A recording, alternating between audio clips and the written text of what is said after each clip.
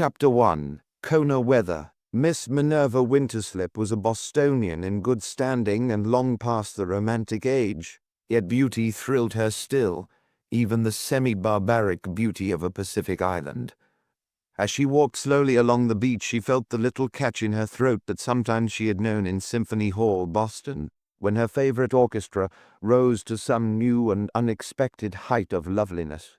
It was the hour at which she liked Waikiki best, the hour just preceding dinner, and the quick tropic darkness. The shadows cast by the tall coconut palms lengthened and deepened. The light of the falling sun flamed on Diamond Head and tinted with gold the rollers sweeping in from the coral reef. A few late swimmers, reluctant to depart, dotted those waters whose touch is like the caress of a lover. On the springboard of the nearest float, a slim brown girl poised for one delectable instant. What a figure! Miss Minerva, well over 50 herself, felt a mild twinge of envy. Youth like an arrow, straight and sure and flying. Like an arrow the slender figure rose, then fell. The perfect dive, silent and clean. Miss Minerva glanced at the face of the man who walked beside her. But Amos Winterslip was oblivious to beauty. He had made that the first rule of his life. Born in the islands, he had never known the mainland beyond San Francisco. Yet there could be no doubt about it. He was the New England conscience personified. The New England conscience in a white duck suit. "Better turn back, Amos," suggested Miss Minerva. "Your dinner's waiting." "Thank you so much." "I'll walk as far as the fence," he said. "When you get tired of Dan and his carryings-on, come to us again. We'll be glad to have you." "That's kind of you," she answered, in her sharp, crisp way. "But I really must go home. Grace is worried about me. Of course she can't understand, and my conduct is scandalous, I admit. I came over to Honolulu for 6 weeks, and I've been wandering about these islands for 10 months. As long as that?" She nodded. "I can't explain it. Every day I make a solemn vow I'll start packing my trunks tomorrow." "And tomorrow never comes," said Amos. "You've been taken in by the tropics. Some people are." "Weak people, I presume you mean," snapped Miss Minerva. "Well, I've never been weak. Ask anybody on Beacon Street." He smiled wanly. "It's a strain in the Winterslips," he said. "Supposed to be Puritans, but always sort of yearning toward the lazy latitudes." "I know," answered Miss Minerva, her eyes on that exotic shoreline. "It's what sent so many of them adventuring out of Salem Harbor. Those who stayed behind felt that the travelers were seeing things no Winterslip should look at, but they envied them just the same, or maybe for that very reason." She nodded. "A sort of gypsy strain. It's what sent your father over here to set up as a whaler, and got you born so far from home. You know you don't belong here, Amos. You should be living in Milton or Roxbury, carrying a little green bag and popping into a Boston office every morning. I've often thought it," he admitted. "And who knows, I might have made something of my life." They had come to a barbed wire fence, an unaccustomed barrier on that friendly shore. It extended well down onto the beach. A wave rushed up and lapped the final post, then receded. Miss Minerva smiled. "Well, this is where Amos leaves off and Dan begins," she said. "I'll watch my chance and run around the end. Lucky you couldn't build it so it moved with the tide." "You'll find your luggage in your room at Dan's, I guess," Amos told her. "Remember what I said about—" He broke off suddenly. A stocky, white-clad man had appeared in the garden beyond the barrier and was moving rapidly toward them. Amos Winterslip stood rigid for a moment, an angry light flaming in his usually dull eyes. "Goodbye," he said, and turned. "Amos!" cried Miss Minerva sharply. He moved on, and she followed. "Amos, what nonsense! How long has it been since you spoke to Dan?" He paused under an algaroba tree. 31 years, he said.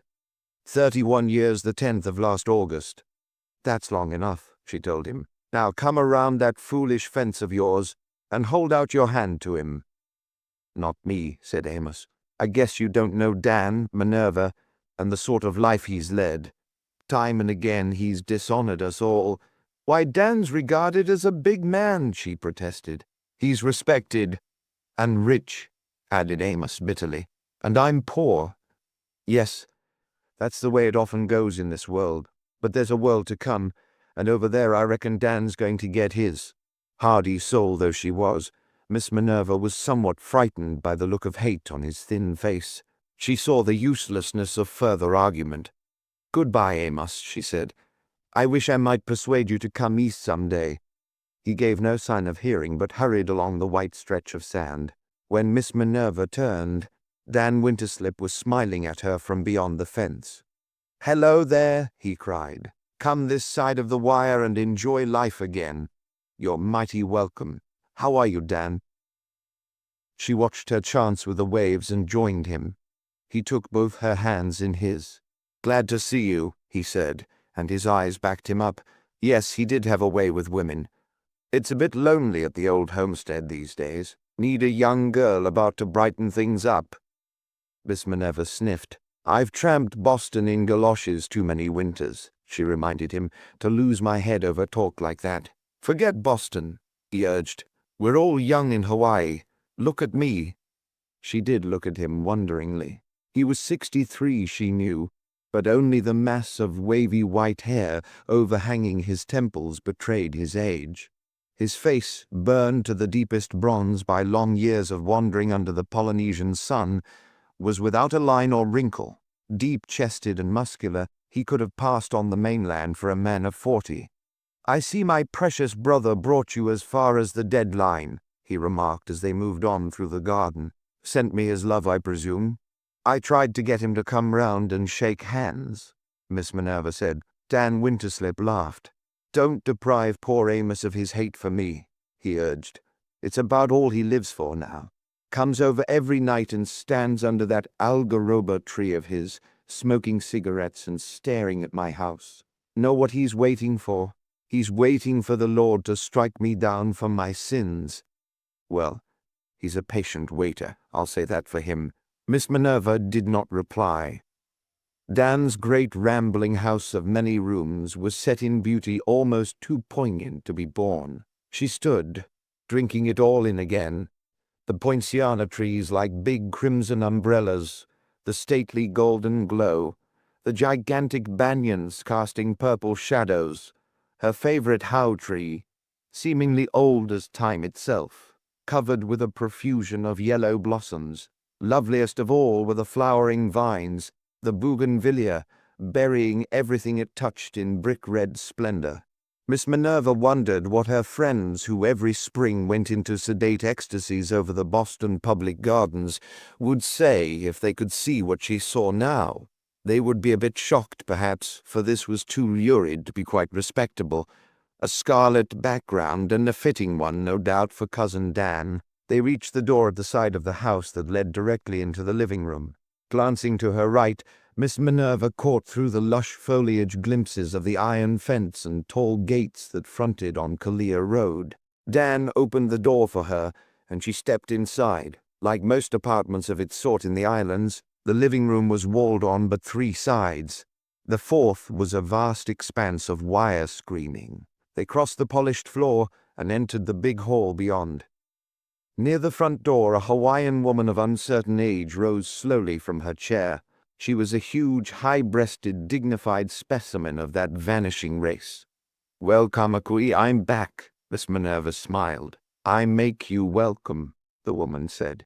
She was only a servant, but she spoke with the gracious manner of a hostess. "Same room you had when you first came over, Minerva," Dan Winterslip announced. "Your luggage is there, and a bit of mail that came in on the boat this morning. I didn't trouble to send it up to Amos's. We dine when you're ready." "I'll not keep you long," she answered, and hurried up the stairs. Dan Winterslip strolled back to his living room. He sat down in a rattan chair that had been made especially for him in Hong Kong, and glanced complacently about at the many evidences of his prosperity. His butler entered, bearing a tray with cocktails. "Tu, Haku?" smiled Winterslip. "The lady is from Boston." "Yes," hissed Haku, and retired soundlessly. In a moment Miss Minerva came again into the room. She carried a letter in her hand, and she was laughing. "Dan, this is too absurd," she said. "What is?" "I may have told you that they were getting worried about me at home. Because I haven't been able to tear myself away from Honolulu, I mean. Well, they're sending a policeman for me. A policeman? He lifted his bushy eyebrows. Yes, it amounts to that. It's not being done openly, of course. Grace writes that John Quincy has 6 weeks vacation from the banking house and has decided to make the trip out here.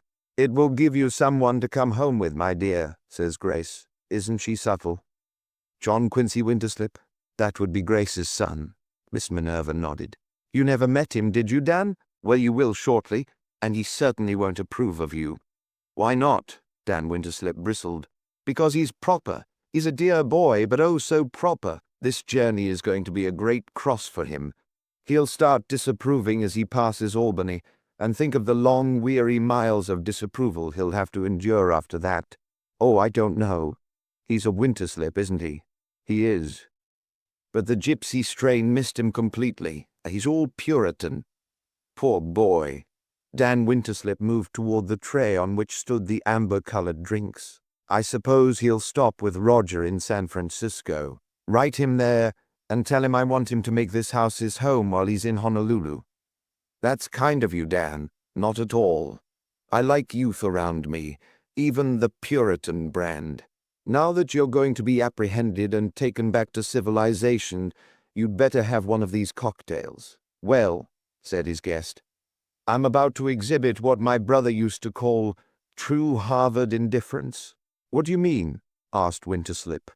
I don't mind if I do, twinkled Miss Minerva, lifting a cocktail glass. Dan Winterslip beamed upon her. You're a good sport, Minerva, he remarked as he escorted her across the hall. When in Rome, she answered, I make it a point not to do as the Bostonians do. I fear it would prove a rather thorny path to popularity. Precisely. Besides, I shall be back in Boston soon, tramping about to art exhibits and Lowell lectures, and gradually congealing into senility. But she was not in Boston now, she reflected, as she sat down at the gleaming table in the dining room.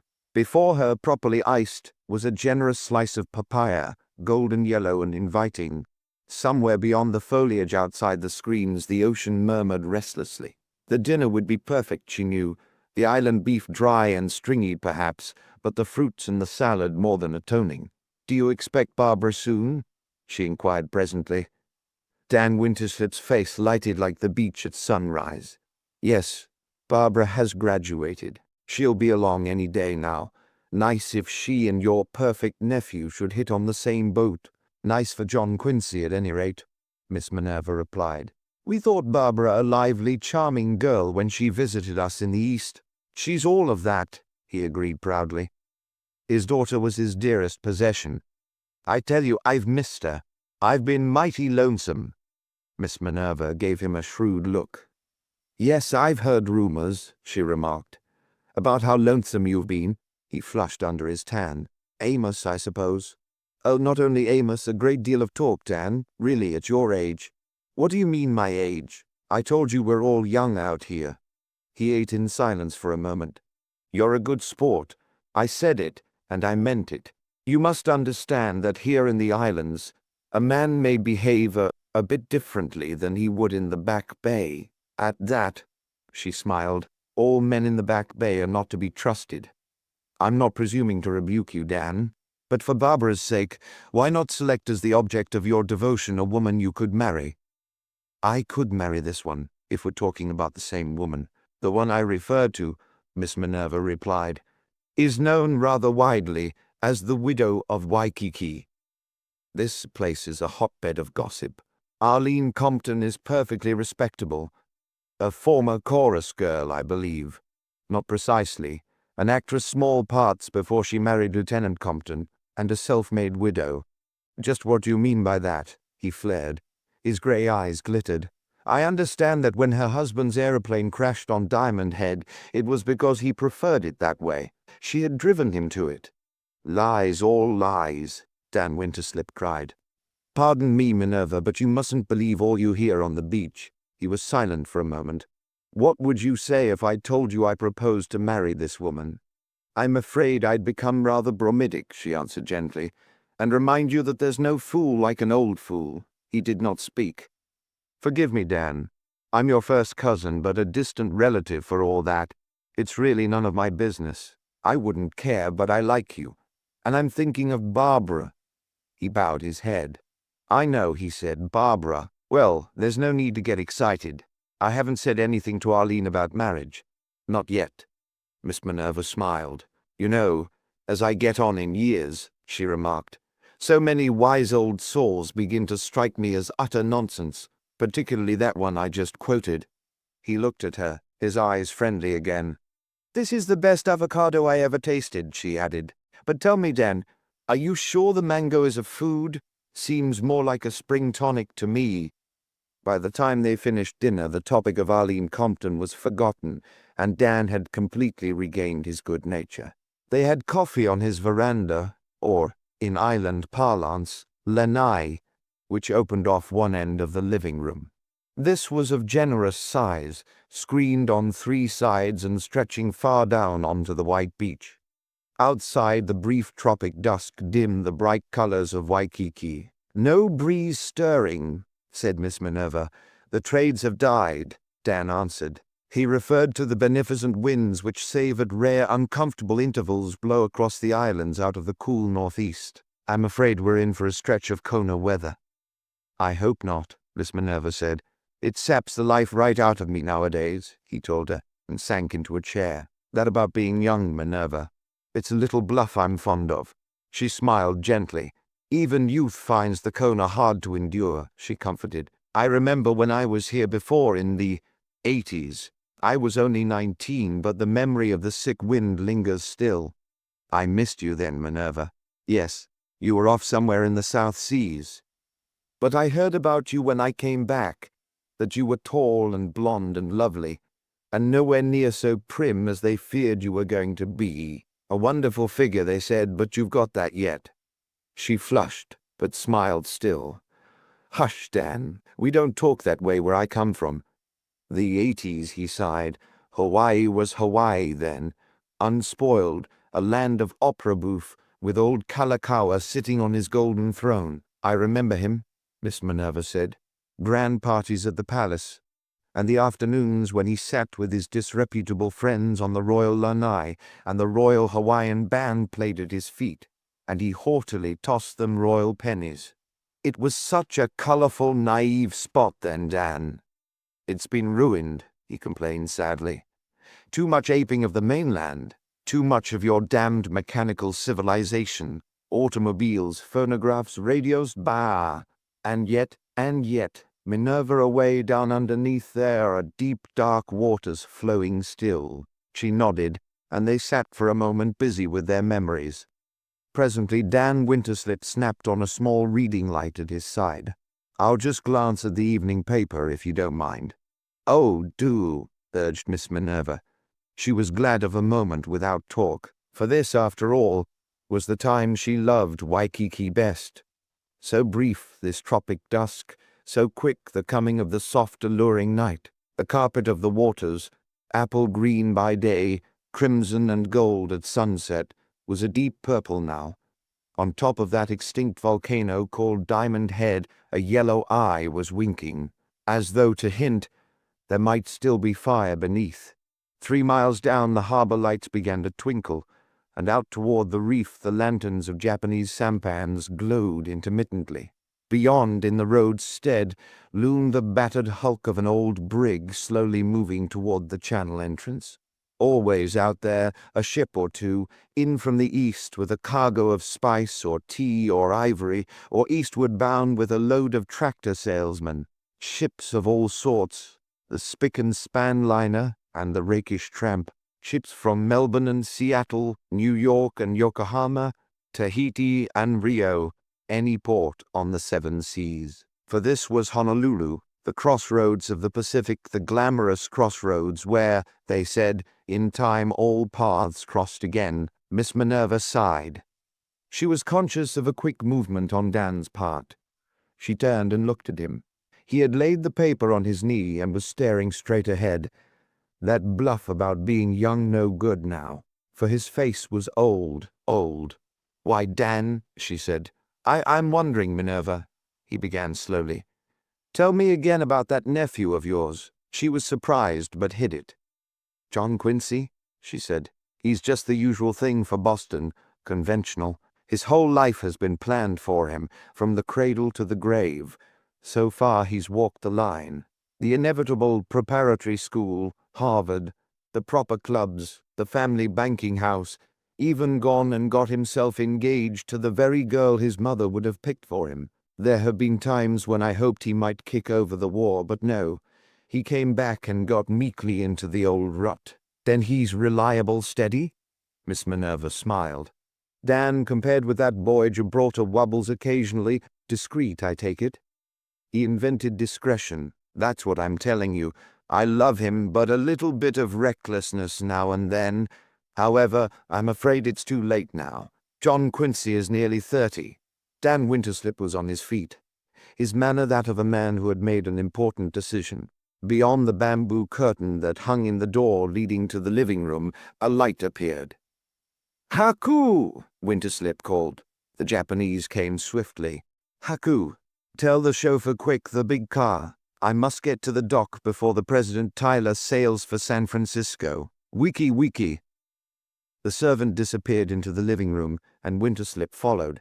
Somewhat puzzled, Miss Minerva sat for a moment, then rose and pushed aside the curtain. "Are you sailing, Dan?" she asked. He was seated at his desk, writing hurriedly. No, just a note. I must get it off on that boat." There was an air of suppressed excitement about him. Miss Minerva stepped over the threshold into the living room. In another moment, Haku appeared with an announcement that was unnecessary, for the engine of an automobile was humming in the drive. Dan Winterslip took his hat from the Japanese. "Make yourself at home, Minerva. I'll be back shortly," he cried, and rushed out. Some business matter, no doubt. Miss Minerva strolled aimlessly about the big airy room, pausing finally before the portrait of Jedediah Winterslip, the father of Dan and Amos, and her uncle. Dan had had it painted from a photograph after the old man's death. It was the work of an artist whose forte was reputed to be landscapes. Oh, it must assuredly have been landscapes, Miss Minerva thought. But even so, there was no mistaking the power and personality of this New Englander who had set up in Honolulu as a whaler. The only time she had seen him, in the 80s, he had been broken and old, mourning his lost fortune, which had gone with his ships in an Arctic disaster a short time before. Well, Dan had brought the family back, Miss Minerva reflected. One again that lost fortune and much more. There were queer rumors about his methods, but so there were about the methods of Bostonians who had never strayed from home. A charming fellow, whatever his past. Miss Minerva sat down at the grand piano and played a few old familiar bars, the beautiful blue Danube. Her thoughts went back to the 80s. Dan Winterslip was thinking of the 80s too, as his car sped townward along Kalakaua Avenue. But it was the present that concerned him when they reached the dock, and he ran, panting a little, through a dim pier shed toward the gangplank of the President Tyler.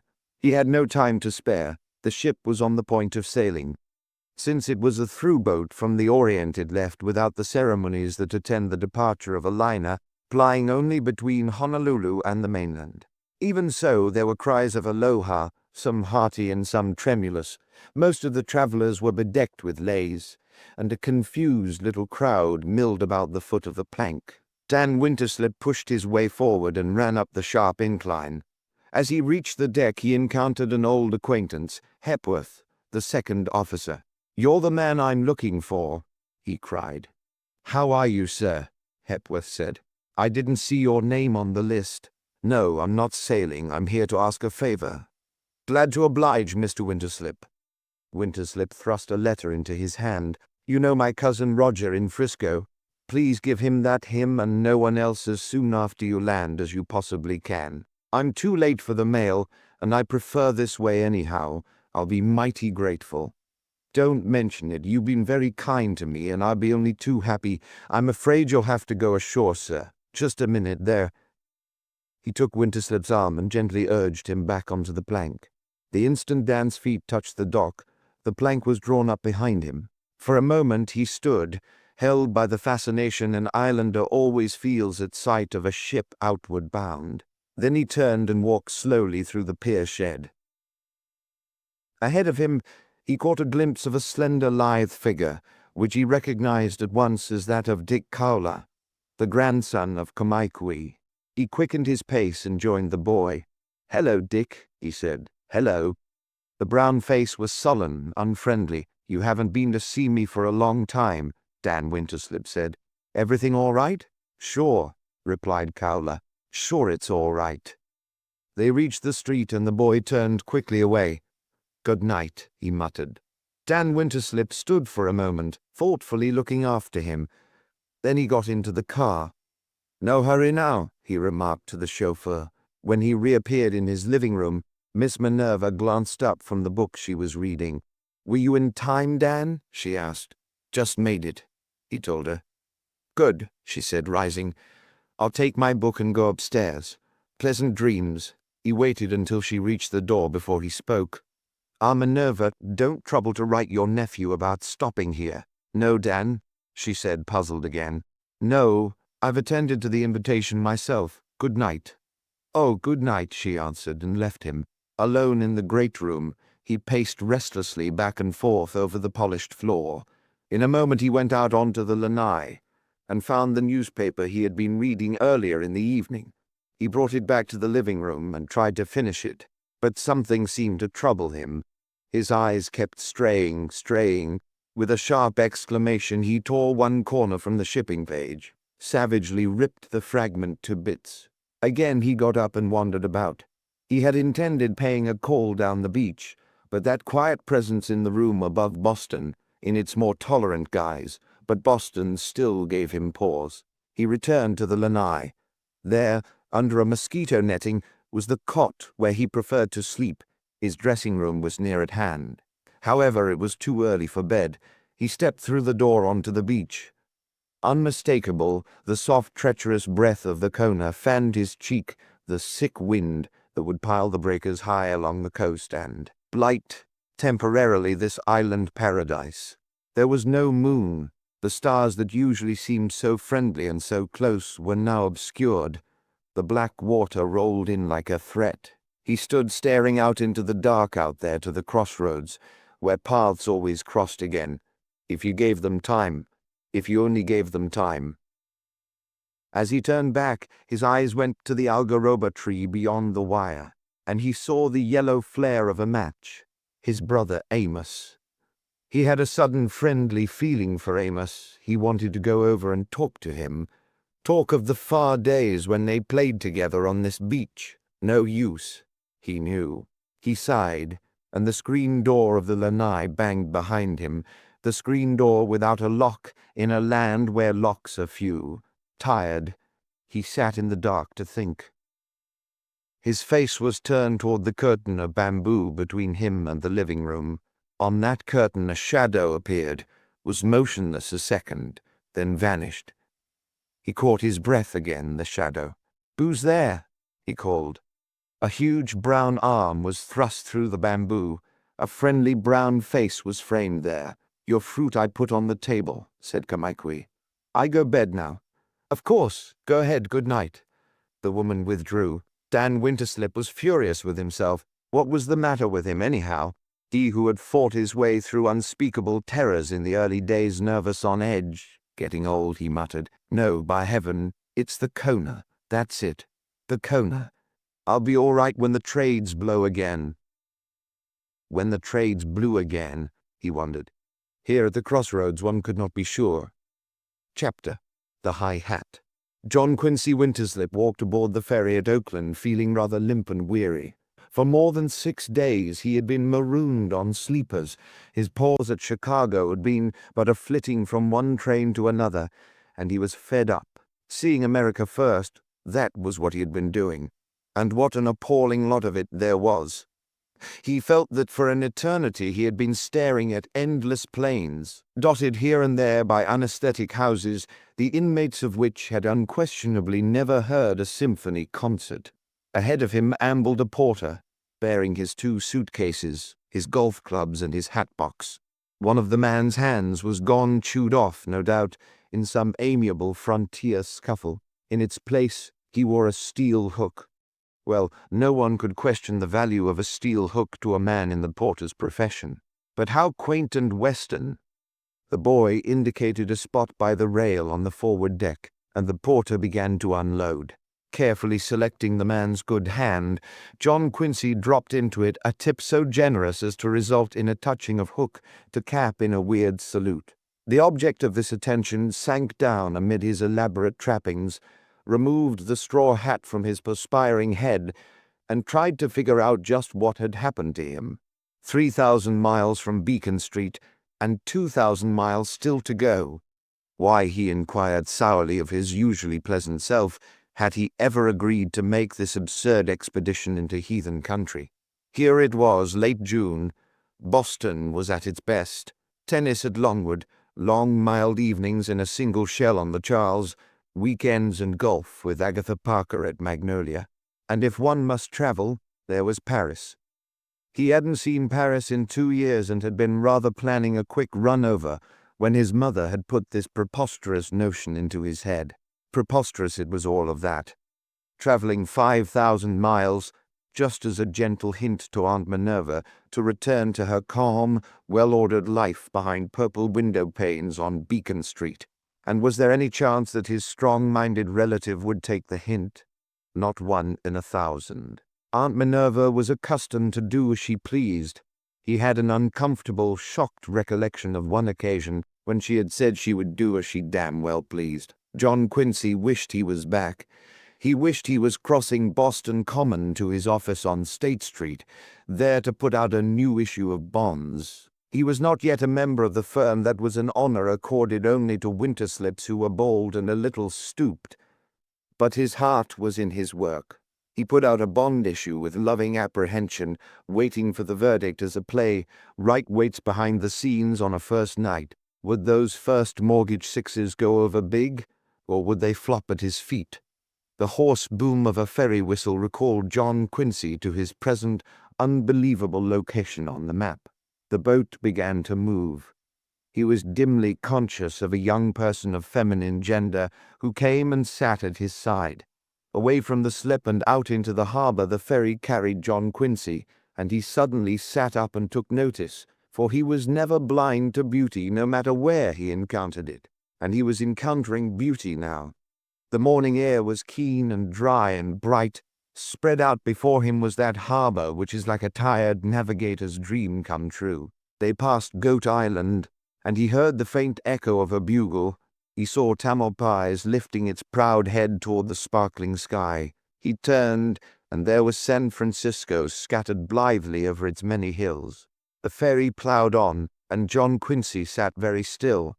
A forest of masts and steam funnels here was the waterfront that had supplied the atmosphere for those romantic tales that held him spellbound when he was a boy at school, a quiet young Winterslip whom the gypsy strain had missed.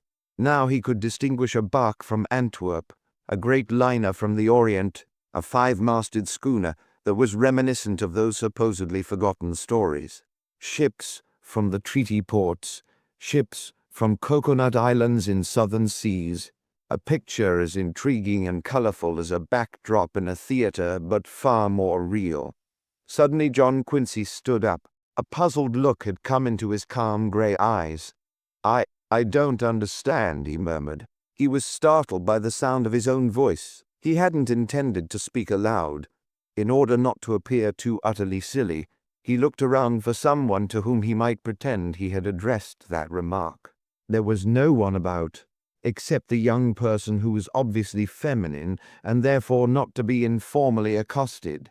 John Quincy looked down at her. Spanish or something like that.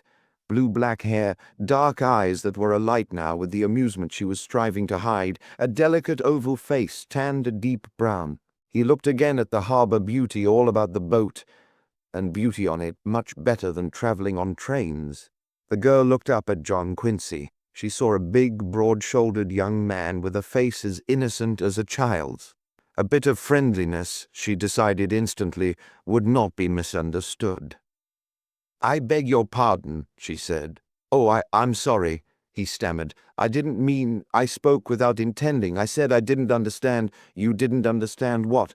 "A most amazing thing has happened," he continued. He sat down and waved his hand toward the harbor. "I've been here before." She looked perplexed. "Lots of people have," she admitted. "But you see, I've never been here before." She moved away from him. "Lots of people haven't." She admitted that too. John Quincy took a deep breath. What was this discussion he had got into, anyhow? He had a quick impulse to lift his hat gallantly and walk away, letting the whole matter drop. But no, he came of a race that sees things through. "I'm from Boston," he said. "Oh," said the girl, "that explained everything. And what I'm trying to make clear, although of course there's no reason why I should have dragged you into it." "None whatever," she smiled. "But go on." "Until a few days ago, I was never west of New York. Never in my whole life, you understand. Been about New England a bit and abroad a few times, but the West, I know, it didn't interest you." "I wouldn't say that," protested John Quincy with careful politeness. "But there was such a lot of it exploring, it seemed a hopeless undertaking. And then the family thought I ought to go, you see, so I rode and rode on trains and was, you pardon me, a bit bored. Now, I come into this harbor, I look around me, and I get the oddest feeling. I feel that I've been here before." The girl's face was sympathetic. "Other people have had that experience," she told him. "Choice souls, they are. You've been a long time coming, but you're home at last." She held out a slim brown hand. "Welcome to your city," she said. John Quincy solemnly shook hands. "Oh, no," he corrected gently. "Boston's my city. I belong there, naturally. But this is familiar." He glanced northward at the low hills sheltering the Valley of the Moon, then back at San Francisco. "Yes, I seem to have known my way about here once. Astonishing, isn't it? Perhaps some of your ancestors." "That's true. My grandfather came out here when he was a young man. He went home again, but his brothers stayed. It's the son of one of them I'm going to visit in Honolulu." "Oh, you're going on to Honolulu?" "Tomorrow morning. Have you ever been there?" "Yes." Her dark eyes were serious. "See, there are the docks. That's where the East begins, the real East. And Telegraph Hill," she pointed. No one in Boston ever points, but she was so lovely John Quincy overlooked it. "And Russian Hill and the Fairmont on Nob Hill. Life must be full of ups and downs," he ventured lightly. "Tell me about Honolulu. Sort of a wild place, I imagine?" She laughed. "I'll let you discover for yourself how wild it is," she told him. "Practically all the leading families came originally from your beloved New England. Puritans with a touch of sun, my father calls them. He's clever, my father," she added, in an odd childish tone that was wistful and at the same time challenging. "I'm sure of it," said John Quincy heartily. They were approaching the ferry building, and other passengers crowded about them. "I'd help you with that suitcase of yours, but I've got all this truck. If we could find a porter—" "Don't bother," she answered. "I can manage very well." She was staring down at John Quincy's hat box. I suppose there's a silk hat in there?" she inquired. "Naturally," replied John Quincy. She laughed, a rich, deep-throated laugh. John Quincy stiffened slightly. "Oh, forgive me," she cried. "But a silk hat in Hawaii—" John Quincy stood erect. The girl had laughed at a Winterslip. He filled his lungs with the air sweeping in from the open spaces. The broad open spaces where men are men. A weird, reckless feeling came over him. He stooped, picked up the hat box and tossed it calmly over the rail. It bobbed indignantly away. The crowd closed in, not wishing to miss any further exhibition of madness. "That's that," said John Quincy quietly. "Oh," gasped the girl, "you shouldn't have done it." And indeed, he shouldn't. The box was an expensive one, the gift of his admiring mother at Christmas, and the topper inside, worn in the gloaming along the waterside of Beacon Street, had been known to add a touch of distinction even to that distinguished scene. "Why not?" asked John Quincy. "The confounded thing's been a nuisance ever since I left home. And besides, we do look ridiculous at times, don't we? We Easterners? A silk hat in the tropics. I might have been mistaken for a missionary. He began to gather up his luggage. Shan't need a porter anymore, he announced gaily. I say, it was awfully kind of you, letting me talk to you like that. It was fun, she told him. I hope you're going to like us out here. We're so eager to be liked, you know. It's almost pathetic. Well, smiled John Quincy, I've met only one Californian to date. But yes, so far so good. Oh, thank you. She moved away. Please, just a moment, pulled John Quincy. I wish, but the crowd surged between them. He saw her dark eyes smiling at him, and then, irrevocably as the hat, she drifted from his sight. Chapter 3. Midnight on Russian Hill. A few moments later, John Quincy stepped ashore in San Francisco. He had taken not more than 3 steps across the floor of the ferry building when a dapper Japanese chauffeur pushed through the crowd and, singling out the Easterner with what seemed uncanny perspicacity, took complete charge of him. Roger Winterslip, the Japanese announced, was too busy to meet ferries, but had sent word that the boy was to go up to the house and, after establishing himself comfortably there, join his host for lunch downtown. Gratified to feel solid ground once more beneath his feet, John Quincy followed the chauffeur to the street. San Francisco glittered under the morning sun. I always thought this was a foggy town, John Quincy said. The Japanese grinned. Maybe fog come, maybe it do not. Just now, one time, maybe it do not. Please. He held open the car door. Through bright streets where life appeared to flow with a pleasant rhythm, they bowled along. Beside the curbs stood the colorful carts of the flower vendors, unnecessarily painting the lily of existence. Weary traveler though he was, John Quincy took in with every breath a fresh supply of energy. New ambitions stirred within him. Bigger, better bond issues than ever before seemed ridiculously easy of attainment. Roger Winterslip had not been among those lured to suburban life down the peninsula. He resided in bachelor solitude on Nob Hill. It was an ancient, battered house viewed from without, but within, John Quincy found, were all known comforts. A bent old Chinese man showed him his room, and his heart leaped up when he beheld, at last, a veritable bath. At 1 o'clock he sought out the office, where his relative carried on, with conspicuous success, his business as an engineer and builder.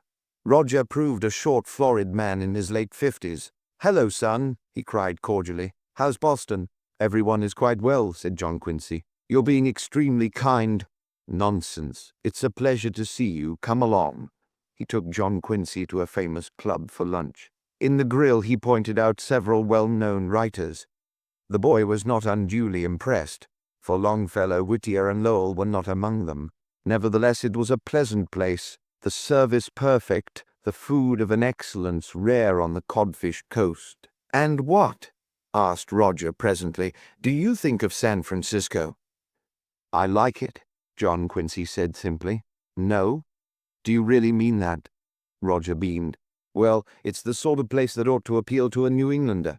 It's had a history, brief, but believe me, my boy, one crowded hour of glorious life. It's sophisticated, knowing, subtle, contrasted with other cities. For instance, take Los Angeles." He was off on a favorite topic, and he talked well. "Writers," he said at last, "are forever comparing cities to women. San Francisco is the woman you don't tell the folks at home an awful lot about. Not that she wasn't perfectly proper. I don't mean that. But her stockings were just a little thinner, and her laugh a little gayer people might misunderstand. Besides, the memory is too precious to talk about. Hello." A tall, lean, handsome Englishman was crossing the grill on his way out. "Cope, Cope, my dear fellow." Roger sped after him and dragged him back. "I knew you at once," he was saying, "though it must be more than 40 years since I last saw you." The Britisher dropped into a chair. He smiled a wry smile. "My dear old chap," he said. "Not so literal, if you don't mind." "Rot," protested Roger. "What do years matter? This is a young cousin of mine, John Quincy Winterslip of Boston. Just what is your title now?" "Captain. I'm in the Admiralty." "Really? Captain Arthur Temple Cope John Quincy." Roger turned to the Englishman. "You were a midshipman, I believe, when we met in Honolulu. I was talking to Dan about you not a year ago." An expression of intense dislike crossed the captain's face. "Ah, yes, Dan. Alive and prospering, I presume." "Oh, yes," answered Roger. "Isn't it damnable," remarked Cope, "how the wicked thrive?" An uncomfortable silence fell. John Quincy was familiar with the frankness of Englishmen, but he was none the less annoyed by this open display of hostility toward his prospective host. After all, Dan's last name was Winterslip. "Have a cigarette," suggested Roger.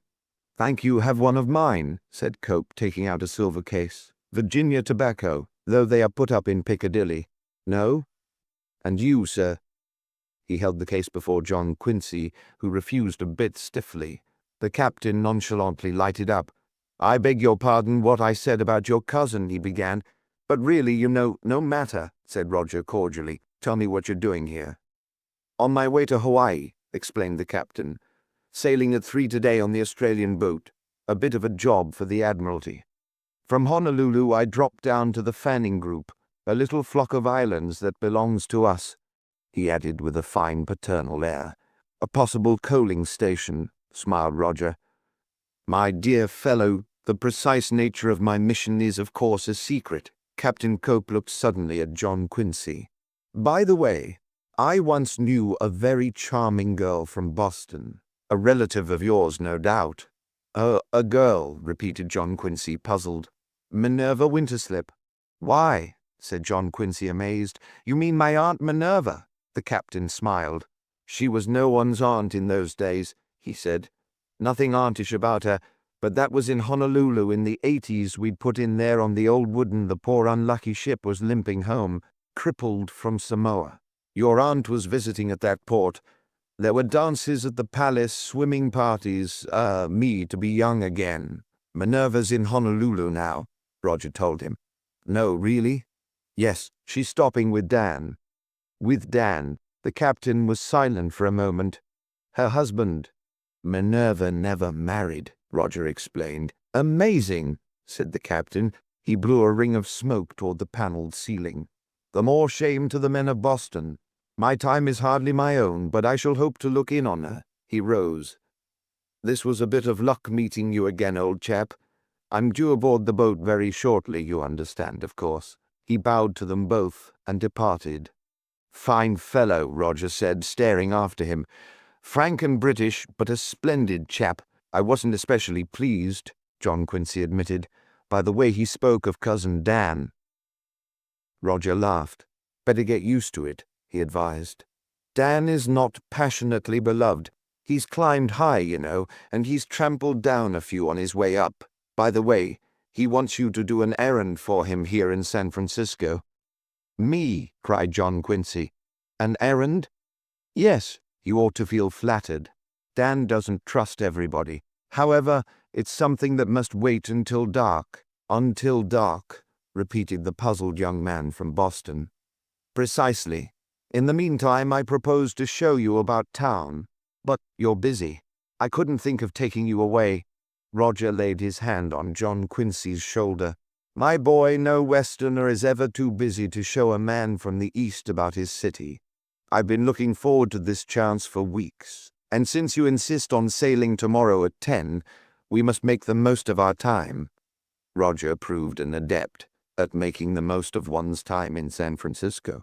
After an exhilarating afternoon of motoring over the town and the surrounding country, he brought John Quincy back to the house at 6, urging him to dress quickly for a dinner of which he apparently had great hopes. The boy's trunk was in his room, and as he put on a dinner coat he looked forward with lively anticipation to a bit of San Francisco nightlife in Roger's company. When he came downstairs, his host was waiting, a distinguished figure in his dinner clothes, and they set out blithely through the gathering dusk. "Little place I want you to try," Roger explained as they sat down at a table in a restaurant that was outwardly of no special note. "Afterward we'll look in on that musical show at the Columbia." The restaurant more than justified Roger's hopes of it. John Quincy began to glow with a warm, friendly feeling for all the world, particularly this city by the Western Gate. He did not think of himself as a stranger here. He wasn't a stranger anyhow. The sensation he had first experienced in the harbor returned to him. He had been here before. He was treading old familiar ground. In far forgotten happy times he had known the life of this city's streets. Strange, but true. He spoke to Roger about it. Roger smiled. "A Winterslip after all," he said. "And they told me you were just a sort of Puritan survival. My father used to know that sensation you speak of. Only he felt it whenever he entered a new town. Might be something in reincarnation after all." "Nonsense," said John Quincy. "Probably. Just the blood of the roaming Winterslips in your veins." He leaned across the table. "How would you like to come to San Francisco to live?" What? Asked John Quincy, startled. "I'm getting along in years, and I'm all alone. Lots of financial details in my office. Take you in there and let you look after them. Make it worth your while." No, thank you," said John Quincy firmly. "I belong back east. Besides, I could never persuade Agatha to come out here." "Agatha who?" "Agatha Parker. The girl I'm engaged to in a way. Been sort of understood between us for several years. No," he added, "I guess I'd better stay where I belong." Roger Winterslip looked his disappointment. "Probably had," he admitted. "I fancy no girl with that name would follow you here, though a girl worth having will follow her man anywhere but no matter." He studied John Quincy keenly for a moment. "I must have been wrong about you anyhow." John Quincy felt a sudden resentment. "Just what do you mean by that?" he inquired. "In the old days," Roger said, "Winterslips were the stuff of which pioneers are made. They didn't cling to the apron strings of civilization. They got up some fine morning and nonchalantly strolled off beyond the horizon. They lived. But there, you're of another generation. You can't understand." "Why can't I?" demanded John Quincy. "Because the same old rut has evidently been good enough for you. You've never known a thrill. Or have you? Have you ever forgot to go to bed because of some utterly silly reason? Because, for example, you were young and the moon was shining on a beach lapped by southern seas? Have you ever lied like a gentleman to protect a woman not worth the trouble? Ever made love to the wrong girl?" "Of course not," said John Quincy stiffly. "Ever run for your life through crooked streets in the rowdy quarter of a strange town? Ever fought with a ship's officer, the old-fashioned kind with fists like flying hams? Ever gone out on a manhunt, and when you got your quarry cornered, leaped upon him with no weapon but your bare hands? Have you ever—" "The type of person you describe," John Quincy cut in, "is hardly admirable." "Probably not," Roger agreed. "And yet those are incidents from my own past, my boy." He regarded John Quincy sadly. "Yes, I must have been wrong about you. A Puritan survival, after all." John Quincy deigned no reply. There was an odd light in the older man's eyes. Was Roger secretly laughing at him? He appeared to be, and the boy resented it. But he forgot to be resentful at the review, which proved to be witty and gay, and Roger and he emerged from the theater at 11 the best of friends again. As they stepped into Roger's car, the older man gave the chauffeur an address on Russian Hill. "Dan's San Francisco house," he explained as he climbed in after John Quincy. "He comes over about 2 months each year and keeps a place here. Got more money than I have." "Dan's San Francisco house? Oh," said John Quincy, "the errand you mentioned." Roger nodded. "Yes." He snapped on a light in the top of the limousine and took an envelope from his pocket. "Read this letter. It was delivered to me 2 days ago by the second officer of the President Tyler." John Quincy removed a sheet of notepaper from the envelope. The message appeared to be rather hastily scrawled. "Dear Roger," he read, "you can do me a great service, you and that discreet lad from Boston who is to stop over with you on his way out here. First of all, give John Quincy my regards and tell him that he must make my house his home while he is in the islands. I'll be delighted to have him. About the errand, you have a key to my house on Russian Hill. Go up there, better go at night when the caretaker's not likely to be around. The lights are off, But you'll find candles in the pantry. In the storeroom on the top floor is an old brown trunk, locked, probably smashed the lock if it is. In the lower section you'll find a battered strong box made of ohia wood and bound with copper. Initials on ITTMB. Wrap it up and take it away. It's rather an armful, but you can manage it. Have John Quincy conceal it in his luggage, and some dark night when the ship's about halfway over, I want him to take it on deck and quietly drop it overboard. Tell him to be sure nobody sees him, that's all. But send me a guarded cable when you get the box, and tell him to send me a radio when the Pacific has it at last. I'll sleep better then. Not a word, Roger. Not a word to anyone. You'll understand. Sometimes the dead past needs a bit of help in burying its dead. Your cousin, Dan. Solemnly, John Quincy handed the letter back into Roger's keeping. The older man thoughtfully tore it to bits and tossed them through the car window open beside him. "Well," said John Quincy. "Well," a fitting comment eluded him. "Simple enough," smiled Roger. "If we can help poor old Dan to sleep better as easily as that, we must do it, eh?" I suppose so," John Quincy agreed. They had climbed Russian Hill and were speeding along a deserted avenue lined by imposing mansions. Roger leaned forward. "Go on to the corner," he said to the chauffeur. "We can walk back," he explained to John Quincy. "Best not to leave the car before the house. Might excite suspicion." Still, John Quincy had no comment to make. They alighted at the corner and walked slowly back along the avenue.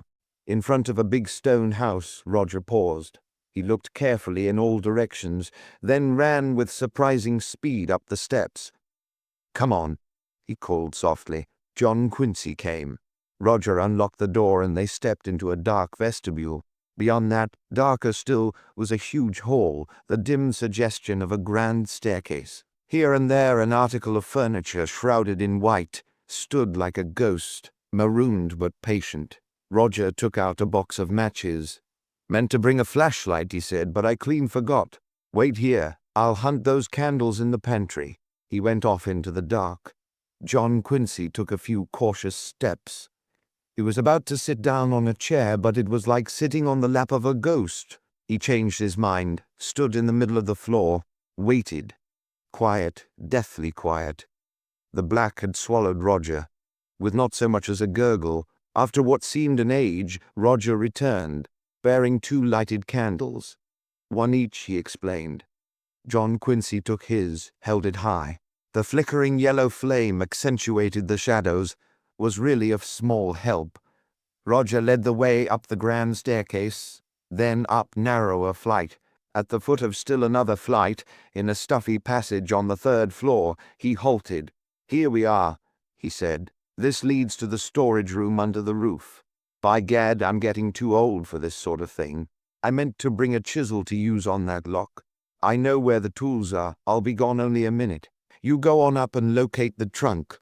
All right," answered John Quincy. Again Roger left him.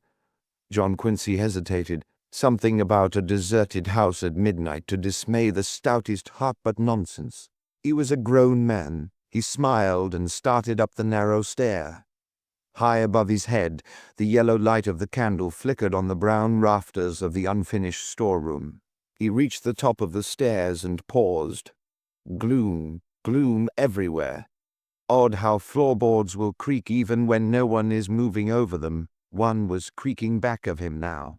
He was about to turn when a hand reached from behind him and knocked the candle out of his grasp.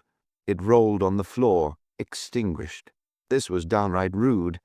"See here," cried John Quincy. Who are you?" A bit of moonlight struggled in through a far window, and suddenly between John Quincy and that distant light there loomed the determined figure of a man. Something told the boy he had better get ready, but where he came from one had a moment or two for preparation. He had none here.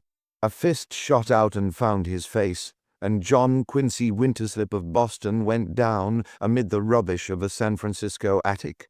He heard for a second the crash of planets in collision, and then the clatter of large feet on the stairs. After that he was alone with the debris. He got up, thoroughly angry, and began brushing off the dinner coat that had been his tailor's pride. Roger arrived. "Who was that?"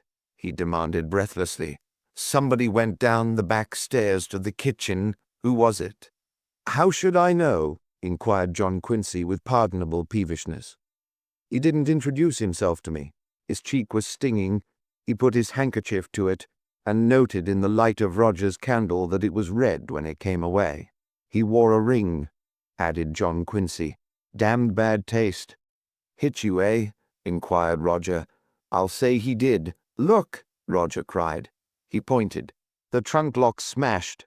He went over to investigate. "And the box is gone. Poor old Dan." John Quincy continued to brush himself off. Poor old Dan's plight gave him a vast pain, a pain which had nothing to do with his throbbing jaw. A fine nerve. Poor old Dan had to ask a complete stranger to offer his face for punishment in a dusty attic at midnight. What was it all about, anyhow? Roger continued his search. "No use," he announced. "The box is gone, that's plain. Come on. We'll go downstairs and look about. There's your candle on the floor." John Quincy picked up the candle and relighted it from Roger's flame. Silently they went below. The outer door of the kitchen stood open. "Left that way," said Roger. "And see." He pointed to a window with a broken pane.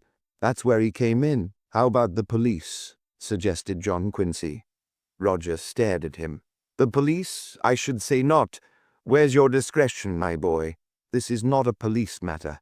I'll have a new glass put in that window tomorrow. Come on. We might as well go home. We've failed." The note of reproof in his voice angered John Quincy anew.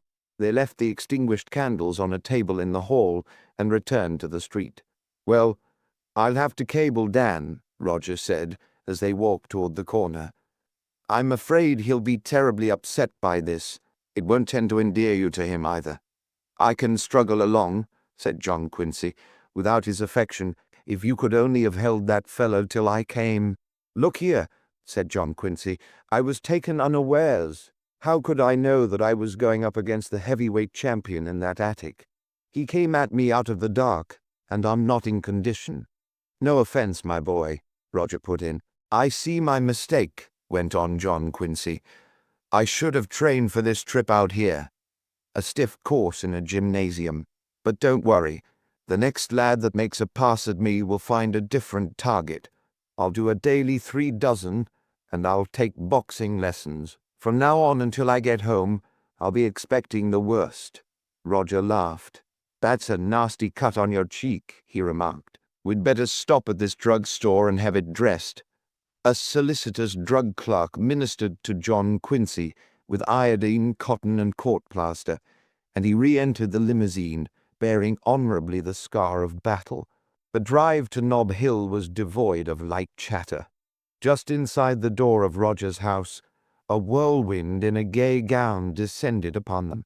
"Barbara," Roger said, "where did you come from?" "Hello, old dear," she cried, kissing him. "I motored up from Burlingame. Spending the night with you. I'm sailing on the President Tyler in the morning. Is this John Quincy?" "Cousin John," smiled Roger. "He deserves a kiss, too. He's had a bad evening." The girl moved swiftly toward the defenseless John Quincy. Again he was unprepared, and this time it was his other cheek that suffered, though not unpleasantly. "Just by way of welcome." Barbara laughed. She was blonde and slender. John Quincy thought he had never seen so much energy imprisoned in so slight a form. "I hear you're bound for the islands," she said. "Tomorrow," John Quincy answered. "On your boat." "Splendid," she cried. "When did you get in?" "John Quincy came this morning," Roger told her. "And he's had a bad evening," the girl said. "How lucky I came along." "Where are you taking us, Roger?" John Quincy stared. "Taking them? At this hour? I'll be getting along upstairs," he ventured. "Why, it's just after 12, said Barbara. "Lots of places open. You dance, don't you? Let me show you San Francisco. Roger's a dear old thing. We'll let him pay the checks." "Well, I stammered John Quincy. His cheek was throbbing, and he thought longingly of that bed in the room upstairs. What a place, this West. "Come along." The girl was humming a gay little tune. All vivacity, all life. Rather pleasant sort at that. John Quincy took up his hat. Roger's chauffeur had lingered a moment before the house to inspect his engine. When he saw them coming down the steps, he looked as though he rather wished he hadn't. But escape was impossible. He climbed to his place behind the wheel. "Where to, Barbara?" Roger asked. "Tate's?" "Not Tate's," she answered. "I've just come from there." "What?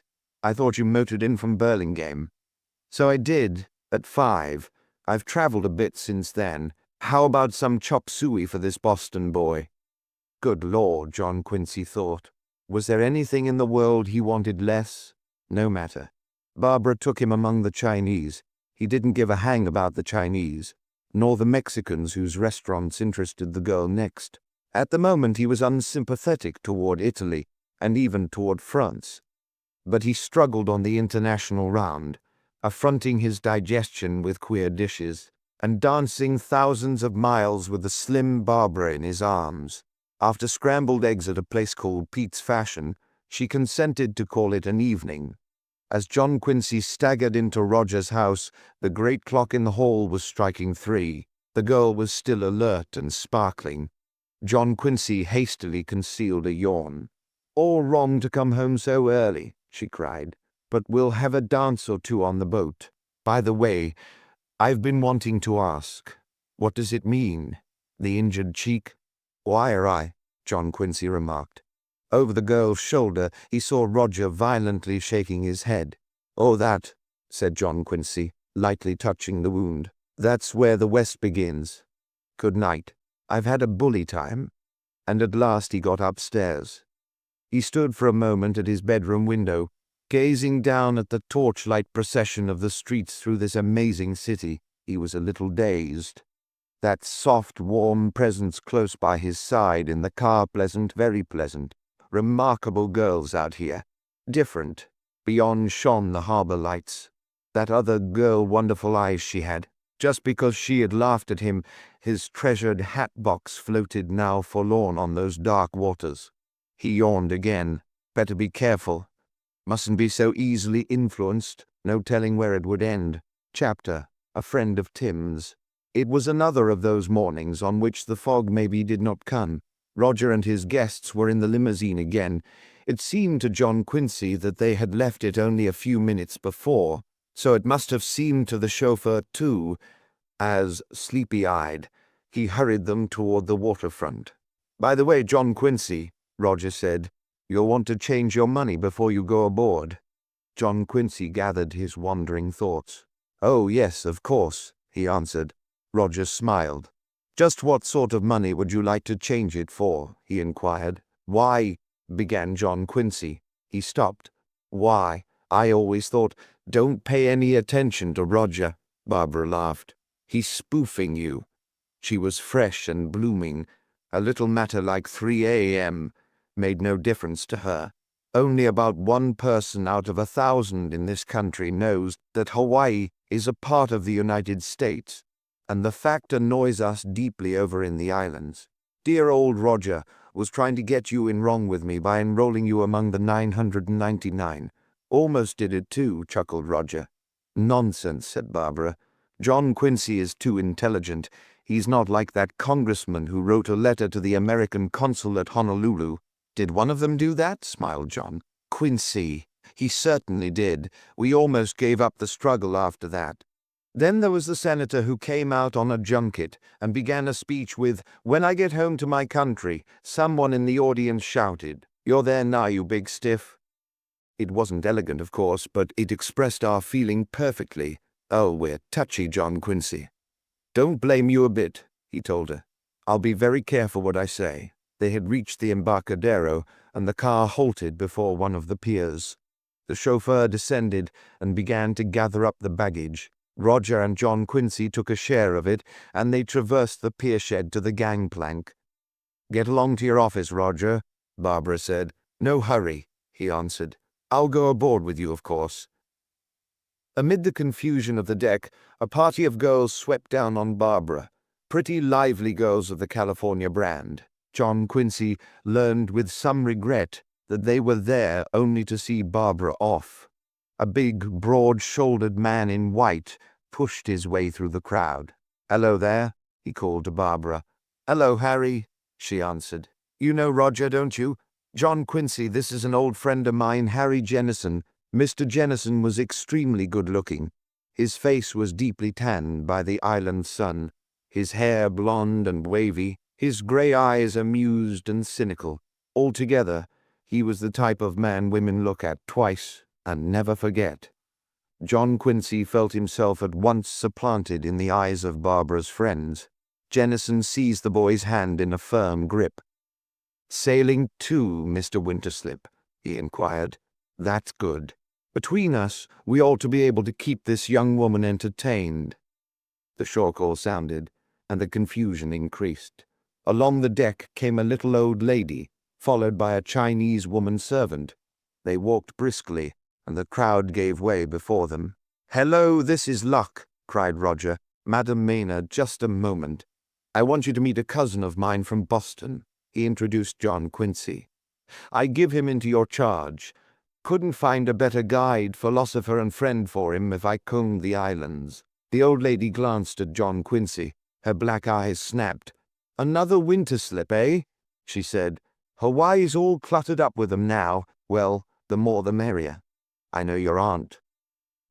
"Stick close to her, John Quincy," Roger admonished. She shook her head. "I'm 1,000,000 years old," she protested.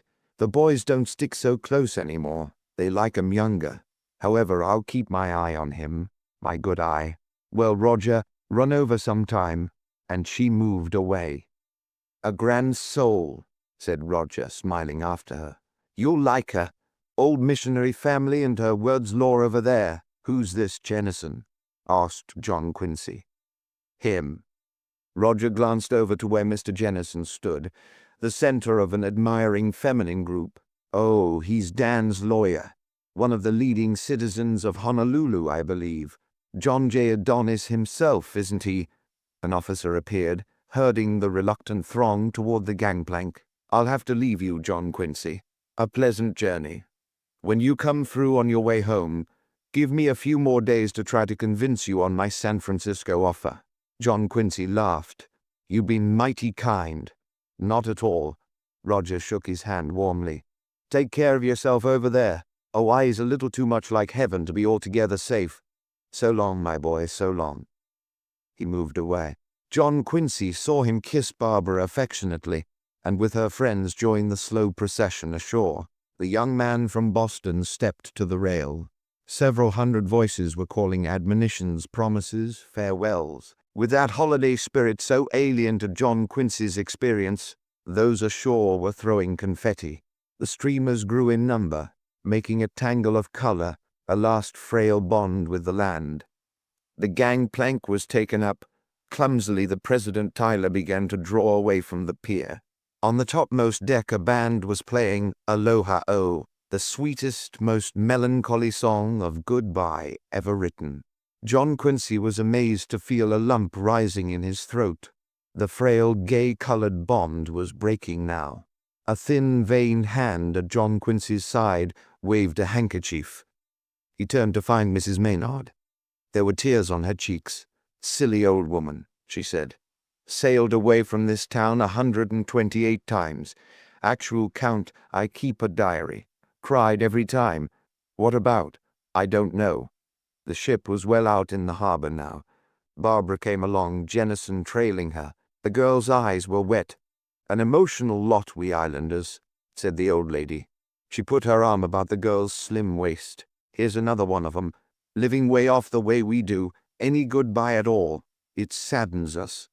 She and Barbara moved on down the deck. Jennison stopped.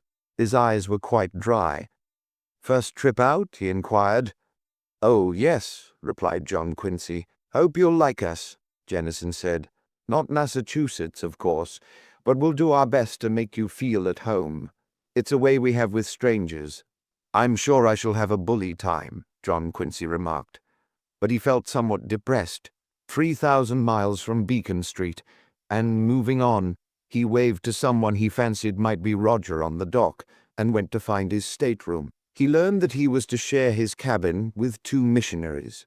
One was a tall, gloomy old man with a lemon-colored face and honored veteran of the foreign field named Upton. The other was a ruddy-cheeked boy whose martyrdom was still before him.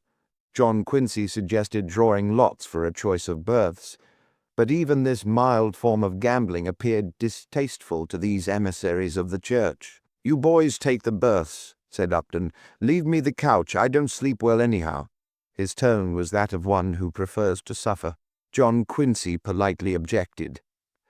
After further discussion, it was settled that he was to have the upper berth, the old man the lower, and the boy the couch. The Reverend Mr. Upton seemed disappointed. He had played the role of martyr so long he resented seeing anyone else in the part. The Pacific was behaving in a most unfriendly manner, tossing the great ship about as though it were a piece of driftwood. John Quincy decided to dispense with lunch, and spent the afternoon reading in his berth. By evening he felt better, and under the watchful and somewhat disapproving eyes of the missionaries, arrayed himself carefully for dinner. His name being Winterslip, he had been invited to sit at the captain's table. He found Madame Maynard, serene and twinkling, at the captain's right, Barbara at his left, and Jennison at Barbara's side. It appeared that, oddly enough, there was an aristocracy of the islands, and John Quincy, while he thought it quaint there should be such distinctions in an outpost like Hawaii, took his proper place as a matter of course. Mrs. Maynard chatted brightly of her many trips over this route. Suddenly she turned to Barbara. "How does it happen, my dear," she asked, "that you're not on the college boat?" "All booked up," Barbara explained. "Nonsense," said the frank old lady. "You could have got on." But then she looked meaningly toward Jennison. "I presume this ship was not without its attraction." The girl flushed slightly and made no reply. "What," John Quincy inquired, "is the college boat?" "So many children from Hawaii at school on the mainland," the old lady explained, "that every June around this time they practically fill a ship. We call it the college boat. This year it's the Matsonia. She left San Francisco today at noon. I've got a lot of friends aboard her," Barbara said. "I do wish we could beat her in." "Captain, what are the chances?" "Well, that depends," replied the captain cautiously. "She isn't due until Tuesday morning," Barbara persisted. "Wouldn't it be a lark if you could land us the night before? As a favor to me, Captain." "When you look at me like that," smiled the officer, "I can only say that I'll make a supreme effort. I'm just as eager as you to make port on Monday. It would mean I could get off to the Orient that much sooner." "Then it's settled," Barbara beamed. "It's settled that we'll try," he said. "Of course, if I speed up, there's always the chance I may arrive off Honolulu after sundown and be compelled to lay by until morning. That would be torture for you." "I'll risk it," Barbara smiled. "Wouldn't dear old Dad be pleased if I should burst upon his vision Monday evening?" "My dear girl," the captain said gallantly, "any man would be pleased to have you burst upon his vision any time." There was, John Quincy reflected, much in what the captain said. Up to that moment there had been little of the romantic in his relations with girls. He was accustomed to look upon them merely as tennis or golf opponents, or a fourth at bridge. Barbara would demand a different classification. There was an enticing gleam in her blue eyes, a hint of the eternal feminine in everything she did or said, and John Quincy was no wooden man. He was glad that when he left the dinner table she accompanied him. They went on deck and stood by the rail. Night had fallen, there was no moon, and it seemed to John Quincy that the Pacific was the blackest, angriest ocean he had ever seen. He stood gazing at it gloomily. "Homesick, John Quincy?" Barbara asked. One of his hands was resting on the rail. She laid her own upon it. He nodded. "It's a funny thing.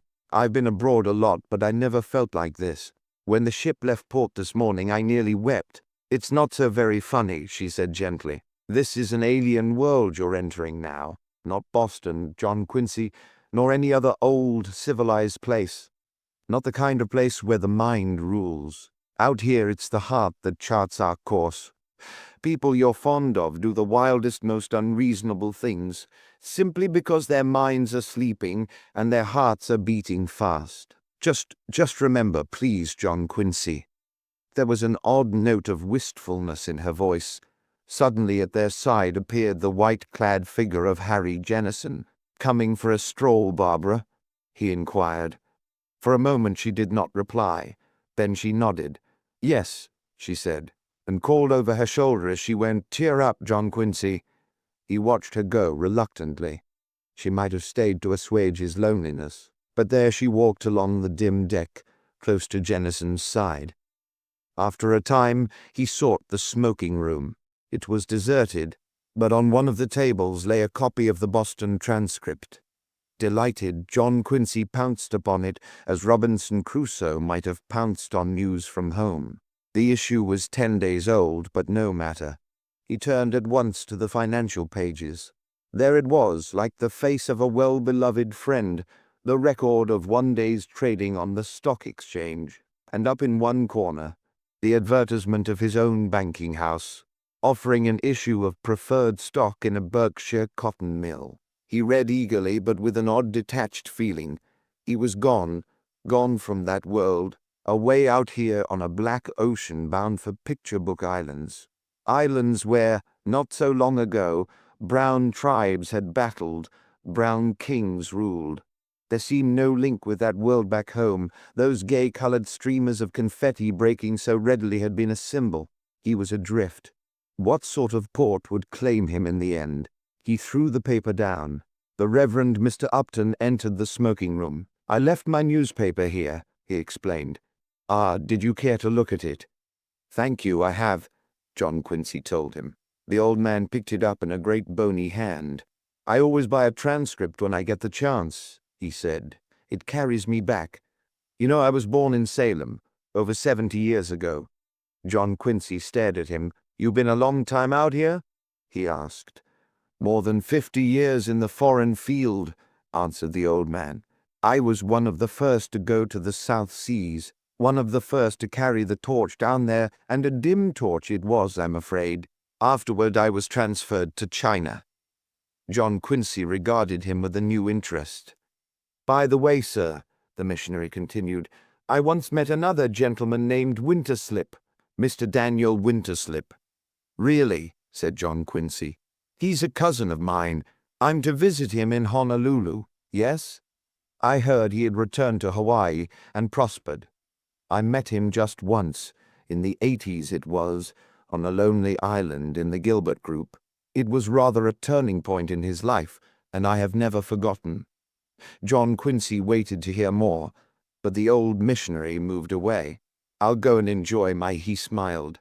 "The church news is very competently handled." John Quincy rose and went aimlessly outside. A dreary scene, the swish of turbulent waters, dim figures aimless as himself, an occasional ship's officer hurrying by.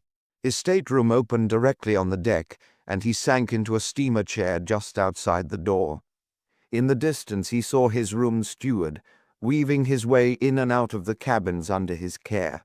The man was busy with his last duties for the night, refilling water carafes, laying out towels, putting things generally to rights. "Evening, sir," he said as he entered John Quincy's room. Presently he came and stood in the door, the cabin light at his back. He was a small man with gold-rimmed eyeglasses and a fierce grey pompadour. "Everything okay, Mr. Winterslip?" he inquired. "Yes, Bowker," smiled John Quincy. "Everything's fine." "That's good," said Bowker. He switched off the cabin light and stepped out onto the deck. "I aim to take particular care of you, sir. Saw your hometown on the sailing list. I'm an old Boston man myself." "Is that so?" said John Quincy cordially. Evidently the Pacific was a Boston suburb. "Not born there, I don't mean," the man went on, "but a newspaper man there for 10 years. It was just after I left the university." John Quincy stared through the dark. "Harvard?" he asked. "Dublin," said the steward. "Yes, sir." He laughed an embarrassed little laugh. "You might not think it now, but the University of Dublin, class of 1901. And after that, for 10 years, working in Boston on the reporting, copy desk, managing editor for a time. Maybe I bumped into you there, at the Adams House bar, say, on a night before a football game." "Quite possible," admitted John Quincy. One bumped into so many people on such occasions. Don't I know it? Mr. Bowker leaned on the rail in reminiscent mood. Great time, sir. Those were the good old days when a newspaper man who wasn't tanked up was a reproach to a grand profession. The Gazette was edited mostly from a place called the Arch Inn. We'd bring our copy to the city editor. There he had a regular table, a bit sloppy on top, but his desk. If we had a good story, maybe he'd stand us a cocktail. John Quincy laughed. Happy days, continued the Dublin graduate with a sigh. I knew every bartender in Boston well enough to borrow money. Were you ever in that place in the alley back of the Tremont Theatre? Tim's place, suggested John Quincy, recalling an incident of college days. Yeah, Bo, now you're talking. I wonder what became of Tim. Say, and there was that place on Boylston, but they're all gone now, of course. An old pal I met in Frisco was telling me it would break your heart to see the cobwebs on the mirrors back in Beantown. Gone to the devil, just like my profession. The newspapers go on consolidating, doubling up, combining the best features of both, and an army of good men go on the town. Good men and true, moaning about the vanished days, and maybe landing in jobs like this one of mine. He was silent for a moment. Well, sir, anything I can do for you as a mutual friend of Tim's. As a friend of Tim's, smiled John Quincy. I'll not hesitate to mention it. Sadly, Bowker went on down the deck. John Quincy sat lonely again. A couple passed, walking close, talking in low tones. He recognized Jennison and his cousin. Between us, we ought to be able to keep this young woman entertained, Jennison had said. Well, John Quincy reflected, his portion of the entertainment promised to be small. Chapter: The Blood of the Winterslips. The days that followed proved that he was right. He seldom had a moment alone with Barbara.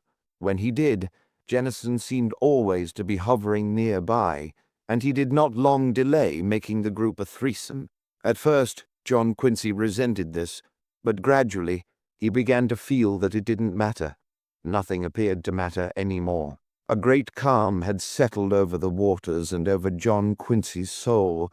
The Pacific was one vast sheet of glass, growing a deeper blue with every passing hour. They seemed to be floating in space in a world where nothing ever happened, nothing could happen. Quiet, restful days gave way to long, brilliant nights. A little walk, a little talk, and that was life. Sometimes John Quincy chatted with Madame Maynard on the deck. She who had known the islands so many years had fascinating tales to tell, tales of the monarchy and the missionaries. The boy liked her immensely. She was a New Englander at heart, despite her glamorous lifetime in Hawaii. Bowker, too, he found excellent company. The steward was that rarity even among college graduates, an educated man. There was no topic upon which he could not discourse at length and brilliantly. In John Quincy's steamer trunk were a number of huge imposing volumes books he had been meaning to tackle long ago, but it was Bowker who read them, not John Quincy. As the days slipped by, the blue of the water deepened to ultramarine. The air grew heavier and warmer. Underfoot throbbed the engines that were doing their best for Barbara and an early landing. The captain was optimistic. He predicted they would make port late Monday afternoon. But Sunday night a fierce sudden storm swept down upon them and lashed the ship with a wet fury until dawn. When the captain appeared at luncheon Monday noon, worn by a night on the bridge, he shook his head. "We've lost our bet, Miss Barbara," he said. "I can't possibly arrive off Honolulu before midnight." Barbara frowned. "But ships sail at any hour," she reminded him. "I don't see why if we sent radios ahead." "No use," he told her. "The quarantine people keep early hours." "No, I'll have to lay by near the channel entrance until official sunrise about 6. We'll get in ahead of them at Sony in the morning. That's the best I can offer you." "You're a dear anyhow," Barbara smiled. "That old storm wasn't your fault. We'll drown our sorrow tonight with one last glorious dance, a costume party." She turned to Jennison. "I've got the loveliest fancy dress, Marie Antoinette. I wore it at college. Now what do you say, Harry?" "Fine," Jennison answered. "We can all dig up some sort of costume. Let's go. Barbara hurried off to spread the news. After dinner that evening she appeared, a blonde vision straight from the French court, avid for dancing. Jennison had rigged up an impromptu pirate dress, and was a striking figure. Most of the other passengers had donned weird outfits. On the Pacific boats, a fancy dress party is warmly welcomed and amusingly carried out. John Quincy took small part in the gaiety, for he still suffered from New England inhibitions. At a little past 11, he drifted into the main saloon and found Madame Maynard seated there alone. "Hello," she said. "Come to keep me company? I've sworn not to go to bed until I see the light on Diamond Head." "I'm with you," John Quincy smiled. "But you ought to be dancing, boy. And you're not in costume." "No," admitted John Quincy. He paused, seeking an explanation.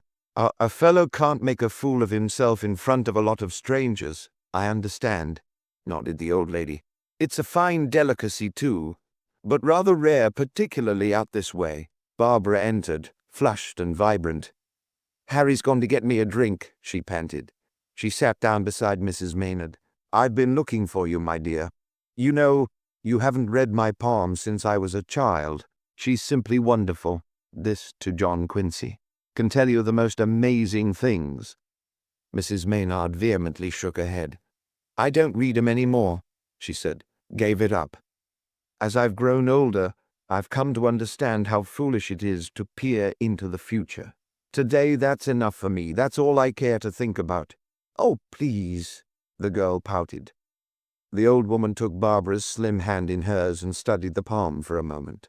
John Quincy thought he saw a shadow cross her face. Again she shook her head. "Carpe diem," she said, which my nephew once translated as, "grab the day. Dance and be happy tonight. And let's not try to look behind the curtain. It doesn't pay, my dear. Take an old woman's word for that." Harry Jennison appeared in the door. "Oh, here you are," he said. "I've got your drink waiting in the smoking room." "I'm coming," the girl said and went. The old woman stared after her. "Poor Barbara," she murmured. "Her mother's life was none too happy either." "You saw something in her hand," John Quincy suggested. "No matter," the old lady snapped. "There's trouble waiting for us all if we look far enough ahead. Now, let's go on deck. It's getting on toward midnight." She led him out to the starboard rail. A solitary light, like a star, gleamed in the distance. Land at last. "Diamond Head?" John Quincy asked. "No," she said. "That's the beacon on Makapuu Point. We shall have to round Cocoa Head before we sight Honolulu." She stood for a moment by the rail, one frail hand resting upon it. "But that's Oahu," she said gently. "That's home. A sweet land, boy, too sweet, I often think. I hope you'll like it." "I'm sure I shall," replied John Quincy gallantly. "Let's sit down here." They found deck chairs. "Yes, a dear land," she went on, "but we're all sorts. In Hawaii, just as it is the whole world over, honest folks and rascals. From the four corners of the globe, men come to us often because they were no longer welcome at home. We offer them a paradise, and some repay us by becoming good citizens, while others rot away. I often think it will take a lot of stamina to make good in heaven, and Hawaii is the same." The tall, emaciated figure of the Reverend Mr. Upton appeared before them. He bowed. "Good evening, madame. You're nearly home." "Yes," she said. "Glad of it, too." He turned to John Quincy. "You'll be seeing Dan Winterslip in the morning, young man." "I expect I shall," John Quincy replied. "Just ask him if he recalls that day on Appiang Island in the 80s, the Reverend Frank Upton." "Of course," replied John Quincy. "But you haven't told me much about it, you know." "No, I haven't." The missionary dropped into a chair. "I don't like to reveal any secrets about a man's past," he said. "However, I understand that the story of Dan Winterslip's early life has always been known in Honolulu." He glanced toward Madame Maynard. "Dan was no saint," she remarked. "We all know that." He crossed his thin legs. "As a matter of fact, I'm very proud of my meeting with Dan Winterslip," he went on. "I feel that in my humble way I persuaded him to change his course for the better." "Humph," said the old lady. She was dubious, evidently. John Quincy was not altogether pleased at the turn the conversation had taken. He did not care to have the name of a Winterslip thus bandied about. But to his annoyance, the Reverend Mr. Upton was continuing. "It was in the 80s, as I told you," said the missionary. "I had a lonely station on Apiang in the Gilbert group. One morning, a brig anchored just beyond the reef, and a boat came ashore. Of course, I joined the procession of natives down to the beach to meet it. I saw few enough men of my own race. There was a ruffianly crew aboard, in charge of a dapper, rather handsome young white man, and I saw, even before they beached her, midway in the boat, a long pine box. The white man introduced himself. He said he was First Officer Winterslip, of the brig Maid of Shiloh, and when he mentioned the name of the ship, of course I knew at once, knew her unsavory trade and history. He hurried on to say that their captain had died the day before, and they had brought him ashore to bury him on land. It had been the man's last wish. Well, the Reverend Mr. Upton stared at the distant shoreline of Oahu. I looked over at that rough pine box 4 Malay sailors were carrying it ashore. "So Tom Braid's in there," I said. Young Winterslip nodded. "He's in there, right enough," he answered. And I knew I was looking on at the final scene in the career of a famous character of the South Seas, a callous brute who knew no law, a pirate and adventurer, the master of the notorious Maid of Shiloh, Tom Braid, the blackbirder. "Blackbirder?" queried John Quincy. The missionary smiled. "Ah, yes, you come from Boston. A blackbirder, my boy, is a shipping master who furnishes contract labor to the plantations at so much a head. It's pretty well wiped out now, but in the 80s, a horrible business. The curse of God was on it. Sometimes the laborers came willingly, sometimes, but mostly they came at the point of a knife or the muzzle of a gun, a bloody, brutal business. Winterslip and his men went up the beach and began to dig a grave under a coconut palm. I followed. I offered to say a prayer. Winterslip laughed. "Not much use," he said. "But there on that bright morning under the palm I consigned to God the soul of a man who had so much to answer for." Winterslip agreed to come to my house for lunch. He told me that, save for a recruiting agent who had remained aboard the brig, he was now the only white man on the ship. During lunch, I talked to him. He was so young, I discovered this was his first trip. "It's no trade for you," I told him, and after a time he agreed with me. He said he had 200 blacks under the hatches that he must deliver to a plantation over in the King's Mill group, and that after he'd done that, he was through. "I'll take the maid back to Sydney, Dominie," he promised, "and turn her over. Then I'm pow. I'm going home to Honolulu." The Reverend Mr. Upton rose slowly. "I learned later that he kept his word," he finished. "Yes, Dan Winterslip went home, and the South Seas saw him no more. I've always been a little proud of my part in that decision. I've had few rewards. It's not everywhere that the missionaries have prospered in a worldly way, as they did in Hawaii." He glanced at Madame Maynard. "But I've had satisfactions, and one of them arose from that meeting on the shore at Apiang. It's long past my bed hour. I must say good night." He moved away. John Quincy sat turning this horror over and over in his mind. A Winterslip in the blackbirding business. That was pretty. He wished he was back on Beacon Street. "Sweet little dig for me," the old lady was muttering indignantly. "That about the missionaries in Hawaii, and he needn't be so cocky. If Dan Winterslip dropped blackbirding, it was only because he'd found something more profitable, I fancy." She stood up suddenly. "At last," she said. John Quincy rose and stood beside her. Far away a faint yellow eye was winking. For a moment the old lady did not speak. "Well, that's that," she said finally in a low voice. "I've seen Diamond Head again. Good night, my boy." "Good night," John Quincy answered. He stood alone by the rail. The pace of the President Tyler was slowing perceptibly. The moon came from behind a cloud, crept back again. A sort of unholy calm was settling over the hot, airless, deep blue world. The boy felt a strange restlessness in his heart. He ascended to the boat deck, seeking a breath of air.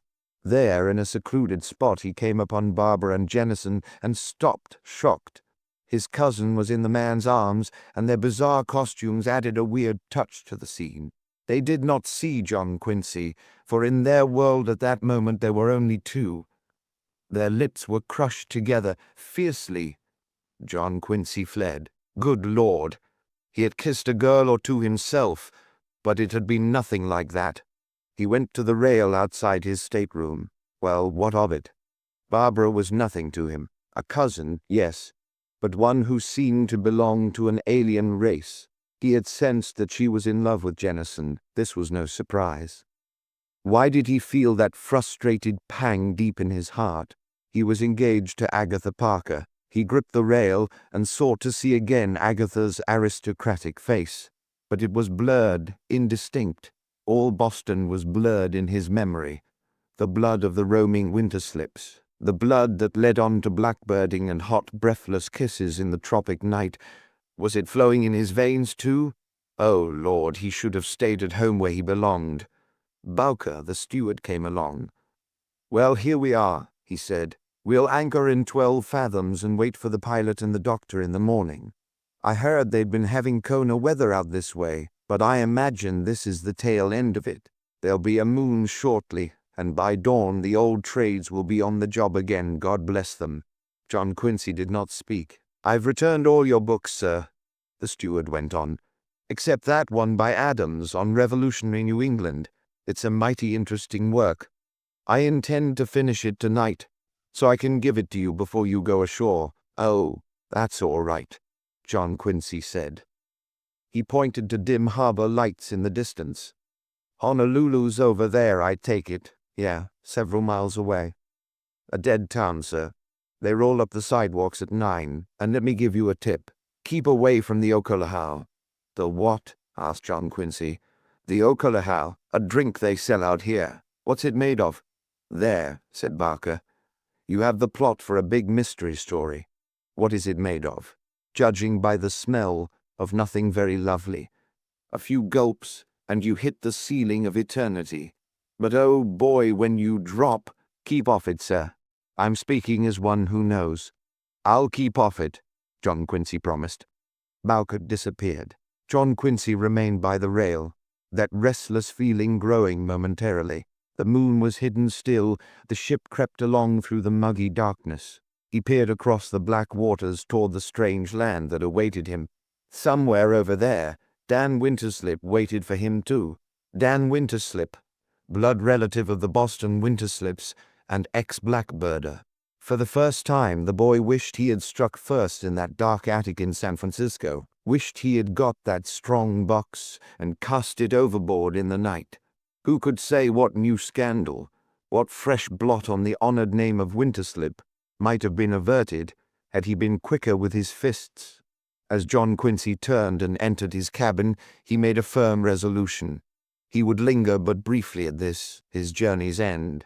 A few days to get his breath, perhaps, and then he would set out again for Boston, and Aunt Minerva would go with him, whether she wanted to or not.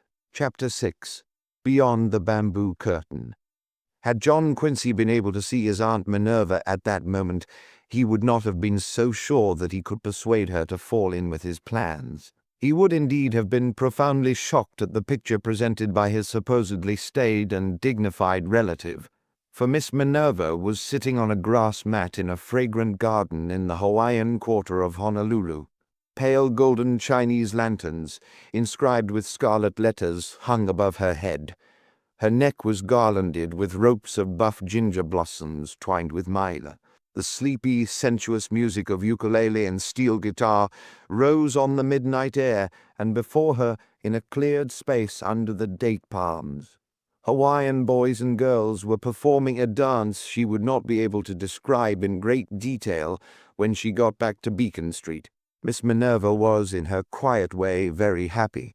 One of the ambitions of her life had been realized, and she was present at a luau, or native Hawaiian feast.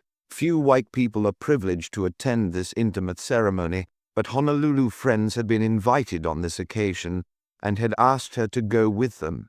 At first, she had thought she must refuse, for Dan was expecting Barbara, and John Quincy on Monday afternoon.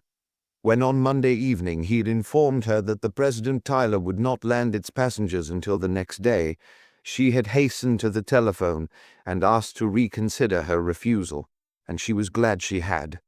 Before her, on another mat, lay the remnants of a dinner unique in her experience. Dan had called her a good sport, and she had this evening proved him to be correct. Without a qualm she had faced the queer food wrapped in brown bundles. She had tasted everything: poi served in individual calabashes, chicken stewed in coconut milk, squid and shrimps, limu or seaweed, even raw fish. She would dream tonight. Now the feasting had given way to the dance. The moonlight was tracing lacy patterns on the lawn. The plaintive wail of the music rose ever louder. The Hawaiian young people, bashful at first in the presence of strangers, were bashful no longer. Miss Minerva closed her eyes and leaned back against the trunk of a tall palm. Even in Hawaiian love songs there is a note of hopeless melancholy. It touched her emotions as no symphony ever could. A curtain was lifted, and she was looking into the past, the primitive barbaric past of these islands in the days before the white men came. A long, heartbreaking crescendo, and the music stopped. The swaying bodies of the dancers were momentarily still. It seemed to Miss Minerva's friends an opportune moment to depart. They entered the house and in the stuffy little parlor took leave of their brown, smiling host and hostess. The baby whose arrival in the world was the inspiration for the luau awoke for a second, and smiled at them too. Outside in the narrow street their car was waiting. Through silent, deserted Honolulu they motored toward Waikiki. As they passed the Judiciary Building on King Street, the clock in the tower struck the hour of 1. She had not been out so late, Miss Minerva reflected, since that night when a visiting company sang Parsifal at the Boston Opera House. The iron gates that guarded the drive at Dan's house were closed. Leaving the car at the curb, Miss Minerva bade her friends good night and started up the walk toward the front door. The evening had thrilled her, and she moved with the long, confident stride of youth. Dan's scarlet garden was shrouded in darkness, for the moon, which had been playing an in-and-out game with the fast-moving clouds all evening, was again obscured. Exotic odors assailed her nostrils. She heard all about her the soft, intriguing noises of the tropic night.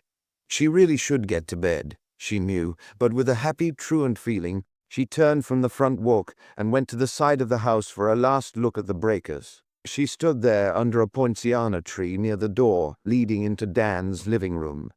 For nearly 2 weeks the Kona wind had prevailed, but now on her cheek she thought she felt the first kindly breath of the trades. Very wide awake, she stared out at the dim foaming lines of surf between the shore and the coral reef. Her mind strayed back to the Honolulu she had known in Kalakawa's day, to that era when the islands were so naive, so colorful, unspoiled. Ruined now, Dan had said, ruined by a damned mechanical civilization. But away down underneath Minerva, there are deep, dark waters flowing still. The moon came out, touching with silver the waters at the crossroads, then was lost again under fleecy clouds. With a little sigh that was perhaps for her lost youth in the 80s, Miss Minerva pushed open the unlocked door leading into the great living room and closed it gently so as not to waken Dan. An intense darkness engulfed her, but she knew her way across the polished floor and set out confidently, walking on tiptoe. She had gone halfway to the hall door when she stopped, her heart in her mouth. For not 5 feet away she saw the luminous dial of a watch, and as she stared at it with frightened eyes, it moved. Not for nothing had Miss Minerva studied restraint through more than 50 years. Many women would have screamed and fainted. Miss Minerva's heart pounded madly, but that was all. Standing very still, she studied that phosphorescent dial. Its movement had been slight, it was now at rest again. A watch worn on someone's wrist, someone who had been on the point of action, but had now assumed an attitude of cautious waiting. Well, Miss Minerva grimly asked herself, what was she going to do about it? Should she cry out a sharp, "Who's there?" She was a brave woman, but the foolhardiness of such a course was apparent. She had a vision of that dial flashing nearer, A blow, perhaps strong hands at her throat. She took a tentative step, and then another. Now surely the dial would stir again. But it remained motionless, steady, as though the arm that wore it were rigid at the intruder's side. Suddenly Miss Minerva realized the situation. The wearer of the watch had forgotten the telltale numerals on his wrist. He thought himself hidden in the dark. He was waiting for her to go on through the room. If she made no sound, gave no sign of alarm, she might be safe. Once beyond that bamboo curtain leading into the hall, she could rouse the household. She was a woman of great willpower, but it took all she had to move serenely on her way. She shut her lips tightly and accomplished it, veering a bit from that circle of light that menaced her, looking back at it over her shoulder as she went.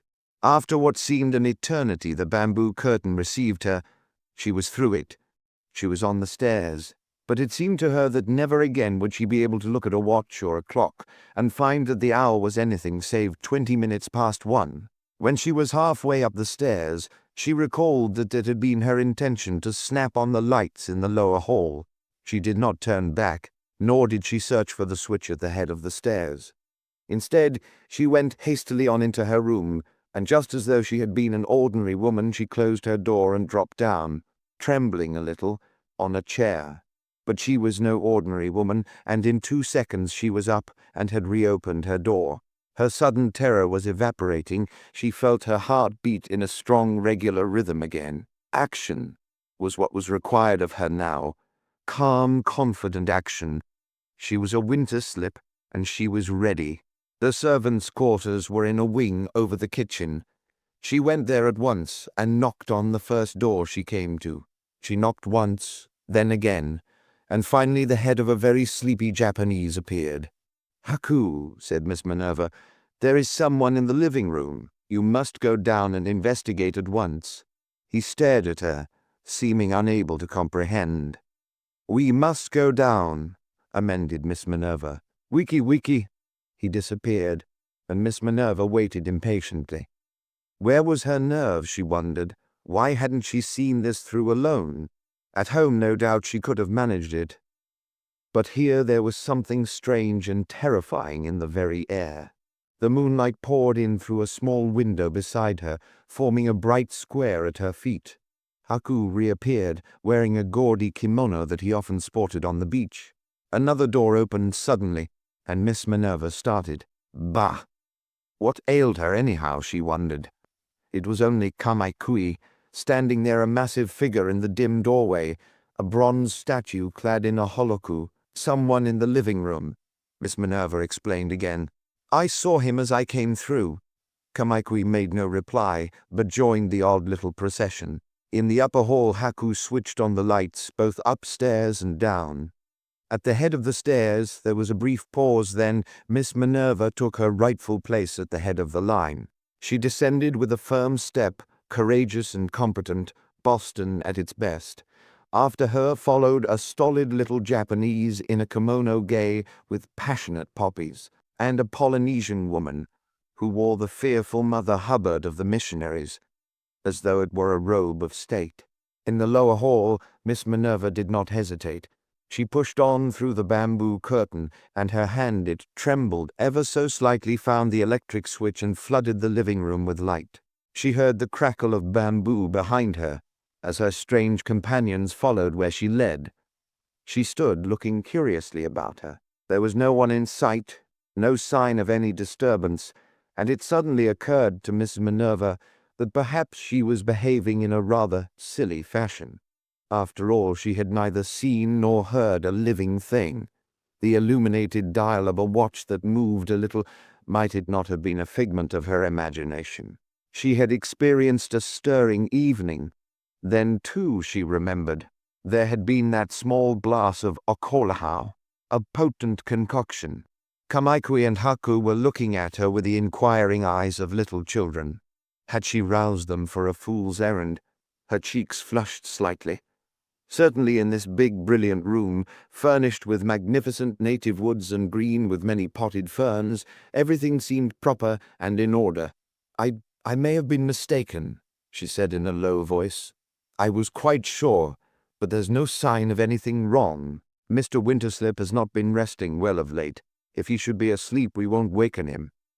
She went to the door leading onto the lanai and pushed aside the curtain. Bright moonlight outside revealed most of the veranda's furnishings, and here, too, all seemed well. "Dan," Miss Minerva called softly. "Dan, are you awake?" No answer. Miss Minerva was certain now that she was making a mountain out of a molehill. She was about to turn back into the living room when her eyes, grown more accustomed to the semi-darkness, noted a rather startling fact. Day and night, over Dan's cot in one corner of the lanai, hung a white mosquito netting. It was not there now. "Come, Haku," Miss Minerva said. "Turn on the light out here." Haku came, and the green-shaded lamp glowed under his touch. The little lamp by which Dan had been reading his evening paper that night, when he had seemed suddenly so disturbed, and rushed off to send a letter to Roger in San Francisco. Miss Minerva stood recalling that incident. She recalled others, because she was very reluctant to turn toward that cot in the corner. She was conscious of Kamaikui brushing by her, and then she heard a low, half-savage moan of fear and sorrow. Miss Minerva stepped to the cot. The mosquito netting had been torn down, as though in some terrific struggle, and there, entangled in the meshes of it, she saw Dan Winterslip. He was lying on his left side, and as she stared down at him, one of the harmless little island lizards ran up his chest and over his shoulder, and left a crimson trail on his white pajamas. Chapter. Enter Charlie Chan. Miss Minerva leaned far over, her keen eyes seeking Dan's face. It was turned toward the wall, half buried in the pillow. "Dan," she said brokenly. She put her hand on his cheek. The night air was warm and muggy, but she shivered a little as she drew the hand quickly away. Steady. She must be steady now. She hurried through the living room to the hall. The telephone was in a closet under the front stairs. Her fingers were trembling again as she fumbled with the numerals on the dial. She got her number, heard finally an answering voice. "Amos? Is that you, Amos? This is Minerva. Come over here to Dan's as quickly as you can." The voice muttered in protest. Miss Minerva cut in on it sharply. "For God's sake, Amos, forget your silly feud. Your brother is dead." "Dead?" he repeated dully. "Murdered, Amos. Will you come now?" A long silence. What thoughts, Miss Minerva wondered, were passing through the mind of that stern, unbending Puritan? "I'll come," a strange voice said at last. And then a voice more like that of the Amos she knew. "The police.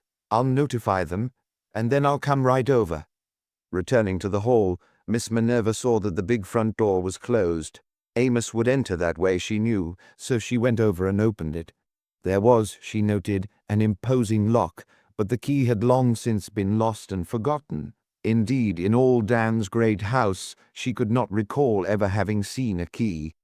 In these friendly, trusting islands, locked doors were obsolete. She re-entered the living room. Should she summon a doctor? But no, it was too late. She knew that only too well. And the police? Didn't they bring some sort of doctor with them? Suddenly she began to wonder about the police. During all her time in Honolulu, she had never given them a thought before. Away off here at the end of the world. Did they have policemen? She couldn't remember ever having seen one. Oh yes, there was that handsome, brown-skinned Hawaiian who stood on a box at the corner of Fort and King Streets, directing traffic with an air that would have become Kamehameha himself. She heard the scrape of a chair being moved on the lanai and went to the door. "Nothing is to be touched out here," she said. "Leave it just as it was. You'd better go upstairs and dress, both of you." The two frightened servants came into the living room and stood there regarding her. They seemed to feel this terrible affair called for discussion. But what was there to be said? Even in the event of murder, a Winterslip must maintain a certain well-bred aloofness in dealing with servants. Miss Minerva's feeling for them was kindly. She sympathized with their evident grief, but there was, she felt, nothing to discuss. "After you've dressed," she ordered, "stay within reach. You'll both be wanted." They went out, Haku in his absurd costume, Kamaiqui moaning and muttering in a way that sent shivers up and down Miss Minerva's spine. They left her there alone with Dan, and she, who had always thought herself equal to anything, still hesitated about going out on the lanai. She sat down in a huge chair in the living room and gazed about her at the trappings of wealth and position that Dan had left for ever now. Poor Dan. Despite all the whispering against him, she had liked him immensely. It is said of many, usually with small reason, that their lives would make an interesting book. It had been said of Dan, and in his case it was true. What a book his life would have made, and how promptly it would have been barred for all time from the shelves of the Boston Public Library. For Dan had lived life to the full, made his own laws, fought his battles without mercy, prospered and had his way, dallied often along forbidden paths, they said. But his smile had been so friendly, and his voice so full of cheer always, until these last 2 weeks. Ever since that night he sent the letter to Roger, he had seemed a different man. There were lines for the first time in his face, a weary, apprehensive look in his grey eyes. And how furious he had been when, last Wednesday, he received a cable from Roger. What was in that message, Miss Minerva wondered? What were those few typewritten words that had caused him to fly into such a rage and set him to pacing the floor with tigerish step? She thought of him as she had seen him last. He had seemed rather pathetic to her then. When the news came that the President Tyler could not dock until morning, and that Barbara— Miss Minerva stopped. For the first time she thought of Barbara. She thought of a sprightly, vivacious girl, as yet untouched by sorrow, and of the morning's home coming. Tears came into her eyes, and it was through a mist. She saw the bamboo curtain that led into the hall pushed aside, and the thin white face of Amos framed there. Amos entered, walking gingerly, for he was treading ground he had sworn his feet should never touch. He paused before Miss Minerva. "What's this?" he said. "What's all this?" She nodded toward the lanai, and he went out there. After what seemed a long time, he reappeared. His shoulders drooped wearily, and his watery eyes were staring. "Stabbed through the heart," he muttered. He stood for a moment regarding his father's picture on the wall. "The wages of sin is death," he added, as though to old Jedediah Winterslip. "Yes, Amos," said Miss Minerva sharply. "I expected we should hear that from you. And there's another one you may have heard, Judge, not that ye be not judged. Further than that, we'll waste no time moralizing. Dan is dead, and I for one am sorry." "Sorry," repeated Amos drearily. "How about me? My brother, my young brother, I taught him to walk on this very beach." "Yes." Miss Minerva looked at him keenly. "I wonder. Well, Dan's gone. Someone has killed him. He was one of us, a Winterslip. What are we going to do about it?" "I've notified the police," said Amos. "Then why aren't they here? In Boston by this time." "But then, I know this isn't Boston. Stabbed, you say. Was there any sign of a weapon?" "None whatever that I could see." "How about that Malay kris on the table out there? The one Dan used as a paper cutter?" "I didn't notice," Amos replied. "This is a strange house to me, Minerva." "So it is." Miss Minerva rose and started for the lanai. She was her old competent self again. At that moment a loud knock sounded on the screen door at the front of the house. Presently there were voices in the hall, and Haku ushered 3 men into the living room. Though evidently police, they were all in plain clothes. One of them, a tall, angular Yankee with the look of a sailing master about him, stepped forward. "I'm Hallett," he said, "captain of detectives. You're Mr. Amos Winterslip, I believe?" "I am," Amos answered. He introduced Miss Minerva. Captain Hallett gave her a casual nod. This was man's business, and he disliked having a woman involved. "Dan Winterslip, you said," he remarked, turning back to Amos. "That's a great pity. Where is he?" Amos indicated the lanai. "Come, Doctor," Hallett said, and went through the curtain, followed by the smaller of the 2 men. As they went out, the 3rd man stepped farther into the room, and Miss Minerva gave a little gasp of astonishment as she looked at him. In those warm islands thin men were the rule, but here was a striking exception. He was very fat indeed, yet he walked with the light, dainty step of a woman. His cheeks were as chubby as a baby's, his skin ivory-tinted, his black hair close-cropped, his amber eyes slanting. As he passed Miss Minerva, he bowed with a courtesy encountered all too rarely in a workaday world, then moved on after Hallett. "Amos," cried Miss Minerva. "That man, why he—" "Charlie Chan," Amos explained. "I'm glad they brought him. He's the best detective on the force. But he's a Chinese man." "Of course." Miss Minerva sank into a chair. "Ah, yes, they had policemen out here after all." In a few moments, Hallett came briskly back into the living room. "Look here," he said. "The doctor tells me Mr. Winterslip has been dead a very short while. I don't want your evidence just yet, but if either of you can give me some idea as to the hour when this thing happened, I can." "Give you a rather definite idea," said Miss Minerva calmly. "It happened just previous to 20 minutes past 1, say about 1:15. Hallett stared at her. "You're sure of that?"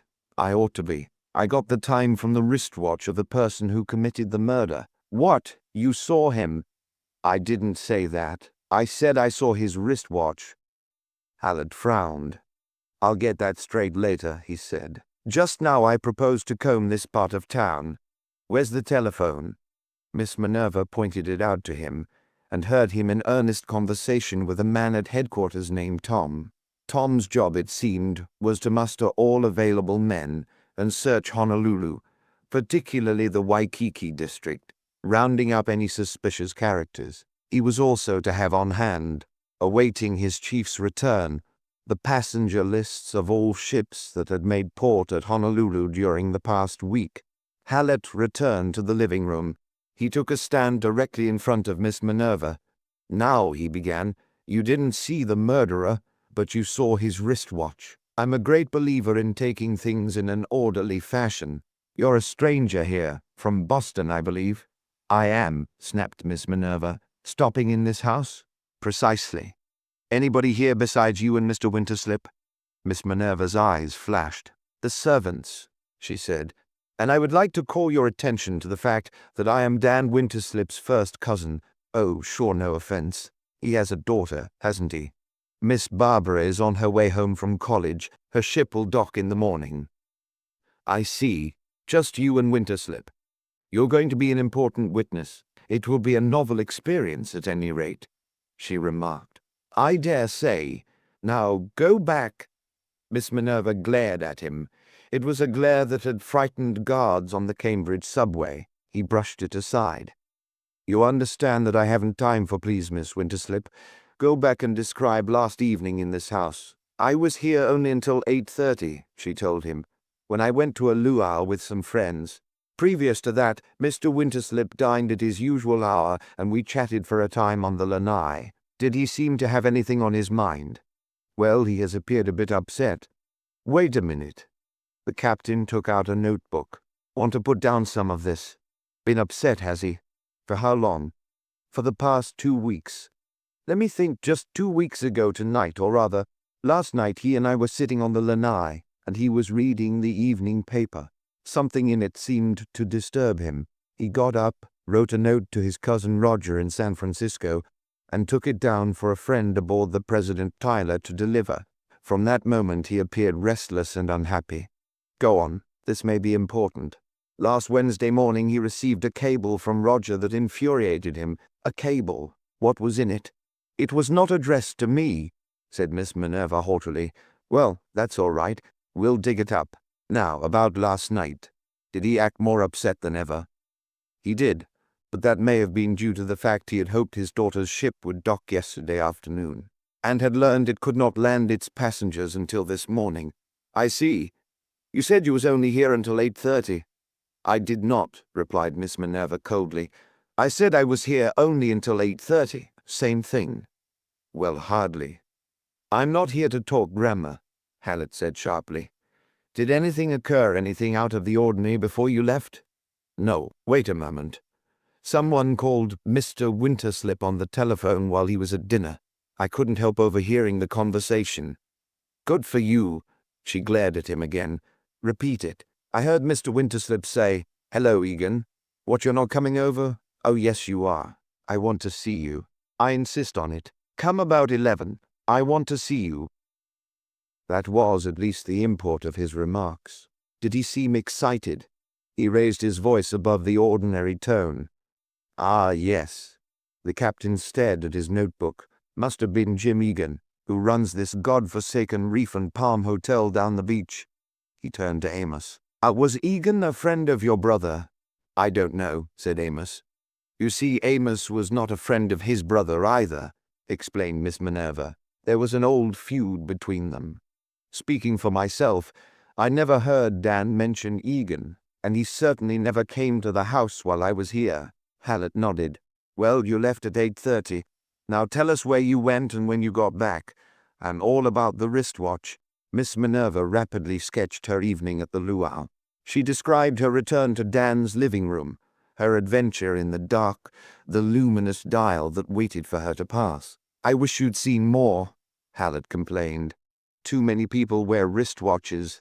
Probably not many, said Miss Minerva. Wear a wristwatch like that one. Oh, it had some distinguishing mark?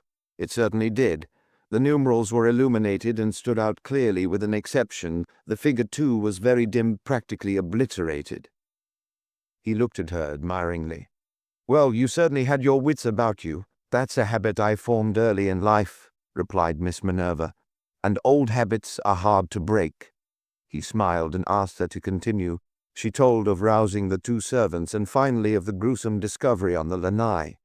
But it was Mr. Amos, Hallett said, who called the station. Yes, I telephoned him at once, and he offered to attend to that. Hallett turned to Amos. How long did it take you to reach here, Mr. Winterslip? He inquired. Not more than 10 minutes, said Amos. You could dress and get here in that time? Amos hesitated. I did not need to dress, he explained. I hadn't gone to bed. Hallett regarded him with a new interest. 1:30, and you were still up. I don't sleep very well, said Amos. I'm up till all hours. I see. You weren't on friendly terms with your brother. An old quarrel between you. No particular quarrel. I didn't approve of his manner of living, and we went separate ways. And stopped speaking to each other, eh? Yes, that was the situation, Amos admitted. Humph. For a moment the captain stared at Amos, and Miss Minerva stared at him too. Amos. It flashed through her mind that Amos had been a long time alone out there on the lanai, before the arrival of the police. Those 2 servants who came downstairs with you, Miss Winterslip, Hallett said. I'll see them now. The others can go over until morning. Haku and Kamakui appeared, frightened and wide-eyed. The Japanese had nothing to tell. He had been sleeping soundly from 9 until the moment Miss Minerva knocked on his door. He swore it. But Kamakui had something to contribute. I come here with fruit. She pointed to a basket on the table. On lanai out there are talking Mr. Dan, a man, a woman. Oh, very much angry. What time was that? Hallett asked. 10 o'clock, I think. Did you recognize any voice except your master's? Miss Minerva thought the woman hesitated a second. No, I do not. Anything else? Yes, maybe 11 o'clock. I'm sitting close to window upstairs. More talking on lanai. Mr. Dan and other man. Not so much angry this time. At 11, eh? Do you know Mr. Jim Egan? I have seen him. Could you say if it was his voice? I could not say. All right. You 2 can go now. He turned to Miss Minerva and Amos. We'll see what Charlie has dug up out here, he said, and led the way to the lanai. The huge Chinese man knelt, a grotesque figure, by a table. He rose laboriously as they entered. Find the knife, Charlie? The captain asked. Chan shook his head. No knife are present in neighborhood of crime, he announced. On that table, Miss Minerva began, there was a Malay kris, used as a paper cutter. The Chinese man nodded and lifted the kris from the desk. Same remains here still, he said. Untouched, unsullied. Person who killed carried individual weapon. How about fingerprints? Asked Hallett. Considering from recent discovery, Chan replied. Search for fingerprints a hopeless one. He held out a pudgy hand. in the palm of which lay a small pearl button. Torn from kid's glove, he elucidated. Age trick of criminal mind, no fingerprints. Is that all you've got? Asked his chief. Most sincere endeavors, said Chan, have revealed not much. However, I might mention this. He took up a leather-bound book from the table. Here are written names of visitors who have enjoyed hospitality of the house. A guest book is, I believe, the term. You will find that one of the earlier pages has been ruthlessly torn out. When I make discovery, the volume are lying open at that locality. Captain Hallett took the book in his thin hand. All right, Charlie, he said, this is your case. The slant eyes blinked with pleasure. Most interesting, murmured Chan. Hallett tapped the notebook in his pocket. I've got a few facts here for you. We'll run over them later. He stood for a moment, staring about the lanai. I must say we seem a little shy on clues. A button torn from a glove, a page ripped from a guest book, and a wristwatch with an illuminated dial on which the figure 2 was damaged. Chan's little eyes widened at mention of that. Not much, Charlie, so far. Maybe more to come, suggested the Chinese man. Who knows it? We'll go along now, Hallett continued. He turned to Miss Minerva and Amos. I guess you folks would like a little rest. We'll have to trouble you again tomorrow. Miss Minerva faced the Chinese man. The person who did this must be apprehended, she said firmly. He looked at her sleepily. What is to be will be, he replied in a high sing-song voice. I know that's your Confucius, she snapped, but it's a do-nothing doctrine, and I don't approve of it. A faint smile flickered over the Chinese man's face. Do not fear, he said. The fates are busy, and man may do much to assist. I promise you, there will be no do-nothing here. He came closer. Humbly asking pardon to mention it, I detect in your eyes slight flame of hostility. Quench it if you will be so kind.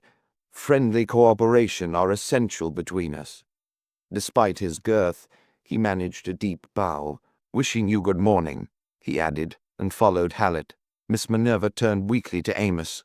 Well, of all things, don't you worry about Charlie, Amos said. He has a reputation for getting his man.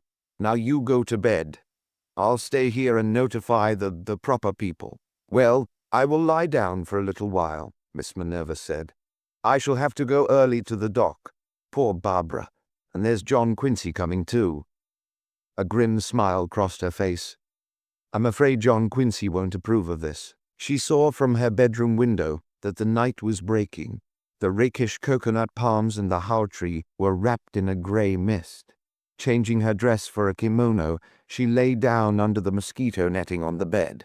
She slept but briefly, however, and presently was at her window again. Day had come, the mist had lifted, and it was a rose and emerald world that sparkled before her tired eyes. The freshness of that scene revivified her. The trades were blowing now. Poor Dan, he had so longed for their return. The night, she saw, had worked its magic on the blossoms of the hao tree, transformed them from yellow to a rich mahogany. Through the morning, they would drop one by one upon the sand. In a distant algaroba, a flock of minor birds screamed at the new day. A party of swimmers appeared from a neighboring cottage and plunged gaily into the surf. A gentle knock sounded on the door, and Kamaikui entered. She placed a small object in Miss Minerva's hand. Miss Minerva looked down. She saw a quaint old piece of jewelry, a brooch. Against a background of onyx stood the outline of a tree, with emeralds forming the leaves, rubies the fruit, and a frost of diamonds over all. What is this, Kamaikui? She asked. Many, many years Mr. Dan have that. 1 month ago he gives it to a woman down the beach. Miss Minerva's eyes narrowed. To the woman they call the widow of Waikiki. To her, yes. How do you happen to have it, Kamaikui? I pick it up from floor of lanai, before policemen come. Very good. Miss Minerva nodded. Say nothing of this, Kamaikui. I will attend to the matter. Yes, of course. The woman went out. Miss Minerva sat very still, staring down at that odd bit of jewelry in her hand. It must date back to the 80s at least. Close above the house sounded the loud whir of an aeroplane. Miss Minerva turned again to the window. a young lieutenant in the air service, in love with a sweet girl on the beach, was accustomed to serenade her thus every morning at dawn. His thoughtfulness was not appreciated by many innocent bystanders, but Miss Minerva's eyes were sympathetic as she watched him sweep exultantly out, far out, over the harbor. Youth and love, the beginning of life, and on that cot down on the lanai, Dan and the end. Chapter 8. Steamer Day. Out in the harbor, by the channel entrance, the President Tyler stood motionless as Diamond Head, and from his post near the rail outside his stateroom, John Quincy Winterslip took his first look at Honolulu. He had no feeling of having been here before. This was an alien land. Several miles away he saw the line of piers and unlovely warehouses that marked the waterfront. Beyond that lay a vast expanse of brilliant green, pierced here and there by the top of a modest skyscraper. Back of the city, a range of mountains stood on guard, peaks of crystal blue against the azure sky. A trim little launch from quarantine chugged importantly up to the big liner's side, and a doctor in a khaki uniform ran briskly up the accommodation ladder to the deck, not far from where the boy stood. John Quincy wondered at the man's vitality. He felt like a spent force himself. The air was moist and heavy, the breeze the ship had stirred in moving gone forever. The flood of energy that had swept over him in San Francisco was but a happy memory now. He leaned wearily on the rail, staring at the bright tropical landscape before him, and not seeing it at all. He saw instead a quiet, well-furnished Boston office, where at this very moment the typewriters were clicking amiably and the stock ticker was busily writing the story of another day. In a few hours there was a considerable difference of time. The market would close, and the men he knew would be piling into automobiles and heading for the nearest country club. A round of golf, then a calm, perfectly served dinner, and after that a quiet evening with a book. Life running along as it was meant to go, without rude interruption or disturbing incident. Life devoid of Ohio wood boxes, attic encounters, unwillingly witnessed love scenes, cousins with blackbirding pasts. Suddenly John Quincy remembered this was the morning when he must look Dan Winterslip in the eye and tell him he had been a bit dilatory with his fists. Oh well, he straightened resolutely. The sooner that was done, the better. Harry Jennison came along the deck, smiling and vigorous, clad in spotless white from head to foot. "Here we are," he cried, "on the threshold of paradise." "Think so?" said John Quincy. "Know it," Jennison answered. "Only place in the world, these islands. You remember what Mark Twain said?"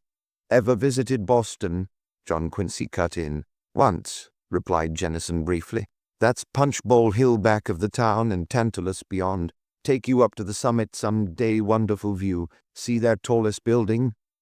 The Van Patten Trust Company. My office is on the top floor. Only drawback about getting home, I'll have to go to work again." "I don't see how anyone can work in this climate," John Quincy said. "Oh well, we take it easy. Can't manage the pace of you mainland people. Every now and then some go-getter from the States comes out here and tries to hustle us." He laughed. "He dies of disgust, and we bury him in a leisurely way. Been down to breakfast?" John Quincy accompanied him to the dining saloon. Madame Maynard and Barbara were at the table. The old lady's cheeks were flushed and her eyes sparkled.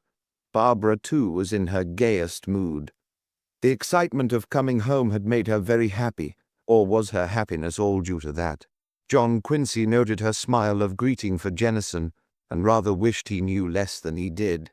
"Prepare for a thrill, John Quincy," the girl said. "Landing in Hawaii is like landing nowhere else on the globe. Of course, this is a through boat, and it isn't welcomed as the Matson liners are. But there'll be a crowd waiting for the Matsonia this morning, and we'll steal a little of her aloha." "A little of her what?" inquired John Quincy. "Aloha meaning loving welcome. You shall have all my leis, John Quincy, just to show you how glad Honolulu is you've come at last." The boy turned to Madame Maynard. "I suppose this is an old story to you." "Bless you, my boy," she said. "It's always new. 128 times, yet I'm as thrilled as though I were coming home from college." She sighed. 128 times. So many of those who once hung lace about my neck are gone forever now. They'll not be waiting for me, not on this dock." "None of that," Barbara chided. "Only happy thoughts this morning. It's steamer day." Nobody seemed hungry, and breakfast was a sketchy affair. John Quincy returned to his cabin to find Bowker strapping up his luggage. "I guess you're all ready, sir," said the steward. "I finished that book last night, and you'll find it in your suitcase. We'll be moving on to the dock shortly. All good luck to you, and don't forget about the Okerahau. It's graven on my memory," smiled John Quincy. "Here, this is for you." Bowker glanced at the banknote and pocketed it. "You're mighty kind, sir," he remarked feelingly. "That will sort of balance up the $1 each I'll get from those 2 missionaries when we reach China if I'm lucky. Of course, it's rather distasteful to me to accept anything from a friend of Tim's, you know." "Oh, that's for value received," said John Quincy, and followed Bowker on deck. "There she is," announced Bowker, pausing by the rail. "Honolulu. The South Seas with a collar on, driving a Ford car. Polynesia with a private still and all the other benefits of the white man's civilization. We'll go out at 8 tonight, thank heaven." "Paradise doesn't appeal to you," suggested John Quincy. "No, nor any other of these bright-colored lands my poor old feet must tread. I'm getting fed up, sir." He came closer. "I want to hang my hat somewhere and leave it there. I want to buy a little newspaper in some country town and starve to death on the proceeds of running it. What a happy finish. Well, maybe I could manage it before long." "I hope so," said John Quincy. "I hope so too," said Bowker. "Here's wishing you a happy time in Honolulu. And one other word of warning, don't linger there." "I don't intend to," John Quincy assured him. "That's the talk. It's one of those places you know dangerous. Lotus on the menu every day. The first thing you know, you forgot where you put your trunk. So long, sir." With a wave of the hand, Tim's friend disappeared down the deck. Amid much confusion, John Quincy took his place in line for the doctor's inspection, past the careful scrutiny of an immigration official, who finally admitted that maybe Boston was in the Union, and was then left to his own devices and his long, long thoughts. The President Tyler was moving slowly toward the shore. Excited figures scurried about her decks, pausing now and then to stare through lifted glasses at the land. John Quincy perceived that early though the hour was, the pier toward which they were heading was alive with people. Barbara came and stood by his side. "Poor old Dad," she said. "He's been struggling along without me for 9 months. This will be a big morning in his life. You'll like Dad, John Quincy." "I'm sure I shall," he answered heartily. "Dad's one of the finest—" Jennison joined them. "Harry, I meant to tell the steward to take my luggage ashore when we land." "I told him," Jennison said. "I tipped him too." "Thanks," the girl replied. "I was so excited I forgot." She leaned eagerly over the rail, peering at the dock. Her eyes were shining.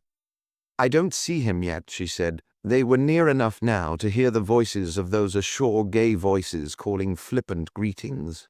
The big ship edged gingerly closer. "There's Aunt Minerva," cried John Quincy suddenly. "That little touch of home in the throng was very pleasant. Is that your father with her?" He indicated a tall, anemic man at Minerva's side. "I don't see where—" Barbara began. Why, that's Uncle Amos." "Oh, is that Amos?" remarked John Quincy without interest. But Barbara had gripped his arm, and as he turned he saw a wild alarm in her eyes. "What do you suppose that means?" she cried. "I don't see Dad. I don't see him anywhere." "Oh, he's in that crowd somewhere." No, you don't understand. Uncle Amos, I'm frightened."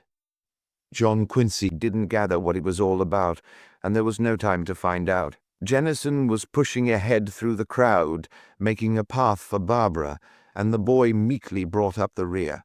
They were among the first down the plank. Miss Minerva and Amos were waiting at the foot. "My dear." Miss Minerva put her arms about the girl and kissed her gently. She turned to John Quincy. "Well, here you are. There was something lacking in this welcome." John Quincy sensed it at once. "Where's Dad?" Barbara cried. "I'll explain in the car," Miss Minerva began. "No, now. I must know now." The crowd was surging about them, calling happy greetings. The Royal Hawaiian Band was playing a gay tune. Carnival was in the air. "Your father is dead, my dear," said Miss Minerva. John Quincy saw the girl's slim figure sway gently, but it was Harry Jennison's strong arm that caught her. For a moment she stood with Jennison's arm about her. "All right," she said, "I'm ready to go home," and walked like a true Winterslip toward the street. Amos melted away into the crowd, but Jennison accompanied them to the car. "I'll go out with you," he said to Barbara. She did not seem to hear. The four of them entered the limousine, and in another moment the happy clamor of steamer day was left behind. No one spoke. The curtains of the car were drawn, but a warm streak of sunlight fell across John Quincy's knees. He was a little dazed. Shocking, this news about Cousin Dan. Must have died suddenly, but no doubt that was how things always happened out this way. He glanced at the white-stricken face of the girl beside him, and because of her, his heart was heavy. She laid her cold hand on his. "It's not the welcome I promised you, John Quincy," she said softly. "Why, my dear girl, I don't matter now." No other word was spoken on the journey, and when they reached Dan's house, Barbara and Miss Minerva went immediately upstairs. Jennison disappeared through a doorway at the left. Evidently he knew his way about. Haku volunteered to show John Quincy his quarters, so he followed the Japanese to the second floor. When his bags were unpacked, John Quincy went downstairs again. Miss Minerva was waiting for him in the living room. From beyond the bamboo curtain leading to the lanai came the sound of men's voices, mumbling and indistinct. "Well," said John Quincy, "how have you been?" "Never better," his aunt assured him. "Mother's been rather worried about you. She'd begun to think you were never coming home." "I've begun to think it myself," Miss Minerva replied. He stared at her. "Some of those bonds you left with me have matured. I haven't known just what you wanted me to do about them." "What," inquired Miss Minerva, "is a bond?" That sort of wild, reckless talk never did make a hit with John Quincy. "It's about time somebody came out here and brought you to your senses," he remarked. "Think so," said his aunt. A sound upstairs recalled John Quincy to the situation. "This was rather sudden, Cousin Dan's death?" he inquired. "Amazingly so." "Well, it seems to me that it would be rather an intrusion. Our staying on here now. We ought to go home in a few days. I'd better see about reservations." "You needn't trouble," snapped Miss Minerva. "I'll not stir from here until I see the person who did this brought to justice." "The person who did what?" asked John Quincy. "The person who murdered Cousin Dan," said Miss Minerva. John Quincy's jaw dropped. His face registered a wide variety of emotions. "Good Lord," he gasped. "Oh, you needn't be so shocked," said his aunt. "The Winterslip family will still go on." "Well, I'm not surprised," remarked John Quincy. "When I stop to think, the things I've learned about Cousin Dan, it's a wonder to me." "That will do," said Miss Minerva. "You're talking like Amos, and that's no compliment. You didn't know Dan." "I did, and I liked him. I'm going to stay here and do all I can to help run down the murderer, and so are you." "Pardon me, I am not. Don't contradict. I intend you shall take an active part in the investigation. The police are rather informal in a small place like this. They'll welcome your help." "My help? I'm no detective. What's happened to you anyhow? Why should you want me to go round hobnobbing with policemen?" "For the simple reason that if we're not careful, some rather unpleasant scandal may come out of this. If you're on the ground, you may be able to avert needless publicity, for Barbara's sake." "No, thank you," said John Quincy. "I'm leaving for Boston in 3 days, and so are you. Pack your trunks." Miss Minerva laughed. "I've heard your father talk like that," she told him, "but I never knew him to gain anything by it in the end. Come out on the lanai and I'll introduce you to a few policemen." John Quincy received this invitation with the contemptuous silence he thought it deserved. But while he was lavishing on it his best contempt, the bamboo curtain parted and the policeman came to him. Jennison was with them. "Good morning, Captain Hallett," said Miss Minerva brightly. "May I present my nephew, Mr. John Quincy Winterslip of Boston?" "I'm very anxious to meet Mr. John Quincy Winterslip," the captain replied. "How do you do?" said John Quincy. His heart sank. They'd drag him into this affair if they could. "And this, John Quincy," went on Miss Minerva, "is Mr. Charles Chan of the Honolulu Detective Force." John Quincy had thought himself prepared for anything, but Mr. Chan, he gasped. "Mere words," said Chan, "cannot express my unlimitable delight in meeting a representative of the ancient civilization of Boston." Harry Jennison spoke. "This is an appalling business, Miss Winterslip," he said.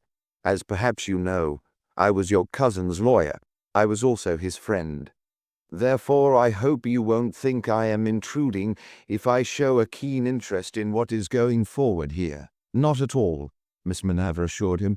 "We shall need all the help we can get." Captain Hallett had taken a paper from his pocket. He faced John Quincy. "Young man," he began, "I said I wanted to meet you.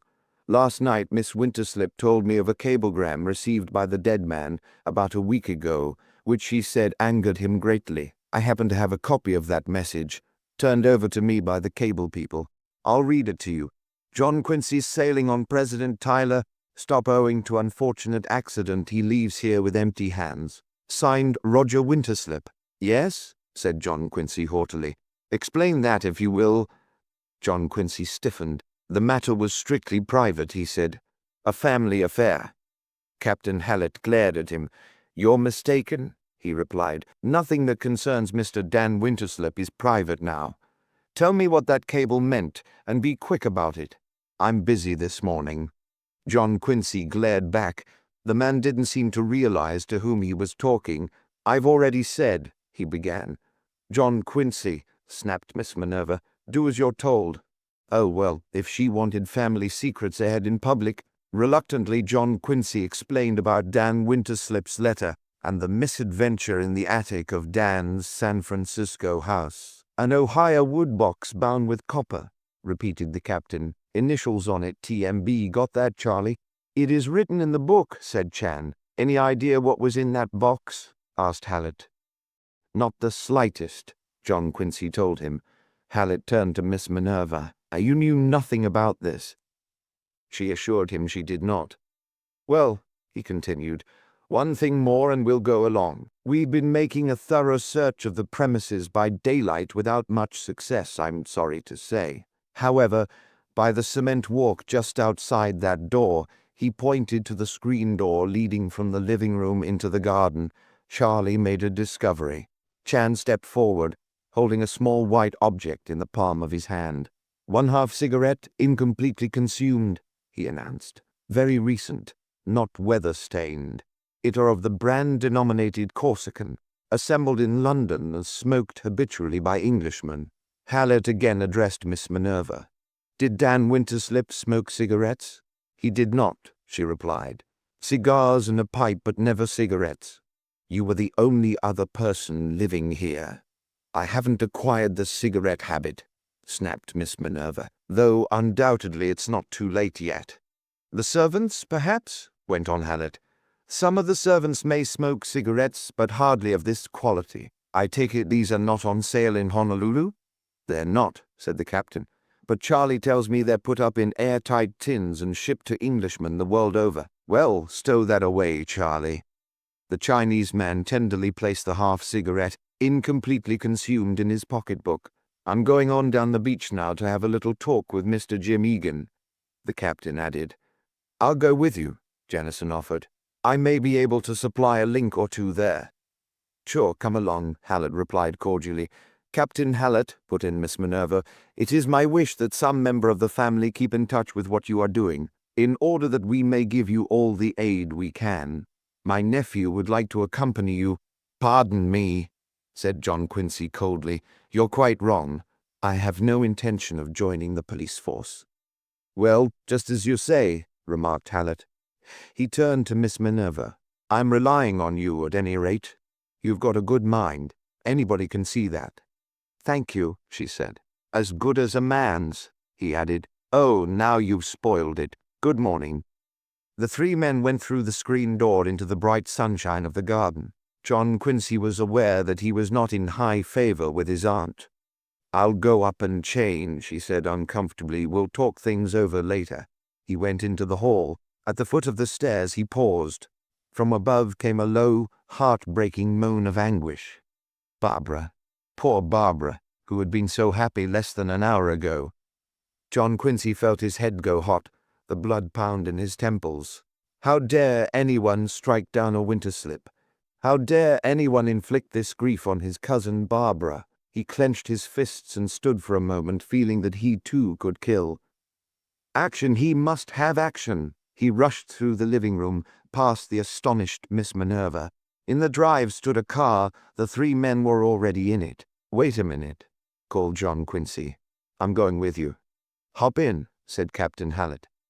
The car rolled down the drive and out onto the hot asphalt of Kalia Road. John Quincy sat erect, his eyes flashing by the side of a huge, grinning Chinese man. Chapter 9. At the Reef and Palm, they reached Kalakaua Avenue, and swerving sharply to the right, Captain Hallett stepped on the gas. Since the car was without a top, John Quincy was getting an unrestricted view of this land that lay at his journey's end.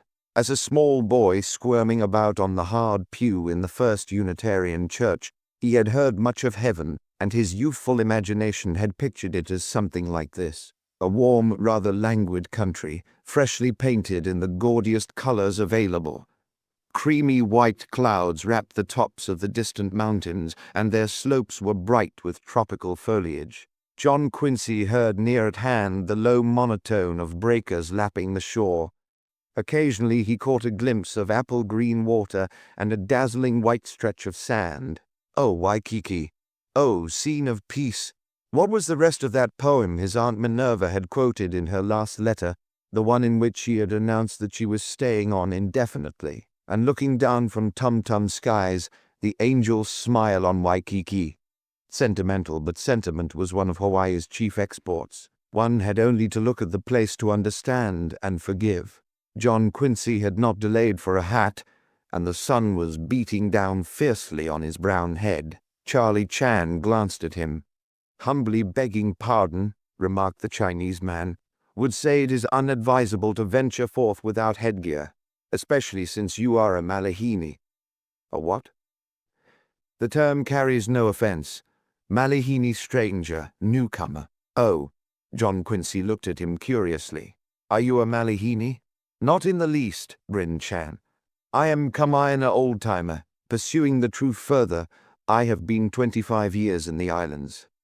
They passed a huge hotel, and presently John Quincy saw Diamond Head standing an impressive guardian at the far end of that lovely curving beach. A little farther along the captain drew up to the curb, and the four men alighted.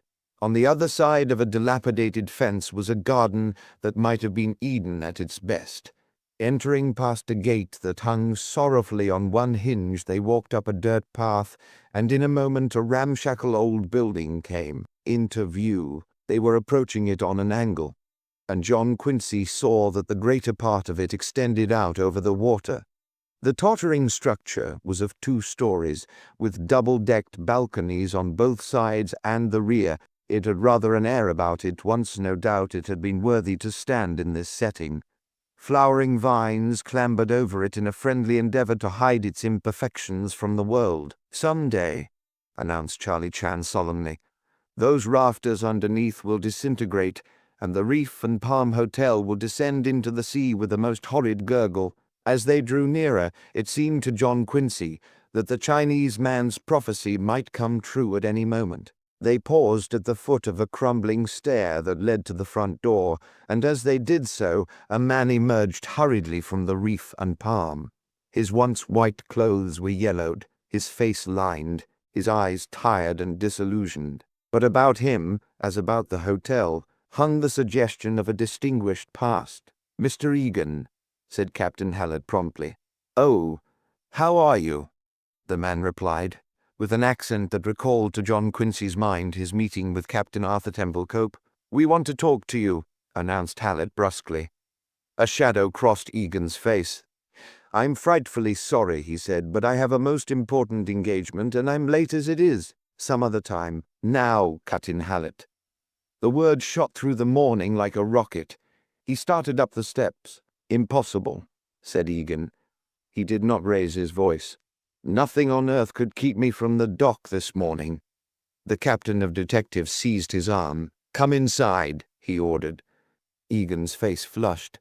"Take your hand off me, damn you! By what right?" "You watch your step, Egan," advised Hallett angrily. "You know why I'm here." "I do not." Hallett stared into the man's face. "Dan Winterslip was murdered last night," he said. Jim Egan removed his hat and looked helplessly out toward Kalakaua Avenue. "So I read in the morning paper," he replied. "What has his death to do with me?" "You were the last person to see him alive," Hallett answered. "Now quit bluffing and come inside." Egan cast one final baffled glance at the street, where a trolley bound for the city 3 miles away was rattling swiftly by. Then he bowed his head and led the way into the hotel. They entered a huge, poorly furnished public room, deserted save for a woman tourist writing postcards at a table and a shabby Japanese clerk lolling behind the desk. "This way," Egan said, and they followed him past the desk and into a small private office. Here all was confusion. Dusty piles of magazines and newspapers were everywhere. Battered old ledgers lay upon the floor. On the wall hung a portrait of Queen Victoria. Many pictures cut from the London illustrated weeklies were tacked up haphazardly. Jennison spread a newspaper carefully over the window-sill and sat down there. Egan cleared chairs for Hallett, Chan and John Quincy, and himself took his place before an ancient roll-top desk. "If you will be brief, Captain," he suggested, "I might still have time." He glanced at a clock above the desk. "Forget that," advised Hallett sharply. His manner was considerably different from that he employed in the house of a leading citizen like Dan Winterslip. "Let's get to business." He turned to Chan. "Got your book, Charlie?"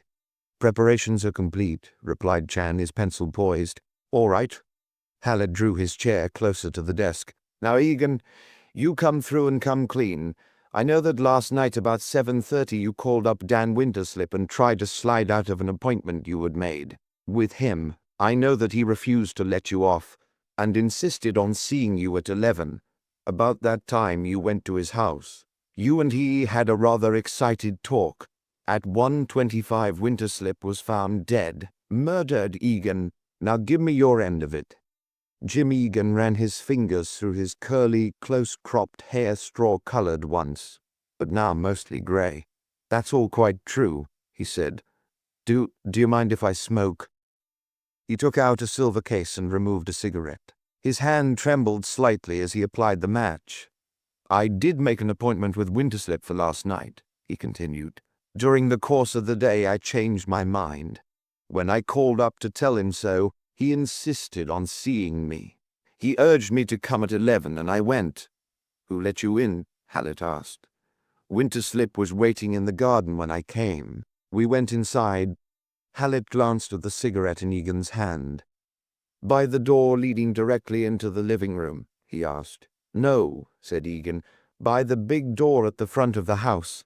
Winterslip took me out on his lanai, and we had a bit of a chat regarding the business that had brought me. About half an hour later, I came away. When I left, Winterslip was alive and well in good spirits too, smiling as a matter of fact." "By what door did you leave?" "The front door, the one I'd entered by." "I see." Hallett looked at him thoughtfully for a moment. "You went back later, perhaps?" "I did not," said Egan promptly. "I came directly here and went to bed." "Who saw you?" "No one. My clerk goes off duty at 11. The hotel is open, but there is no one in charge. My patronage is not large." "You came here at 11:30 and went to bed," Hallett said. "But no one saw you. Tell me, were you well acquainted with Dan Winterslip?" Egan shook his head. "In the 23 years I've been in Honolulu, I had never spoken to him until I called him on the telephone yesterday morning." "Humph." Hallett leaned back in his chair and spoke in a more amiable tone. "As a younger man, I believe you traveled a lot?" "I drifted about a bit," Egan admitted. "I was just 18 when I left England." "At your family's suggestion," smiled the captain. "What's that to you?"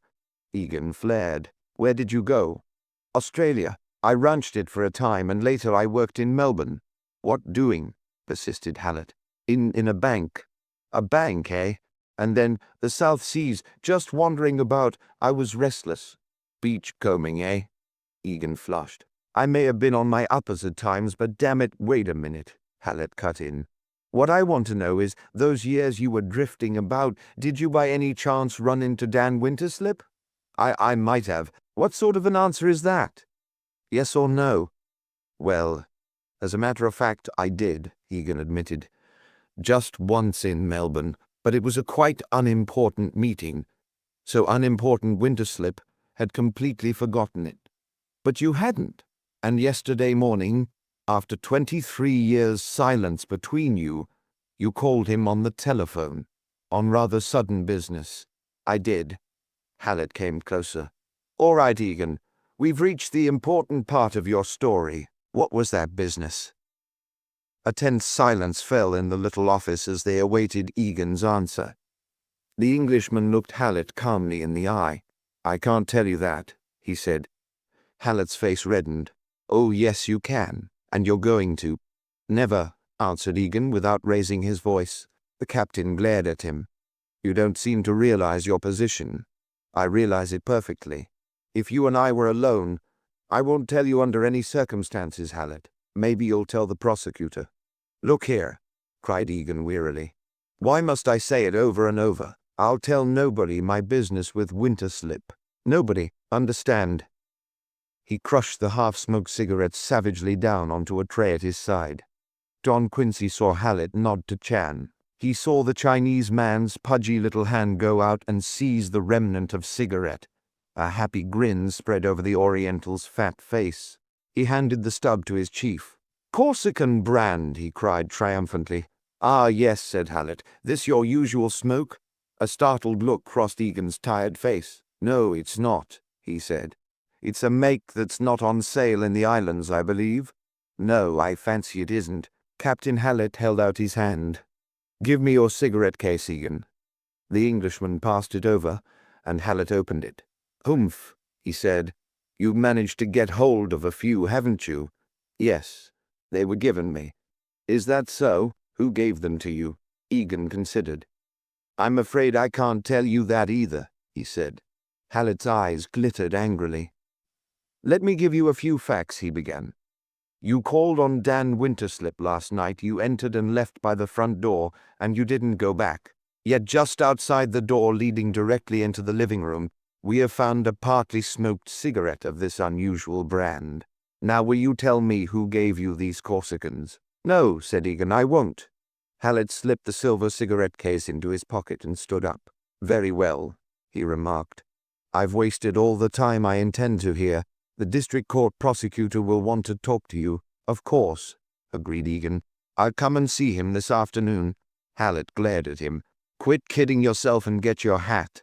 Egan rose too. Look here, he cried. I don't like your manner. It's true there are certain matters in connection with Winterslip I can't discuss, and that's unfortunate. But surely you don't think I killed the man? What motive would I have?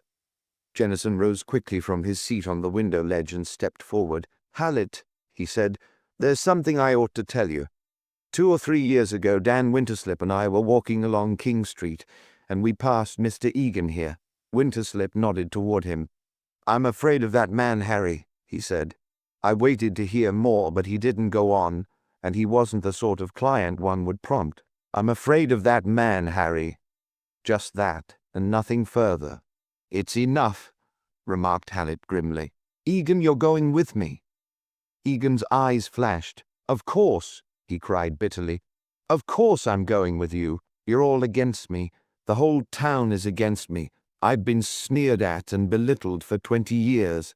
Because I was poor, an outcast, my daughter humiliated, not good enough to associate with these New England blue bloods, these thin-lipped Puritans with a touch of sun. At sound of that familiar phrase, John Quincy sat up. Where, oh yes, on the Oakland ferry. Never mind that, Hallett was saying. I'll give you one last chance. Will you tell me what I want to know? I will not, cried Egan. All right, then come along. Am I under arrest? Asked Egan. I didn't say that, replied Hallett, suddenly cautious. The investigation is young yet. You are withholding much needed information, and I believe that after you've spent a few hours at the station, you'll change your mind and talk. In fact, I'm sure of it.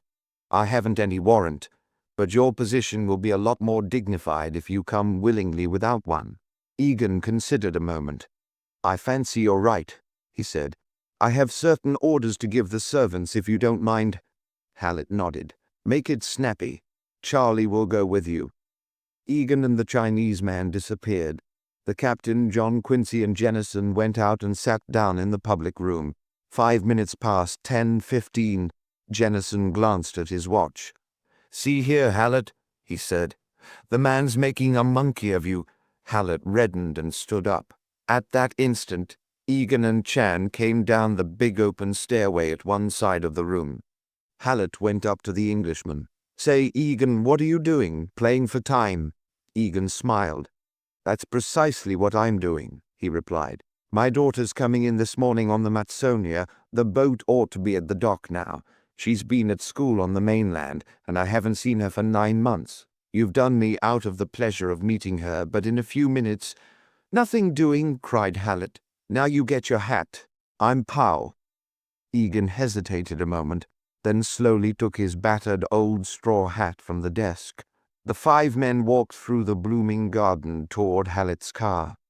As they emerged into the street, a taxi drew up to the curb. Egan ran forward, and the girl John Quincy had last seen at the gateway to San Francisco leaped out into the Englishman's arms. "Dad, where were you?" she cried. "Carrie, darling," he said. "I was so frightfully sorry. I meant to be at the dock, but I was detained. How are you, my dear?" "I'm fine, Dad, but where are you going?" She looked at Hallett. John Quincy remained discreetly in the background. I've a little business in the city, my dear," Egan said. "I'll be home presently, I fancy. If I shouldn't be, I leave you in charge." "Why, Dad—" "Don't worry," he added pleadingly. "That's all I can say now, Carrie. Don't worry, my dear." He turned to Hallett. "Shall we go, Captain?" The 2 policemen, Jennison and Egan, entered the car. John Quincy stepped forward. The girl's big, perplexed eyes met his. "You?" she cried. "Coming, Mr. Winterslip?" inquired Hallett. John Quincy smiled at the girl. "You were quite right," he said. "I haven't needed that hat."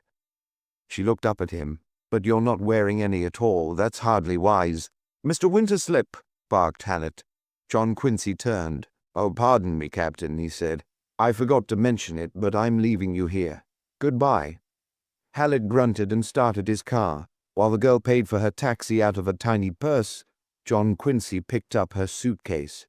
"This time," he said, "I insist on carrying it." They stepped through the gateway into the garden that might have been Eden on one of its better days. "You didn't tell me we might meet in Honolulu," the boy remarked. "I wasn't sure we would."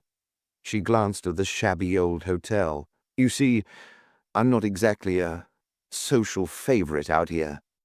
John Quincy could think of no reply, and they mounted the crumbling steps.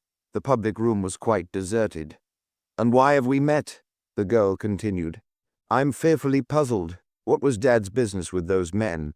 One of them was Captain Hallett, a policeman." John Quincy frowned. "I'm not so sure your father wants you to know." "But I've got to know, that's obvious. Please tell me." John Quincy relinquished the suitcase and brought forward a chair. The girl sat down. "It's this way," he began. "My cousin Dan was murdered in the night." Her eyes were tragic. "Oh, poor Barbara," she cried. "That's right, he mustn't forget Barbara. But, Dad, oh, go on, please." "Your father visited cousin Dan last night at 11, and he refuses to say why. There are other things he refuses to tell." She looked up at him. Her eyes filled with sudden tears. "I was so happy on the boat," she said. "I knew it couldn't last." He sat down. "Nonsense. Everything will come out all right. Your father is probably shielding someone." She nodded. "Of course. But if he's made up his mind not to talk, he just simply won't talk. He's odd that way. They may keep him down there, and I shall be all alone." "Not quite alone," John Quincy told her. "No, no," she said. "I've warned you. We're not the sort the best people care to know." "The more fools they," cut in the boy. I'm John Quincy Winterslip, of Boston. And you? Carlota Maria Egan, she answered. You see, my mother was half Portuguese. The other half was Scotch-Irish, my father's English. This is the melting pot out here, you know. She was silent for a moment. My mother was very beautiful, she added wistfully. So they tell me. I never knew. John Quincy was touched. I thought how beautiful she must have been, he said gently. That day I met you on the ferry. The girl dabbed at her eyes with an absurd little handkerchief and stood up. Well, she remarked, this is just another thing that has to be faced. Another call for courage. I must meet it, she smiled. The lady manager of the Reef and Palm. Can I show you a room? I say, it'll be a rather stiff job, won't it? John Quincy rose too. Oh, I shan't mind. I've helped Dad before. Only one thing troubles me, bills and all that. I've no head for arithmetic. That's all right, I have, replied John Quincy. He stopped. Wasn't he getting in a little deep? How wonderful, the girl said. Why not at all? John Quincy protested. It's my line at home. Home? Yes, he had a home, he recalled. Bonds and interest and all that sort of thing. I'll drop in later in the day to see how you're getting on. He moved away in a mild panic. I'd better be going now, he added. Of course. She followed him to the door. You're altogether too kind. Shall you be in Honolulu long? That depends, John Quincy said. I've made up my mind to one thing. I shan't stir from here until this mystery about Cousin Dan is solved, and I'm going to do everything in my power to help in solving it. I'm sure you're very clever too, she told him. He shook his head. I wouldn't say that, but I intend to make the effort of my life. I've got a lot of incentives for seeing this affair through. Something else trembled on his tongue. Better not say it. Oh, Lord, he was saying it. You're one of them, he added, and clattered down the stairs. Do be careful, called the girl. Those steps are even worse than they were when I left. Just another thing to be repaired someday when our ship comes in. He left her smiling wistfully in the doorway and, hurrying through the garden, stepped out on Kalakaua Avenue. The blazing sun beat down on his defenseless head. Gorgeous trees flaunted scarlet banners along his path. Tall coconut palms swayed above him at the touch of the friendly trades. Not far away, rainbow-tinted waters lapped a snowy beach. A sweet land, all of that. Did he wish that Agatha Parker were there to see it with him? Pursuing the truth further, as Charlie Chan would put it, he did not. Chapter 10. A newspaper ripped in anger. When John Quincy got back to the living room, he found Miss Minerva pacing up and down with the light of battle in her eyes. He selected a large, comfortable-looking chair and sank into it. "Anything the matter?" he inquired. "You seem disturbed." "I've just been having a lot of Palikia," she announced. "What's that, another native drink?" he said with interest. "Could I have some too?" "Palikia means trouble," she translated. "Several reporters have been here, and you'd hardly credit the questions they asked. About Cousin Dan, eh?" John Quincy nodded. "I can imagine. However, they got nothing out of me. I took good care of that." "Go easy," advised John Quincy. "A fella back home who had a divorce case in his family was telling me that if you're not polite to the newspaper boys, they just plain break your heart." "Don't worry," said Miss Minerva. "I was diplomatic, of course. I think I handled them rather well under the circumstances. They were the first reporters I'd ever met, though I've had the pleasure of talking with gentlemen from the Transcript." "What happened at the Reef and Palm Hotel?" John Quincy told her in part. "Well, I shouldn't be surprised if Egan turned out to be guilty," she commented. "I've made a few inquiries about him this morning, and he doesn't appear to amount to much. A sort of glorified beachcomber." "Nonsense," objected John Quincy. "Egan's a gentleman. Just because he doesn't happen to have prospered is no reason for condemning him without a hearing." "He's had a hearing," snapped Miss Minerva. "And it seems he's been mixed up in something he's not precisely proud of. There, I've gone and ended a sentence with a preposition. Probably all this has upset me more than I realize." John Quincy smiled. "Cousin Dan," he reminded her, was also mixed up in a few affairs he could hardly have looked back on with pride. No, Aunt Minerva, I feel Hallett is on the wrong trail there. It's just as Egan's daughter said. She glanced at him quickly. Oh, so Egan has a daughter?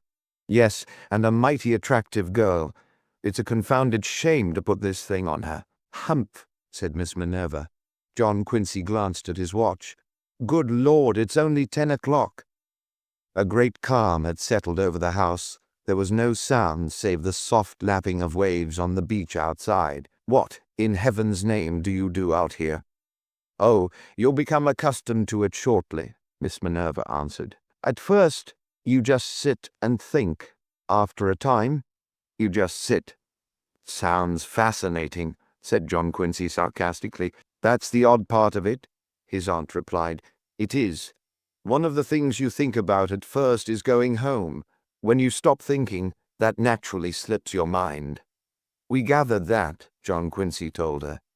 You'll meet a man on the beach, said Miss Minerva, who stopped over between boats to have his laundry done. That was 20 years ago, and he's still here.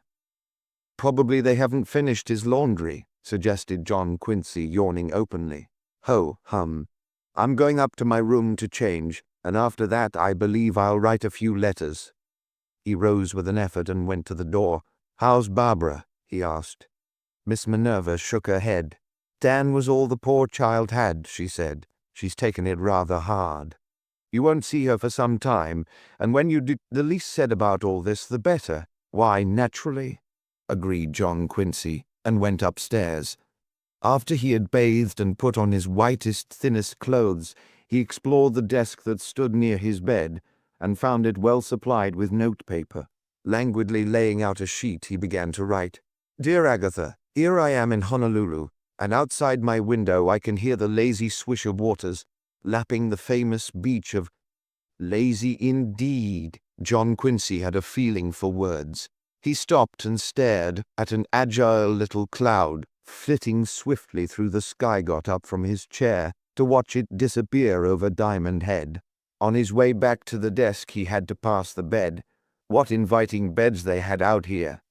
He lifted the mosquito netting and dropped down for a moment. Haku hammered on the door at 1 o'clock, and that was how John Quincy happened to be present at lunch. His aunt was already at the table when he staggered in. Cheer up, she smiled. You'll become acclimated soon. Of course, even then you'll want your nap just after lunch every day. I will not, he answered, but there was no conviction in his tone. Barbara asked me to tell you how sorry she is not to be with you. She's a sweet girl, John Quincy. She's all of that. Give her my love, won't you? Your love? His aunt looked at him. Do you mean that? Barbara's only a second cousin. He laughed. Don't waste your time matchmaking, Aunt Minerva. Someone has already spoken for Barbara. Really? Who? Jennison. He seems like a fine fellow, too. Handsome, at any rate, Miss Minerva admitted. They ate in silence for a time. The coroner and his friends were here this morning, said Miss Minerva presently. That's so, replied John Quincy. Any verdict? Not yet. I believe they're to settle on that later.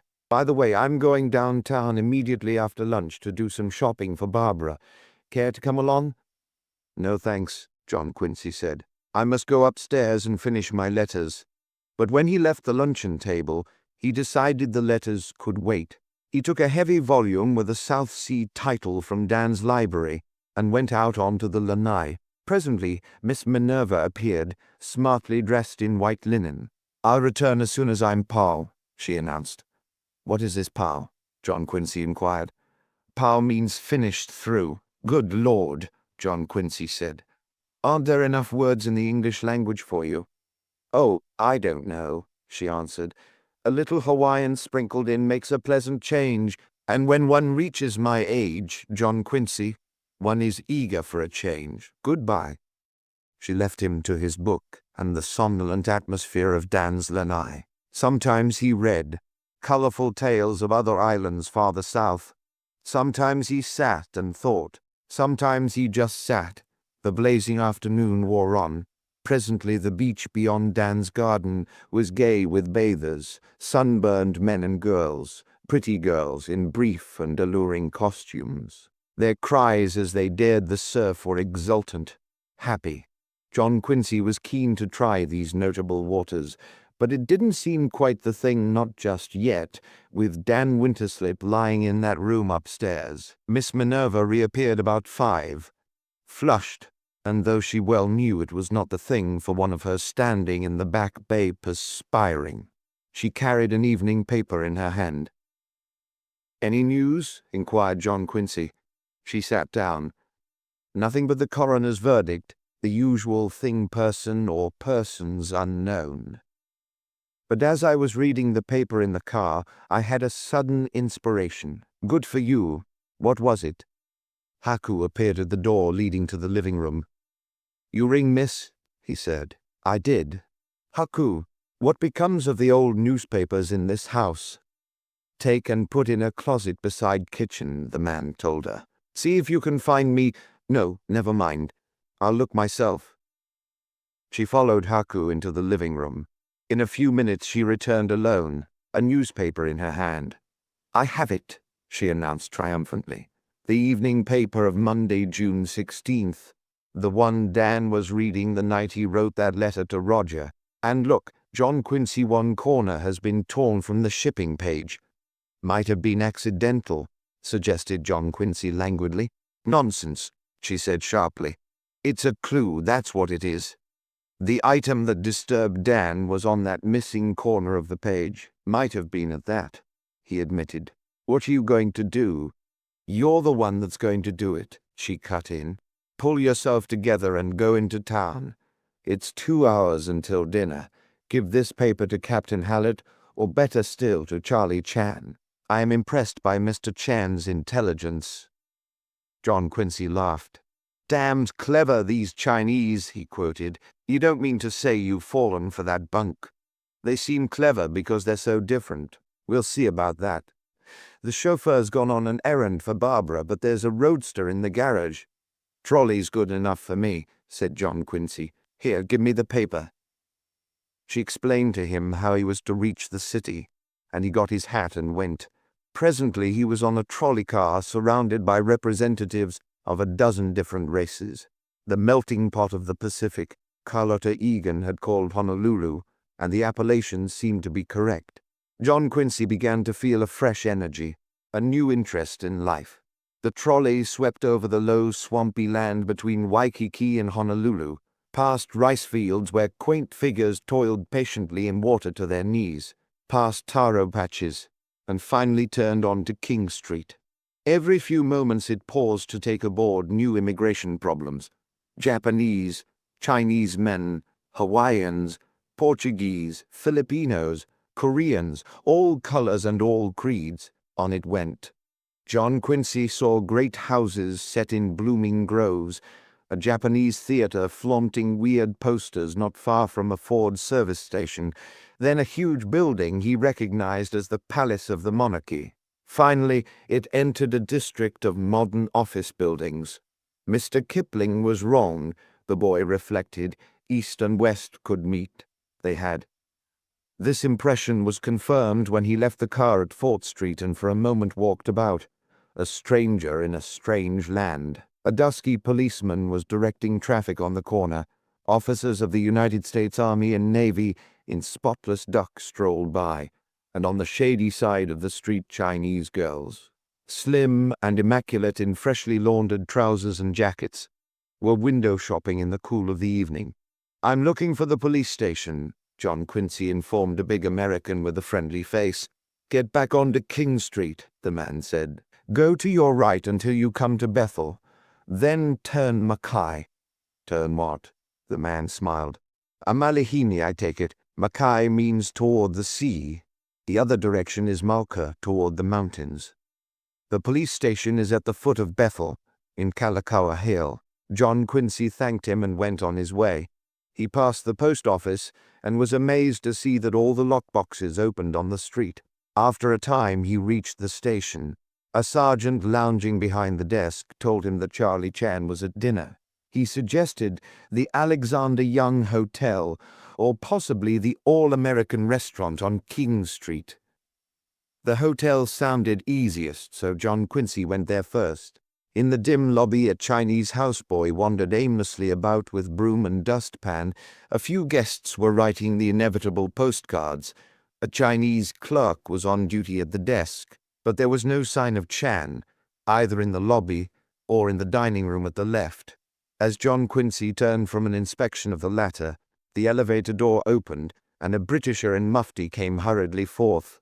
He was followed by a Cockney servant carrying luggage. "Captain Cope," called John Quincy. The captain paused. "Hello," he said.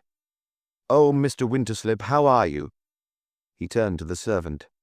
"Buy me an evening paper and an armful of the less offensive-looking magazines." The man hurried off, and Cope again addressed John Quincy. "Delighted to see you, but I'm in a frightful rush. Off to the Fanning Islands in 20 minutes. "When did you get in?" inquired John Quincy. Not that he really cared. "Yesterday at noon," said Captain Cope. "Been on the wing ever since. I trust you are enjoying your stop here, but I was forgetting. Fearful news about Dan Winterslip." "Yes," said John Quincy coolly. Judging by the conversation in that San Francisco club, the blow had not been a severe one for Captain Cope. The servant returned. "Sorry to run," continued the captain, "but I must be off. The service is a stern taskmaster. My regards to your aunt. Best of luck, my boy." He disappeared through the wide door, followed by his man. John Quincy reached the street in time to see him rolling off in a big car toward the docks.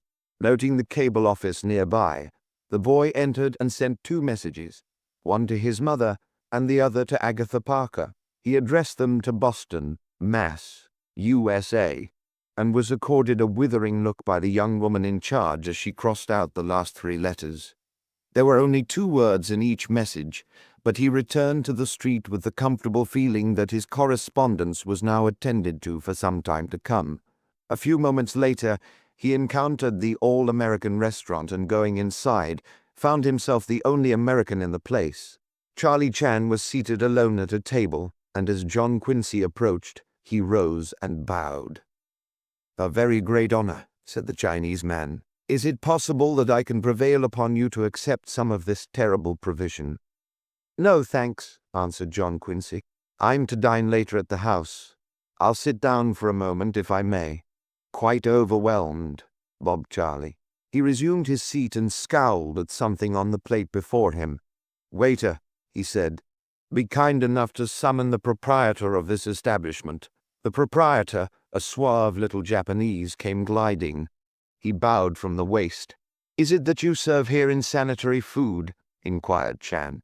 "Please deign to state your complaint," said the Japanese. "This piece of pie are covered with finger marks," rebuked Chan. "The sight are most disgusting. Kindly remove it and bring me a more hygienic sector." The Japanese picked up the offending pastry and carried it away. "Japanese," remarked Chan, spreading his hands in an eloquent gesture. "Is it proper for me to infer that you come on business connected with the homicide?" John Quincy smiled. "I do," he said. He took the newspaper from his pocket, pointed out the date and the missing corner. "My aunt felt it might be important," he explained. "The woman has a brain," said Chan. "I will procure an unmutilated specimen of this issue and compare. The import may be vast." "You know," remarked John Quincy, "I'd like to work with you on this case, if you'll let me." "I have only delight," Chan answered. "You arrive from Boston, a city most cultivated, where much more English words are put to employment than are accustomed here. I thrill when you speak. Greatest privilege for me, I would say." "Have you formed any theory about the crime?" John Quincy asked. Chan shook his head. "Too early now. You have no fingerprints to go on, you said." Chan shrugged his shoulders. "Does not matter. Fingerprints and other mechanics good in books, in real life not so much so. My experience tell me to think deep about human people, human passions. Back of murder what, always? Hate, revenge, need to make silent the slain one. Greed for money, maybe. Study human people at all times." "Sounds reasonable," admitted John Quincy. "Mostly so," Chan averred. "Enumerate with me the clues we must consider." A guest book devoid of one page, a glove button, a message on the cable, story of Egan partly told, fragment of Corsican cigarette. This newspaper ripped maybe in anger. Watch on living wrist, numeral 2, undistinct. Quite a little collection, commented John Quincy. Most interesting, admitted the Chinese man. One by one we explore. Some cause us to arrive at nowhere. One, maybe two, will not be so unkind. I am believer in Scotland Yard method, follow only essential clue. But it are not the method here. I must follow all. Entire. The essential clue, repeated John Quincy. Sure. Chan scowled at the waiter, for his more hygienic sector had not appeared. Too early to say here, but I have fondness for the guest book with page omitted. Watch also claims my attention. Odd enough, when we enumerate clues this morning, we pass over watch. Foolish. Very good-looking clue.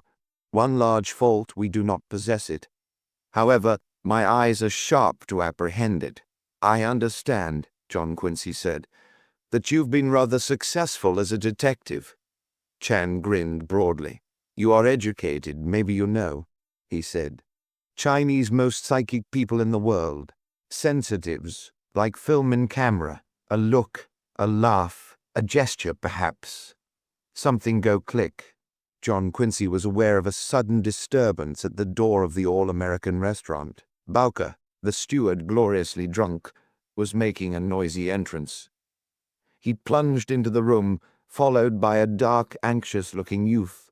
Embarrassed, John Quincy turned away his face, but to no avail. Bowker was bearing down upon him, waving his arms. Well, well, well, well, he bellowed. My college chum. See you through the window. He leaned heavily on the table. How you been, fellow? I'm all right, thanks, John Quincy said. The dark young man came up. He was, from his dress, a sure acquaintance of Bowker's. Look here, Ted, he said. You've got to be getting along. Just a minute, cried Bowker. I wanted to meet Mr. Quincy from Boston. One best fellows God ever made. Mushul friend o' Tim's. You've heard me speak of Tim. Yes, come along, urged the dark young man. Not yet. Gotta buy this boy a little drink. What you having, Quincy, old man? Not a thing, smiled John Quincy. You warned me against these island drinks yourself. Who, me? Bowker was hurt. You're wrong that time, old man. Don't like to contradict, but it must have been somebody else. Not me. Never said a word. The young man took his arm. Come on, you're due on the ship. Bowker wrenched away. Don't paw me, he cried. Keep your hands off. I'm my own master, ain't I? I can speak to a friend, can't I? Now, Quincy, your man, what's yours? I'm sorry, said John Quincy. Some other time. Bowker's companion took his arm in a firmer grasp.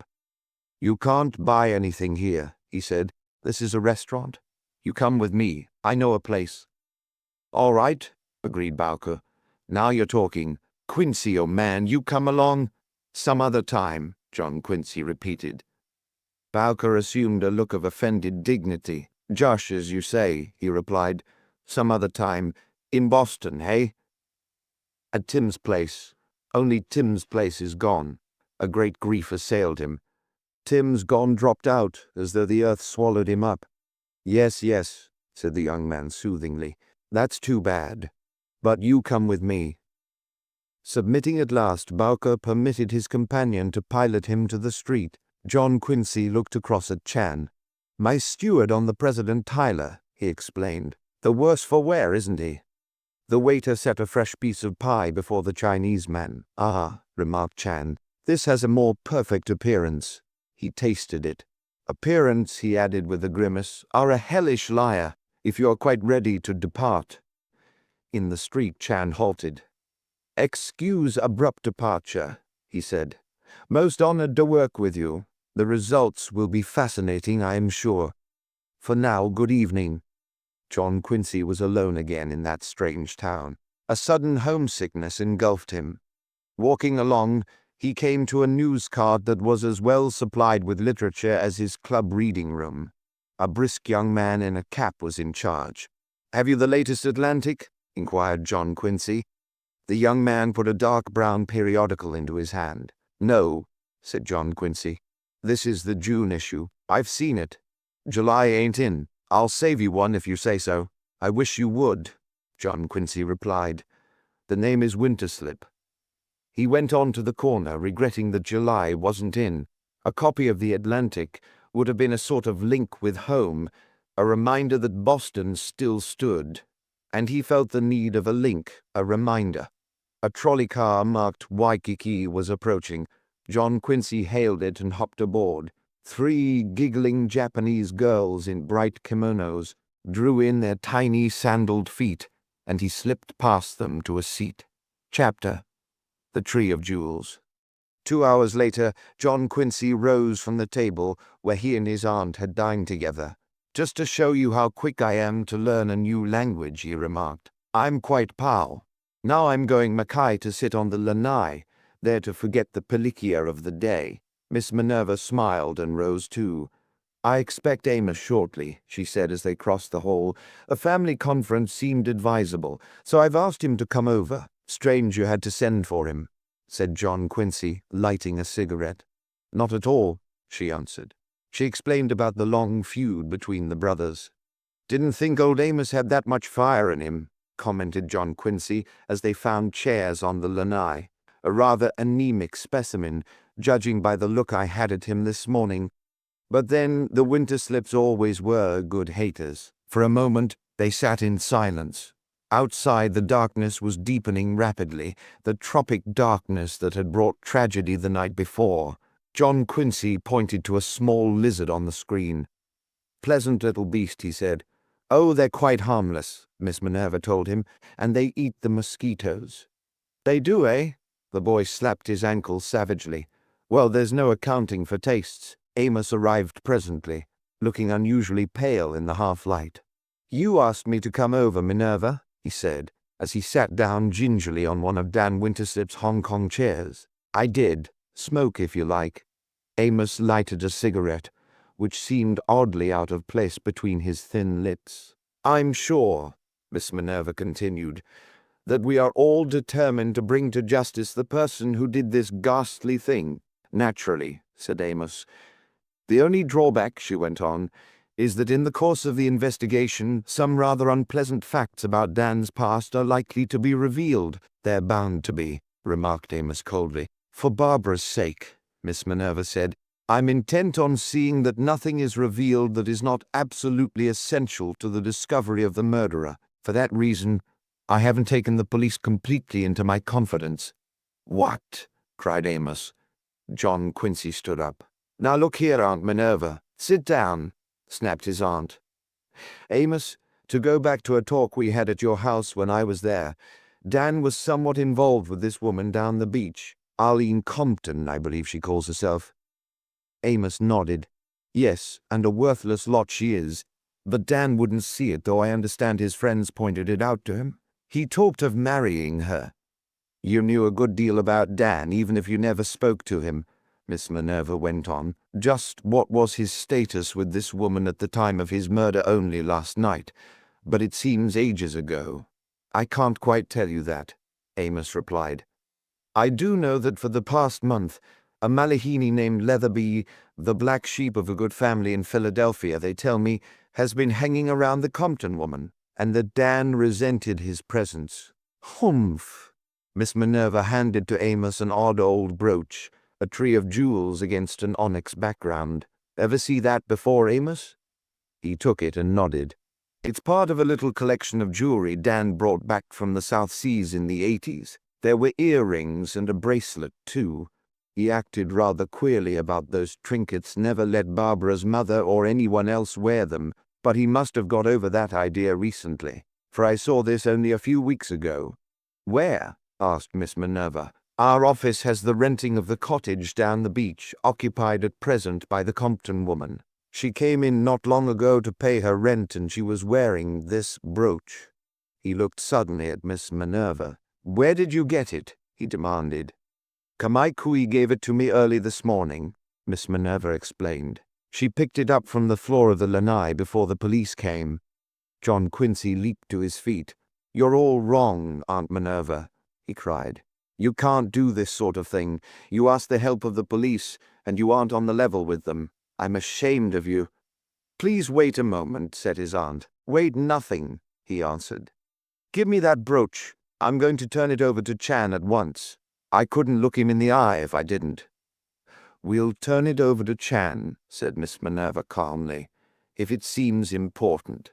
But there is no reason in the world why we should not investigate a bit ourselves before we do so. The woman may have a perfectly logical explanation." "Rot," interrupted John Quincy. "The trouble with you is, you think you're Sherlock Holmes." "What is your opinion, Amos?" inquired Miss Minerva. "I'm inclined to agree with John Quincy," Amos said.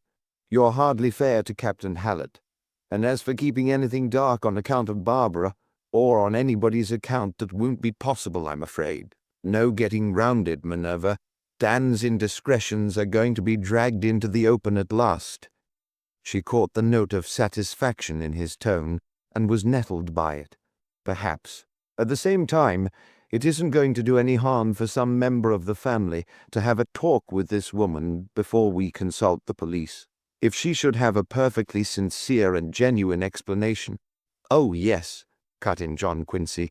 "She wouldn't have any other kind. It won't be so much what she says," persisted Miss Minerva. "It will be the manner in which she says it. Any intelligent person can see through deceit and falsehood. The only question is, which of us is the intelligent person best fitted to examine her?" "Count me out," said Amos promptly. "John Quincy?" The boy considered. He had asked for the privilege of working with Chan, and here perhaps was an opportunity to win the Chinese man's respect. But this sounded rather like a woman who would be too much for him. "No thanks," he said. "Very good," replied Miss Minerva, rising. "I'll go myself." "Oh, no," cried John Quincy, shocked. "Why not? If none of the men in the family are up to it. As a matter of fact, I welcome the opportunity." Amos shook his head. "She'll twist you round her little finger," he predicted. Miss Minerva smiled grimly. "I should like to see her do it. Will you wait here?" John Quincy went over and took the brooch from Amos's hand. "Sit down, Aunt Minerva," he said. "I'll see this woman. But I warn you that immediately afterward I shall send for Chan. That," his aunt told him, "will be decided at another conference. I'm not so sure, John Quincy, that you are the proper person to go. After all, what experience have you had with women of this type?" John Quincy was offended. He was a man, and he felt that he could meet and outwit a woman of any type. He said as much. Amos described the woman's house as a small cottage several hundred yards down the beach, and directed the boy how to get there. John Quincy set out. Night had fallen over the island when he reached Kalia Road, a bright silvery night, for the Kona weather was over, and the moon traveled a cloudless sky. The scent of plumeria and ginger stole out to him through hedges of flaming hibiscus. The trade winds, blowing across 1,000 miles of warm water, still managed a cool touch on his cheek.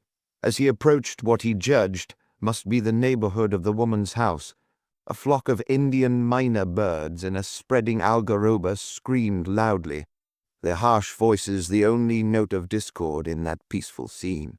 He had some difficulty locating the cottage, which was almost completely hidden under masses of flowering alamander, its blossoms pale yellow in the moonlight. Before the door, a dark fragrant spot under a heavily laden trellis, he paused uncertainly. A rather delicate errand this was, but he summoned his courage and knocked. Only the minor birds replied. John Quincy stood there, growing momentarily more hostile to the widow of Waikiki. Some huge, coarse creature, no doubt, a man's woman, a good fellow at a party that kind. Then the door opened and the boy got a shock, for the figure outlined against the light was young and slender, and the face, dimly seen, suggested fragile loveliness. "Is this Mrs. Compton?" he inquired. "Yeah, I'm Mrs. Compton. What do you want?" John Quincy was sorry she had spoken, for she was, obviously, one of those beauties so prevalent nowadays, the sort whom speech betrays. Her voice recalled the minor birds. "My name is John Quincy Winterslip." He saw her start. "May I speak with you for a moment?" "Sure you can. Come in." She led the way along a low, narrow passage into a tiny living room. A pasty-faced young man with stooped shoulders stood by a table, fondling a cocktail shaker. "Steve," said the woman, "this is Mr. Winterslip, Mr. Leatherby." Mr. Leatherby grunted. "Just in time for a little snifter," he remarked. "No thanks," John Quincy said. He saw Mrs. Compton take a smoking cigarette from an ashtray, start to convey it to her lips, then, evidently thinking better of it, crush it on the tray. "Well," said Mr. Leatherby, "your poison's ready, Arlene." He proffered a glass. She shook her head, slightly annoyed. "No." "No?" Mr. Leatherby grinned. "The more for little Stevie." He lifted a glass. "Here's looking at you, Mr. Winterslip. Say, I guess you're Dan's cousin from Boston," Mrs. Compton remarked. "He was telling me about you." She lowered her voice. "I've been meaning to get over to your place all day, but it was such a shock, it knocked me flat." "I understand," John Quincy replied. He glanced at Mr. Leatherby, who seemed not to have heard of Prohibition. "My business with you, Mrs. Compton, is private." Leatherby stiffened belligerently, but the woman said, "That's all right. Steve was just going." Steve hesitated a moment, then went. His hostess accompanied him. John Quincy heard the low monotone of their voices in the distance. There was a combined odor of gin and cheap perfume in the air. The boy wondered what his mother would say if she could see him now. A door slammed and the woman returned. "Well?" she said. John Quincy perceived that her eyes were hard and knowing like her voice. He waited for her to sit down, then took a chair facing her. "You knew my cousin Dan rather intimately," he suggested. "I was engaged to him," she answered. John Quincy glanced at her left hand. "He hadn't come across, he hadn't given me a ring, but it was, understood between us. Then his death is a good deal of a blow to you?" She managed a baby stare full of pathos. "I'll say it is. Mr. Winterslip was kind to me. He believed in me and trusted me. A lone woman way out here don't get any too much kindness. When did you see Mr. Winterslip last?" 3 or 4 days ago, last Friday evening, I guess it was." John Quincy frowned. "Wasn't that rather a long stretch?" She nodded. "I'll tell you the truth. We had a little misunderstanding. Just a lover's quarrel, you know. Dan sort of objected to Steve hanging around. Not that he'd any reason to. Steve's nothing to me. Just a weak kid I used to know when I was trooping. I was on the stage, maybe you heard that." "Yes," said John Quincy. "You hadn't seen Mr. Winterslip since last Friday. You didn't go to his house last evening?" "I should say not. I got my reputation to think of. You've no idea how people talk in a place like this." John Quincy laid the brooch down upon the table. It sparkled in the lamplight, a reading lamp, though the atmosphere was not in the least literary. The baby stare was startled now. "You recognize that, don't you?" he asked. "Why, yes, it's I." "Just stick to the truth," said John Quincy, not unkindly. "It's an old piece of jewelry that Mr. Winterslip gave you, I believe." "Well, you've been seen wearing it, you know." "Yes, he did give it to me," she admitted. "The only present I ever got from him. I guess from the look of it, Mrs. Noah wore it on the Ark. Kinda pretty, though." "You didn't visit Mr. Winterslip last night," persisted John Quincy.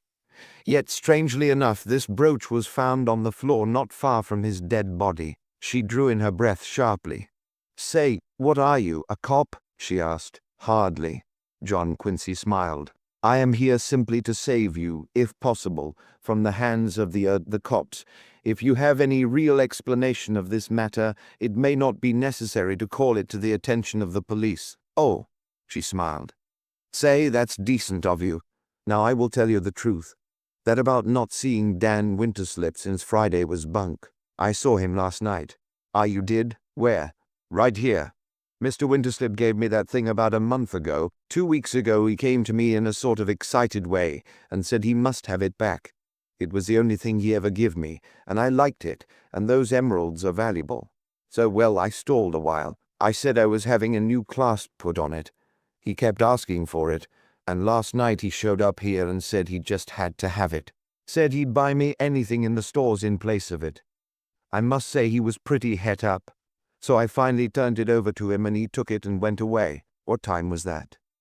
About 9:30. He was happy and pleasant, and he said I could go to a jewelry store this morning and take my pick of the stock. She looked pleadingly at John Quincy. That's the last I ever saw of him. It's the truth, so help me. I wonder, mused John Quincy. She moved nearer. Say you're a nice kid, she said, the kind I used to meet in Boston when we played there, the kind that's got some consideration for a woman. You ain't gonna drag me into this. Think what it would mean to me. John Quincy did not speak. He saw there were tears in her eyes. You've probably heard things about me, she went on, but they ain't true. You don't know what I've been up against out here. An unprotected woman don't have much chance anywhere, but on this beach, where men come drifting in from all over the world, I've been friendly. That's my only trouble. I was homesick. Oh God, wasn't I homesick? I was having a good time back there. And then I fell for Bill Compton and came out here with him. And sometimes in the night I'd wake up and remember Broadway was 5,000 miles away, and I'd cry so hard I'd wake him. And that made him sore. She paused. John Quincy was impressed by the note of true nostalgia in her voice. He was, suddenly, rather sorry for her. Then Bill's plane crashed on Diamond Head, she continued, and I was all alone, and these black sheep along the beach, they knew I was alone and broke, and I was homesick for 42nd Street, for the old boarding house and the old gang and the automat and the chewing gum sign, and tryouts at New Haven. So I gave a few parties just to forget, and people began to talk. You might have gone back, John Quincy suggested. I know, why didn't I? I've been intending to, right along, but every day out here is just like any other day, and somehow you don't get round to picking one out. I've been drifting, but honest to God, if you keep me out of this, I'll go home on the first boat. I'll get me a job, and if you'll only keep me out of it. You got a chance now to wreck my life. It's all up to you, but I know you ain't going to. She seized John Quincy's hand in both of hers and gazed at him pleadingly through her tears. It was the most uncomfortable moment of his life. He looked wildly about the little room, so different from any in the house on Beacon Street. He pulled his hand away. I'll see, he said, rising hastily. I'll think it over. But I can't sleep tonight if I don't know, she told him. I'll have to think it over, he repeated. He turned toward the table in time to see the woman's slim hand reach out and seize the bit of jewelry. I'll take the brooch, he added. She looked up at him. Suddenly John Quincy knew that she had been acting, that his emotions had been falsely played upon, and he felt again that hot rush of blood to the head, that quick surge of anger he had experienced in Dan Winterslip's hall. Aunt Minerva had predicted he couldn't handle a woman of this type. Well, he'd show the world. Give me that brooch, he said coldly. It's mine, answered the woman stubbornly. John Quincy wasted no words. He seized the woman's wrist. She screamed. A door opened behind them. What's going on here? Inquired Mr. Leatherby. Oh, I thought you'd left us, said John Quincy. Steve! Don't let him have it, cried the woman. Steve moved militantly nearer, but there was a trace of caution in his attitude. John Quincy laughed. You stay where you are, Steve, he advised, or I'll smash that sallow face of yours. Strange talk for a Winterslip. Your friend here is trying to hang on to an important bit of evidence in the murder up the beach, and with the utmost reluctance I'm forced to use strong-arm methods. The brooch dropped to the floor. He stooped and picked it up. Well, I guess that's about all, he added. I'm sorry if you've been homesick, Mrs. Compton, but speaking as a Bostonian, I don't believe Broadway is as glamorous as you picture it. Distance has lent enchantment. Good night. He let himself out and found his way to Kalakaua Avenue. He had settled one thing to his own satisfaction. Chan must know about the brooch, and at once. Mrs. Compton's story might be true or not. It certainly needed further investigation by some responsible person. John Quincy had approached the cottage by way of Kalia Road. He was planning to return to Dan's house along the better-lighted avenue. Having reached that broad expanse of asphalt, however, he realized that the Reef and Palm Hotel was near at hand. There was his promise to Carlotta Egan. He had said he would look in on her again today. As for Chan, he could telephone the Chinese man from the hotel. He turned in the direction of the reef and palm. Stumbling through the dark garden, he saw finally the gaunt old hulk of the hotel. Lights of low candle power burned at infrequent intervals on the double-decked veranda. In the huge lobby, a few rather shabby-looking guests took their ease. Behind the desk stood nobody but the Japanese clerk. John Quincy was directed to a telephone booth, and his keen Bostonian mind required Nipponese aid in mastering the dial system favored by the Honolulu Telephone Company. At length he got the police station. Chan was out, but the answering voice promised that he would be told to get in touch with Mr. Winterslip immediately on his return. "How much do I owe you?" inquired John Quincy of the clerk. "Not a penny," said a voice, and he turned to find Carlotta Egan at his elbow. He smiled. This was more like it. "But I say, you know I've used your telephone." "It's free," she said. "Too many things are free out here. That's why we don't get rich. It was so kind of you to come again." "Not at all," he protested. He looked about the room. "Your father—" She glanced at the clerk and led the way out to the lanai at the side. They went to the far end of it, where they could see the light on Diamond Head and the silvery waters of the Pacific sweeping in to disappear at last beneath the old reef and palm. "I'm afraid poor Dad's having a bad time of it," she said, and her voice broke slightly. "I haven't been able to see him. They're holding him down there, as a witness, I believe.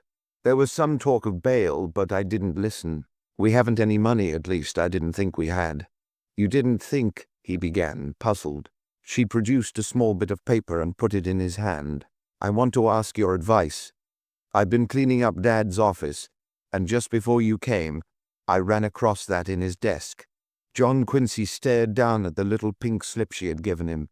By the light of one of the small lamps he saw that it was a check for $5,000 made out to bearer and signed by Dan Winterslip. The date was that of the day before. "I say that looks important, doesn't it?" John Quincy said. He handed it back to her and thought a moment. "By gad, it is important. It seems to me it's pretty conclusive evidence of your father's innocence. If he had that, his business with Cousin Dan must have come to a successful end, and it isn't likely he would do away with the man who signed it and complicate the cashing of it."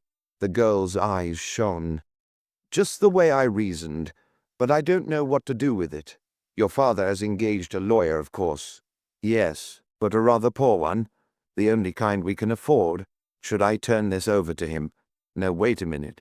Any chance of seeing your father soon?" "Yes, it's been arranged I'm to visit him in the morning." John Quincy nodded.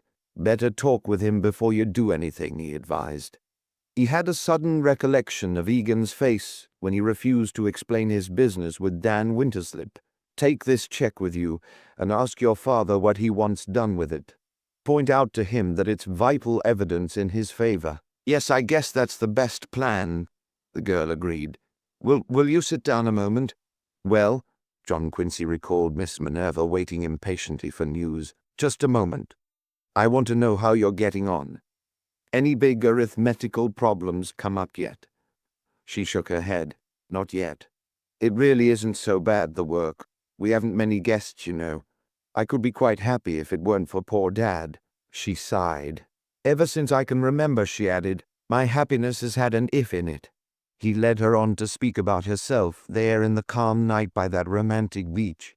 Through her talk flashed little pictures of her motherless childhood on this exotic shore, of a wearing fight against poverty and her father's bitter struggle to send her to school on the mainland, to give her what he considered her proper place in the world.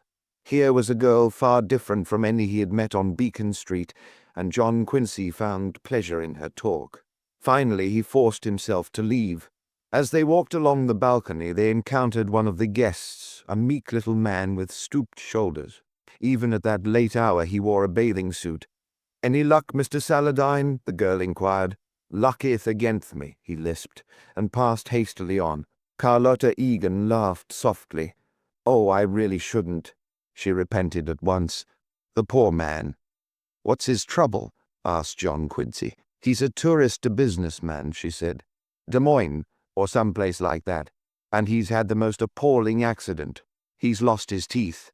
"His teeth?" repeated John Quincy. "Yes.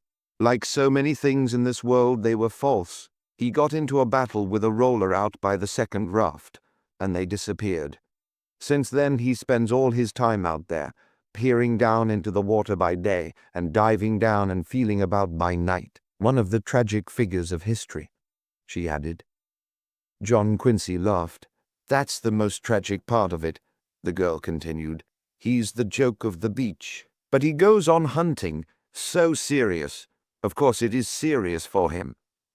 They passed through the public room to the front door. Mr. Saladine's tragedy slipped at once from John Quincy's mind. "Good night," he said. "Don't forget about the check when you see your father tomorrow. I'll look in on you during the day." "It was so good of you to come," she said. Her hand was in his. "It has helped me along tremendously." "Don't you worry. Happy days are not far off. Happy days without an if. Hold the fort." "I'll hold it," she promised. "We'll both hold it." It came to him that he was also holding her hand. He dropped it hastily. "Good night," he repeated, and fled through the garden. In the living room of Dan's house, he was surprised to find Miss Minerva and Charlie Chan sitting together, solemnly staring at each other. Chan rose hurriedly at his entrance. "Hello," said John Quincy. "I see you have a caller." "Where in the world have you been?" snapped Miss Minerva. Evidently entertaining a Chinese man had got a bit on her nerves. "Well, John Quincy hesitated. "Speak out," said Miss Minerva. "Mr. Chan knows everything." "Most flattering," grinned Chan.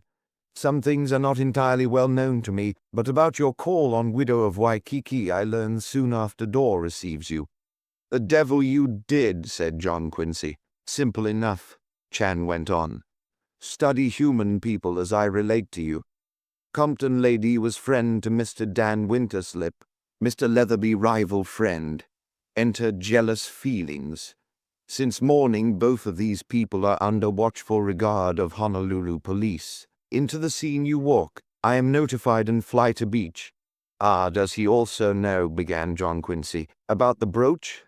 finished Miss Minerva. "Yes, I've confessed everything. And he's been kind enough to forgive me. But not nice thing to do," added Chan. "Humbly begging pardon to mention it. All cards should repose on table when police are called upon." "Yes," said Miss Minerva. "He forgave me, but I have been gently chided. I have been made to feel, as he puts it, most naughty. So sorry," bowed Chan. "Well, as a matter of fact," said John Quincy, "I was going to tell Mr. Chan the whole story at once." He turned to the Chinese man. "I've already tried to reach you by telephone at the station when I left the woman's cottage." "Police affairs forbid utmost courtesy," interrupted Chan. "I cut in to remark from the beginning, if you will please do so." "Oh, yes," smiled John Quincy. "Well, the woman herself let me in and showed me into her little living room. When I got there, this fellow Leatherby was mixing cocktails by the table. Haku appeared at the door. "Mr. Charlie Chan wanted by telephone," he announced. Chan apologized and hastened out. "I intend to tell everything," John Quincy warned his aunt. "I shan't interfere," she answered. "That slant-eyed Chinese man has been sitting here looking at me more in sorrow than in anger for the better part of an hour, and I've made up my mind to one thing. I shall have no more secrets from the police." Chan re-entered the room.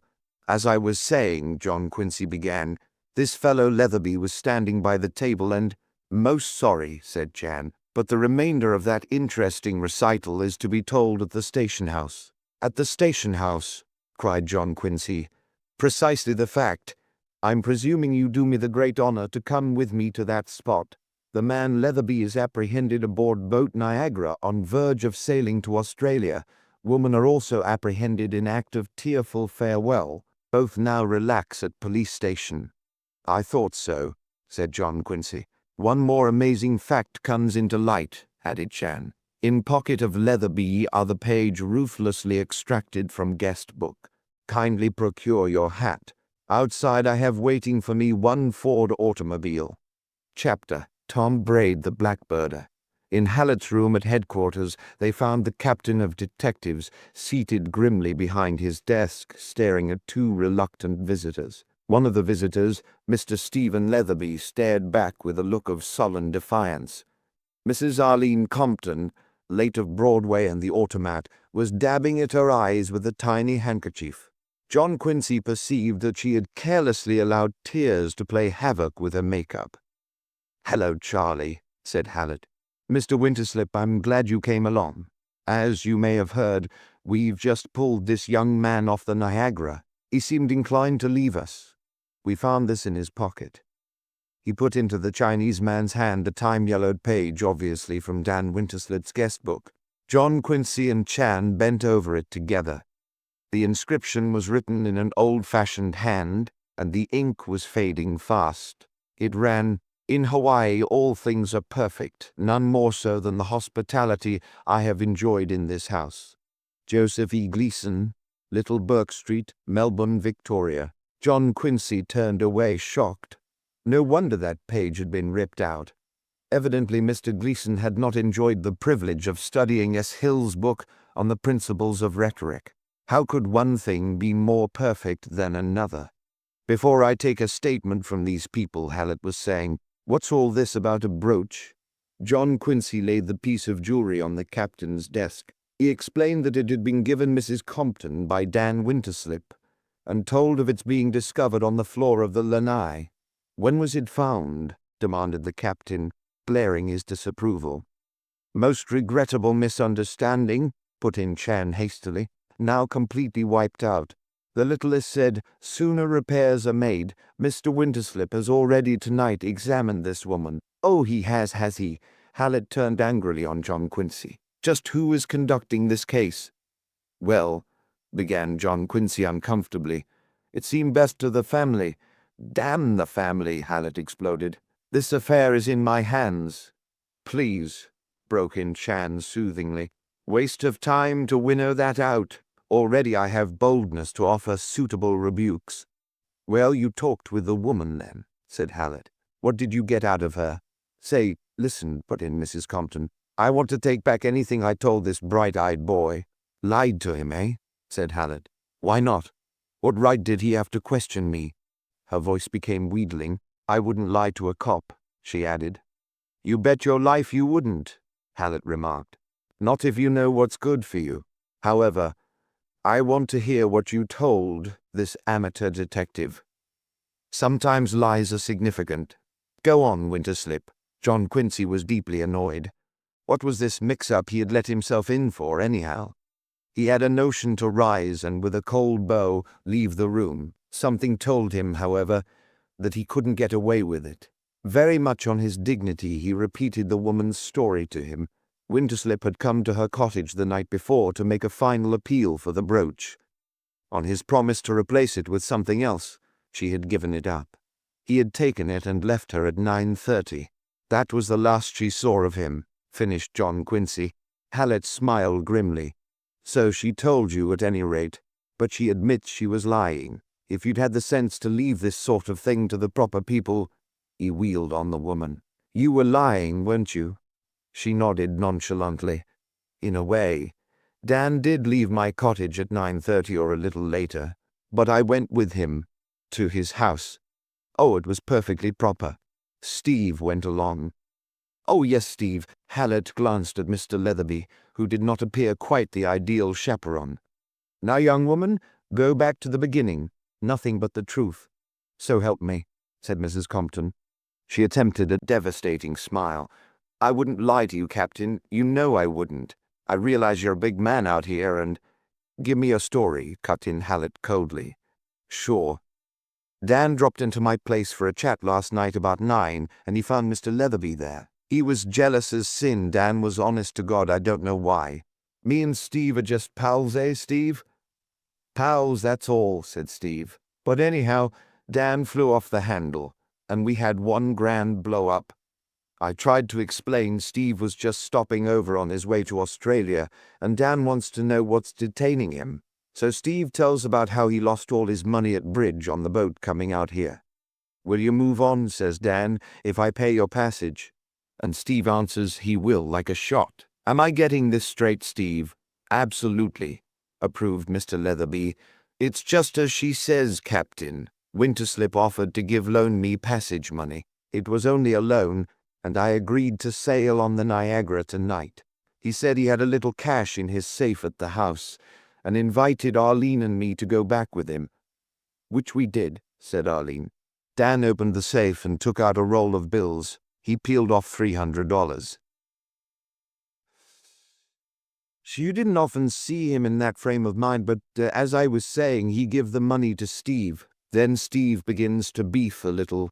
Yes, you did, Steve, and wants to know what he's going to do in Australia. Says he don't know a soul down there and he'll just plain starve.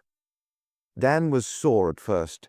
Then he laughs a nasty little laugh and goes over and tears that there page out of the guest book and gives it to Steve. Look him up and tell him you're a friend of mine, he says. Maybe he'll give you a job. The name is Gleason. I've disliked him for 20 years, though he don't know that. A dirty dig at me, Leatherby explained. I took the loan and this Gleason's address, and we started to go. Winterslip said he wanted to talk to Arlene, so I came away alone. That was about 10 o'clock. Where did you go? Hallett asked. I went back to my hotel downtown. I had to pack. Back to your hotel, eh? Can you prove it? Leatherby considered. I don't know. The boy at the desk may remember when I came in, though I didn't stop there for my key. I had it with me. Anyhow, I didn't see Winterslip after that. I just went ahead with my preparations to sail on the Niagara, and I must say you've got your nerve. Never mind that. Hallett turned to the woman. And after Leatherby left, what happened then? Well, Dan started in on that brooch again, she said. It made me sore, too. I never did like a tightwad.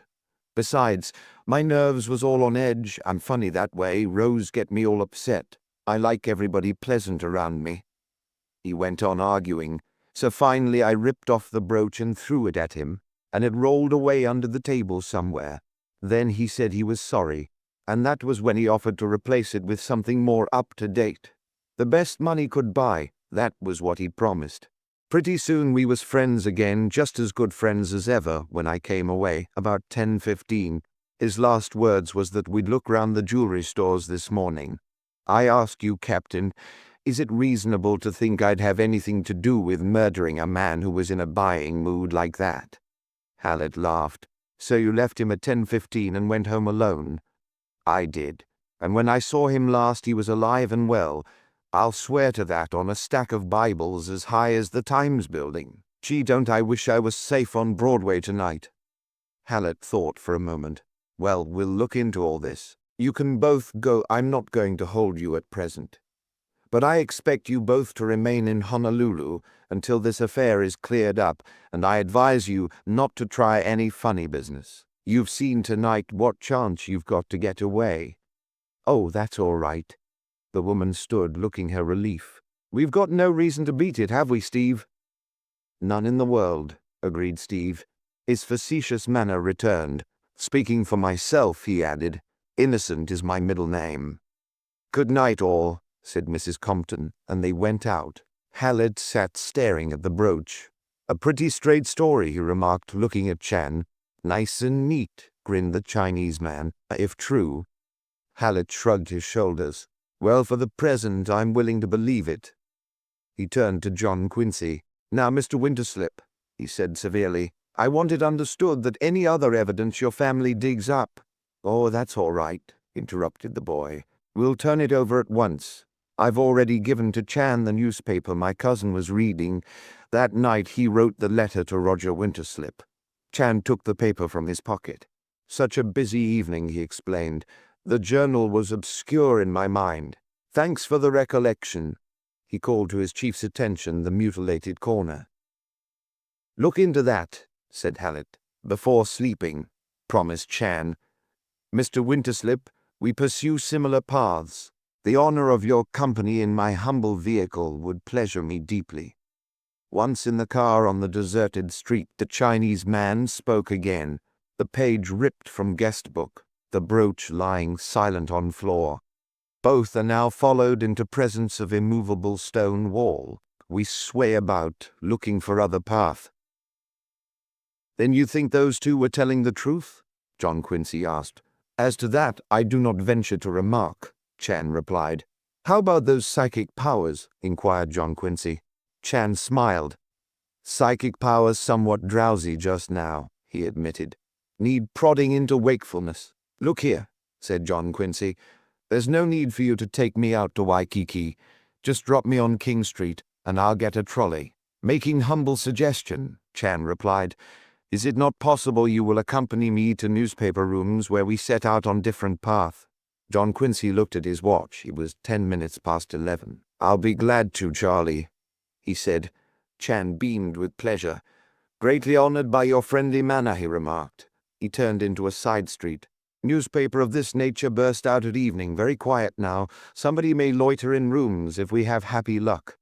They had just that, for the building of the evening journal was open, and in the city room, an elderly man with a green shade over his eyes hammered on a typewriter. "Hello, Charlie," he said cordially. "Hello, Pete. Mr. Winterslip of Boston. I have all the honor to present this Pete Maybury. For many years he explored waterfront ferreting for whatever news are hiding there." The elderly man rose and removed his eyeshade, revealing a pleasant twinkle. He was evidently interested to meet a Winterslip. "We pursue," continued Chan, "one copy of paper marked June 16th present year. If you have no inclination for objecting." Maybury laughed. "Go to it, Charlie. You know where the files are." Chan bowed and disappeared. "Your first appearance out here, Mr. Winterslip?" inquired the newspaper man. John Quincy nodded. "I've only just got here," he said. "But I can see it's a rather intriguing place." "You've said it," smiled Maybury. 46 years ago, I came out from Portsmouth, New Hampshire, to visit relatives. I've been in the newspaper game here ever since, most of the time on the waterfront. There's a life work for you." "You must have seen some changes," remarked John Quincy inanely. Maybury nodded. "For the worse. I knew Honolulu in the glamorous days of its isolation, and I've watched it fade into an eighth carbon copy of Babbittville, USA. The waterfront's just a waterfront now, but once, my boy. Once it oozed romance at every pore." Chan returned, carrying a paper. "Much to be thankful for," he said to Maybury. "Your kindness are quite overwhelming." "Anything doing?" asked Maybury eagerly. Chan shook his head. "Presently speaking, no. Our motions just now must be blackly clouded in secrecy." "Well," said the reporter, "when it comes time to roll them clouds away, don't forget me." "Impossibility," protested Chan. "Good night."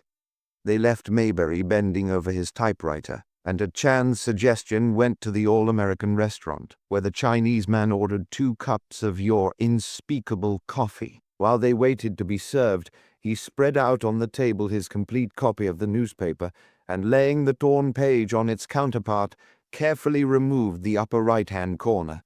"The missing fragment," he explained. For a time he studied it thoughtfully, and finally shook his head. "I apprehend nothing to startle," he admitted. He handed it across the table. "If you will condescend greatly." John Quincy took the bit of newspaper. On one side was the advertisement of a Japanese dealer in shirtings who wrote his own publicity.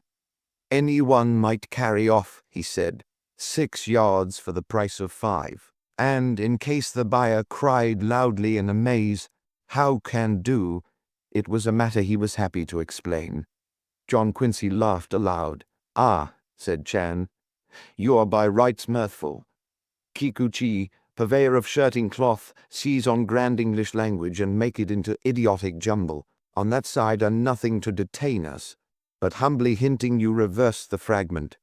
John Quincy reversed it. The other side was a part of the shipping page. He read it carefully. News of sailings and arrivals.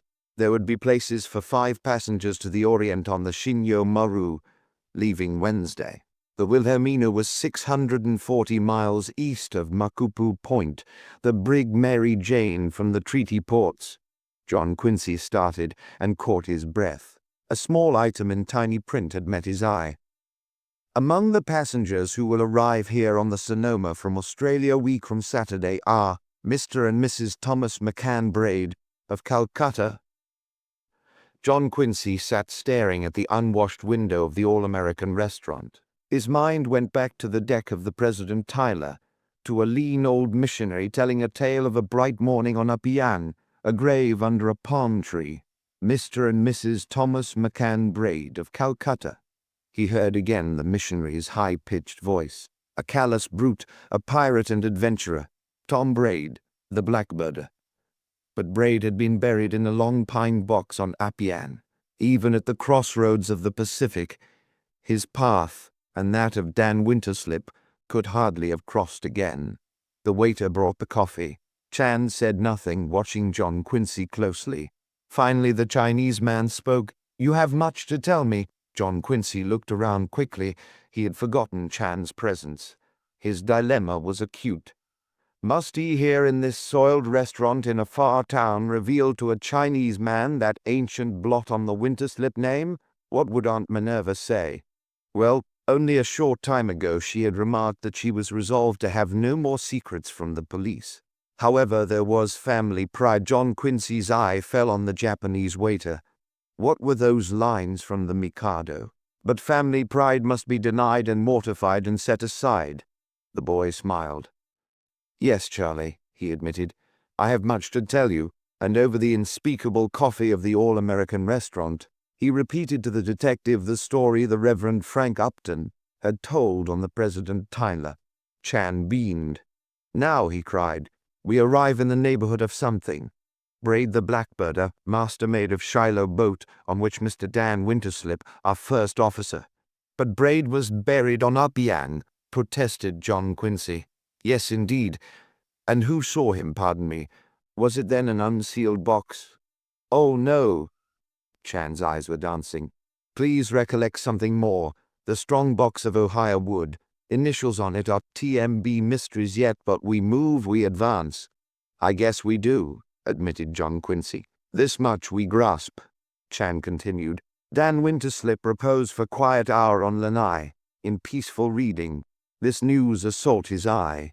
He now leaps up, paces about, flees to dock to send letter requesting, please, the Ohio wood box must be buried deep in Pacific. Why?"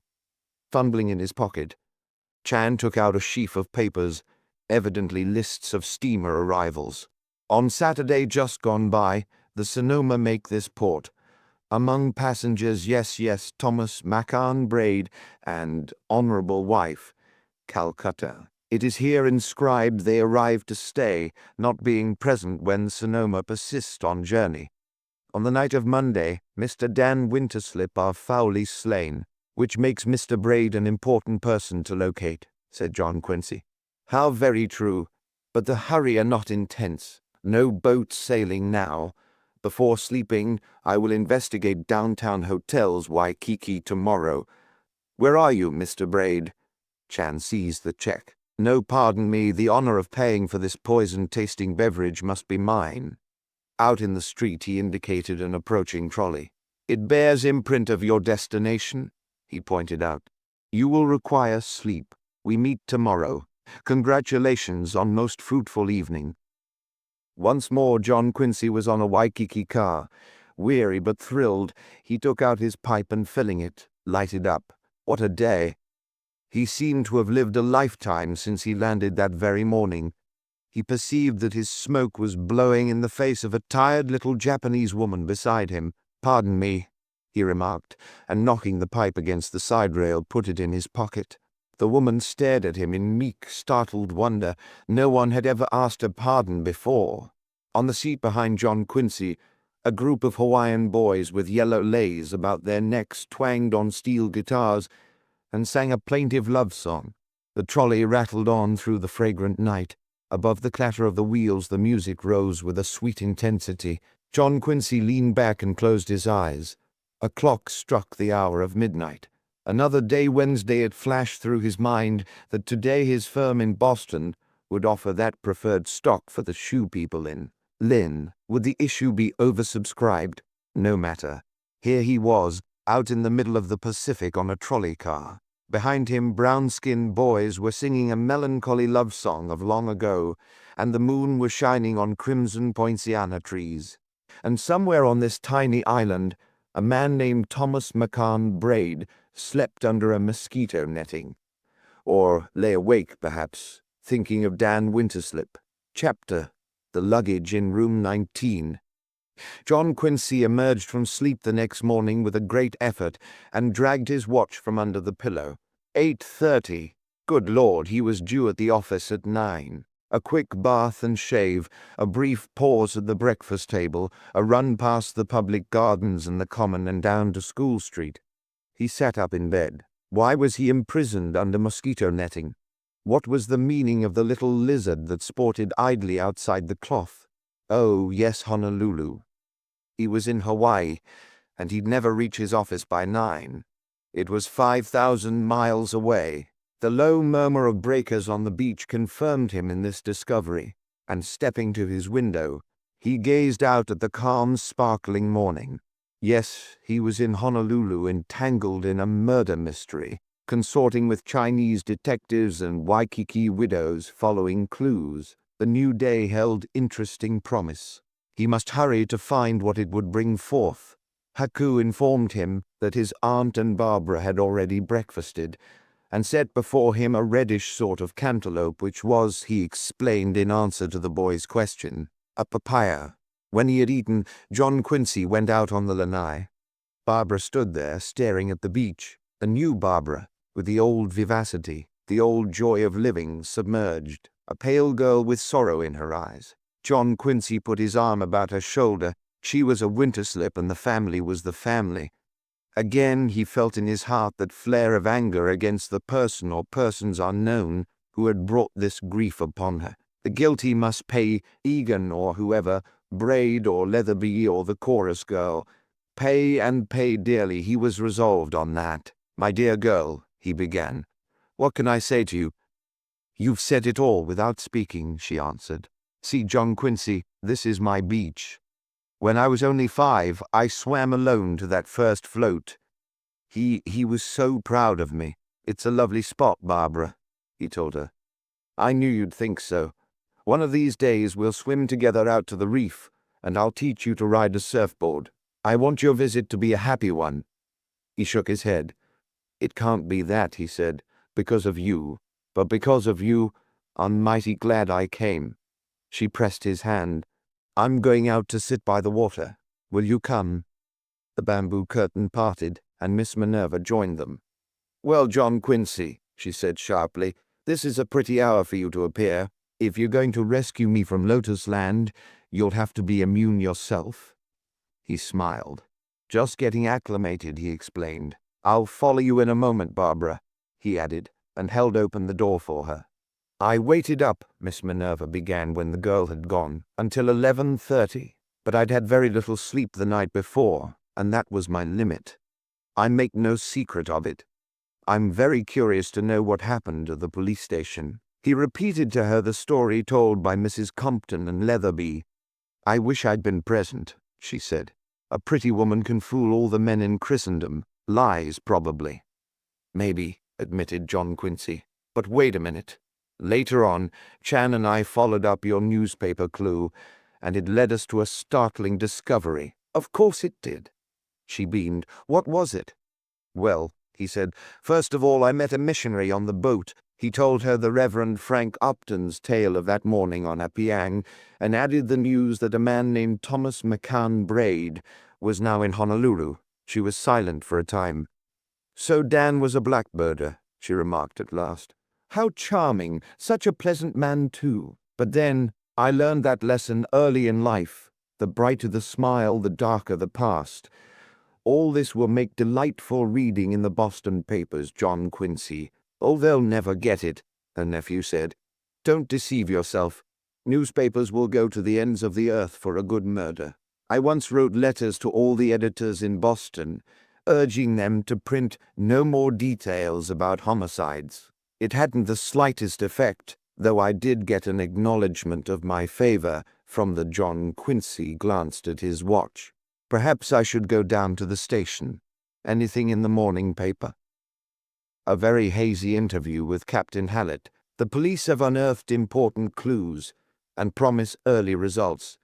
You know, the sort of thing they always give out just after a murder. The boy looked at her keenly. "Ah," he said. "Then you read newspaper accounts of the kind you tried to suppress?" "Certainly I do," snapped his aunt. "There's little enough excitement in my life. But I gladly gave up my port wine because I felt intoxicants were bad for the lower classes, and—" Haku interrupted with the news that John Quincy was wanted on the telephone. When the boy returned to the lanai, there was a brisk air of business about him. "That was Charlie," he announced. "The day's work is about to get under way. They've located Mr. and Mrs. Braid at the Reef and Palm Hotel, and I'm to meet Charlie there in 15 minutes. The Reef and Palm," repeated Miss Minerva. "You see, it keeps coming back to Egan. I'd wager a set of Browning against a modern novel that he's the man who did it. You'd lose your Browning." "And then where would you be when the lecture season started?" laughed John Quincy. "I never knew you to be so stupid before." His face became serious. "By the way, will you explain to Barbara that I can't join her after all?" Miss Minerva nodded. "Go along," she said. "I envy you all this. First time in my life I ever wished I were a man." John Quincy approached the Reef and Palm by way of the beach. The scene was one of bright serenity. A few languid tourists lolled upon the sand. Others, more ambitious, were making picture postcard history out where the surf began. A great white steamer puffed blackly into port. Standing in water up to their necks, a group of Hawaiian women paused in their search for lunch and delicacies to enjoy a moment's gossip. John Quincy passed Arlene Compton's cottage and entered the grounds of the Reef and Palm. On the beach not far from the hotel, an elderly Englishwoman sat on a camp stool with an easel and canvas before her. She was seeking to capture something of that exotic scene, vainly seeking. For John Quincy, glancing over her shoulder, perceived that her work was terrible. She turned and looked at him, a weary look of protest against his intrusion, and he was sorry she had caught him in the act of smiling at her inept canvas. Chan had not yet arrived at the hotel, and the clerk informed John Quincy that Miss Carlotta had gone to the city. For that interview with her father, no doubt. He hoped that the evidence of the check would bring about Egan's release. It seemed to him that the man was being held on a rather flimsy pretext, anyhow. He sat down on the lanai at the side, where he could see both the path that led in from the street and the restless waters of the Pacific. On the beach near by a man in a purple bathing suit reclined dejectedly, and John Quincy smiled in recollection. Mr. Saladin, alone with his tragedy, peering out at the waters that had robbed him, waiting, no doubt, for the tide to yield up its loot. Some 15 or 20 minutes passed, and then John Quincy heard voices in the garden. He saw that Hallett and Chan were coming up the walk, and went to meet them at the front door. "Splendid morning," said Chan. "Nice day to set out on new path, leading inevitably to important discovery." John Quincy accompanied them to the desk. The Japanese clerk regarded them with sullen unfriendliness. He had not forgotten the events of the day before. Information had to be dragged from him bit by bit. Yes, there was a Mr.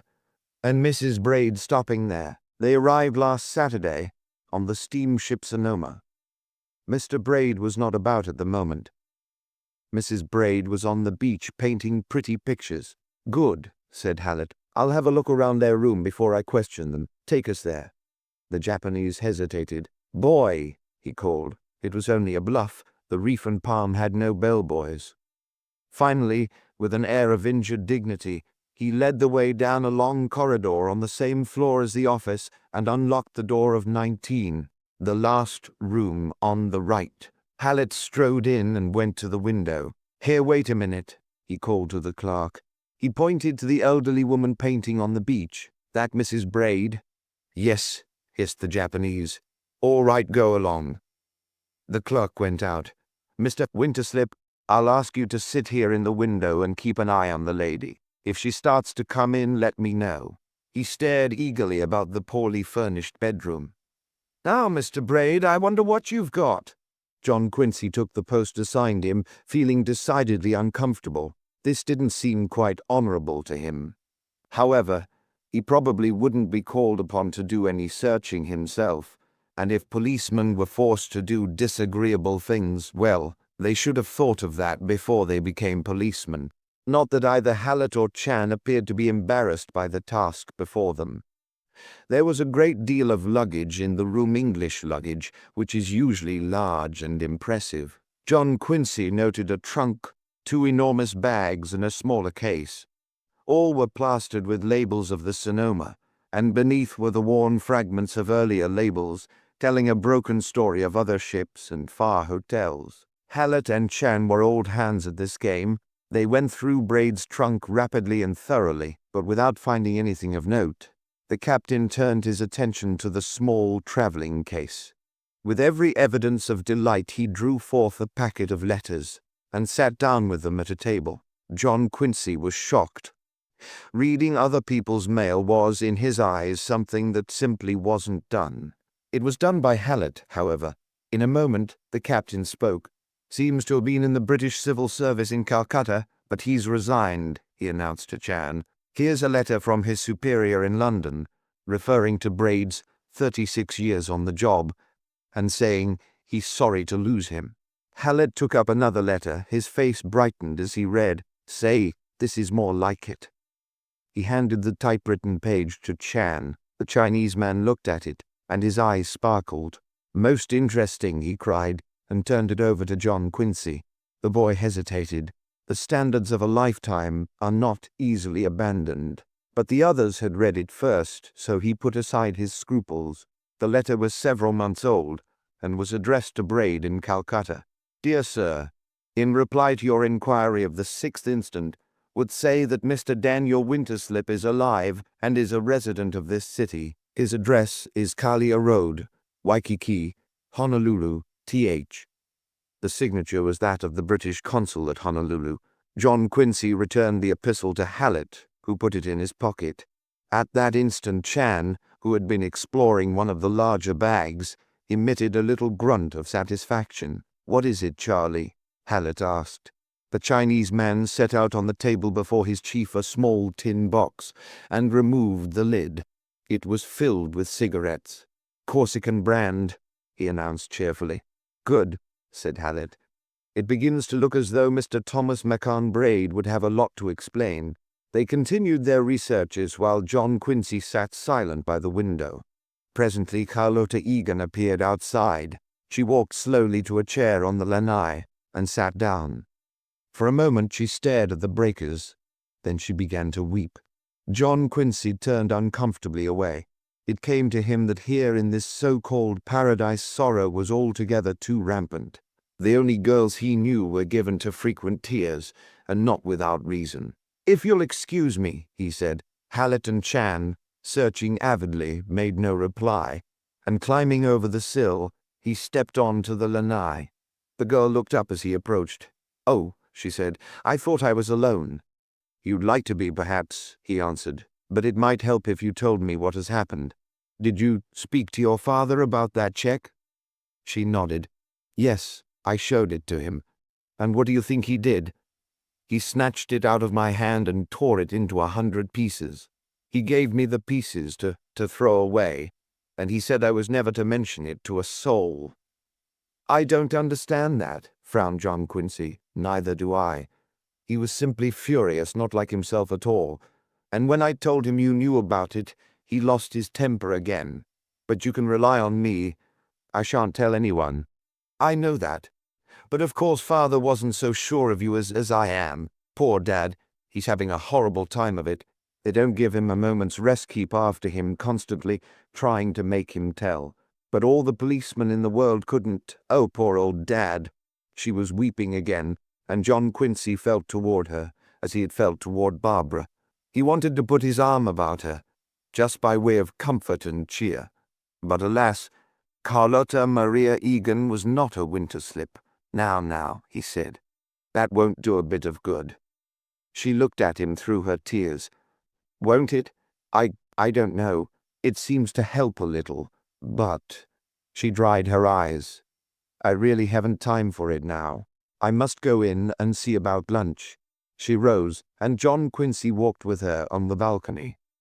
"I wouldn't worry if I were you," he said. "The police are on an entirely new trail this morning." "Really?" she answered eagerly. "Yes. There's a man named Braid stopping at your hotel. You know him, I suppose." She shook her head. "No, I don't." "What?" "Why, he's a guest here. He was. But he isn't here now. Wait a minute." John Quincy laid his hand on her arm and they stopped. "This is interesting. Braid's gone, you say?" "Yes. I understand from the clerk that Mr.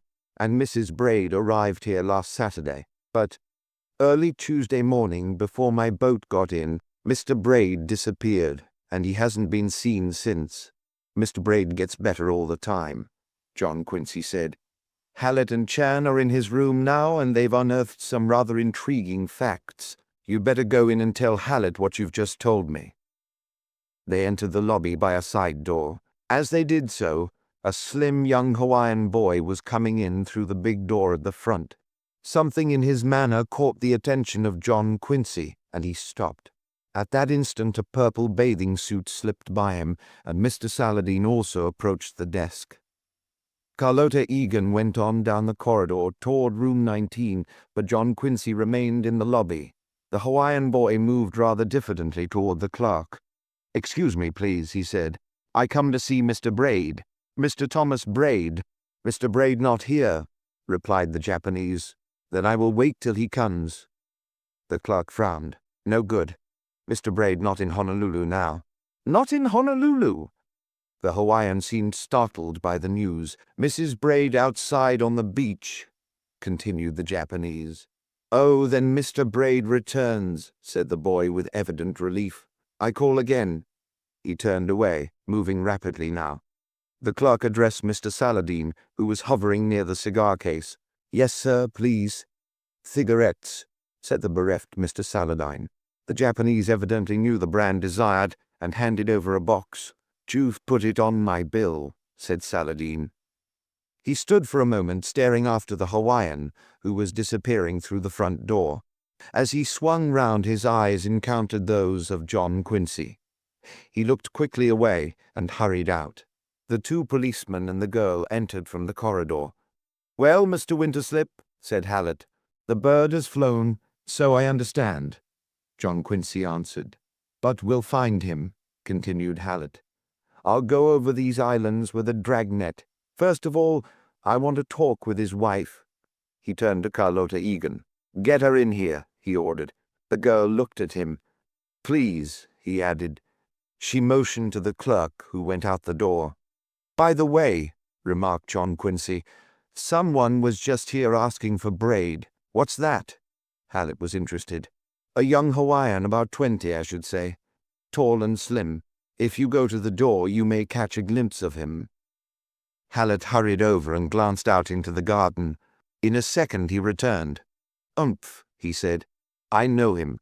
Did he say he'd come again?" "He did," Hallett considered. "I've changed my mind," he announced.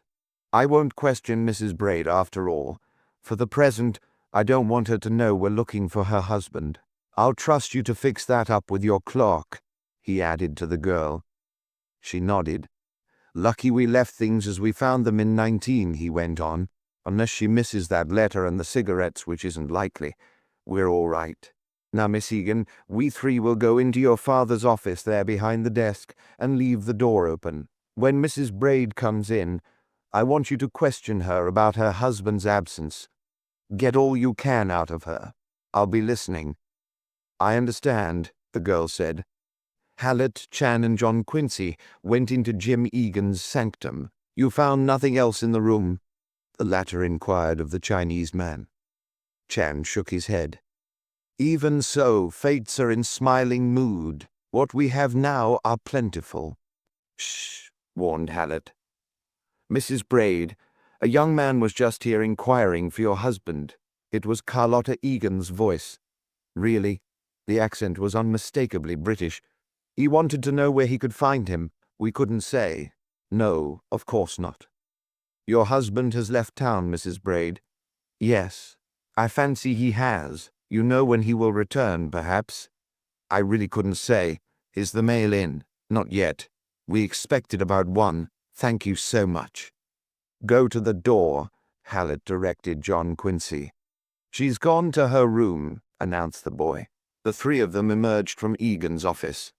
"Oh, Captain," said the girl, "I'm afraid I wasn't very successful." "That's all right," replied Hallett. "I didn't think you would be." The clerk was again at his post behind the desk. Hallett turned to him. "Look here," he said. "I understand someone was here a minute ago asking for Braid. It was Dick Cowler, wasn't it?" "Yes, answered the Japanese. "Had he been here before to see Braid?" "Yes, Sunday night. Mr. Braid and him have long talk on the beach." Hallett nodded grimly. "Come on, Charlie," he said. "We've got our work cut out for us. Wherever Braid is, we must find him." John Quincy stepped forward. "Pardon me, Captain," he remarked, "but if you don't mind, just who is Dick Cowler?" Hallett hesitated. Cowler's father, he's dead now, was a sort of confidential servant to Dan Winterslip. The boy's just plain no good, and oh yes, he's the grandson of that woman who's over at your place now. Kamaikui, is that her name? Chapter 14. What Cowler Carried. Several days slipped by so rapidly John Quincy scarcely noted their passing.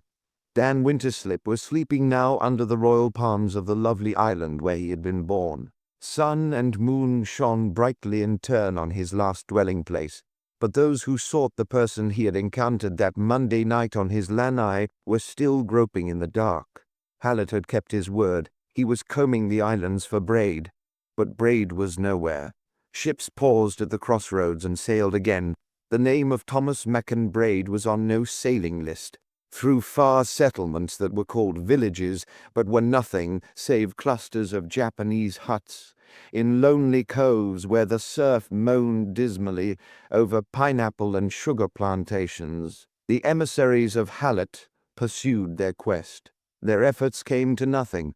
John Quincy drifted idly with the days. He knew now the glamour of Waikiki waters. He had felt their warm embrace. Every afternoon he experimented with a board in the Malahini surf, and he was eager for the moment when he could dare the big rollers farther out. Boston seemed like a tale that is told. State Street and Beacon, memories of another more active existence now abandoned. No longer was he at a loss to understand his aunt's reluctance to depart these friendly shores. Early Friday afternoon, Miss Minerva found him reading a book on the lanai. Something in the nonchalance of his manner irritated her. She had always been for action, and the urge was on her even in Hawaii. "Have you seen Mr. Chan lately?" she inquired. "Talked with him this morning. They're doing their best to find Braid." "Humph," sniffed Miss Minerva. "Their best is none too good. I'd like to have a few Boston detectives on this case." "Oh, give them time," yawned John Quincy. "They've had 3 days," she snapped. "Time enough. Braid never left this island of Oahu, that's certain. And when you consider that you can drive across it in a motor in 2 hours, and around it in about 6, Mr. Hallett's brilliance does not impress. I'll have to end by solving this thing myself." John Quincy laughed. "Yes, maybe you will. Well, I've given them the 2 best clues they have, if they'd keep their eyes open the way I do." "Charlie's eyes are open," protested John Quincy. "Think so. They look pretty sleepy to me." Barbara appeared on the lanai, dressed for a drive. Her eyes were somewhat happier. A bit of color had come back to her cheeks. "What are you reading, John Quincy?" she asked. He held up the book. "The City by the Golden Gate," he told her. "Oh, really? If you're interested, I believe Dad had quite a library on San Francisco. I remember there was a history of the stock exchange. He wanted me to read it, but I couldn't." "You missed a good one," John Quincy informed her. "I finished it this morning. I've read 5 other books on San Francisco since I came." His aunt stared at him. "What for?" she asked. "Well," he hesitated, "I've taken sort of a fancy to the town. I don't know, sometimes I think I'd rather like to live there." Miss Minerva smiled grimly. "And they sent you out to take me back to Boston," she remarked. "Boston's all right," said her nephew hastily. "It's Winterslip headquarters, but its hold has never been strong enough to prevent an occasional Winterslip from hitting the trail. You know, when I came into San Francisco Harbor, I had the oddest feeling." He told them about it. and the more I saw of the city, the better I liked it. There's a snap and sparkle in the air, and the people seem to know how to get the most out of life." Barbara smiled on him approvingly. "Follow that impulse, John Quincy," she advised. "Maybe I will. All this reminds me I must write a letter." He rose and left the lanai. "Does he really intend to desert Boston?" Barbara asked. Miss Minerva shook her head. "Just a moment's madness," she explained. "I'm glad he's going through it. He'll be more human in the future. But as for leaving Boston, John Quincy as well expect Bunker Hill Monument to emigrate to England." In his room upstairs, however, John Quincy's madness was persisting. He had never completed that letter to Agatha Parker, but he now plunged into his task with enthusiasm. San Francisco was his topic, and he wrote well. He pictured the city in words that glowed with life, and he wondered, just a suggestion, how she'd like to live there. Agatha was now, he recalled, on a ranch in Wyoming, her first encounter with the West, and that was providential. She had felt for herself the lure of the wide-open spaces. Well, the farther you went, the wider and opener they got. In California, life was all color and light. Just a suggestion, of course. As he sealed the flap of the envelope, he seemed to glimpse Agatha's thin patrician face, and his heart sank. Her gray eyes were cool, so different from Barbara's, so very different from those of Carlotta Maria Egan. On Saturday afternoon, John Quincy had an engagement to play golf with Harry Jennison. He drove up Nuuanu Valley in Barbara's roadster, for Dan Winterslip's will had been read, and everything he possessed was Barbara's now. In that sheltered spot, a brisk rain was falling, as is usually the case, though the sun was shining brightly. John Quincy had grown accustomed to this phenomenon, liquid sunshine. The people of Hawaii call such rain, and pay no attention to it. Half a dozen different rainbows added to the beauty of the country club links. Jennison was waiting on the veranda, a striking figure in white. He appeared genuinely glad to see his guest, and they set out on a round of golf that John Quincy would long remember. Never before had he played amid such beauty. The low hills stood on guard, their slopes bright with tropical colors, the yellow of kukui trees, the gray of ferns, the emerald of ohia and banana trees, here and there a splotch of brick-red earth. The course was a green velvet carpet beneath their feet. The showers came and went. Jennison was a proficient driver, but the boy was his superior on approaches, and at the end of the match John Quincy was 4 up. They putted through a rainbow and returned to the locker room. In the roadster going home, Jennison brought up the subject of Dan Winterslip's murder. John Quincy was interested to get the reaction of a lawyer to the evidence. "I've kept more or less in touch with the case," Jennison said. "Egan is still my choice." Somehow John Quincy resented this. A picture of Carlotta Egan's lovely but unhappy face flashed through his mind. "How about Leatherby and the Compton woman?" he asked. "Well, of course I wasn't present when they told their story," Jennison replied, "but Hallett claims it sounded perfectly plausible. And it doesn't seem likely that if he'd had anything to do with the murder, Leatherby would have been fool enough to keep that page from the guest book." "There's Braid, too," John Quincy suggested. "Yes, Braid complicates things, but when they run him down, if they do, I imagine the result will be nil. You know that Kamaikui's grandson is mixed up somehow with Braid." "So I understand. It's a matter that wants looking into. But mark my words, when all these trails are followed to the end, everything will come back to Jim Egan." "What have you against Egan?" inquired John Quincy, swerving to avoid another car. "I have nothing against Egan," Jennison replied, "but I can't forget the look on Dan Winterslip's face that day he told me he was afraid of the man. Then there is the stub of the Corsican cigarette. Most important of all, Egan's silence regarding his business with Winterslip. Men who are facing a charge of murder, my boy, talk and talk fast, unless it so happens that what they have to say would further incriminate them." They drove on in silence into the heart of the city. "Hallett tells me you're doing a little detective work yourself," smiled Jennison. "I've tried, but I'm a duffer," John Quincy admitted. Just at present, my efforts consist of a still hunt for that watch Aunt Minerva saw on the murderer's wrist. Whenever I see a wristwatch, I get as close to it as I can and stare. But as most of my sleuthing is done in the daytime, it isn't so easy to determine whether the numeral 2 is bright or dim. Persistence, urged Jennison. That's the secret of a good detective. Stick to the job and you may succeed yet. The lawyer was to dine with the family at Waikiki. John Quincy set him down at his office, where he had a few letters to sign, and then drove him out to the beach. Barbara was gowned in white. She was slim and wistful and beautiful, and considering the events of the immediate past, the dinner was a cheerful one. They had coffee on the lanai. Presently Jennison rose and stood by Barbara's chair. "We've something to tell you," he announced. He looked down at the girl. "Is that right, my dear?" Barbara nodded. "Your cousin and I," the lawyer turned to the two from Boston, "have been fond of each other for a long time. We shall be married very quietly in a week or so." "Oh, Harry, not a week," said Barbara. "Well, as you wish, but very soon." "Yes, very soon," she repeated. "And leave Honolulu for a time," Jennison continued. "Naturally, Barbara feels she cannot stay here for the present. So many memories, you both understand. She has authorized me to put this house up for sale." "But Harry," Barbara protested, "you make me sound so inhospitable, telling my guests that the house is for sale and I am leaving." "Nonsense, my dear," said Aunt Minerva. "John Quincy and I understand quite. I sympathize with your desire to get away." She rose. "I'm sorry," said Jennison. "I did sound a little abrupt, but I'm naturally eager to take care of her now." "Of course," John Quincy agreed. Miss Minerva bent over and kissed the girl.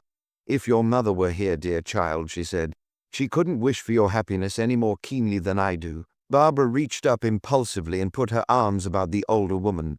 John Quincy shook Jennison's hand. "You're mighty lucky." "I think so," Jennison answered.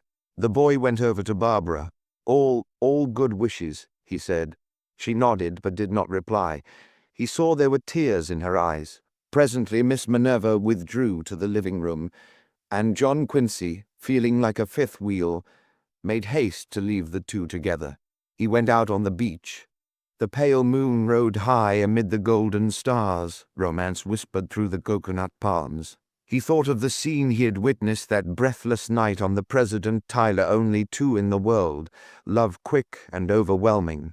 Well, this was the setting for it. Here on this beach, they had walked two and two since the beginning of time, whispering the same vows, making the same promises, whatever their color and creed. Suddenly the boy felt lonely. Barbara was a Winterslip, and not for him. Why then did he feel again that frustrated pang in his heart? She had chosen, and her choice was fitting. What affair was it of his? He found himself moving slowly toward the Reef and Palm Hotel for a chat with Carlotta Egan.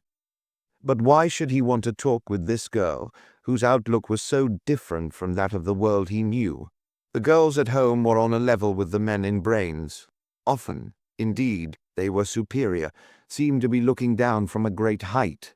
They discussed that article in the latest Atlantic, Shaw's Grim Philosophy, the new sergeant at the art gallery. Wasn't that the sort of talk he should be seeking here?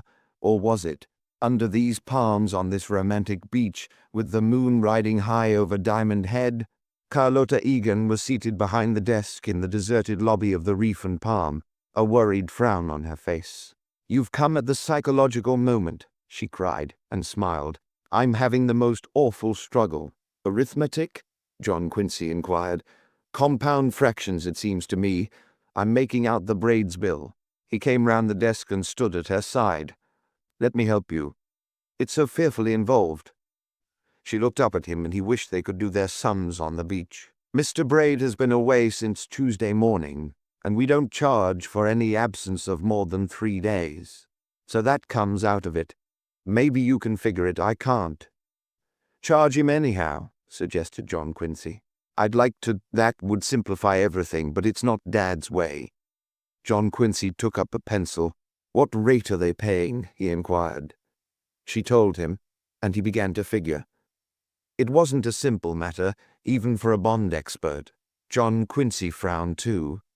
Someone entered the front door of the Reef and Palm. Looking up, John Quincy beheld the Hawaiian boy, Dick Cowler. He carried a bulky object wrapped in newspapers. "Mr. Braid here now?" he asked. Carlotta Egan shook her head. "No, he hasn't returned." "I will wait," said the boy. "But we don't know where he is or when he will come back," the girl protested. "He will be here soon," the Hawaiian replied. "I wait on the lanai." He went out the side door, still carrying his clumsy burden. John Quincy and the girl stared at each other. "We move, we advance," John Quincy quoted in a low voice. "Braid will be here soon. Would you mind going out on the lanai and telling me where Kayla is now?" Quickly the girl complied. She returned in a few seconds. "He's taken a chair at the far end. Out of earshot? Quite. You want the telephone?" But John Quincy was already in the booth. Charlie Chan's voice came back over the wire. "Most warm congratulations. You are #1 detective yourself. Should my self-starter not indulge in stubborn spasm, I will make immediate connection with you." John Quincy returned to the desk, smiling. "Charlie's flying to us in his Ford. Begins to look as though we were getting somewhere now. But about this bill, Mrs. Braid's board and room, I make $16. The charge against Mr. Braid, 1 week's board and room minus 4 days board totals $9.62. "How can I ever thank you?" said the girl. "By telling me again about your childhood on this beach." A shadow crossed her face. "Oh, I'm sorry I've made you unhappy." "Oh, no, you couldn't." She shook her head.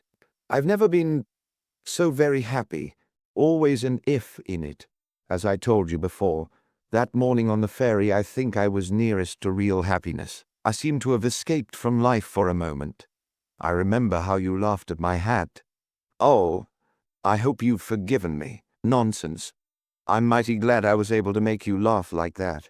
Her great eyes stared into the future, and John Quincy pitied her. He had known others like her, others who loved their fathers, built high hopes for them, then saw them drift into a baffled old age. One of the girl's slender, tanned hands lay on the desk. John Quincy put his own upon it. "Don't be unhappy," he urged. "It's such a wonderful night. The moon, you're what you may call it a kamaaina, I know, but I'll bet you never saw the moon looking so well before. It's like $1,000 gold piece, pale but negotiable. Shall we go out and spend it?" Gently she drew her hand away. There were 7 bottles of charged water sent to the room, 35 cents each. "What?" "Oh, the Braid's bill." "Yes, that means $2.45 more. I'd like to mention the stars, too. Isn't it odd how close the stars seem in the tropics?" She smiled. "We mustn't forget the trunks and bags. $3 for bringing them up from the dock. Say, that's rather steep. Well, it goes down on the record. Have I ever told you that all this natural beauty out here has left its imprint on your face? In the midst of so much loveliness, one couldn't be anything but—" Mrs. Braid had 3 trays to the room. "That's 75 cents more." "Extravagant lady. Braid will be sorry he came back for more reasons than one." "Well, I've got that. Anything else?" "Just the laundry, 97 cents. "Fair enough. Adding it all up, I get $32.69. Let's call it an even 33. She laughed. "Oh no, we can't do that." Mrs. Braid came slowly into the lobby from the lanai. She paused at the desk. "Has there been a message?" she inquired. "No, Mrs. Braid," the girl answered. She handed over the slip of paper. "Your bill." "Ah, yes. Mr. Braid will attend to this the moment he returns. You expect him soon?" "I really can't say." The Englishwoman moved on into the corridor leading to 19, full of information as usual, smiled John Quincy. "Why, here's Charlie now." Chan came briskly to the desk, followed by another policeman, also in plain clothes. "Automobile Act Noble," he announced, having fondly feeling for night air. He nodded toward his companion. "Introducing Mr. Spencer. Now, what are the situation? Humbly hinting you speak fast." John Quincy told him Cowler was waiting on the lanai, and mentioned the unwieldy package carried by the boy. Chan nodded.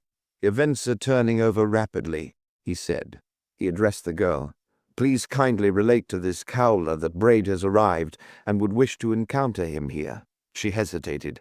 "No, no," added Chan hastily. "I forget nice heathen delicacy. It is not pretty I should ask a lady to scatter false lies from ruby lips. I humbly demand forgiveness. Content yourself with a veiled pretext bringing him here." The girl smiled and went out. "Mr. Spencer," said Chan, "I make bold to suggest you interrogate this Hawaiian. My reckless wanderings among words of unlimitable English language often fail to penetrate sort of skulls plentiful round here." Spencer nodded and went to the side door, standing where he would not be seen by anyone entering there. In a moment, Kaula appeared, followed by the girl. The Hawaiian came in quickly, but seeing Chan, stopped, and a frightened look crossed his face. Spencer startled him further by seizing his arm. "Come over here," said the detective. "We want to talk to you." He led the boy to a far corner of the room. Chan and John Quincy followed. "Sit down here. I'll take that." He removed the heavy package from under the boy's arm. For a moment the Hawaiian seemed about to protest, but evidently he thought better of it. Spencer placed the package on a table and stood over Kaula. "Want to see Braid, eh?" he began in a threatening tone. "Yes." "What for?" "Business is private." "Well, I'm telling you to come across. You're in bad. Better change your mind and talk." "No." "All right, we'll see about that. What have you got in that package?" The boy's eyes went to the table, but he made no answer. Chan took out a pocket knife. "Simple matter to discover," he said. He cut the rough twine, unwound several layers of newspapers. John Quincy pressed close. He felt that something important was about to be divulged. The last layer of paper came off. "Hot dog!" cried Chan. He turned quickly to John Quincy. "Oh, I am so sorry. I pick up atrocious phrase like that from my cousin Mr. Willie Chan, captain of all Chinese baseball team." But John Quincy did not hear. His eyes were glued to the object that lay on the table. An Ohio wood box, bound with copper the initials TMB. "We will unlatch it," said Chan. He made an examination. "No. Locked most strongly. We will crash into it at police station, where you and I and this silent Hawaiian will now hasten. Mr. Spencer, you will remain on spot here. Should Braid appear, you know your duty." "I do," said Spencer. "Mr. Cowler, do me the honor to accompany," continued Chan. "At police headquarters much talk will be extracted out of you." They turned toward the door. As they did so, Carlota Egan came up. "May I speak to you a moment?" she said to John Quincy. "Surely." He walked with her to the desk. "I went to the lanai just now," she whispered breathlessly. "Someone was crouching outside the window, near where you were talking. I went closer, and it was Mr. Saladine." "Aha," said John Quincy. "Mr. Saladine had better drop that sort of thing, or he'll get himself in trouble. Should we tell Chan?" "Not yet. You and I will do a little investigating ourselves first. Chan has other things to think about, and we don't want any of our guests to leave unless it's absolutely necessary." "We certainly don't," she smiled. "I'm glad you've got the interests of the house at heart." "That's just where I've got them," John Quincy began, but Chan cut in. "Humbly begging pardon," he said. "We must speed. Captain Hallett will have high delight to encounter this Kaula, to say nothing of Ohio Woodbox." In the doorway, Kaula crowded close to John Quincy, and the latter was startled by the look of hate he saw in the boy's stormy eyes. "You did this," muttered the Hawaiian. "I don't forget." Chapter 15. The Man from India. They clattered along Kalakaua Avenue in Chan's car. John Quincy sat alone on the rear seat. At the detective's request, he held the Ohio woodbox on his knees. He rested his hands upon it. Once it had eluded him, but he had it now. His mind went back to that night in the attic 2,000 miles away, the shadow against the moonlit window, the sting of a jewel cutting across his cheek. Roger's heartfelt cry of "Poor old Dan!" Did they hold at last in this Ohio woodbox the answer to the mystery of Dan's death? Hallett was waiting in his room. With him was a keen-eyed, efficient-looking man, evidently in his late 30s. "Hello, boys," said the captain. "Mr. Winterslip, meet Mr. Green, our district court prosecutor." Green shook hands cordially. "I've been wanting to meet you, sir," he said. "I know your city rather well. Spent 3 years at your Harvard Law School." "Really?" replied John Quincy with enthusiasm. "Yes. I went there after I got through at New Haven. I'm a Yale man, you know." "Oh," remarked John Quincy, without any enthusiasm at all, but Green seemed a pleasant fellow, despite his choice of college. Chan had set the box on the table before Hallett, and was explaining how they had come upon it. The captain's thin face had brightened perceptibly. He inspected the treasure. "Locked, eh?" he remarked. "You got the key, Cola?" The Hawaiian shook his head sullenly. "No." "Watch your step, boy," warned Hallett. "Go over him, Charlie." Chan went over him rapidly and thoroughly. He found a key ring, but none of the keys fitted the lock on the box. He also brought to light a fat roll of bills. "Where'd you get all that money, Dick?" Hallett inquired. "I got it," glowered the boy. But Hallett was more interested in the box. He tapped it lovingly. "This is important, Mr. Green. We may find the solution of our puzzle in here." He took a small chisel from his desk, and after a brief struggle, pried open the lid.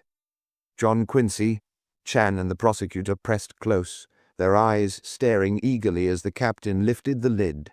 The box was empty. "Filled with nothing," murmured Chan. "Another dream goes smash against stone wall." The disappointment angered Hallett. He turned on Cowler. "Now, my lad," he said, "I want to hear from you. You've been in touch with Braid. You talked with him last Sunday night. You've heard he's returning tonight. You got some deal on with him. Come across and be quick about it." "Nothing to tell," said the Hawaiian stubbornly. Hallett leaped to his feet. "Oh, yes, you have. And by heaven you're going to tell it. I'm not any too patient tonight, and I warn you, if you don't talk and talk quick, I'm likely to get rough." He stopped suddenly and turned to Chan. "Charlie, that inter-island boat is due from Maui about now. Get down to the dock and watch for Braid. You've got his description?" "Sure," answered Chan. "Thin, pale face, one shoulder descended below other, grey mustaches that droop in saddened mood. That's right. Keep a sharp lookout. And leave this lad to us. He won't have any secrets when we get through with him, eh, Mr. Green?" The prosecutor, more discreet, merely smiled. "Mr. Winterslip," said Chan, "the night is delicious. A little stroll to Moonley Dock?" "I'm with you," John Quincy replied. He looked back over his shoulder as he went, and reflected that he wouldn't care to be in Cowler's shoes. The pier shed was dimly lighted, and a small but diversified group awaited the incoming boat. Chan and John Quincy walked to the far end, and there, seated on a packing case, they found the waterfront reporter of the evening paper. "Hello, Charlie," cried Mr. Maybury. "What you doing here?" "Maybe friend arrive on boat," grinned Chan. "Is that so?" responded Maybury. "You boys over at the station have certainly become pretty mysterious all of a sudden. What's doing, Charlie?" "All pronouncements come from Captain," advised Chan. "Yeah, we've heard his pronouncements," sneered Maybury. "The police have unearthed clues and are working on them. Nothing to report at present. It's sickening. Well, sit down, Charlie. Oh, Mr. Winterslip, good evening. I didn't recognize you at first." "How are you?" said John Quincy. Ian Chan also found packing cases. There was a penetrating odor of sugar in the air. Through a wide opening in the pier shed they gazed along the waterfront and out upon the moonlit harbor. A rather exotic and intriguing scene, John Quincy reflected, and he said as much. "Think so?" answered Maybury. "Well, I don't. To me it's just like Seattle or Galveston or any of those stereotyped ports. But you see, I knew it when—" "I think you mentioned that before." John Quincy smiled. "I'm likely to mention it at any moment. As far as I'm concerned, the harbor of Honolulu has lost its romance. Once this was the most picturesque waterfront in the world, my boy. And now look at the damned thing." The reporter relighted his pipe. "Charlie can tell you. He remembers the old ramshackle, low-lying wharves, old Naval Row with its sailing ships, the wooden-hulled steamers with a mast or two, not too proud to use God's good winds occasionally. The bright little rowboats, the Aloha, the Manu, the Emma. Chan, all extinct, agreed Chan. You wouldn't see a Rotary Club gang like this on a pier in those days, Maybury continued. Just Hawaiian stevedores with leis on their hats and ukuleles in their hands, fishermen with their nets, and maybe a breezy old-time purser, a glad-hander, and not a mere machine. He puffed a moment in sad silence. Those were the days, Mr. Winterslip, the days of Hawaii's isolation and her charm. The cable and the radio hadn't linked us up with the so-called civilization of the mainland. Every boat that came in, we'd scamper over it, hunting a newspaper with the very latest news of the outside world. Remember those steamer days, Charlie, when everybody went down to the wharf in the good old hacks of yesteryear, when the women wore holocaust and lauhala hats, and Berger was there with his band, and maybe a prince or two, and the nights, suggested Charlie. Yeah, old-timer. I was coming to the nights. The soft nights when the serenaders drifted about the harbor in rowboats, and the lanterns speared long paths on the water. He seemed about to weep. John Quincy's mind went back to books he had read in his boyhood, and occasionally he said, I presume somebody went aboard a ship against his will. I'll say he did, replied Mr. Maybury, brightening at the thought. Why, it was only in the 90s I was sitting one night on a dock a few yards down, when I saw a scuffle near the landing, and one of my best friends shouted to me, Goodbye, Pete. I was up and off in a minute, and I got him away from them. I was younger in those days. He was a good fellow, a sailorman, and he wasn't intending to take the journey that Bunch had planned for him. They'd got him into a saloon and drugged him, but he pulled out of it just in time. Oh, well, those days are gone forever now, just like Galveston or Seattle. Yes, sir, this harbor of Honolulu has lost its romance. The little inter-island boat was drawing up to the pier, and they watched it come. As the gangplank went down, Chan rose. Who you expecting, Charlie? Asked Maybury. We grope about, said Chan. Maybe on this boat a Mr. Braid. Braid? Maybury leaped to his feet. Not so sure, warned Chan. Only a matter we suppose. If correct, humbly suggest you follow to the station. You might capture news. John Quincy and Chan moved up to the gangplank as the passengers descended. There were not many aboard. A few island businessmen, a scattering of tourists, a party of Japanese in Western clothes, ceremoniously received by friends ashore, a quaint little group all bowing from the waist. John Quincy was watching them with interest when Chan touched his arm. A tall, stooped Englishman was coming down the plank. Thomas Macon Braid would have been easily spotted in any crowd. His mustache was patterned after that of the Earl of Pawtucket, and to make identification even simpler, he wore a white pith helmet. Pith helmets are not necessary under the kindly skies of Hawaii. This was evidently a relic of Indian days. Chan stepped forward. Mr. Braid? The man had a tired look in his eyes. He started nervously. Yes, he hesitated. I am Detective Sergeant Chan, Honolulu Police. You will do me the great honor to accompany me to the station, if you please. Braid stared at him, then shook his head. It's quite impossible, he said. Pardon me, please, answered Chan. It are inevitable. I have just returned from a journey, protested the man. My wife may be worried regarding me. I must have a talk with her, and after that, regret, purred Chan, are scorching me, but duty remains duty. Chief's words are law. Humbly suggest we squander valuable time. Am I to understand that I'm under arrest? Flared Braid. The idea is preposterous, Chan assured him.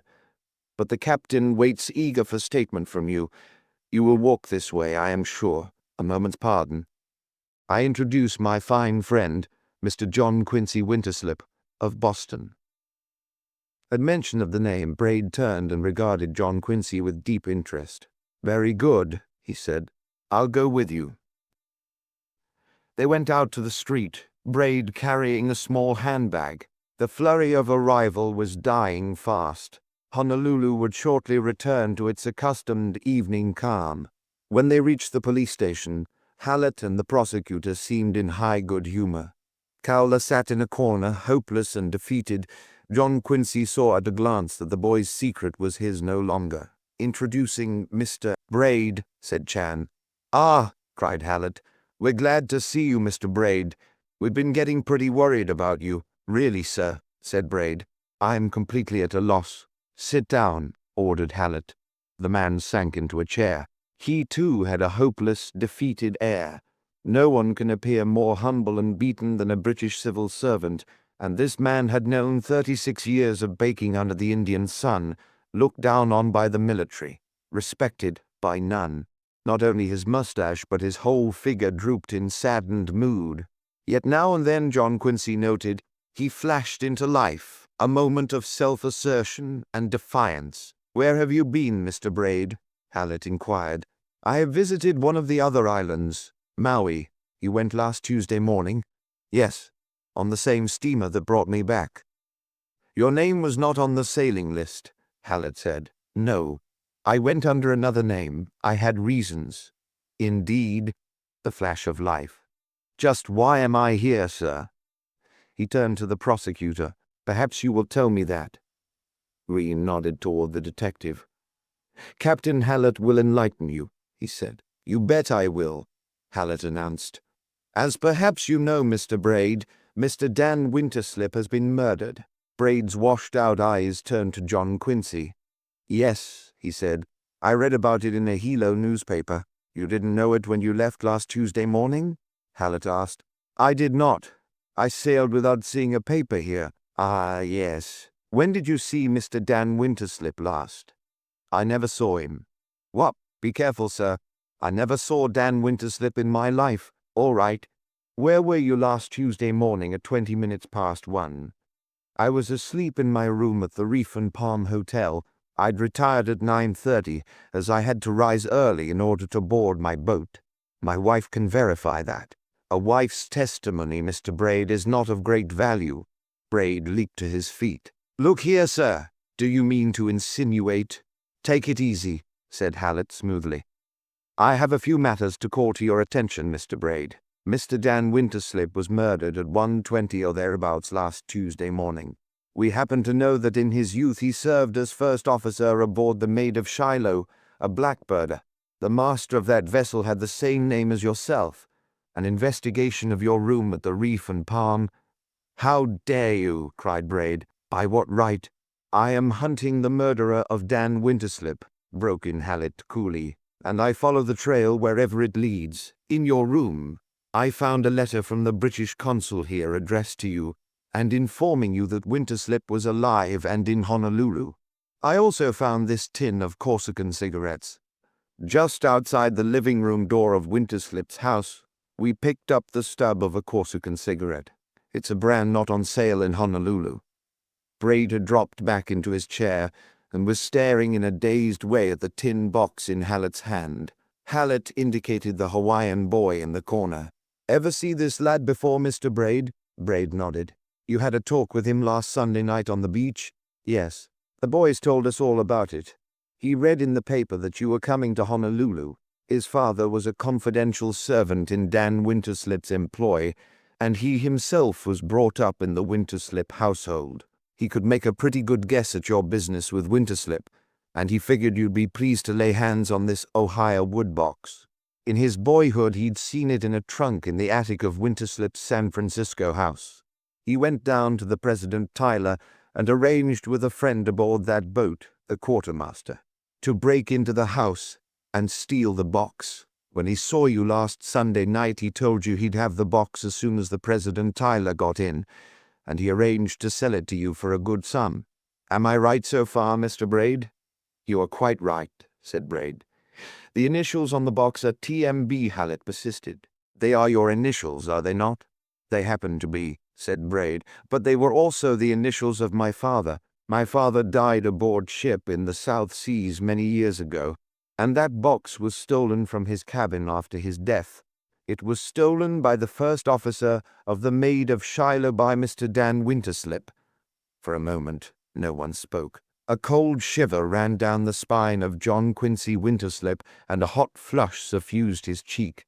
Why, oh why, Had he strayed so far from home? In Boston, he traveled in a rut, perhaps. But ruts were safe, secure. There no one had ever brought a charge such as this against a Winterslip. No whisper of scandal had ever sullied the name. But here, Winterslips had run amok, and there was no telling what would next be dragged into the light. "I think, Mr. Braid," said the prosecutor slowly, "you had better make a full statement." Braid nodded. "I intend to do so. My case against Winterslip is not complete, and I should have preferred to remain silent for a time. But under the circumstances, of course I must speak out. I'll smoke if you don't mind." He took a cigarette from his case and lighted it. "I'm a bit puzzled just how to begin. My father disappeared from England in the 70s, leaving my mother and me to shift for ourselves. For a time we heard nothing of him. Then letters began to arrive from various points in Australia and the South Seas. Letters with money in them. Money we badly needed. I've since learned that he had gone into the blackbirding trade. It is nothing to be proud of, God knows. But I like to recall in his favor that he did not entirely abandon his wife and boy. In the 80s we got word of his death. He died aboard the Maid of Shiloh and was buried on the island of Appiang in the Gilbert group, buried by Dan Winterslip, his first officer. We accepted the fact of his death, the fact of no more letters with remittances, and took up our struggle again. 6 months later we received, from a friend of my father in Sydney, a brother captain, a most amazing letter. This letter said that, to the writer's certain knowledge, my father had carried a great deal of money in his cabin on the Maid of Shiloh. He had done no business with banks. Instead, he had had this strong box made of Ohio wood. The man who wrote us said that he had seen the inside of it, and that it contained jewelry and a large quantity of gold.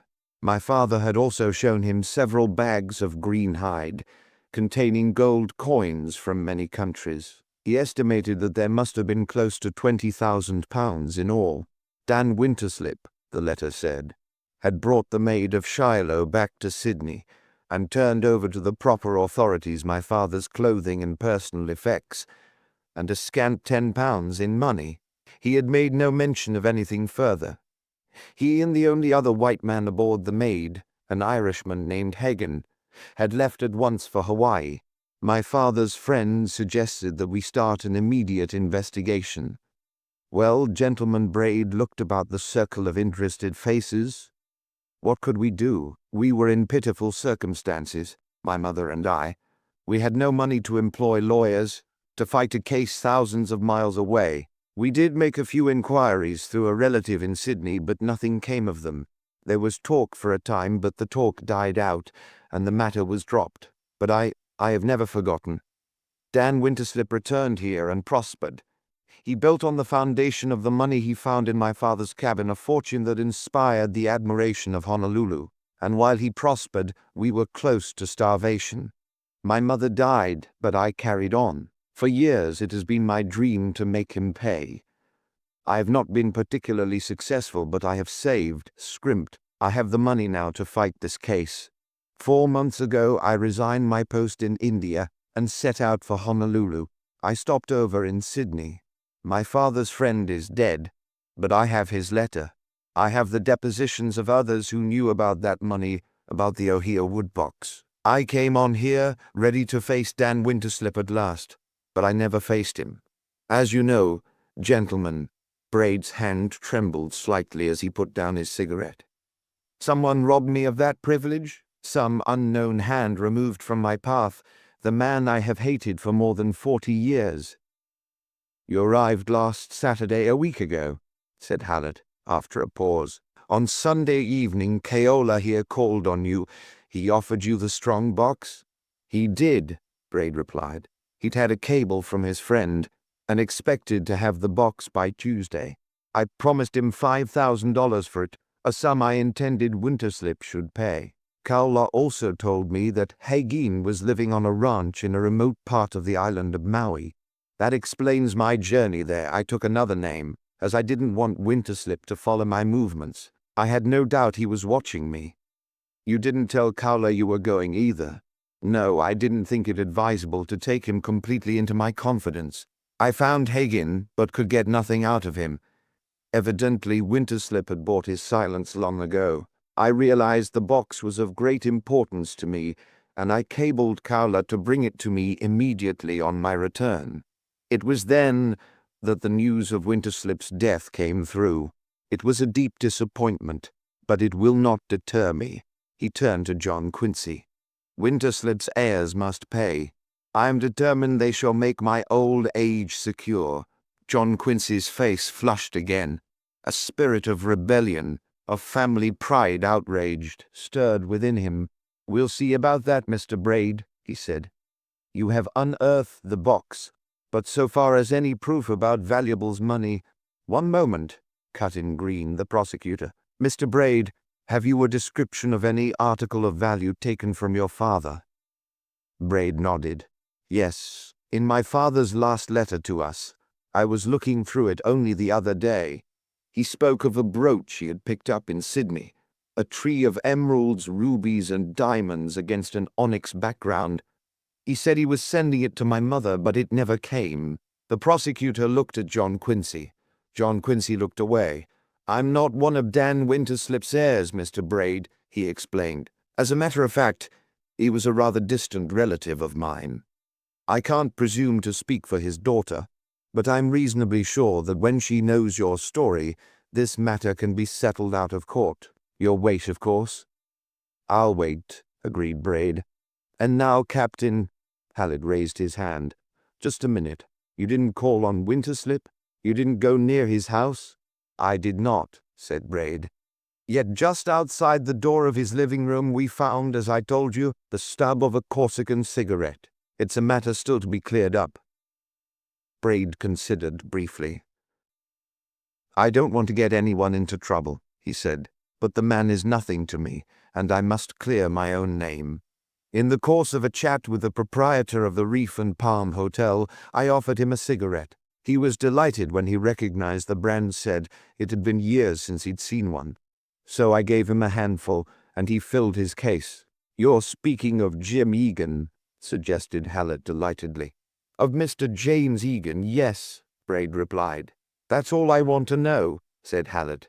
"Well, Mr. Green," the prosecutor addressed Braid, "for the present we can't permit you to leave Honolulu," he said, "but you are free to go to your hotel. This box will remain here until we can settle its final disposition, naturally." Braid rose. John Quincy faced him. "I'll call on you very soon," he promised. "What?" "Oh, yes, of course." The man stared nervously about him. "If you'll pardon me, gentlemen, I must run. I really must." He went out. The prosecutor looked at his watch. "Well, that's that. I'll have a conference with you in the morning, Hallett. My wife's waiting for me at the country club. Good night, Mr. Winterslip." He saw the look on John Quincy's face and smiled. "Don't take those revelations about your cousin too seriously. The 80s are ancient history, you know." As Green disappeared, Hallett turned to John Quincy. "What about this Keola?" he inquired. "It will be a pretty complicated job to prosecute him and his housebreaking friend on the President Tyler, but it can be done." A uniformed policeman appeared at the door, summoning Chan outside. "Oh no," said John Quincy. "Let the boy go. We don't want any publicity about this. I'll ask you, Captain, to keep Braid's story out of the papers." "I'll try," Hallett replied. He turned to the Hawaiian. "Come here." The boy rose. "You heard what this gentleman said. You ought to be sent up for this. But we've got more important things to attend to now. Run along, beat it." Chan came in just in time to hear the last. At his heels followed a sly little Japanese and a young Chinese boy. The latter was attired in the extreme of college-cut clothes. He was an American, and he emphasized the fact. "Only one moment," Chan cried. "New and interesting fact emerging to light. Gentlemen, my cousin Willie Chan, captain all-Chinese baseball team and demon backstopper of the Pacific." "Pleased to meet you," said Willie Chan. "Also Okamoto, who have auto stand on Kalakaua Avenue, not far from Winterslip household." "I know Okamoto," said Hallett. "He sells okolahau on the side." "No, indeed." protested the Japanese. Autostand, that is what. Will he do small investigating to help out crowded hours, went on Chan. He have dug up strange event out of this Okamoto here. On early morning of Tuesday, July 1st, Okamoto is roused from slumber by fierce knocks on door of room. He go to door. Let him tell it, suggested Hallett. What time was this? 2 of the morning, said the Japanese. Knocks were as described. I rouse and look at watch, run to door. Mr. Dick Cowler here is waiting. Demand I drive him to home over in Iwilai district. I done so. All right, said Hallett. Anything else? No? Charlie, take them out and thank them. That's your specialty. He waited until the Orientals had left the room, then turned fiercely on Cowler. Well, here you are, back in the limelight, he cried. Now, come across. What were you doing out near Winterslip's house the night of the murder? Nothing, said the Hawaiian. Nothing. A little late to be up doing nothing, wasn't it? Look here, my boy. I'm beginning to get you. For years, Dan Winterslip gave you money, supported you, until he finally decided you were no good. So he stopped the funds and you and he had a big row. Now didn't you? Yes, admitted Dick Kohler. On Sunday night, Braid offered you 5,000 for the box. You thought it wasn't enough. The idea struck you that maybe Dan Winterslip would pay more. You were a little afraid of him, but you screwed up your courage and went to his house. No, no, the boy cried. I did not go there. I say you did. You'd made up your mind to double-cross Braid. You and Dan Winterslip had another big scrap. You drew a knife. Lies, all lies, the boy shouted, terrified. Don't tell me I lie. You killed Winterslip and I'll get it out of you. I got the other and I'll get this. Hallett rose threateningly from his chair. Chan suddenly re-entered the room and handed Hallett a note. Arrived this moment by special messenger, he explained. Hallett ripped open the envelope and read. His expression altered. He turned disgustedly to Cowler. Beat it, he scowled. The boy fled gratefully. John Quincy and Chan looked wonderingly at the captain. Hallett sat down at his desk. It all comes back to Egan, he said. I've known it from the first. Wait a minute, cried John Quincy. What about that boy? Hallett crumpled the letter in his hand. Cowler? Oh, he's out of it now. Why? That's all I can tell you. He's out of it. That's not enough, John Quincy said. I demand to know. Hallett glared at him. You know all you're going to, he answered angrily. I say Cowler's out and that settles it. Egan killed Winterslip, and before I get through with him. Permit me to say, interrupted John Quincy, that you have the most trusting nature I ever met. Everybody's story goes with you. The Compton woman and that rat Leatherby come in here and spin a yarn, and you bow them out. And Braid, what about Braid? In bed at 1:20 last Tuesday morning, eh? Who says so? He does. Who can prove it? His wife can. What was to prevent his stepping out on the balcony of the Reef and Palm and walking along the beach to my cousin's house? Answer me that. Hallett shook his head. It's Egan. That cigarette. Yes, that cigarette. Has it occurred to you that Braid may have given him those cigarettes purposely? Egan did it, cut in Hallett stubbornly. All I need now is his story. I'll get it. I have ways and means. I congratulate you on your magnificent stupidity, cried John Quincy. Good night, sir. He walked along Bethel Street, Chan at his side. You're partly consumed by anger, said the Chinese man. Humbly suggest you cool. Calm heads needed. But what was in that note? Why wouldn't he tell us? In good time we know. Captain Honest Man. Be patient. But we're all at sea again, protested John Quincy. Who killed Cousin Dan? We get nowhere. So very true, agreed Chan. More clues lead us into presence of immovable stone wall. We sway about, seeking still other path. I'll say we do, answered John Quincy. There comes my car. Good night. Not until the trolley was halfway to Waikiki did he remember Mr. Saladin. Saladin crouching outside that window at the Reef and Palm. What did that mean? But Saladin was a comic figure, a lisping searcher after bridge work in the limpid waters of Waikiki. Even so, perhaps his humble activities should be investigated. Chapter The return of Captain Cope. After breakfast on Sunday morning, John Quincy followed Miss Minerva to the lanai. It was a neat world that lay outside the screen, for Dan Winterslip's yard boy had been busy until a late hour the night before, sweeping the lawn with the same loving thoroughness a housewife might display on a precious oriental rug. Barbara had not come down to breakfast, and John Quincy had seized the opportunity to tell his aunt of Braid's return and repeat the man's story of Dan Winterslip's theft on board the Maid of Shiloh. Now he lighted a cigarette and sat staring seriously out of the distant water. "Cheer up," said Miss Minerva. "You look like a judge. I presume you're thinking of poor Dan." "I am. Forgive and forget. None of us ever suspected Dan of being a saint. A saint? Far from it. He was just a plain—" "Never mind," put in his aunt sharply. "Remember, John Quincy, man is a creature of environment, and the temptation must have been great. Picture Dan on that ship in these easy-going latitudes, wealth at his feet, and not a soul in sight to claim it. Ill-gotten wealth at that. Even you, even I," said John Quincy sternly, "would have recalled I am a Winterslip. I never dreamed I'd live to hear you offering apologies for that sort of conduct." She laughed. "You know what they say about white women who go to the tropics? They lose first their complexion, then their teeth, and finally their moral sense." She hesitated. "I've had to visit the dentist a good deal of late," she added. John Quincy was shocked. "My advice to you is to hurry home," he said. "When are you going?" "Oh, soon. That's what we all say. Returning to Boston, I suppose." "Of course." "How about San Francisco?"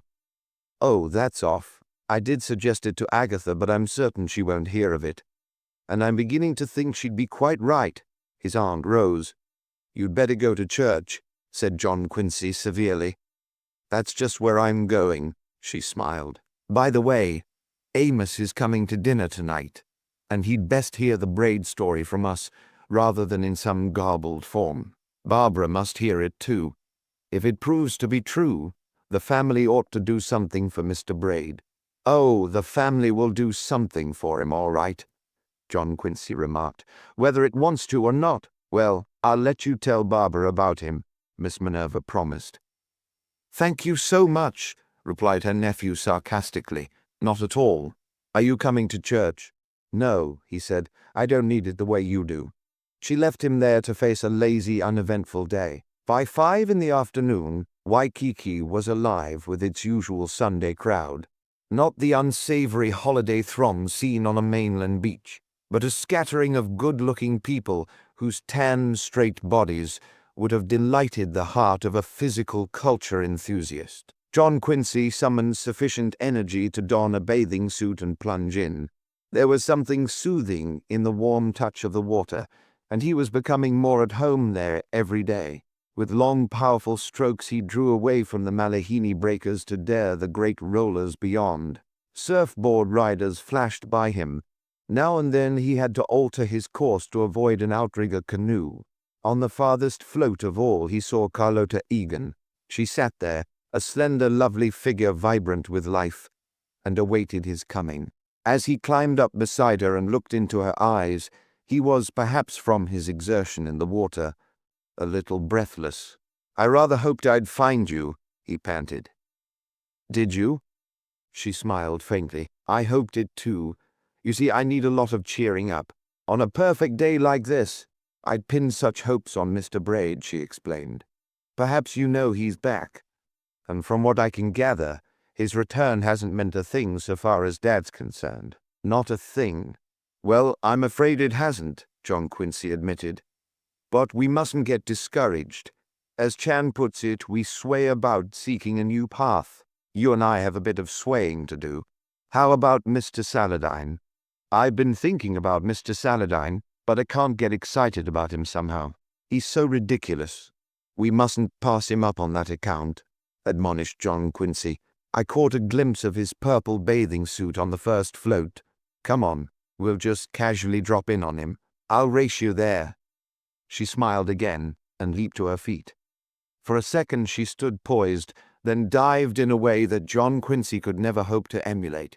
He slipped off in pursuit, and though he put forth every effort, she reached Saladin's side 5 seconds before he did. "Hello, Mr. Saladin," she said. "This is Mr. Winterslip of Boston." "Ah, yes," responded Mr. Saladin gloomily. "Mr. Winterslip." He regarded the young man with interest. "Any luck, sir?" inquired John Quincy sympathetically. "Oh, you heard about my accident." "I did, sir, and I'm sorry." "I am too," said Mr. Saladin feelingly. "Not a thrath of them, though, far. And I must go home in a few days. I believe Miss Egan said you lived in Des Moines?" "Yes. Death, I can't say it." "In business there?" inquired John Quincy nonchalantly. "Yes. Wholesale grocery business," answered Mr. Saladin, slowly but not very successfully. John Quincy turned away to hide a smile. "Shall we go along?" he said to the girl. "Good luck to you, sir." He dove off, and as they swam toward the shore, he reflected that they were on a false trail there, a trail as spurious as the teeth. That little businessman was too conventional a figure to have any connection with the murder of Dan Winterslip. He kept these thoughts to himself, however. Halfway to the beach, they encountered an enormous figure floating languidly on the water. Just beyond the great stomach, John Quincy perceived the serene face of Charlie Chan. "Hello, Charlie," he cried. "It's a small ocean, after all. Got your Ford with you?" Chan righted himself and grinned. "Little pleasant recreation," he explained. "Forget detective worries out here floating idle like leaf on stream." "Please float ashore," suggested John Quincy. "I have something to tell you." "Only too happy," agreed Chan. He followed them in, and they sat, an odd trio, on the white sand. John Quincy told the detective about Saladin's activities outside the window the night before, and repeated the conversation he had just had with the Middle Westerner. "Of course, the man seems almost too foolish to mean anything," he added. Chan shook his head. "Begging most humble pardon," he said. "That a wrong attitude completely. Detective business made up of insignificant trifles. One after other, our clues go burst in our countenance. Wise to pursue matter of Mr. Saladin." "What do you suggest?" John Quincy asked. "Tonight I visit city for night work to drive off my piled tasks," Chan replied. "After evening meal, suggest you join with me at cable office. We dispatch message to postmaster of this Des Moines, inquiring what are present locality of Mr. Saladin, expert in wholesaling provisions. Your name will be signed to message, much better than police meddling." "All right," John Quincy agreed. "I'll meet you there at 8:30. Carlotta Egan rose. "I must get back to the Reef and Palm. You've no idea all I have to do." John Quincy stood beside her. "If I can help, you know." "I know," she smiled. "I'm thinking of making you assistant manager. They'd be so proud of you. In Boston." She moved off toward the water for her homeward swim, and John Quincy dropped down beside Chan. The Chinese man's little amber eyes followed the girl. "Endeavoring to make English language my slave," he said, "I pursue poetry. Who were the great poet who said, 'She walks in beauty like the night'?" "Why, that was a—" "Who was it?" remarked John Quincy helpfully. "Name is slippery," went on Chan. "But no matter. Lines pop into brain whenever I see this Miss Egan. Beauty like the night. Hawaiian night, maybe. Lovely as purest jade. Most especially on this beach. Spot of heartbreaking charm, this beach. Surely is," agreed John Quincy, amused at Chan's obviously sentimental mood. "Here on gleaming sand I first regard my future wife," continued Chan. "Slender as the bamboo is slender, beautiful as blossom of the plum." "Your wife," repeated John Quincy. The idea was a new one. "Yes, indeed." Chan rose. "Recalls I must hasten home, where she attends the children who are now, by actual count, 9 in number." He looked down at John Quincy thoughtfully. "Are you well fitted with the armor of preparation?" he said. "Consider. Some night the moon has splendor in this neighborhood. The cocoa palms bow lowly, and turn away their heads so they do not see, and the white man kisses without intending to do so." "Oh, don't worry about me," John Quincy laughed. "I'm from Boston and immune." "Immune," repeated Chan. Ah, yes, I grasp meaning. In my home I have idol brought from China with insides of solid stone. He would think he is immune. But even so, I would not entrust him on this beach. As my cousin Willie Chan say with vulgarity, see you later. John Quincy sat for a time on the sand, then rose and strolled toward home. His path lay close to the lanai of Arlene Compton's cottage, and he was surprised to hear his name called from behind the screen. He stepped to the door and looked in. The woman was sitting there alone. "Come in a minute, Mr. Winterslip," she said. John Quincy hesitated. He did not care to make any social calls on this lady, but he did not have it in him to be rude. He went inside and sat down gingerly, poised for flight. "Got to hurry back for dinner," he explained. "Dinner? You'll want a cocktail." "No thanks, I'm on the wagon." "You'll find it hard to stick out here," she said a little bitterly. "I won't keep you long. I just want to know, are those boneheads down at the station getting anywhere, or ain't they?" "The police," smiled John Quincy. "They seem to be making progress. But it's slow. It's very slow. I'll tell the world it's slow, and I got to stick here till they pin it on somebody. Pleasant outlook, ain't it?" "Is Mr. Leatherby still with you?" inquired John Quincy. "What do you mean, is he still with me?" She flared. "Pardon me. Is he still in town?" "Of course he's in town. They won't let him go either. But I ain't worrying about him. I got troubles of my own. I want to go home." She nodded toward a newspaper on the table. "I just got hold of an old variety and seen about a show opening in Atlantic City. A lot of the gang is in it, working like dogs, rehearsing night and day, worrying themselves sick over how long the thing will last. Gee, don't I envy them. I was near to bawling when you came along." "You'll get back all right," comforted John Quincy. "Say, if I ever do, I'll stop everybody I meet on Broadway and promise never to leave 'em again." John Quincy rose. "You tell that guy Hallett to get a move on," she urged. "I'll tell him," he agreed. "And drop in to see me now and then," she added wistfully. "Us Easterners ought to stick together out here." "That's right, we should," John Quincy answered. "Goodbye." As he walked along the beach, he thought of her with pity. The story she and Leatherby had told might be entirely false. Even so, she was a human and appealing figure, and her homesickness touched his heart. Later that evening, when John Quincy came downstairs faultlessly attired for dinner, he encountered Amos Winterslip in the living room. Cousin Amos's lean face was whiter than ever, his manner listless. He had been robbed of his hate. His evenings beneath the algaroba tree had lost their savor. Life was devoid of spice. Dinner was not a particularly jolly affair. Barbara seemed intent on knowing now the details of the search the police were conducting, and it fell to John Quincy to enlighten her. Reluctantly, he came at last to the story of Braid. She listened in silence. After dinner, she and John Quincy went out into the garden and sat on a bench under the how tree facing the water.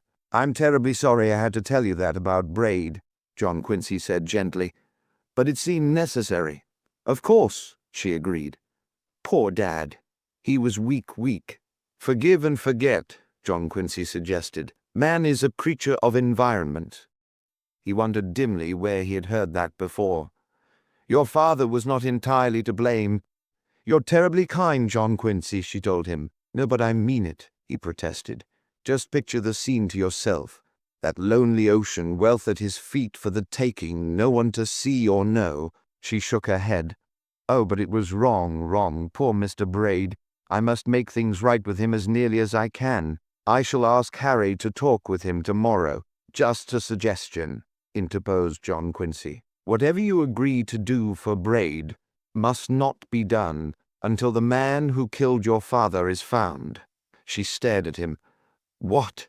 You don't think that Braid—" "I don't know. Nobody knows. Braid is unable to prove where he was early last Tuesday morning." They sat silent for a moment. Then the girl suddenly collapsed and buried her face in her hands. Her slim shoulders trembled convulsively, and John Quincy, deeply sympathetic, moved closer. He put his arm about her.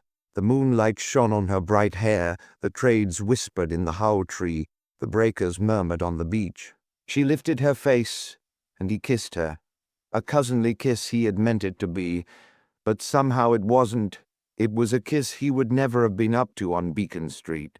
"Miss Minerva said I'd find you here," remarked a voice behind them. John Quincy leaped to his feet and found himself staring into the cynical eyes of Harry Jennison. "Even though you are the girl's cousin, it is a bit embarrassing to have a man find you kissing his fiancée, particularly if the kiss wasn't at all cousinly." John Quincy wondered if Jennison had noticed that. "Sit down," stammered John Quincy. "I was just going." "Goodbye," said Jennison coldly. John Quincy went hastily through the living room where Miss Minerva sat with Amos. "Got an appointment downtown," he explained, and picking up his hat in the hall, fled into the night. He had intended taking the roadster, but to reach the garage, he would have to pass that bench under the haw tree. Oh well, the colorful atmosphere of a trolley was more interesting anyhow. In the cable office on the ground floor of the Alexander Young Hotel, Chan was waiting, and they sent off their inquiry to the postmaster at Des Moines, signing John Quincy's name and address. That attended to, they returned to the street.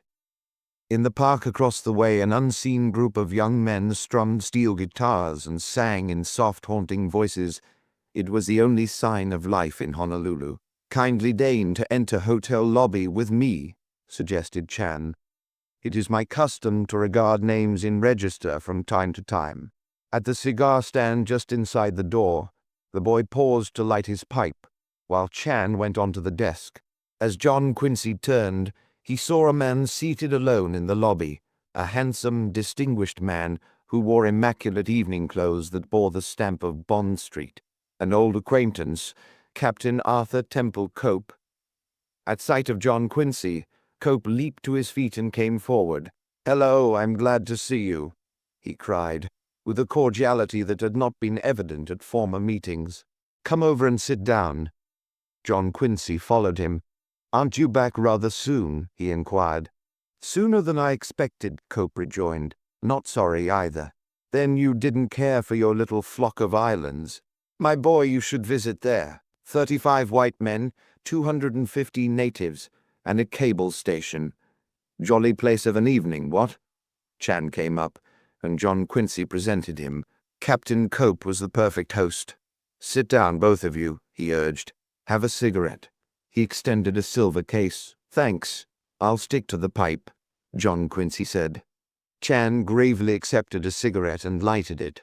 "Tell me, my boy," Cope said when they were seated, "is there anything new on the Winterslip murder? Haven't run down the guilty man by any chance?" "No, not yet," John Quincy replied. "That's a great pity. I understand the police are holding a chap named Egan?" "Yes, Jim Egan, of the Reef and Palm Hotel. Just what evidence have they against Egan, Mr. Winterslip?"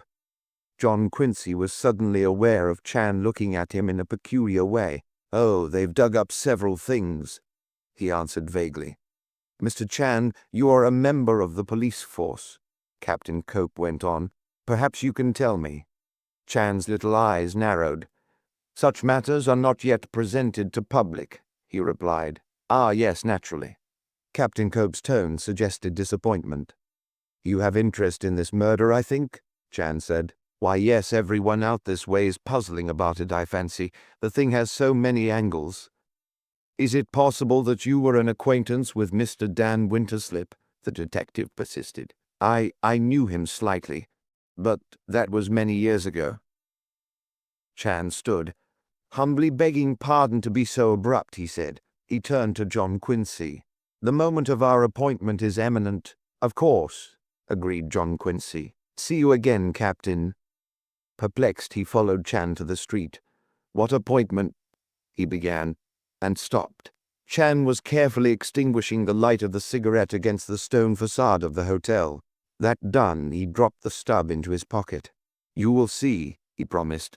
"First we visit police station.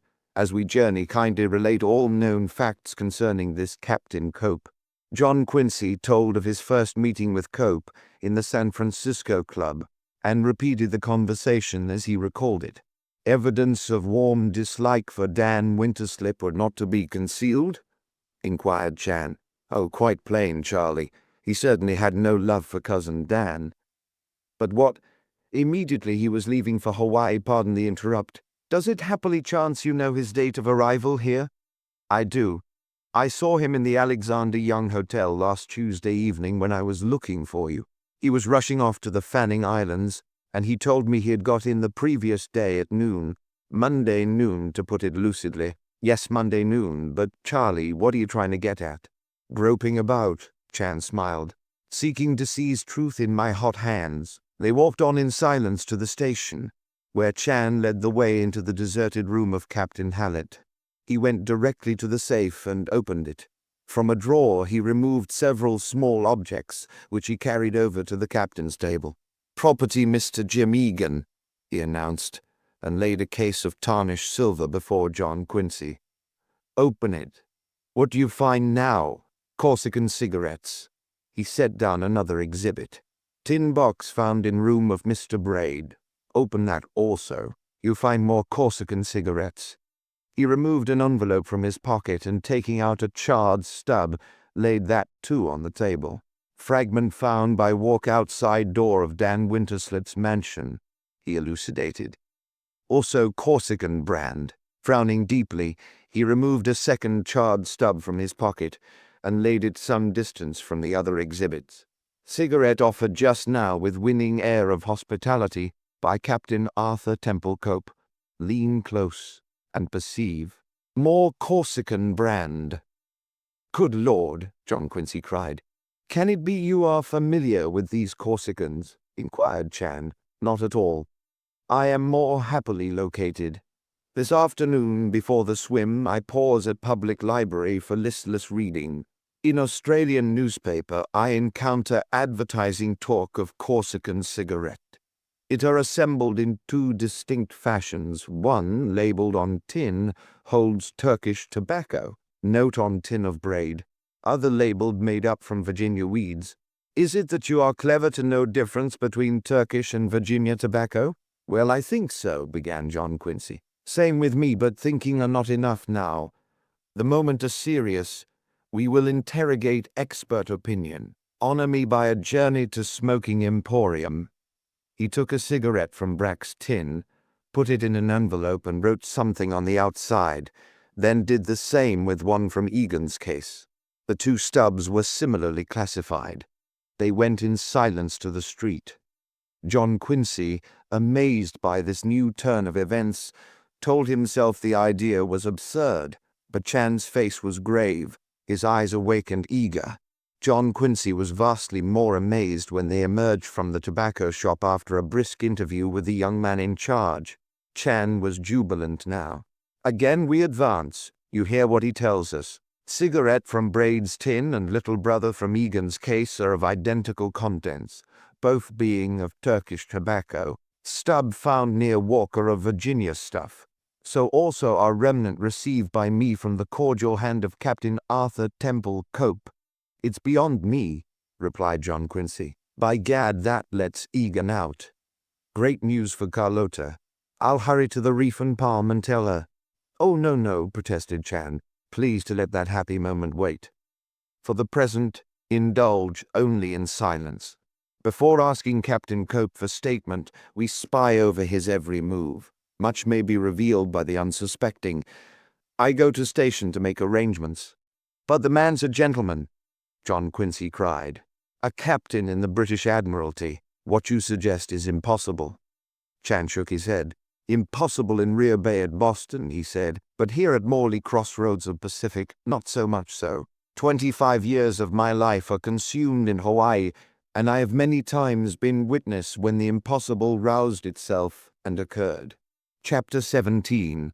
Nightlife in Honolulu. Monday brought no new developments, and John Quincy spent a restless day. Several times he called Chan at the police station, but the detective was always out. Honolulu, according to the evening paper, was agog. This was not, as John Quincy learned to his surprise, a reference to the Winterslip case. An American fleet had just left the harbor of San Pedro bound for Hawaii. This was the annual cruise of the graduating class at Annapolis, The warships were overflowing with future captains and admirals. They would linger at the port of Honolulu for several days, and a gay round of social events impended: dinners, dances, moonlight swimming parties. John Quincy had not seen Barbara all day.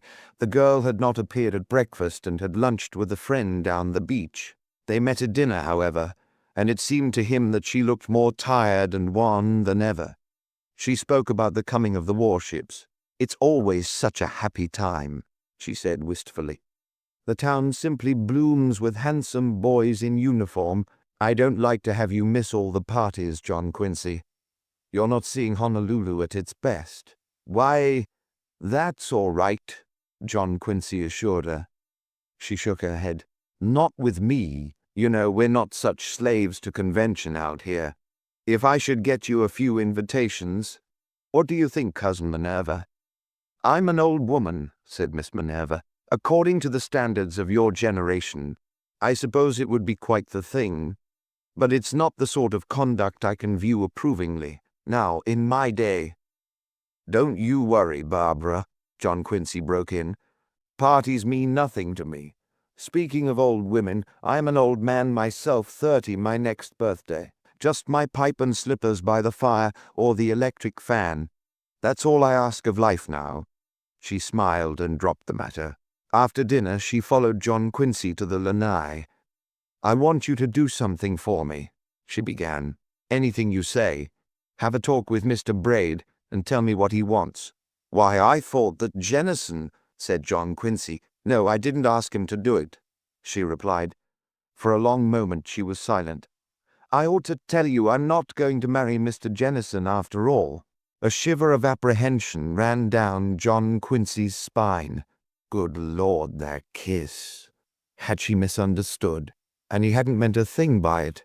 Just a cousinly salute, at least.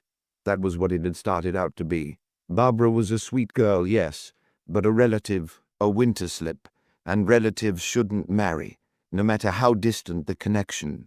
Then, too, there was Agatha. He was bound to Agatha by all the ties of honor. What had he got himself into, anyhow? "I'm awfully sorry to hear that," he said.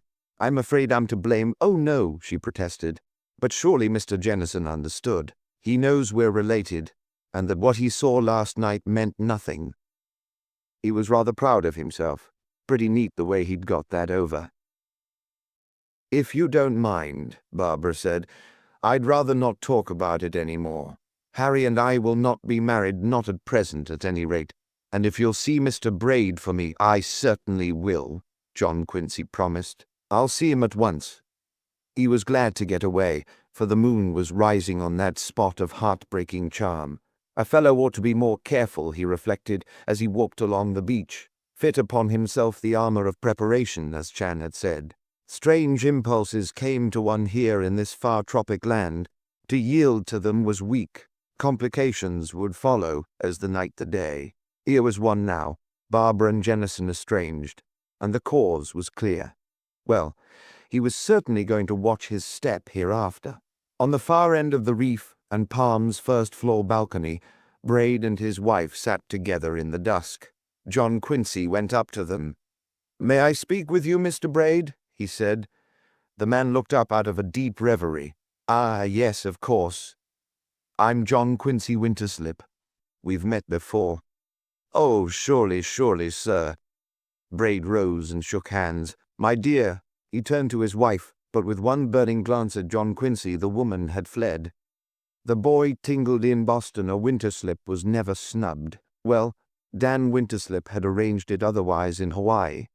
"Sit down, sir," said Braid, somewhat embarrassed by his wife's action. "I've been expecting someone of your name." "Naturally. Will you have a cigarette, sir?" John Quincy proffered his case, and when the cigarettes were lighted, seated himself at the man's side. "I'm here, of course, in regard to that story you told Saturday night." "Story?" flashed Braid. John Quincy smiled. "Don't misunderstand me. I'm not questioning the truth of it. But I do want to say this, Mr. Braid. You must be aware that you will have considerable difficulty establishing your claim in a court of law. The 80s are a long time back." "What you say may be true," Braid agreed. I'm relying more on the fact that a trial would result in some rather unpleasant publicity for the Winterslip family." "Precisely," nodded John Quincy. "I am here at a request of Miss Barbara Winterslip, who is Dan Winterslip's sole heir. She's a very fine girl, sir." "I don't question that," cut in Braid impatiently. "And if your demands are not unreasonable—" John Quincy paused and leaned closer. "Just what do you want, Mr. Braid?" Braid stroked those grey mustaches that drooped in saddened mood. "No money," he said, "can make good the wrong Dan Winterslip did. But I'm an old man, and it would be something to feel financially secure for the rest of my life. I'm not inclined to be grasping, particularly since Dan Winterslip has passed beyond my reach. There were £20,000 involved. I'll say nothing about interest for more than 40 years. A settlement of $100,000 would be acceptable." John Quincy considered. "I can't speak definitely for my cousin," he said, "but to me that sounds fair enough. I have no doubt Barbara will agree to give you that sum." He saw the man's tired old eyes brighten in the semi-darkness. "The moment the murderer of Dan Winterslip is found," he added quickly. "What's that you say?" Braid leaped to his feet. "I say she'll very likely pay you when this mystery is cleared up. Surely you don't expect her to do so before that time?" John Quincy rose too. "I certainly do," Braid cried. "Why, look here, this thing may drag on indefinitely. I want England again, the Strand, Piccadilly. It's 25 years since I saw London. Wait. Damn it. Why should I wait? What's this murder to me, by gad, sir?" He came close, erect, flaming, the son of Tom Braid, the blackbirder now. "Do you mean to insinuate that I—" John Quincy faced him calmly. "I know you can't prove where you were early last Tuesday morning," he said evenly. "I don't say that incriminates you, but I shall certainly advise my cousin to wait. I'd not care to see her in the position of having rewarded the man who killed her father." "I'll fight," cried Braid. "I'll take it to the courts." "Go ahead," John Quincy said, "but it will cost you every penny you've saved, and you may lose in the end. Good night, sir." "Good night," Braid answered, standing as his father might have stood on the Maid of Shiloh's deck. John Quincy had gone halfway down the balcony when he heard quick footsteps behind him. He turned. It was Braid the civil servant, the man who had labored 36 years in the oven of India, a beaten, helpless figure. "You've got me," he said, laying a hand on John Quincy's arm. "I can't fight. I'm too tired, too old. I've worked too hard. I'll take whatever your cousin wants to give me when she's ready to give it." "That's a wise decision, sir," John Quincy answered. A sudden feeling of pity gripped his heart. He felt toward Braid as he had felt toward that other exile, Arlene Compton. "I hope you see London very soon," he added, and held out his hand. Braid took it. "Thank you, my boy. You're a gentleman, even if your name is Winterslip." Which, John Quincy reflected as he entered the lobby of the Reef and Palm, was a compliment not without its flaw. He didn't worry over that long, however, for Carlota Egan was behind the desk.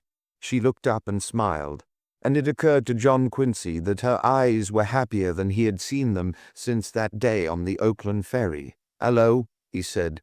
"Got a job for a good bookkeeper?" She shook her head.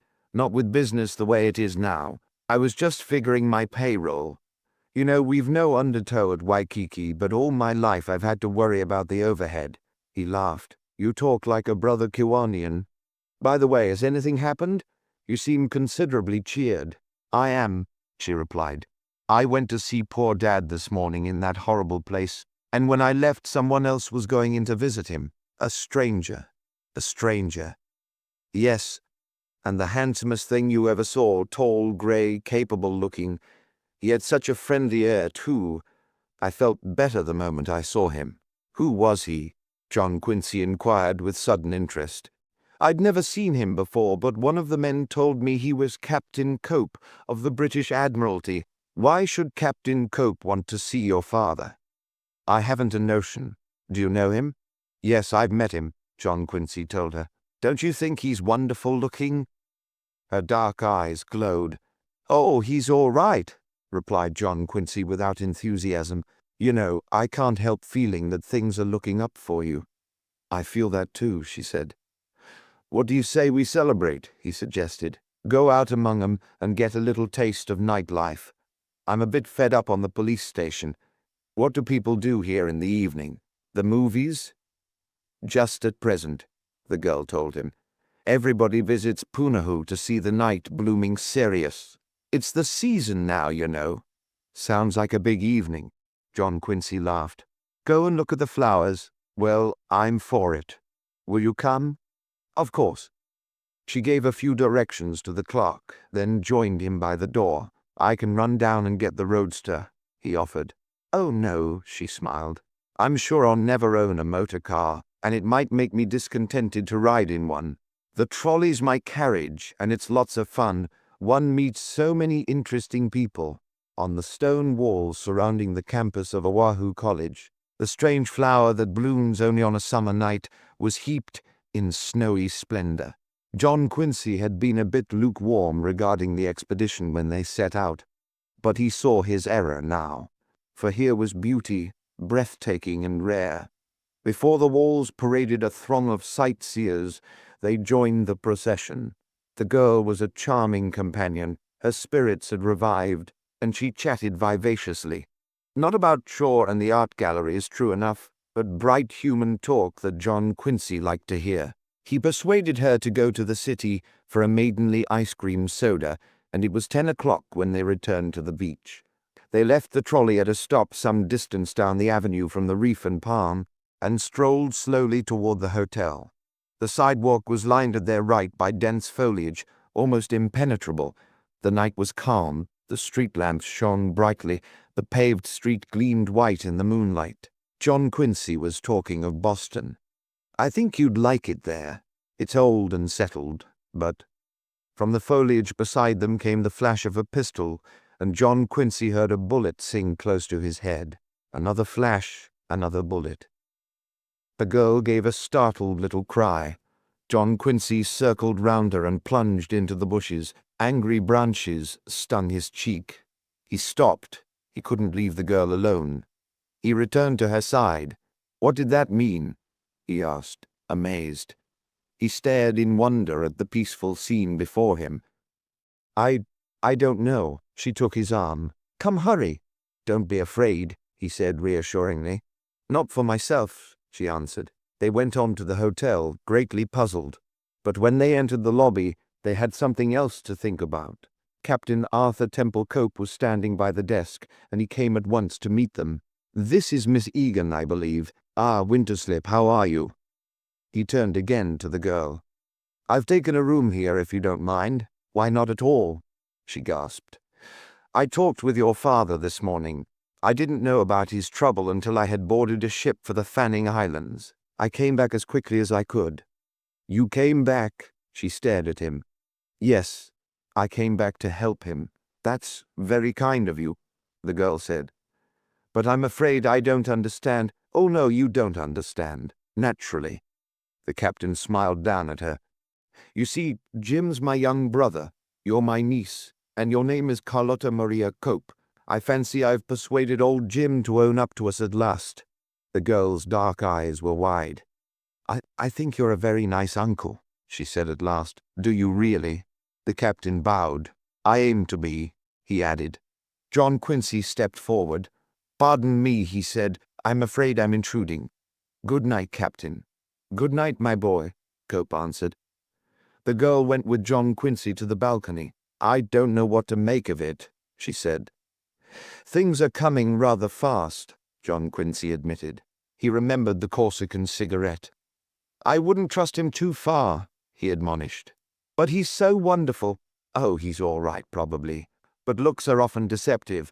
I'll go along now and let you talk with him." She laid one slim tanned hand on his white-clad arm. "Do be careful." "Oh, I'm all right," he told her. "But someone shot at you." "Yes, and a very poor aim he had, too. Don't worry about me." She was very close, her eyes glowing in the dark. "You said you weren't afraid for yourself," he added. "Did you mean—" "I meant I was afraid for you." The moon, of course, was shining.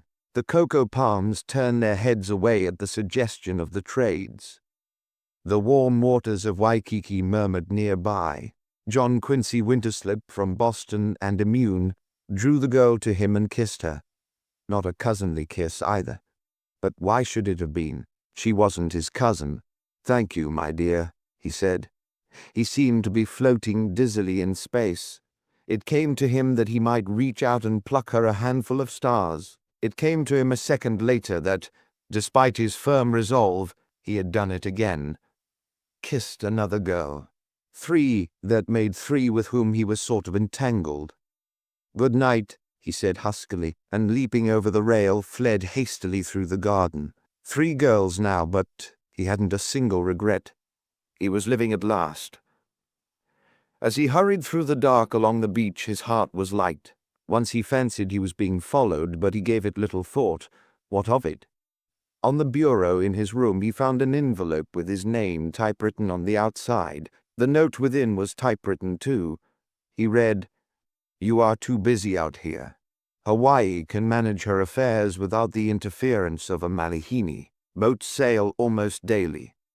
If you are still here 48 hours after you get this, look out.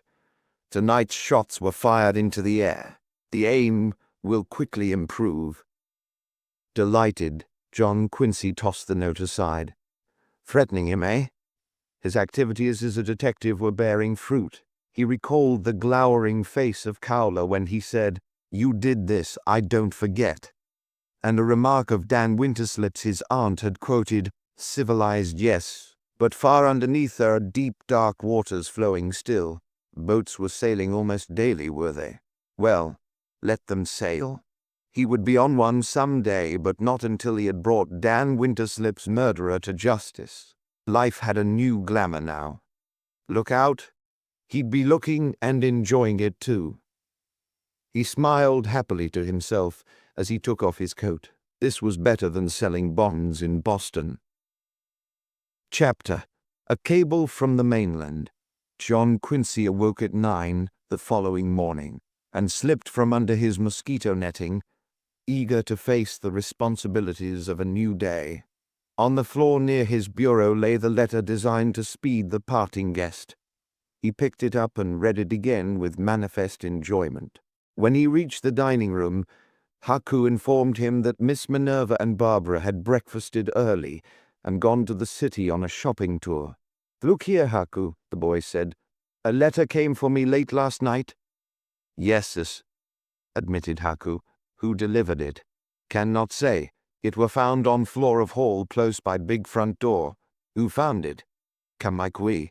"Oh, yes, Kamaikui. I tell her to put in your sleeping room." "Did Kamaikui see the person who brought it?" "Nobody see him. Nobody on place." "All right," John Quincy said. He spent a leisurely hour on the lanai with his pipe and the morning paper.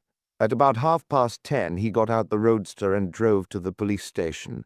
Hallett and Chan, he was told, were in a conference with the prosecutor. He sat down to wait, and in a few moments word came for him to join them. Entering Green's office, he saw the 3 men seated gloomily about the prosecutor's desk. "Well, I guess I'm some detective," he announced.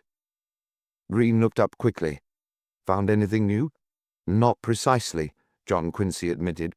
"But last night, when I was walking along Kalakaua Avenue with a young woman, somebody took a couple of wild shots at me from the bushes, and when I got home, I found this letter waiting." He handed the epistle to Hallett, who read it with evident disgust, then passed it on to the prosecutor. "That doesn't get us anywhere," the captain said. "It may get me somewhere if I'm not careful," John Quincy replied. "However, I'm rather proud of it. Sort of goes to show that my detective work is hitting home." "Maybe," answered Hallett carelessly. Green laid the letter on his desk. "My advice to you," he said, "is to carry a gun. That's unofficial, of course." "Nonsense, I'm not afraid," John Quincy told him. "I've got a pretty good idea who sent this thing." "You have?" Green said. "Yes, he's a friend of Captain Hallett's, Dick Cowler." "What do you mean he's a friend of mine?" flared Hallett. "Well, you certainly treated him pretty tenderly the other night." "I knew what I was doing," said Hallett grouchily. "I hope you did." But if he puts a bullet in me some lovely evening, I'm going to be pretty annoyed with you." "Oh, you're in no danger," Hallett answered. "Only a coward writes anonymous letters." "Yes, and only a coward shoots from ambush. But that isn't saying he can't take a good aim." Hallett picked up the letter. "I'll keep this. It may prove to be evidence." "Surely," agreed John Quincy. "And you haven't got any too much evidence as I see it." "Is that so?" growled Hallett. "We've made a rather important discovery about that Corsican cigarette." "Oh, I'm not saying Charlie isn't good," smiled John Quincy. "I was with him when he worked that out."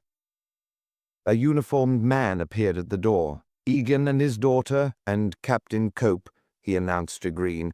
"Want to see them now, sir?" "Send them in," ordered the prosecutor. "I'd like to stay if you don't mind," John Quincy suggested. "Oh, by all means," Green answered. "We couldn't get along without you." The policeman brought Egan to the door, and the proprietor of the Reef and Palm came into the room. His face was haggard and pale. His long siege with the authorities had begun to tell, but a stubborn light still flamed in his eyes. After him came Carlotta Egan, fresh and beautiful, and with a new air of confidence about her. Captain Cope followed, tall, haughty, a man of evident power and determination. "This is the prosecutor, I believe," he said. "Ah, Mr. Winterslip, I find you everywhere I go." "You don't mind my staying?" inquired John Quincy. "Not in the least, my boy. Our business here will take but a moment." He turned to Green. "Just as a preliminary," he continued, "I am Captain Arthur Temple Cope of the British Admiralty, and this gentleman," he nodded toward the proprietor of the Reef and Palm, "is my brother." "Really?" said Green. "His name is Egan, as I understand it." "His name is James Egan Cope," the captain replied. "He dropped the Cope many years ago for reasons that do not concern us now." "I am here simply to say, sir, that you are holding my brother on the flimsiest pretext I have ever encountered in the course of my rather extensive travels. If necessary, I propose to engage the best lawyer in Honolulu and have him free by night, but I'm giving you this last chance to release him and avoid a somewhat painful expose of the sort of nonsense you go in for." John Quincy glanced at Carlotta Egan. Her eyes were shining, but not on him. They were on her uncle. Green flushed slightly. "A good bluff, Captain, is always worth trying," he said. "Oh, then you admit you've been bluffing," said Cope quickly. "I was referring to your attitude, sir," Green replied. "Oh, I see," Cope said. "I'll sit down if you don't mind. As I understand it, you have two things against old Jim here. One is that he visited Dan Winterslip on the night of the murder, and now refuses to divulge the nature of that call. The other is the stub of a Corsican cigarette, which was found by the walk outside the door of Winterslip's living room." Green shook his head. "Only the first," he responded. "The Corsican cigarette is no longer evidence against Egan." He leaned suddenly across his desk. "It is, my dear Captain Cope, evidence against you." Cope met his look unflinchingly. "Really?" he remarked. John Quincy noted a flash of startled bewilderment in Carlotta Egan's eyes. "That's what I said," Green continued. "I'm very glad you dropped in this morning, sir. I've been wanting to talk to you. I've been told that you were heard to express a strong dislike for Dan Winterslip." "I may have. I certainly felt it." "Why?" "As a midshipman on a British warship, I was familiar with Australian gossip in the 80s. Mr. Dan Winterslip had an unsavory reputation. It was rumored on good authority that he rifled the sea chest of his dead captain on the Maid of Shiloh. Perhaps we're a bit squeamish, but that is the sort of thing we sailors cannot forgive. There were other quaint deeds in connection with his blackbirding activities. Yes, my dear sir, I heartily disliked Dan Winterslip, and if I haven't said so before, I say it now." "You arrived in Honolulu a week ago yesterday," Green continued. "At noon Monday noon. You left the following day. Did you by any chance call on Dan Winterslip during that period?" "I did not." "Ah, yes. I may tell you, sir, that the Corsican cigarettes found in Egan's case were of Turkish tobacco. The stub found near the scene of Dan Winterslip's murder was of Virginia tobacco. So also, my dear Captain Cope, was the Corsican cigarette you gave our man Charlie Chan in the lobby of the Alexander Young Hotel last Sunday night. Cope looked at Chan and smiled. Always the detective, eh? He said. Never mind that, Green cried. I'm asking for an explanation. The explanation is very simple, Cope replied. I was about to give it to you when you launched into this silly cross-examination. The Corsican cigarette found by Dan Winterslip's door was, naturally, of Virginia tobacco. I never smoke any other kind. What? There can be no question about it, sir. I dropped that cigarette there myself. But you just told me you didn't call on Dan Winterslip. That was true. I didn't. I called on Miss Minerva Winterslip, of Boston, who is a guest in the house. As a matter of fact, I had tea with her last Monday at 5 o'clock. You may verify that by telephoning the lady. Green glanced at Hallett, who glanced at the telephone, then turned angrily to John Quincy. Why the devil didn't she tell me that? He demanded. John Quincy smiled. I don't know, sir. Possibly because she never thought of Captain Cope in connection with the murder. She'd hardly be likely to, Cope said. Miss Winterslip and I had tea in the living room, then went out and sat on a bench in the garden, chatting over old times. When I returned to the house, I was smoking a cigarette. I dropped it just outside the living room door. Whether Miss Winterslip noted my action or not, I don't know. She probably didn't. It isn't the sort of thing one remembers. You may call her on the telephone if you wish, sir. Again Green looked at Hallett, who shook his head. I'll talk with her later, announced the captain of detectives. Evidently Miss Minerva had an unpleasant interview ahead. At any rate, Cope continued to the prosecutor, you had yourself disposed of the cigarette as evidence against old Jim. That leaves only the fact of his silence. His silence, yes, Green cut in, and the fact that Winterslip had been heard to express a fear of Jim Egan. Cope frowned. Had he really? He considered a moment. Well, what of it? Winterslip had good reason to fear a great many honest men. No, my dear sir, you have nothing save my brother's silence against him. And that is not enough. I demand— Green raised his hand. Just a minute. I said you were bluffing, and I still think so. Any other assumption would be an insult to your intelligence. Surely you know enough about the law to understand that your brother's refusal to tell me his business with Winterslip, added to the fact that he was presumably the last person to see Winterslip alive, is sufficient excuse for holding him. I can hold him on those grounds. I am holding him, and, my dear Captain, I shall continue to hold him until hell freezes over. Very good, said Cope, rising. I shall engage a capable lawyer. That is, of course, your privilege, snapped Green. Good morning. Cope hesitated. He turned to Egan. It means more publicity, Jim, he said. Delay, too. More unhappiness for Carlotta here. And since everything you did was done for her. How did you know that? Asked Egan quickly. I've guessed it. I can put two and two together, Jim. Carlotta was to return with me for a bit of schooling in England. You said you had the money, but you hadn't. That was your pride again, Jim. It's got you into a lifetime of trouble. You cast about for the funds and you remembered Winterslip. I'm beginning to see it all now. You had something on Dan Winterslip, and you went to his house that night to blackmail him, suggested Green. It wasn't a pretty thing to do, Jim, Cope went on. But you weren't doing it for yourself. Carlotta and I know you would have died first. You did it for your girl, and we both forgive you. He turned to Carlotta. Don't we, my dear? The girl's eyes were wet. She rose and kissed her father. Dear old Dad, she said. Come on, Jim, pleaded Captain Cope. Forget your pride for once. Speak up, and we'll take you home with us. I'm sure the prosecutor will keep the thing from the newspapers. We've promised him that 1,000 times, Green said. Egan lifted his head.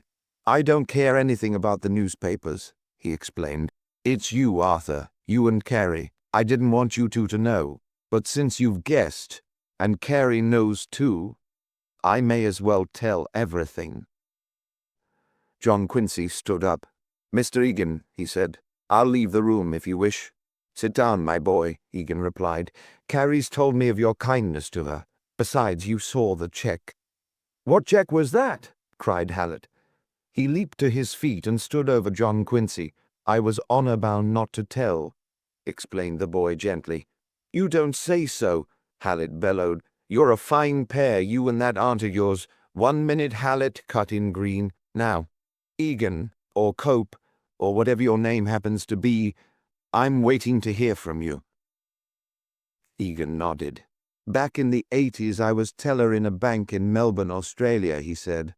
One day a young man came to my window, Williams, or some such name he called himself. He had a green hide bag, full of gold pieces, Mexican, Spanish, and English coins, some of them crusted with dirt, and he wanted to exchange them for banknotes. I made the exchange for him.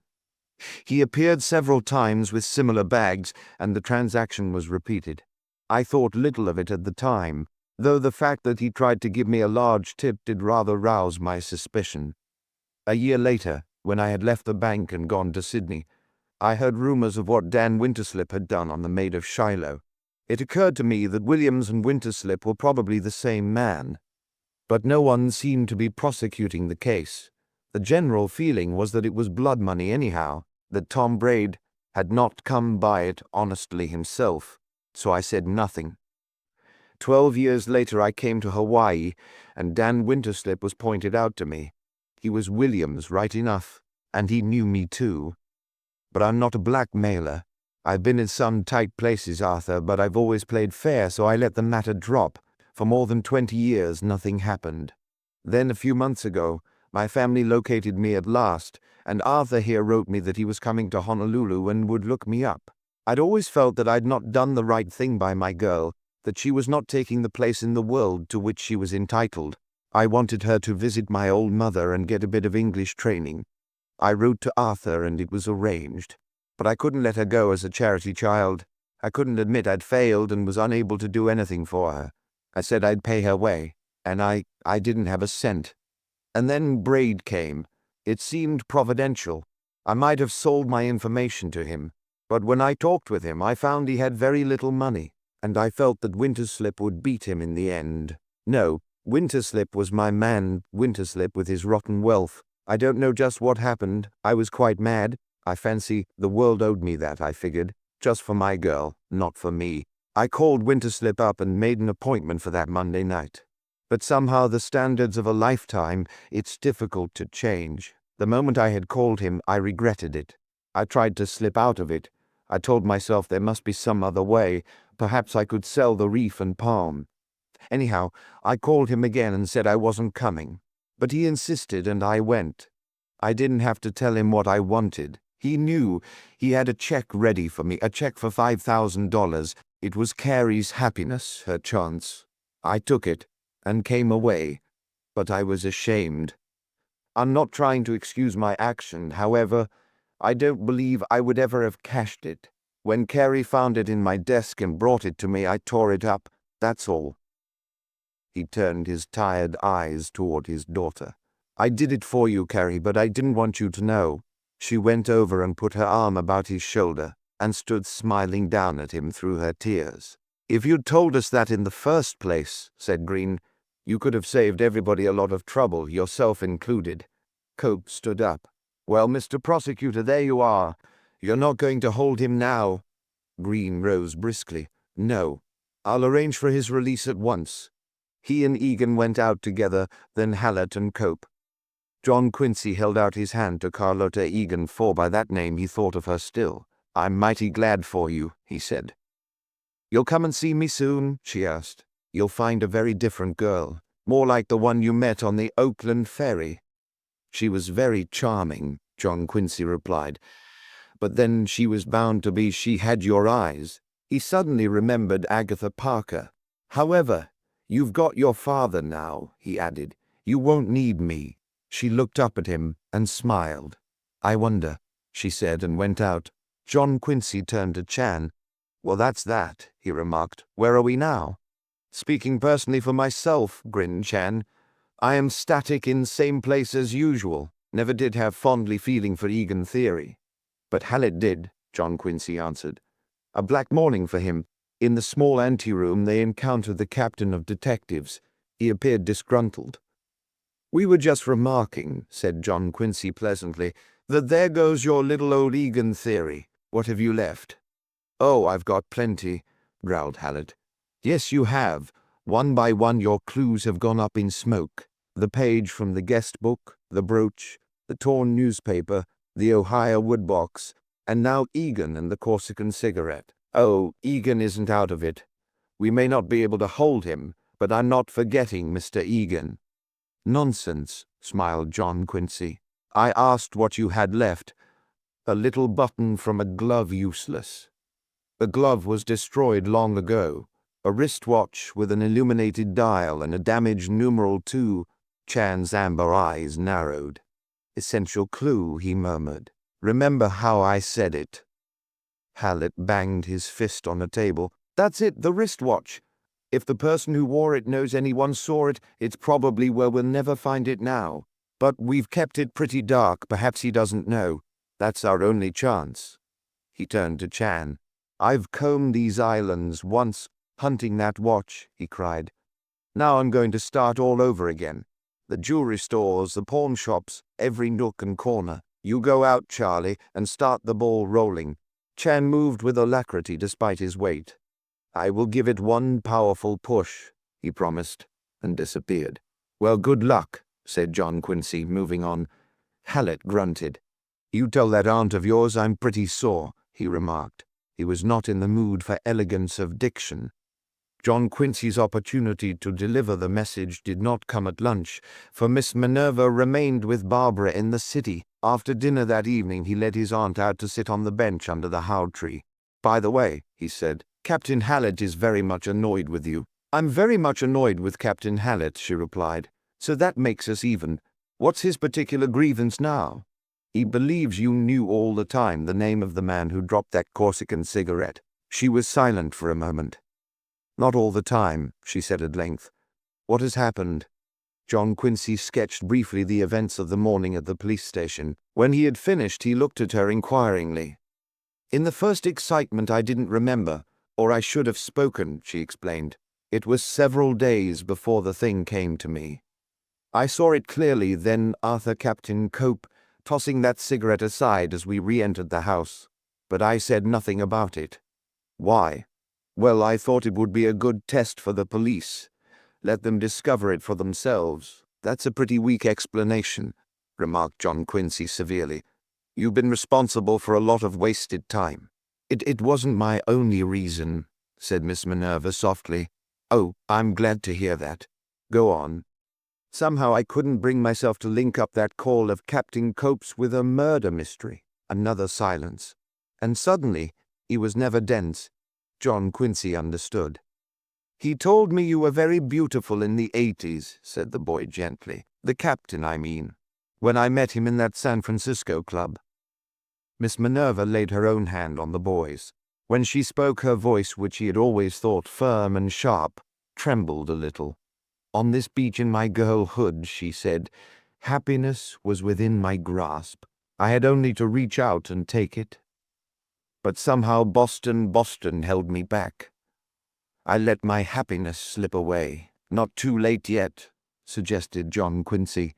She shook her head. "So he tried to tell me that Monday afternoon. But there was something in his tone. I may be in Hawaii, but I'm not quite mad.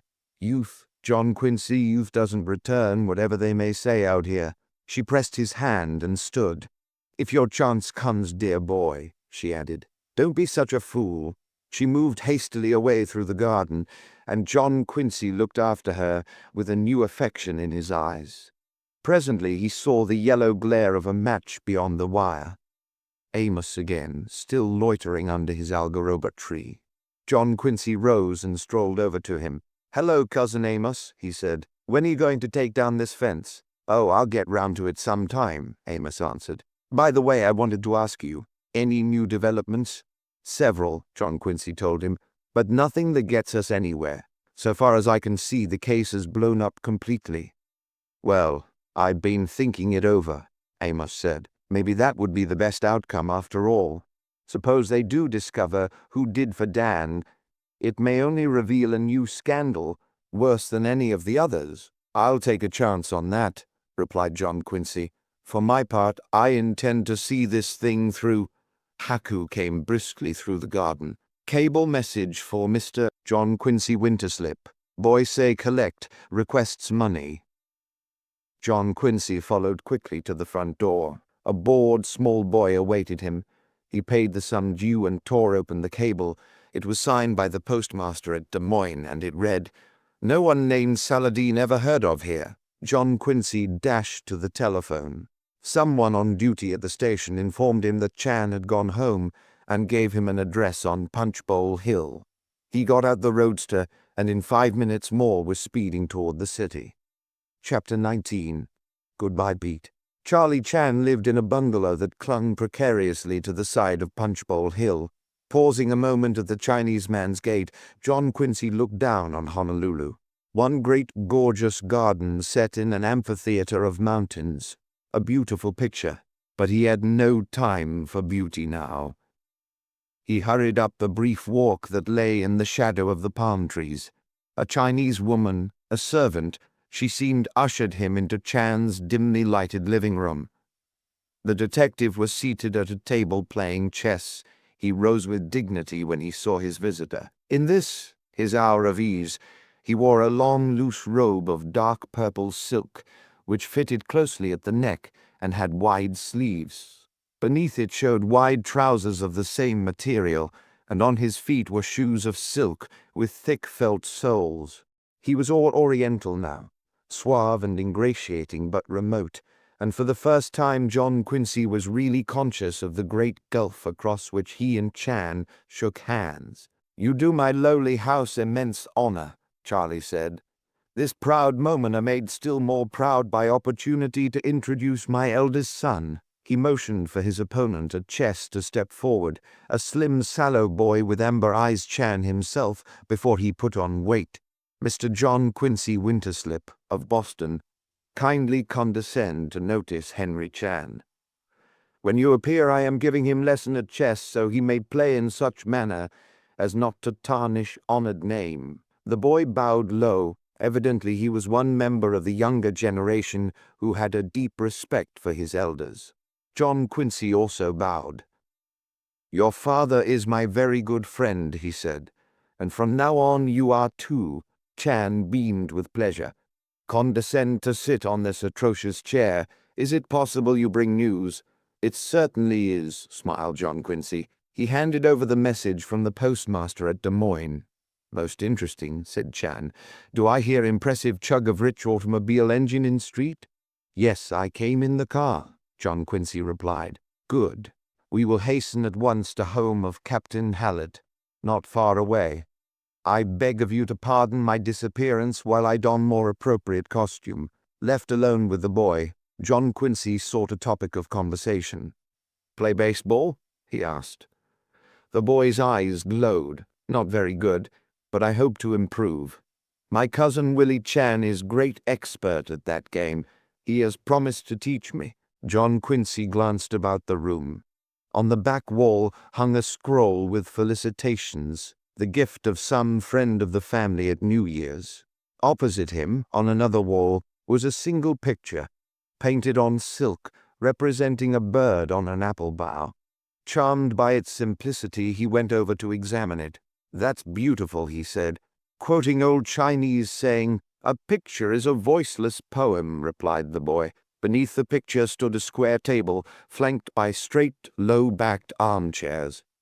On other elaborately carved teakwood stands distributed about the room were blue and white vases, porcelain wine jars, dwarfed trees. Pale golden lanterns hung from the ceiling. A soft-toned rug lay on the floor. John Quincy felt again the gulf between himself and Charlie Chan. But when the detective returned, he wore the conventional garb of Los Angeles or Detroit, and the gulf did not seem so wide. They went out together and, entering the roadster, drove to Hallett's house on Iolani Avenue. The captain lolled in pajamas on his lanai. He greeted his callers with interest. "You boys are out late," he said. "Something doing?" "Certainly is," replied John Quincy. taking a proffered chair. "There's a man named Saladin." At mention of the name, Hallett looked at him keenly. John Quincy went on to tell what he knew of Saladin, his alleged place of residence, his business, the tragedy of the lost teeth. "Some time ago we got on to the fact that every time Kohler figured in the investigation, Saladin was interested. He managed to be at the desk of the Reef and Palm the day Kohler inquired for Braid. On the night Kohler was questioned by your men, Miss Egan saw Mr. Saladin crouching outside the window. So Charlie and I thought it a good scheme to send a cable of inquiry to the postmaster at Des Moines, where Saladin claimed to be in the wholesale grocery business." He handed an envelope to Hallett. "That answer arrived tonight," he added. An odd smile had appeared on Hallett's usually solemn face. He took the cable and read it, then slowly tore it into bits. "Forget it, boys," he said calmly. What?" gasped John Quincy. "I said, forget it. I like your enterprise, but you're on the wrong trail there." John Quincy was greatly annoyed. "I demand an explanation," he cried. "I can't give it to you," Hallett answered. "You'll have to take my word for it." "I've taken your word for a good many things," said John Quincy hotly. "This begins to look rather suspicious to me. Are you trying to shield somebody?" Hallett rose and laid his hand on John Quincy's shoulder. "I've had a hard day," he remarked, "and I'm not going to get angry with you. I'm not trying to shield anybody. I'm as anxious as you are to discover who killed Dan Winterslip. More anxious, perhaps. Yet when we bring you evidence, you tear it up." "Bring me the right evidence," said Hallett. "Bring me that wristwatch. I can promise you action then." John Quincy was impressed by the sincerity in his tone, but he was sadly puzzled too. "All right," he said. "That's that. I'm sorry if we've troubled you with this trivial matter." "Don't talk like that," Hallett broke in. "I'm glad of your help. But as far as Mr. Saladin is concerned," he looked at Chan. "Let him alone." Chan bowed. "You are undisputable chief," he replied. They went back to Punchbowl Hill in the roadster, both rather dejected. As Chan alighted at his gate, John Quincy spoke. "Well, I'm Pow. Saladin was my last hope." The Chinese man stared for a moment at the moonlit Pacific that lay beyond the waterfront lamps. "Stone walls surround us," he said dreamily, "but we circle about, seeking loophole. Moment of discovery will come." "I wish I thought so," replied John Quincy. Chan smiled. "Patience are a very lovely virtue," he remarked. "Seem that way to me. But maybe that are my oriental mind. Your race, I perceive, regard patience with ever-swelling disfavor." It was with swelling disfavor that John Quincy regarded it as he drove back to Waikiki. Yet he had great need of patience in the days immediately following, for nothing happened. The 48-hour period given him to leave Hawaii expired, but the writer of that threatening letter failed to come forward and relieve the tedium. Thursday arrived, a calm day like the others. Thursday night, peaceful and serene. On Friday afternoon, Agatha Parker broke the monotony by a cable sent from the Wyoming ranch. "You must be quite mad. I find the West crude and impossible." John Quincy smiled. He could picture her as she wrote it, proud, haughty, unyielding. She must have been popular with the man who transmitted the message. Or was he, too, an exile from the East? And perhaps the girl was right. Perhaps he was mad, after all. He sat on Dan Winterslip's lanai, trying to think things out. Boston, the office, the art gallery, the theaters, the common on a winter's day, with the air bracing and full of life. The thrill of a new issue of Bonds, like the thrill of a theatrical first night. Would it get over big or flop at his feet? Tennis at Longwood, long evenings on the Charles, golf with people of his own kind at Magnolia. Tea out of exquisite cups in dim old drawing rooms. Wasn't he mad to think of giving up all that? But what had Miss Minerva said? If your chance ever comes, the problem was a big one, and big problems were annoying out here where the lotus grew. He yawned and went aimlessly downtown. Drifting into the public library, he saw Charlie Chan hunched over a table that held an enormous volume. John Quincy went closer. The book was made up of back numbers of the Honolulu morning paper, and it was open at a time-yellowed sporting page. "Hello, Chan. What are you up to?" The Chinese man gave him a smile of greeting. "Hello. Little bit of careless reading while I gallop about seeking loophole." He closed the big volume casually. "You seem in the best of health." "Oh, I'm all right." "No more fierce shots out of bushes?" "Not a trigger pulled. I imagine that was a big bluff, nothing more." "What do you say, bluff?" "I mean the fellow's a coward after all." Chan shook his head solemnly. "Pardon humble suggestion, do not lose carefulness. Hot heads plenty in hot climate." "I'll look before I leap," John Quincy promised. "But I'm afraid I interrupted you." "Ridiculous thought," protested Chan. "I'll go along. Let me know if anything breaks." "Most certainly. Up to present, everything are intact." John Quincy paused at the door of the reference room. Charlie Chan had promptly opened the big book and was again bending over it with every show of interest. Returning to Waikiki, John Quincy faced a dull evening. Barbara had gone to the island of Kauai for a visit with old friends of the family. He had not been sorry when she went, for he didn't feel quite at ease in her presence. The estrangement between the girl and Jennison continued. The lawyer had not been at the dock to see her off. Yes, John Quincy had parted from her gladly, but her absence cast a pall of loneliness over the house on Kalia Road. After dinner he sat with his pipe on the lanai. Down the beach at the reef and palm pleasant company was available, but he hesitated. He had seen Carlotta Egan several times by day, on the beach or in the water. She was very happy now, though somewhat appalled at thought of her approaching visit to England. They'd had several talks about that, daylight talks. John Quincy was a bit afraid to entrust himself, as Chan had said, in speaking of his stone idol of an evening. After all, there was Agatha, there was Boston, there was Barbara, too. Being entangled with 3 girls at once was a rather wearing experience. He rose and went downtown to the movies. On Saturday morning, he was awakened early by the whir of aeroplanes above the house. The American fleet was in the offing, and the little brothers of the air service hastened out to hover overhead in friendly welcome. That day a spirit of carnival prevailed in Honolulu. Flags floated from every masthead, and the streets bloomed, as Barbara had predicted, with handsome boys in spotless uniforms. They were everywhere, swarming in the souvenir stores, besieging the soda fountains, skylarking on the trolley cars. Evening brought a great ball at the beach hotel, and John Quincy, out for a walk, saw that every spick and span uniform moved toward Waikiki, accompanied by a fair young thing who was only too happy to serve as sweetheart in that particular port. John Quincy felt, suddenly, rather out of things.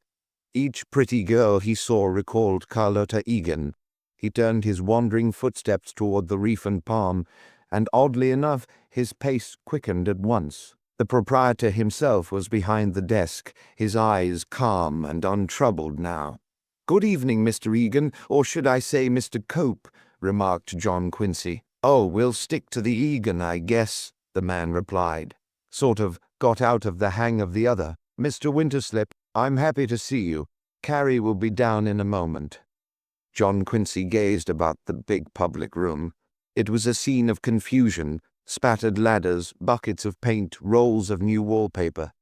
"What's going on?" he inquired. "Freshening things up a bit," Egan answered. "You know we're in society now." He laughed. "Yes, sir, the old reef and palm has been standing here a long time without so much as a glance from the better element of Honolulu. But now they know I'm related to the British Admiralty. They've suddenly discovered it's a quaint and interesting place. They're dropping in for tea. Just fancy. But that's Honolulu. That's Boston, too," John Quincy assured him. "Yes, and precisely the sort of thing I ran away from England to escape a good many years ago. I'd tell them all to go to the devil. But there's Carrie. Somehow women feel differently about those things. It will warm her heart a bit to have these dowagers smile upon her. And they're smiling, you know. They've even dug up the fact that my cousin George has been knighted for making a particularly efficient brand of soap." He grimaced. "It's nothing I'd have mentioned myself, a family skeleton as I see it." But society has odd standards, and I mustn't be hard on poor old George.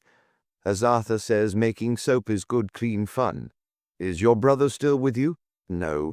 He's gone back to finish his job in the Fanning Group. When he returns, I'm sending Carrie to England for a long stop. Yes, that's right. I'm sending her, he added quickly. I'm paying for these repairs too. You see, I've been able to add a second mortgage to the one already on the poor tottering Reef and Palm. That's another outcome of my newfound connection with the British Admiralty and the silly old soap business. Here's Carrie now.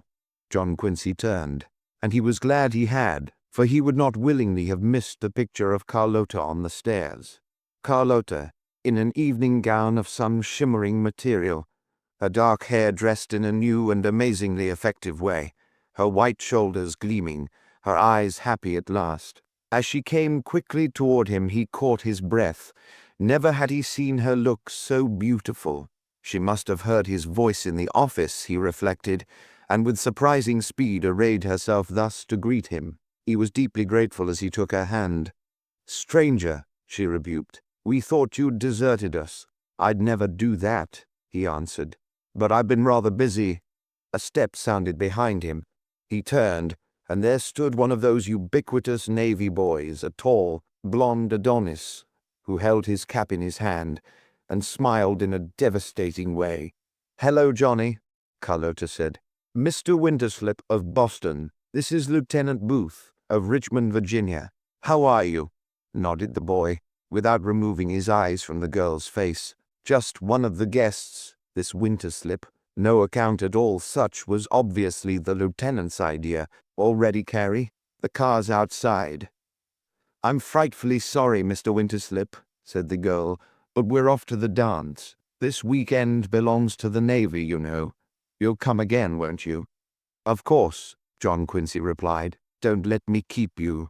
She smiled at him and fled with Johnny at her side. Looking after them, John Quincy felt his heart sink to his boots. An unaccountable sensation of age and helplessness. Youth was going through that door, and he was left behind. "A great pity she had to run," said Egan in a kindly voice. "Why, that's all right," John Quincy assured him. "Old friend of the family, this Lieutenant Booth?" "Not at all. Just a lad Carey met at parties in San Francisco. Won't you sit down and have a smoke with me?" "Some other time, thanks," John Quincy said wearily. "I must hurry back to the house." He wanted to escape, to get out into the calm, lovely night, the night that was ruined for him now. He walked along the beach, savagely kicking his toes into the white sand. "Johnny," she'd called him Johnny. And the way she had looked at him, too. Again, John Quincy felt that sharp pang in his heart. Foolish, better go back to Boston and forget. Peaceful old Boston, that was where he belonged. He was an old man out here, 30 nearly. Better go away and leave these children to love and the moonlit beach. Miss Minerva had gone in the big car to call on friends, and the house was quiet as the tomb. John Quincy wandered aimlessly about the rooms, gloomy and bereft. Down at the Moana, an Hawaiian orchestra was playing, and Lieutenant Booth of Richmond was holding Carlotta close in the intimate manner affected these days by the young. Bah!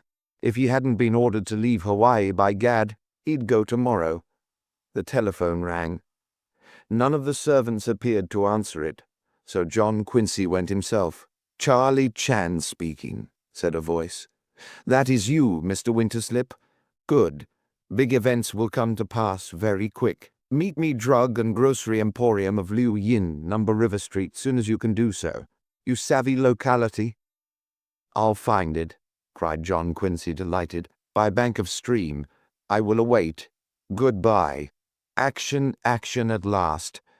John Quincy's heart beat fast. Action was what he wanted tonight. As usually happens in a crisis, there was no automobile available. The roadster was at a garage undergoing repairs, and the other car was in use. He hastened over to Kalakaua Avenue intending to rent a machine, but a trolley approaching at the moment altered his plans and he swung aboard. Never had a trolley moved at so reluctant a pace.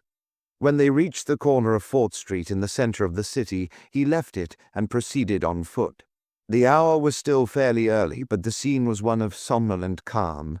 A couple of tourists drifted aimlessly by. About the bright doorway of a shooting gallery loitered a group of soldiers from the fort, with a sprinkling of enlisted Navy men.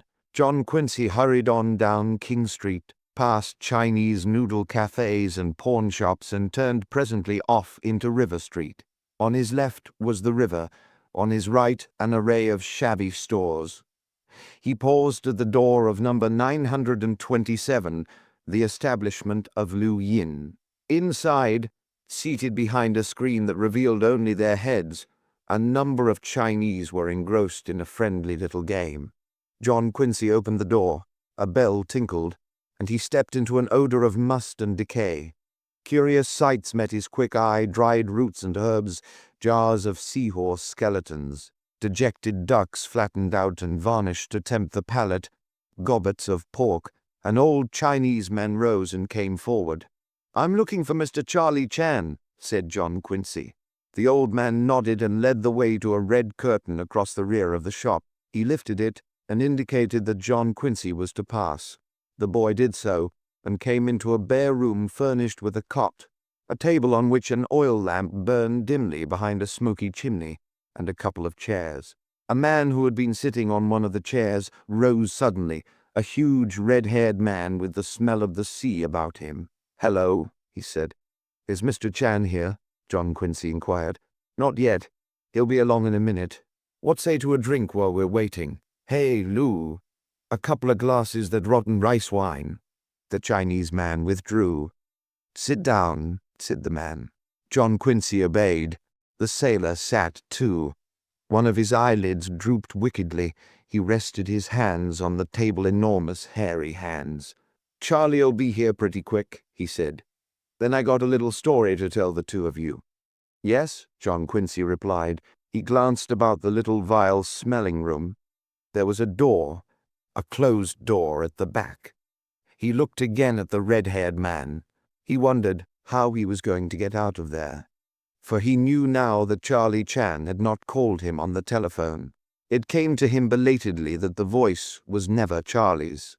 "You savvy locality," the voice had said. A clumsy attempt at Chan's style, but Chan was a student of English. He dragged his words painfully from the poets.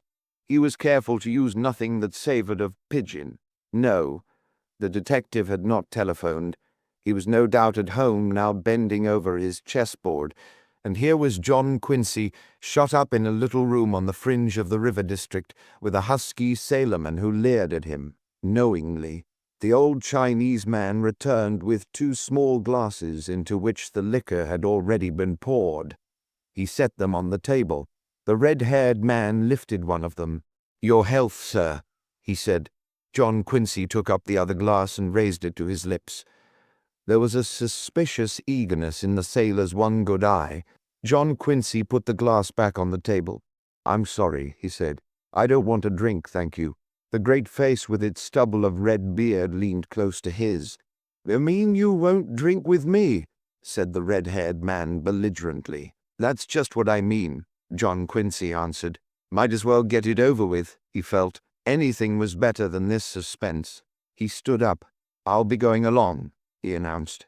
He took a step toward the red curtain. The sailor, evidently a fellow of few words, rose and got in his way. John Quincy, himself feeling the futility of talk, said nothing, but struck the man in the face. The sailor struck back with efficiency and promptness.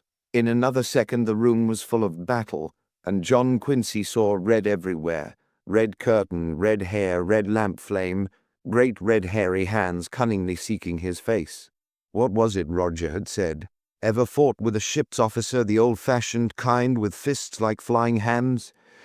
No, he hadn't up to then, but that sweet experience was his now, and it came to John Quincy pleasantly that he was doing rather well at his new trade. This was better than the attic. Here he was prepared and had a chance. Time and again he got his hands on the red curtain, only to be dragged back and subjected to a new attack. The sailor was seeking to knock him out, and though many of his blows went home, That happy result from the standpoint of the red-haired man was unaccountably delayed. John Quincy had a similar aim in life. They lunged noisily about the room, while the surprising Orientals in the front of the shop continued their quiet game. John Quincy felt himself growing weary. His breath came painfully. He realized that his adversary had not yet begun to fight. Standing with his back to the table in an idle moment while the red-haired man made plans for the future, the boy hit on a plan of his own. He overturned the table, the lamp crashed down, darkness fell over the world. In the final glimmer of light he saw the big man coming for him, and dropping to his knees he tackled in the approved manner of Soldiers Field. Cambridge, Massachusetts. Culture prevailed. The sailor went on his head with a resounding thump. John Quincy let go of him and sought the nearest exit. It happened to be the door at the rear, and it was unlocked. He passed hurriedly through a cluttered backyard and, climbing a fence, found himself in the neighborhood known as the River District. There, in crazy alleys that had no names, no sidewalks, no beginning and no end, 5 races lived together in the dark. Some houses were above the walk level, some below, all were out of alignment. John Quincy felt he had wandered into a futurist drawing. As he paused, he heard the whine and clatter of Chinese music, the clicking of a typewriter, the rasp of a cheap phonograph playing American jazz, the distant scream of an auto horn, a child wailing Japanese lamentations. Footsteps in the yard beyond the fence roused him, and he fled. He must get out of this mystic maze of mean alleys, and at once. Odd painted faces loomed in the dusk, pasty white faces with just a suggestion of queer costumes beneath. A babble of tongues, queer eyes that glittered, once a lean hand on his arm. A group of moon-faced Chinese children under a lamp who scattered at his approach. And when he paused again, out of breath, the patter of many feet, bare feet, sandaled feet, the clatter of wooden clogs, the squeak of cheap shoes made in his own Massachusetts. Then suddenly the thump of large feet, such as might belong to a husky sailor. He moved on. Presently he came into the comparative quiet of River Street, and realized that he had traveled in a circle, for there was Liu Yin's shop again. As he hurried on toward King Street, he saw over his shoulder that the red-haired man still followed. A big touring car with curtains drawn waited by the curb. John Quincy leaped in beside the driver. "Get out of here, quick!" he panted. A sleepy Japanese face looked at him through the gloom. "Busy now. I don't care if you are," began John Quincy, and glanced down at one of the man's arms resting on the wheel. His heart stood still. In the dusk he saw a wristwatch with an illuminated dial, and the numeral 2 was very dim. Even as he looked, strong hands seized him by the collar and dragged him into the dark tonneau. At the same instant, the red-haired man arrived. "Got him, Mike?" "Say, that's luck." He leaped into the rear of the car. Quick, able work went forward. John Quincy's hands were bound behind his back. A vile-tasting gag was put in his mouth. "Damned if this bird didn't land me one in the eye," said the red-haired man. "I'll pay him for it when we get aboard. Hey, you peer, show us some speed." The car leaped forward. John Quincy lay on the dusty floor, bound and helpless. To the docks? But he wasn't thinking of that. He was thinking of the watch on the driver's wrist.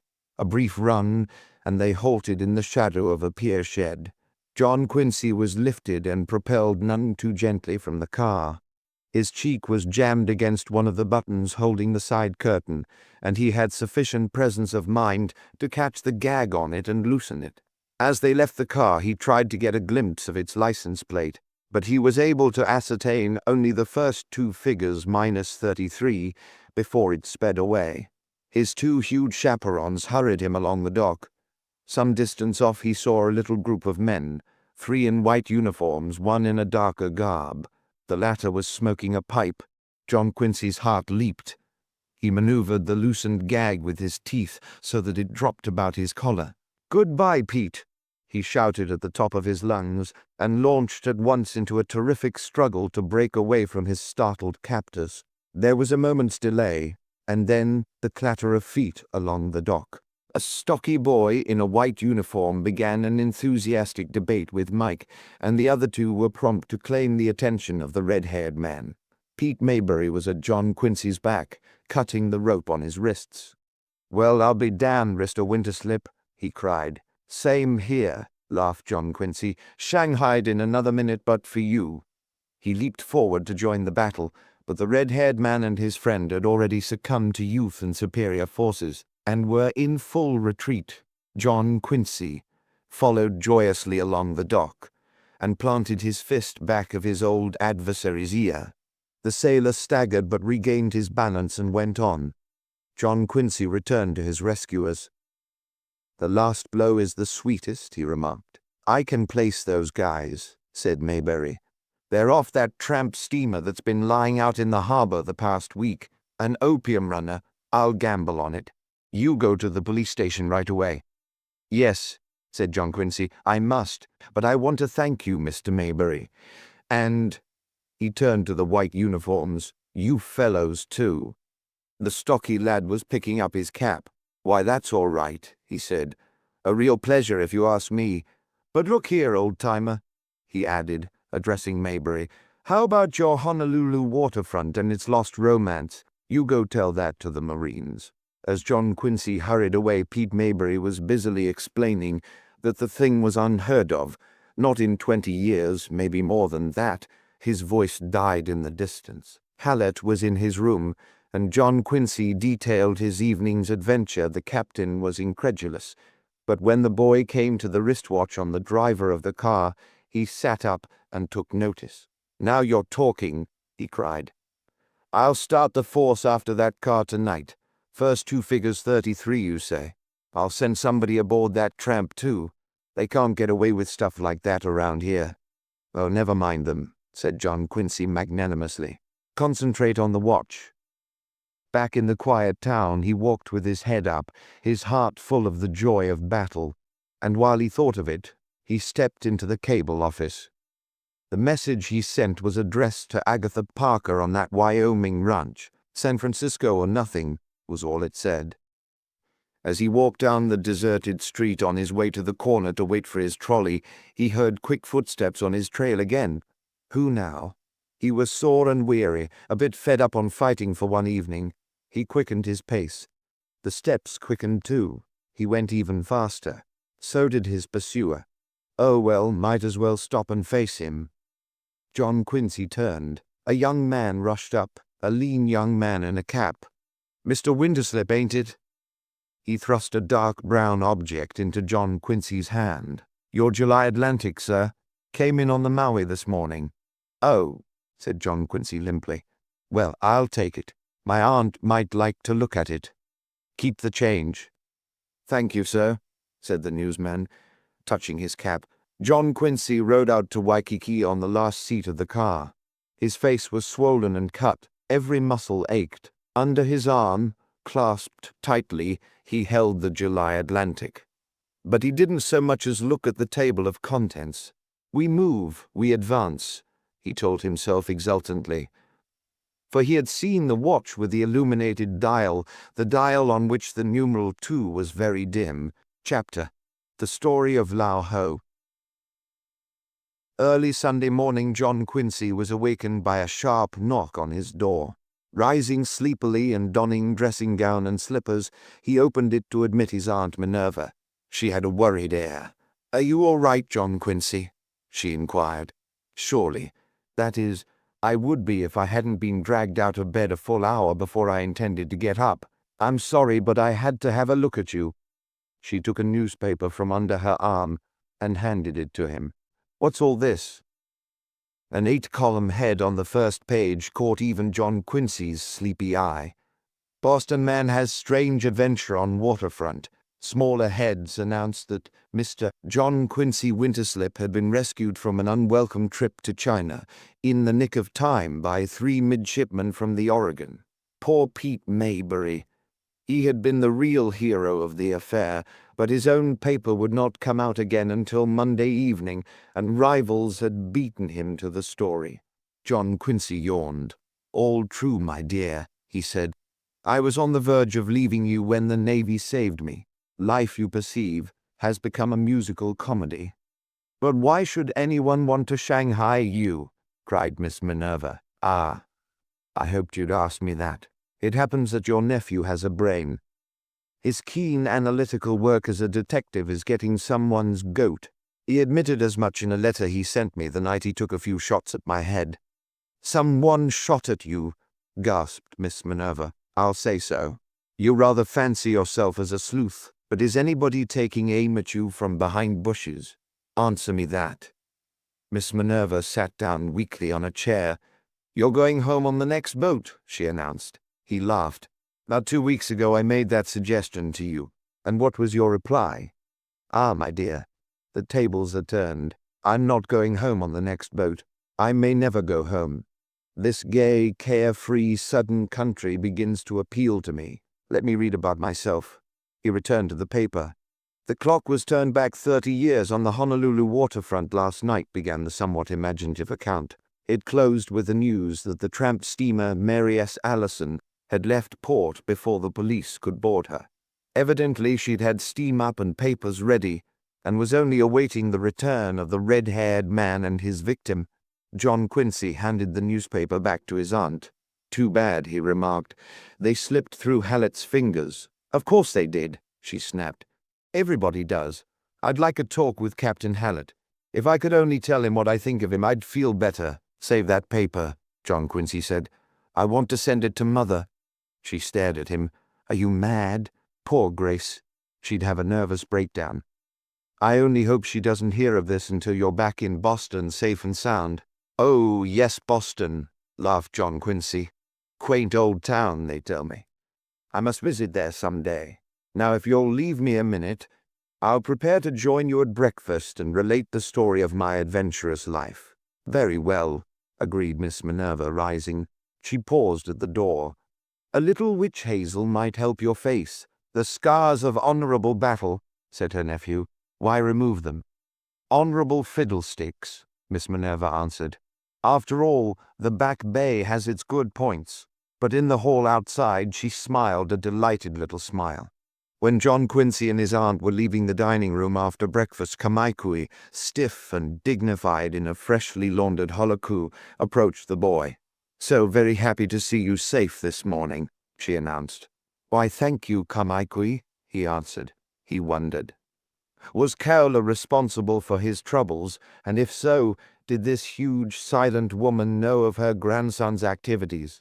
Poor thing, Miss Minerva said as they entered the living room. She's been quite downcast since Dan went. I'm sorry for her. I've always liked her. Naturally, smiled John Quincy. There's a bond between you. What's that? 2 vanishing races, yours and hers, the Boston Brahmin and the pure Hawaiian.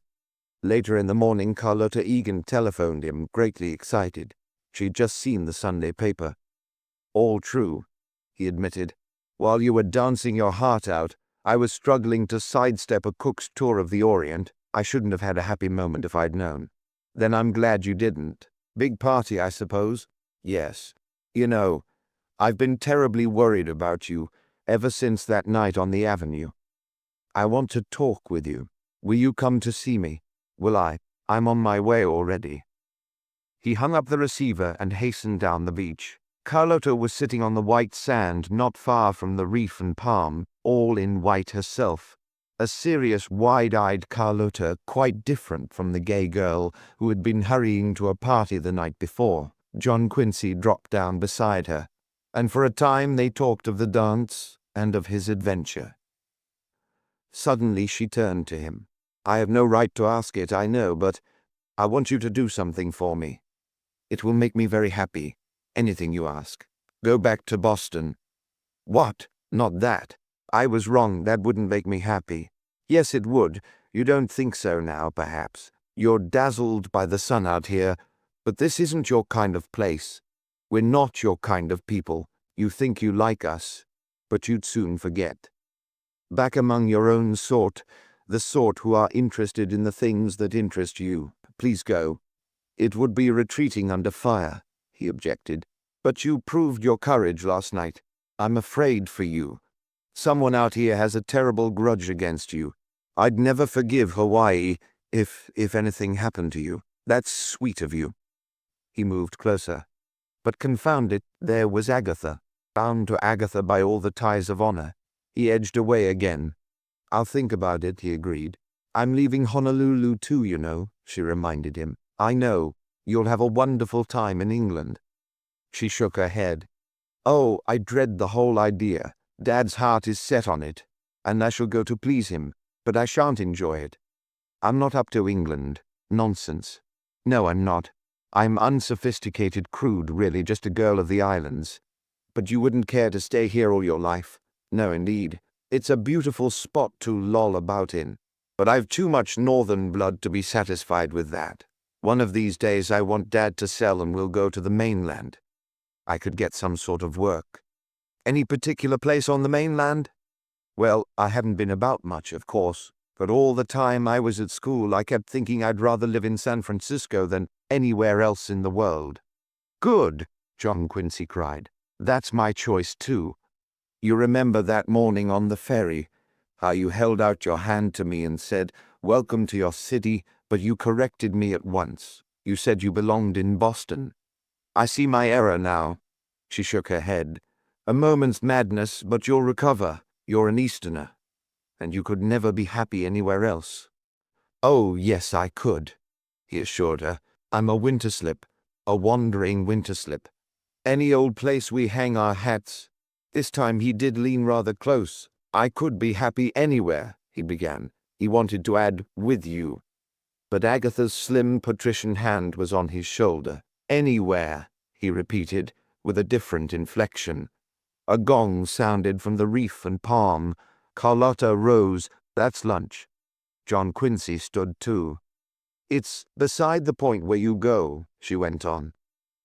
"I asked you to do something for me. I know. If you'd asked anything else in the world, I'd be up to my neck in it now. But what you suggest would take a bit of doing. To leave Hawaii and say goodbye to you." "I meant to be very firm about it," she broke in. "But I must have a little time to consider. Will you wait?" She smiled up at him. "You're so much wiser than I am," she said. "Yes, I'll wait." He went slowly along the beach, unsophisticated, yes, and charming. "You're so much wiser than I am. Where on the mainland could one encounter a girl nowadays who'd say that?" He had quite forgotten that she smiled when she said it. In the afternoon, John Quincy visited the police station. Hallett was in his room in rather a grouchy mood. Chan was out somewhere hunting the watch. No, they hadn't found it yet. John Quincy was mildly reproving. "Well, you saw it, didn't you?" growled Hallett. "Why in Sam Hill didn't you grab it?" "Because they tied my hands," John Quincy reminded him. "I've narrowed the search. Down for you to the taxi drivers of Honolulu. Hundreds of them, my boy. More than that, I've given you the first two numbers on the license plate of the car. If you're any good at all, you ought to be able to land that watch now." "Oh, we'll land it," Hallett said. "Give us time." Time was just what John Quincy had to give them. Monday came and went. Miss Minerva was bitterly sarcastic. "Patience are a very lovely virtue," John Quincy told her. "I got that from Charlie. At any rate," she snapped, "it are a virtue very much needed with Captain Hallett in charge." In another direction, too, John Quincy was called upon to exercise patience. Agatha Parker was unaccountably silent regarding that short peremptory cable he had sent on his big night in town. Was she offended? The Parkers were notoriously not a family who accepted dictation, but in such a vital matter as this, a girl should be willing to listen to reason. Late Tuesday afternoon, Chan telephoned from the station house, unquestionably Chan this time. Would John Quincy do him the great honor to join him for an early dinner at the Alexander Young Cafe? "Something doing, Charlie," cried the boy eagerly. "Maybe it might be," answered Chan, "and maybe also not. At 6 o'clock in hotel lobby, if you will so far condescend." "I be there," John Quincy promised, and he was. He greeted Chan with anxious, inquiring eyes, but the Chinese man was suave and entirely non-committal. He led John Quincy to the dining room and carefully selected a table by a front window. "Do me the great favor to recline," he suggested. John Quincy reclined. "Charlie, don't keep me in suspense," he pleaded. Chan smiled. "Let us not shade the feast with gloomy murder talk," he replied. "This is a social meeting. Is it that you are in the mood to dry up a plate of soup?" "Why, yes, of course," John Quincy answered. Politeness, he saw, dictated that he hide his curiosity. "Two of the soup," ordered Chan of a white-jacketed waiter. A car drew up to the door of the Alexander Young. Chan half rose, staring at it keenly. He dropped back to his seat. "It is my high delight to entertain you thus humbly before you are restored to Boston. Converse at some length of Boston. I feel interested." "Really?" smiled the boy. "Undoubtedly. Gentlemen I meet once say Boston are like China. The future of both, he say, lies in graveyards, where repose useless bodies of honored guests on high. I am fogged as to meaning." "He meant both places live in the past," John Quincy explained. "And he was right in a way. Boston, like China, boasts a glorious history. But that's not saying the Boston of today isn't progressive. Why, do you know?" He talked eloquently of his native city. Chan listened, rapt. "Always," he sighed when John Quincy finished. "I have unlimited yearning for travel." He paused to watch another car draw up before the hotel. "But it are unavailable. I am policeman on small remuneration. In my youth, rambling on evening hillside or by moonly ocean, I dream of more lofty position. Not so now. But that other American citizen, my eldest son, he a dreaming too. Maybe for him dreams eventuate. Perhaps he becomes second Baby Ruth, home-run emperor, applause of thousands making him deaf. Who knows it?" The dinner passed unshaded by gloomy talk, and they went outside. Chan proffered a cigar, of which he spoke in the most belittling fashion. He suggested that they stand for a time before the hotel door. "Waiting for somebody?" inquired John Quincy, unable longer to dissemble. "Precisely the fact. Barely dare to mention it, however. Great disappointment may drive up here any minute now." An open car stopped before the hotel entrance. John Quincy's eyes sought the license plate, and he got an immediate thrill. The first two figures were a party of tourists. A man and two women alighted. The doorman ran forward and busied himself with luggage. Chan casually strolled across the walk, and as the Japanese driver shifted his gears preparatory to driving away, put a restraining hand on the car door. "One moment, please." The Japanese turned, fright in his eyes. "You are Okuda from auto stand across way." "Yes," hissed the driver. "You are now returned from exploring island with party of tourists. You leave this spot early Sunday morning?" "Yes. Is it possible that you wear wristwatch, please?" "Yes." "Deign to reveal face of same." The Japanese hesitated. Chan leaned far over into the car and thrust aside the man's coat sleeve. He came back, a pleased light in his eyes, and held open the rear door. "Kindly embark into Tonon, Mr. Winterslip."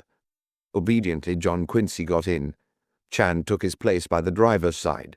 "The police station, if you will be so kind." The car leaped forward. The essential clue. They had it at last. John Quincy's heart beat fast there in the rear of the car, where only a few nights before he had been bound and gagged.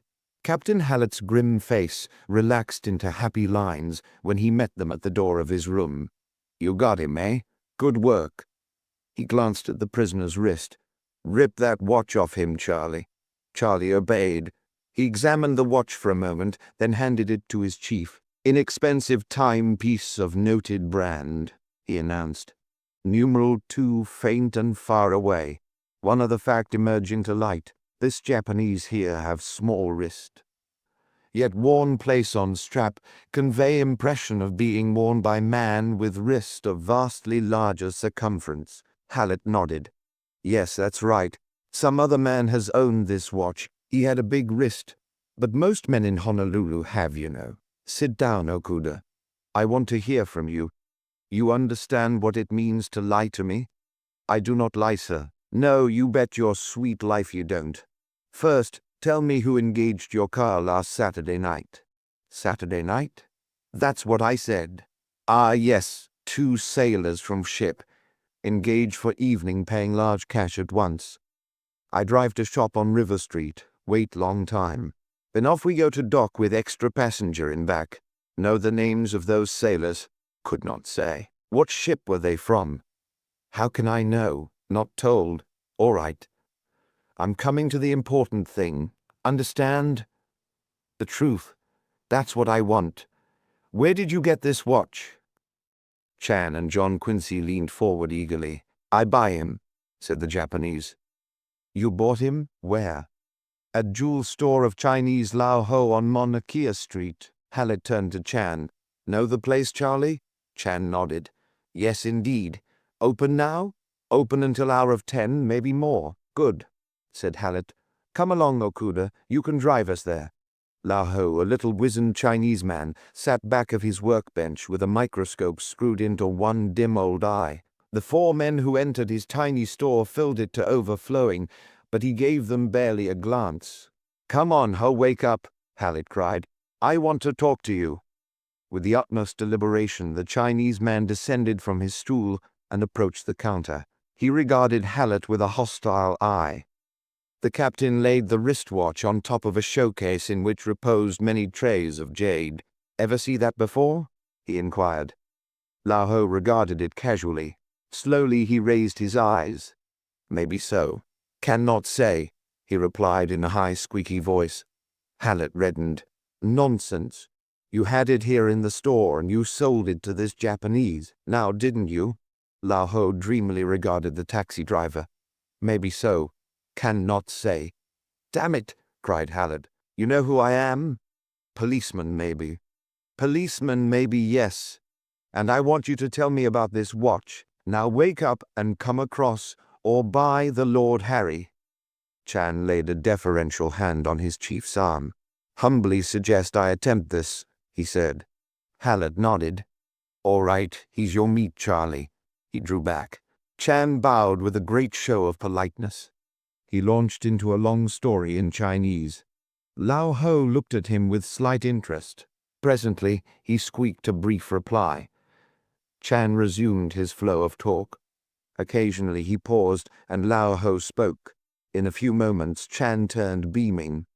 Story are now completely extracted like aching tooth, he said. Wristwatch was brought to Lao Ho on Thursday, same week as murder.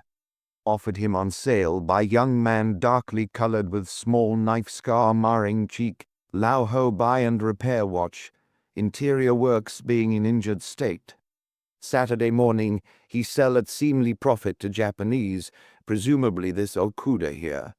But Lao Ho will not swear. Saturday night, dark young man appear much overwhelmed with excitement, and demand watch again, please. Lao Ho say it is sold to Japanese. Which Japanese? Lao Ho is not aware of name, and cannot describe, all Japanese faces being uninteresting outlook for him. Dark young man curse and fly. Appear frequently demanding any news. But Lao Ho is unable to oblige. Such a story of this jewel merchant here. They went out on the street. Hallett scowled at the Japanese. All right, run along. I'll keep the watch. Very thankful, said the taxi driver, and leaped into his car. Hallett turned to Chan. A dark young man with a scar, he queried. Clear enough to me, Chan answered. Same of the Spaniard Jose Cabrera. Careless man about town with reputation not so savory. Mr. Winterslip, is it that you have forgotten him? John Quincy started. Me? Did I ever see him? Recall, said Chan. It are the night following murder.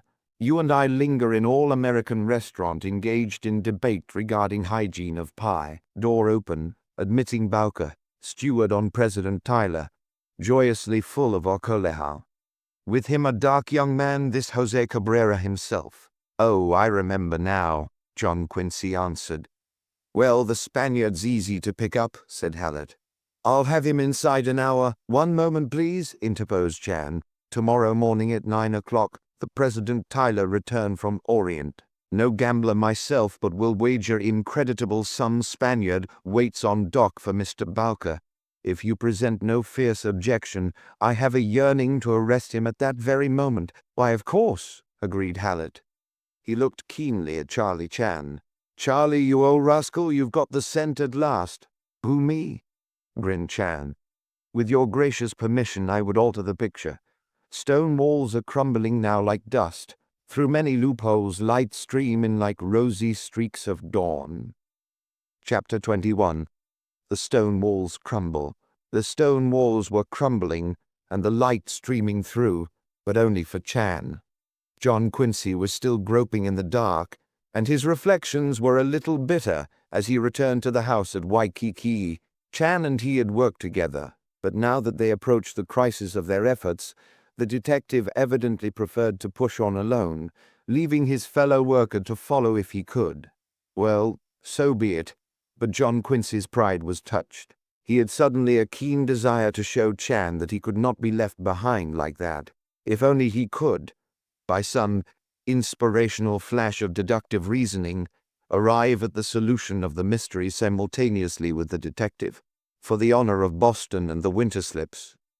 Frowning deeply, he considered all the old discarded clues again.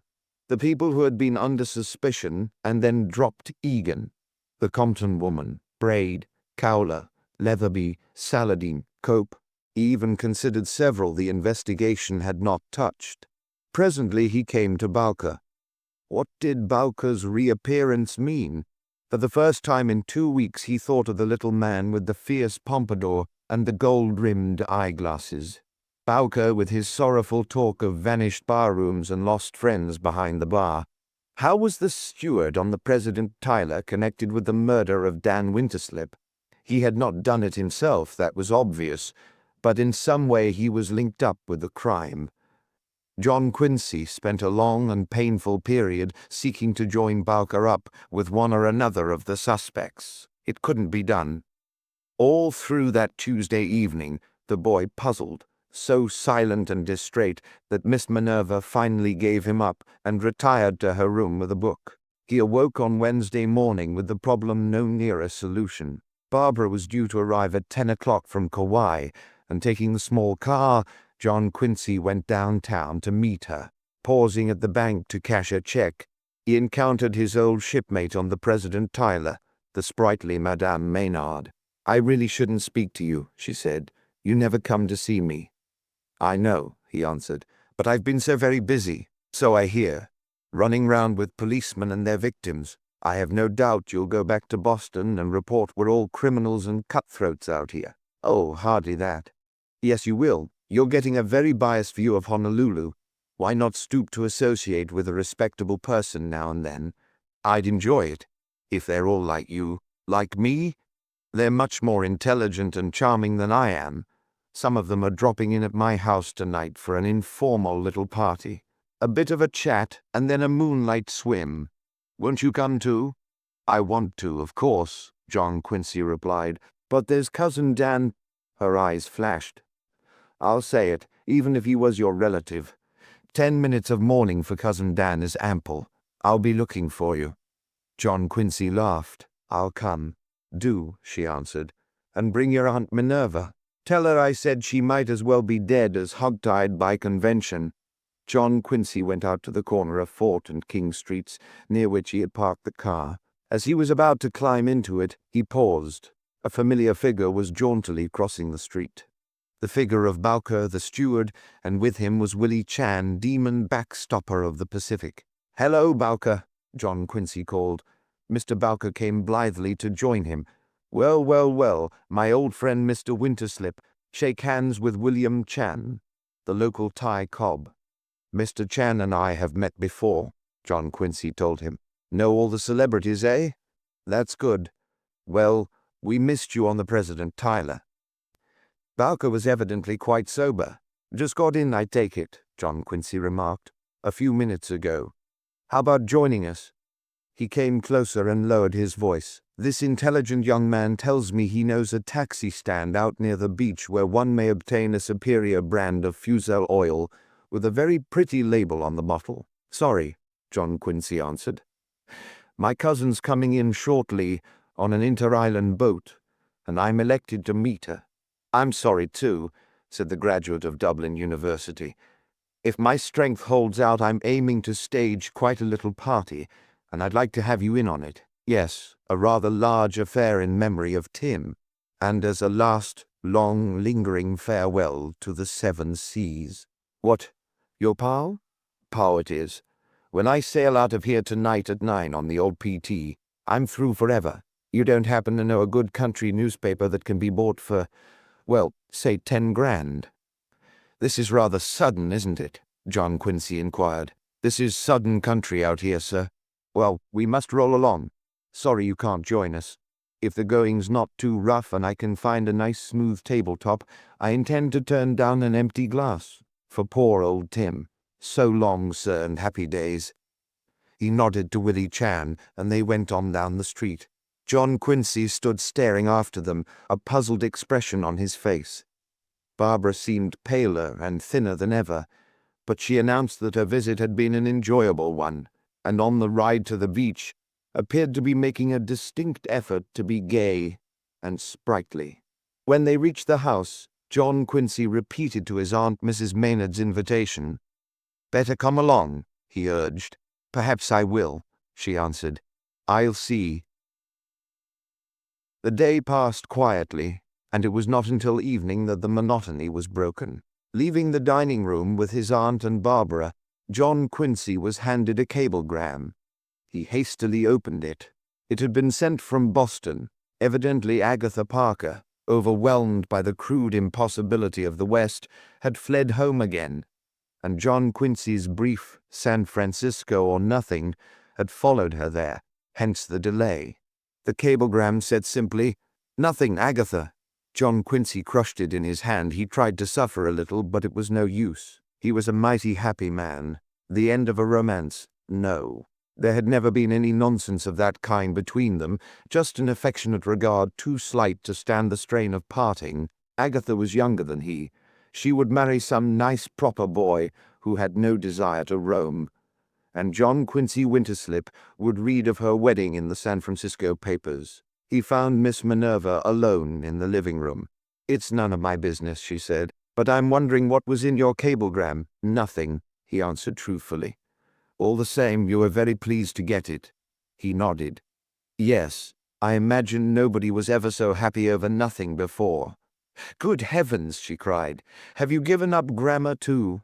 "I'm thinking of it. How about going down the beach with me?" She shook her head.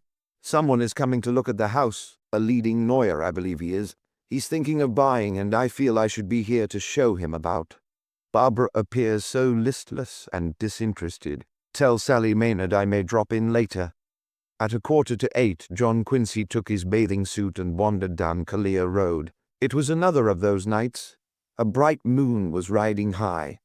From a bungalow buried under purple alamander came the soft croon of Hawaiian music.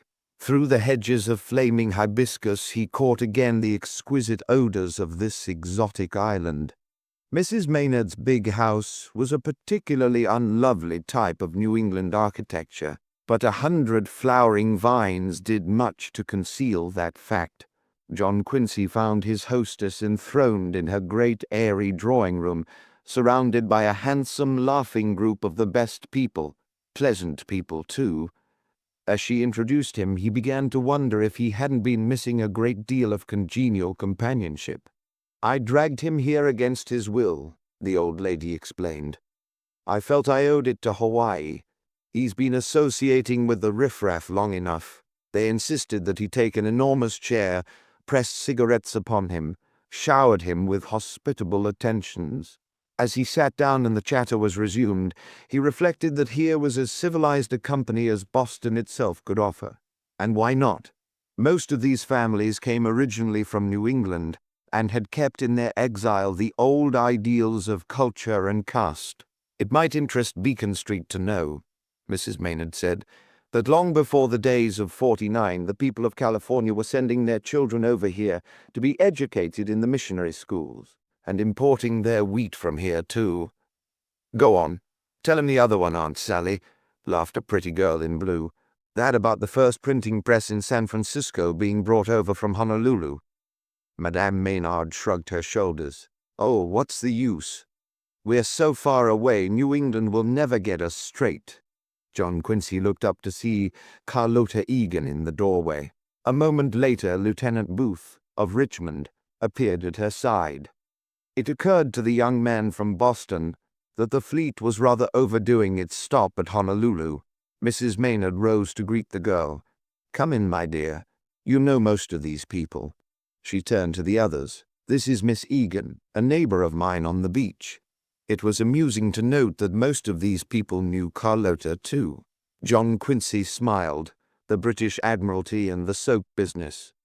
It must have been rather an ordeal for the girl, but she saw it through with a sweet graciousness that led John Quincy to reflect that she would be at home in England if she went there. Carlotta sat down on a sofa, and while Lieutenant Booth was busily arranging a cushion at her back, John Quincy dropped down beside her.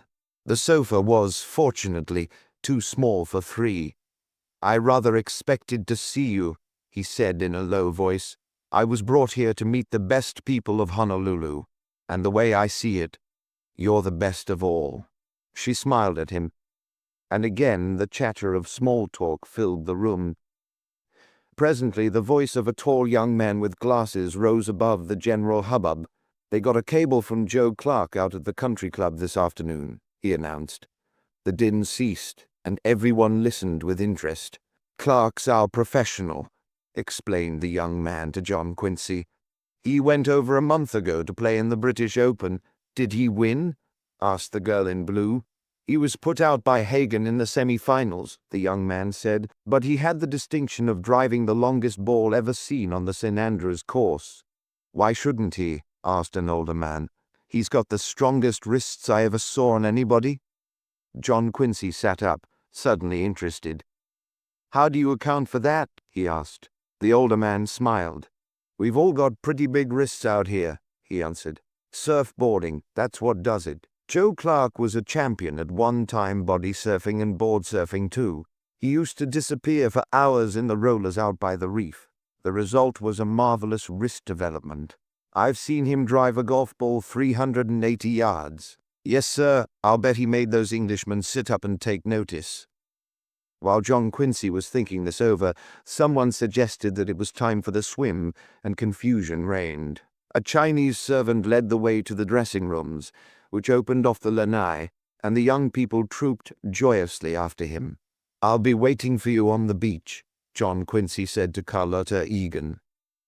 I came with Johnny, you know, she reminded him. I know all about it, he answered. But it was the weekend you promised to the Navy. People who try to stretch their weekend through the following Wednesday night deserve all they get, she laughed. I'll look for you, she agreed. He donned his bathing suit hastily in a room filled with flying clothes and great waving brown arms. Lieutenant Booth, he noted with satisfaction, was proceeding at a leisurely pace. Hurrying through a door that opened directly on the beach, he waited under a nearby hau tree. Presently Carlotta came, slender and fragile-looking in the moonlight. Ah, here you are, John Quincy cried. The farthest float. The farthest float it is, she answered. They dashed into the warm silvery water and swam gaily off. 5 minutes later they sat on the float together. The light on Diamond Head was winking. The lanterns of sampans twinkled out beyond the reef. The shoreline of Honolulu was outlined by a procession of blinking stars controlled by dynamos. In the bright heavens hung a lunar rainbow, one colorful end in the Pacific and the other tumbling into the foliage ashore. A gorgeous setting in which to be young and in love, and free to speak at last. John Quincy moved closer to the girl's side. Great night, isn't it? He said. Wonderful, she answered softly. Carrie, I want to tell you something, and that's why I brought you out here away from the others. Somehow, she interrupted, it doesn't seem quite fair to Johnny. Never mind him. Has it ever occurred to you that my name's Johnny, too? She laughed. Oh, but it couldn't be. What do you mean? I mean I simply couldn't call you that. You're too dignified and remote. John Quincy, I believe I could call you John Quincy. Well, make up your mind. You'll have to call me something, because I'm going to be hanging round pretty constantly in the future. Yes, my dear, I'll probably turn out to be about the least remote person in the world. That is, if I can make you see the future the way I see it. Carrie, dearest." A gurgle sounded behind them, and they turned around. Lieutenant Booth was climbing onto the raft. "Swam the last 50 yards underwater to surprise you," he sputtered. "Well, you succeeded," said John Quincy without enthusiasm. The lieutenant sat down with the manner of one booked to remain indefinitely. "I'll tell the world it some night," he offered. "Speaking of the world, when do you fellows leave Honolulu?" asked John Quincy. "I don't know. Tomorrow, I guess. Me, I don't care if we never go. Hawaii is not so easy to leave, is it, Carrie?" She shook her head. "Hardest place I know of, Johnny. I shall have to be sailing presently, and I know what a wrench it will be. Perhaps I'll follow the example of Waioli the swimmer and leave the boat when it passes Waikiki." They lolled for a moment in silence. Suddenly John Quincy sat up. "What was that you said?" he asked. "About Waioli? Didn't I ever tell you? He was one of our best swimmers, and for years they tried to get him to go to the mainland to take part in athletic meets, like Duke Kahanamoku, but he was a sentimentalist. He couldn't bring himself to leave Hawaii. Finally they persuaded him, and one sunny morning he sailed on the Mathonia with a very sad face. When the ship was opposite Waikiki, he slipped overboard and swam ashore, and that was that. He never got on a ship again." You see, John Quincy was on his feet. "What time was it when we left the beach?" he asked in a low, tense voice. "About 8:30, said Booth. John Quincy talked very fast. "That means I've got just 30 minutes to get ashore, dress, and reach the dock before the President Tyler sails. I'm sorry to go, but it's vital. Carrie, I'd started to tell you something. I don't know when I'll get back, but I must see you when I do, either at Mrs. Maynard's or the hotel. Will you wait up for me?" She was startled by the seriousness of his tone. "Yes, I'll be waiting," she told him. "That's great." He hesitated a moment. "It is a risky business to leave the girl you love on a float in the moonlight with a handsome naval officer. But it had to be done. "I'm off," he said, and dove. When he came up, he heard the lieutenant's voice. "Say, old man, that dive was all wrong. You let me show you." "Go to the devil," muttered John Quincy wetly, and swam with long, powerful strokes toward the shore. Mad with haste, he plunged into the dressing room, donned his clothes, then dashed out again. No time for apologies to his hostess. He ran along the beach to the Winterslip house. Haku was dozing in the hall. Wiki," shouted John Quincy. "Tell the chauffeur to get the roadster into the drive and start the engine. Wake up, travel. Where's Miss Barbara?" "Last seen on beach," began the startled Haku. On the bench under the how tree he found Barbara sitting alone. He stood panting before her. "My dear," he said, "I know at last who killed your father." She was on her feet. "You do?" "Yes, shall I tell you?" "No," she said. "No, I can't bear to hear. It's too horrible." "Then you've suspected?" "Yes, just suspicion, a feeling intuition. I couldn't believe it. I didn't want to believe it. I went away to get it out of my mind. It's all too terrible." He put his hand on her shoulder. "Poor Barbara. Don't you worry. You won't appear in this in any way. I'll keep you out of it." What has happened?" "Can't stop now. Tell you later." He ran toward the drive. Miss Minerva appeared from the house. "Haven't time to talk," he cried, leaping into the roadster. "But John Quincy, a curious thing has happened. That lawyer who was here to look at the house, he said that Dan, just a week before he died, spoke to him about a new will." "That's good." "That's evidence," John Quincy cried. "But why a new will? Surely Barbara was all he had." "Listen to me," cut in John Quincy. "You've delayed me already. Get the big car and go to the station. Tell that to Hallett. Tell him, too, that I'm on the President Tyler, and to send Chan there at once." He stepped on the gas. By the clock in the automobile, he had just 17 minutes to reach the dock before the President Tyler would sail. He shot like a madman through the brilliant Hawaiian night. Kalakaua Avenue, smooth and deserted, proved a glorious speedway. It took him just 8 minutes to travel the 3 miles to the dock. A bit of traffic and an angry policeman in the center of the city caused the delay. A scattering of people in the dim pier shed waited for the imminent sailing of the liner. John Quincy dashed through them and up the gangplank. The second officer, Hepworth, stood at the top. "Hello, Mr. Winterslip," he said. "You sailing?" "No, but let me aboard." "I'm sorry. We're about to draw in the plank." No, you mustn't. This is life and death. Hold off just a few minutes. There's a steward named Bowker. I must find him at once. Life and death, I tell you." Hepworth stood aside. "Oh, well, in that case. But please hurry, sir." "I will." John Quincy passed him on the run. He was on his way to the cabins presided over by Bowker when a tall figure caught his eye. A man in a long green ulster and a battered green hatter hat John Quincy had last seen on the links of the Oahu Country Club. The tall figure moved on up a stairway to the topmost deck. John Quincy followed. He saw the ulster disappear into one of the deluxe cabins. Still he followed, and pushed open the cabin door. The man in the ulster was back to, but he swung round suddenly. "Ah, Mr. Jennison," John Quincy cried, "were you thinking of sailing on this boat?" For an instant Jennison stared at him. "I was," he said quietly. "Forget it," John Quincy answered. "You're going ashore with me." "Really? What is your authority?" "No authority whatever," said the boy grimly. "I'm taking you, that's all." Jennison smiled, but there was a gleam of hate behind it. And in John Quincy's heart, usually so gentle and civilized, there was hate too as he faced this man. He thought of Dan Winterslip, dead on his cot. He thought of Jennison walking down the gangplank with them that morning they landed, Jennison putting his arm about poor Barbara when she faltered under the blow. He thought of the shots fired at him from the bush, of the red-haired man battering him in that red room. Well, he must fight again. No way out of it. The siren of the President Tyler sounded a sharp warning. "You get out of here," said Jennison through his teeth. "I'll go with you to the gangplank." He stopped as the disadvantages of that plan came home to him. His right hand went swiftly to his pocket.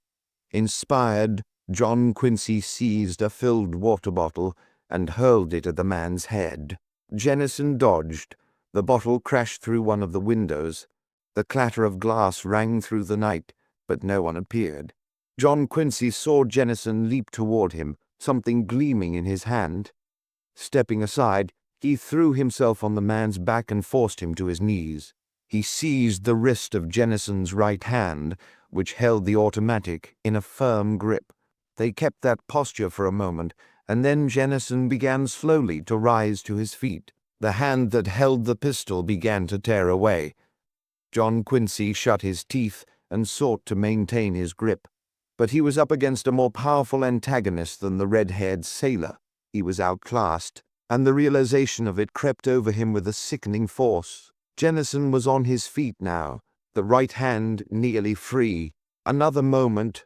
What then? John Quincy wondered. This man had no intention of letting him go ashore. He had changed that plan the moment he put it into words. A muffled shot, and later in the night when the ship was well out on the Pacific, John Quincy thought of Boston, his mother. He thought of Carlota waiting his return. He summoned his strength for one last desperate effort to renew his grip. A serene, ivory-colored face appeared suddenly at the broken window. An arm with a weapon was extended through the jagged opening. "Relinquish the firearms, Mr. Jennison," commanded Charlie Chan, "or I am forced to make fatal insertion in vital organ belonging to you." Jennison's pistol dropped to the floor, and John Quincy staggered back against the berth. At that instant the door opened and Hallett, followed by the detective, Spencer, came in. "Hello, Winterslip. What are you doing here?" the captain said. He thrust a paper into one of the pockets of the green ulster. "Come along, Jennison," he said. "We want you." Limply John Quincy followed them from the stateroom.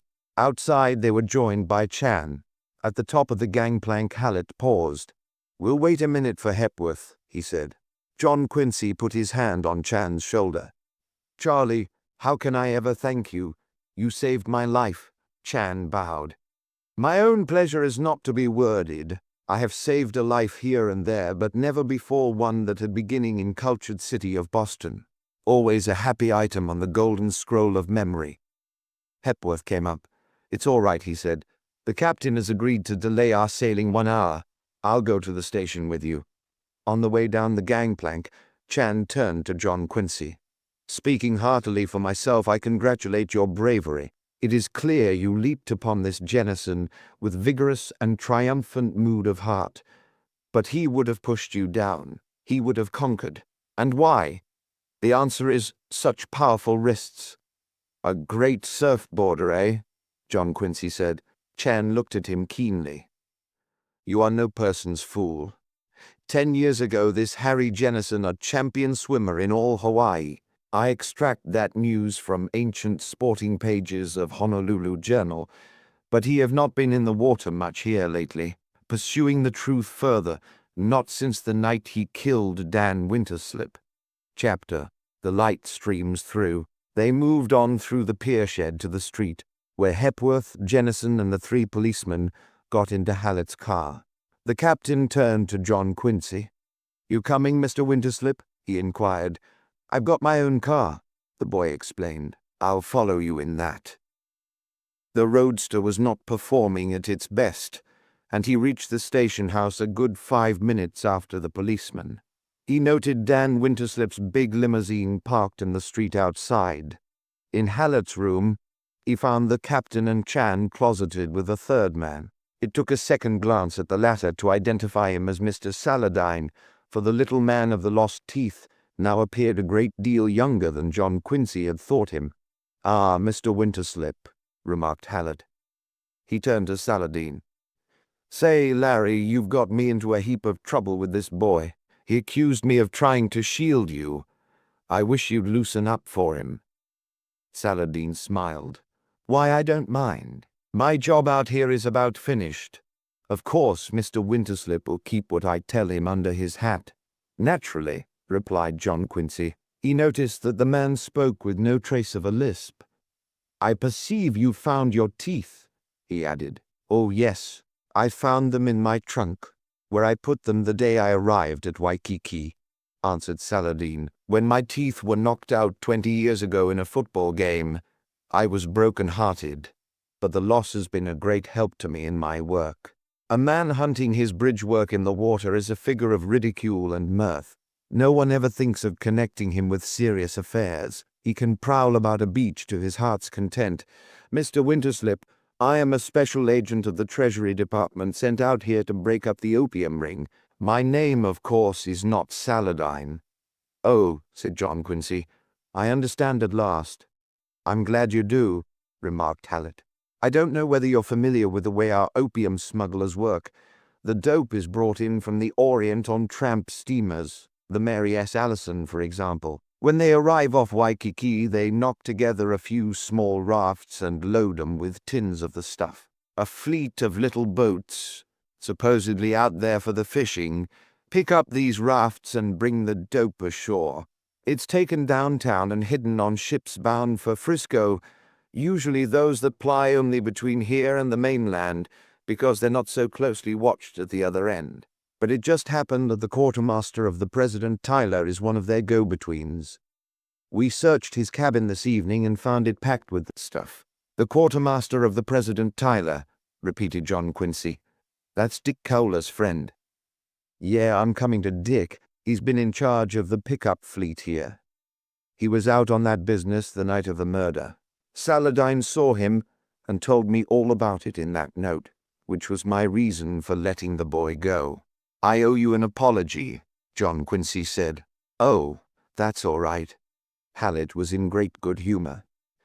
Larry here has got some of the higher-ups too. For instance, he's discovered that Jennison is the lawyer for the ring, defending any of them who are caught and brought before the commissioner. The fact has no bearing on Dan Winterslip's murder, unless Winterslip knew about it, and that was one of the reasons he didn't want Jennison to marry his girl. Saladine stood up. I'll turn the quartermaster over to you, he said. In view of this other charge, you can of course have Jennison too. That's all for me. I'll go along. See you tomorrow, Larry, Hallett answered. Saladin went out, and the captain turned to John Quincy. Well, my boy, this is our big night. I don't know what you were doing in Jennison's cabin, but if you'd picked him for the murderer, I'll say you're good. That's just what I'd done, John Quincy told him. By the way, have you seen my aunt? She's got hold of a rather interesting bit of information. I've seen her, Hallett said. She's with the prosecutor now, telling it to him. By the way, Green's waiting for us. Come along. They went into the prosecutor's office. Green was alert and eager. A stenographer was at his elbow, and Miss Minerva sat near his desk. Hello, Mr. Winterslip, he said. What do you think of our police force now? Pretty good, eh? Pretty good. Sit down, won't you? He glanced through some papers on his desk while John Quincy, Hallett, and Chan found chairs. I don't mind telling you, this thing has knocked me all in a heap. Harry Jennison and I are old friends. I had lunch with him at the club only yesterday. I'm going to proceed a little differently than I would with an ordinary criminal. John Quincy half rose from his chair. Don't get excited, Green smiled. Jennison will get all that's coming to him, friendship or no friendship. What I mean is that if I can save the territory the expense of a long trial by dragging a confession out of him at once, I intend to do it. He's coming in here in a moment, and I propose to reveal my whole hand to him, from start to finish. That may seem foolish, but it isn't. For I hold aces, all aces, and he'll know it as quickly as anyone. The door opened. Spencer ushered Jennison into the room, and then withdrew. The accused man stood there, proud, haughty, defiant, a Viking of the tropics, a blond giant at bay, but unafraid. Hello, Jennison, Green said. I'm mighty sorry about this. You ought to be, Jennison replied. You're making an awful fool of yourself. What is this damned nonsense, anyhow? Sit down, said the prosecutor sharply. He indicated a chair on the opposite side of the desk. He had already turned the shade on his desk lamp so the light would shine full in the face of anyone sitting there. That lamp bother you, Harry? He asked. Why should it? Jennison demanded. Good, smiled Green. I believe Captain Hallett served you with a warrant on the boat. Have you looked at it by any chance? I have. The prosecutor leaned across the desk. Murder, Jennison. Jennison's expression did not change. Damned nonsense, as I told you. Why should I murder anyone? Ah, the motive, Green replied. You're quite right. We should begin with that. Do you wish to be represented here by counsel? Jennison shook his head. I guess I'm lawyer enough to puncture this silly business, he replied. Very well. Green turned to his stenographer. Get this. The man nodded, and the prosecutor addressed Miss Minerva. Miss Winterslip, we'll start with you. Miss Minerva leaned forward. Mr. Dan Winterslip's house on the beach has, as I told you, been offered for sale by his daughter. After dinner this evening, a gentleman came to look at it, a prominent lawyer named Haley.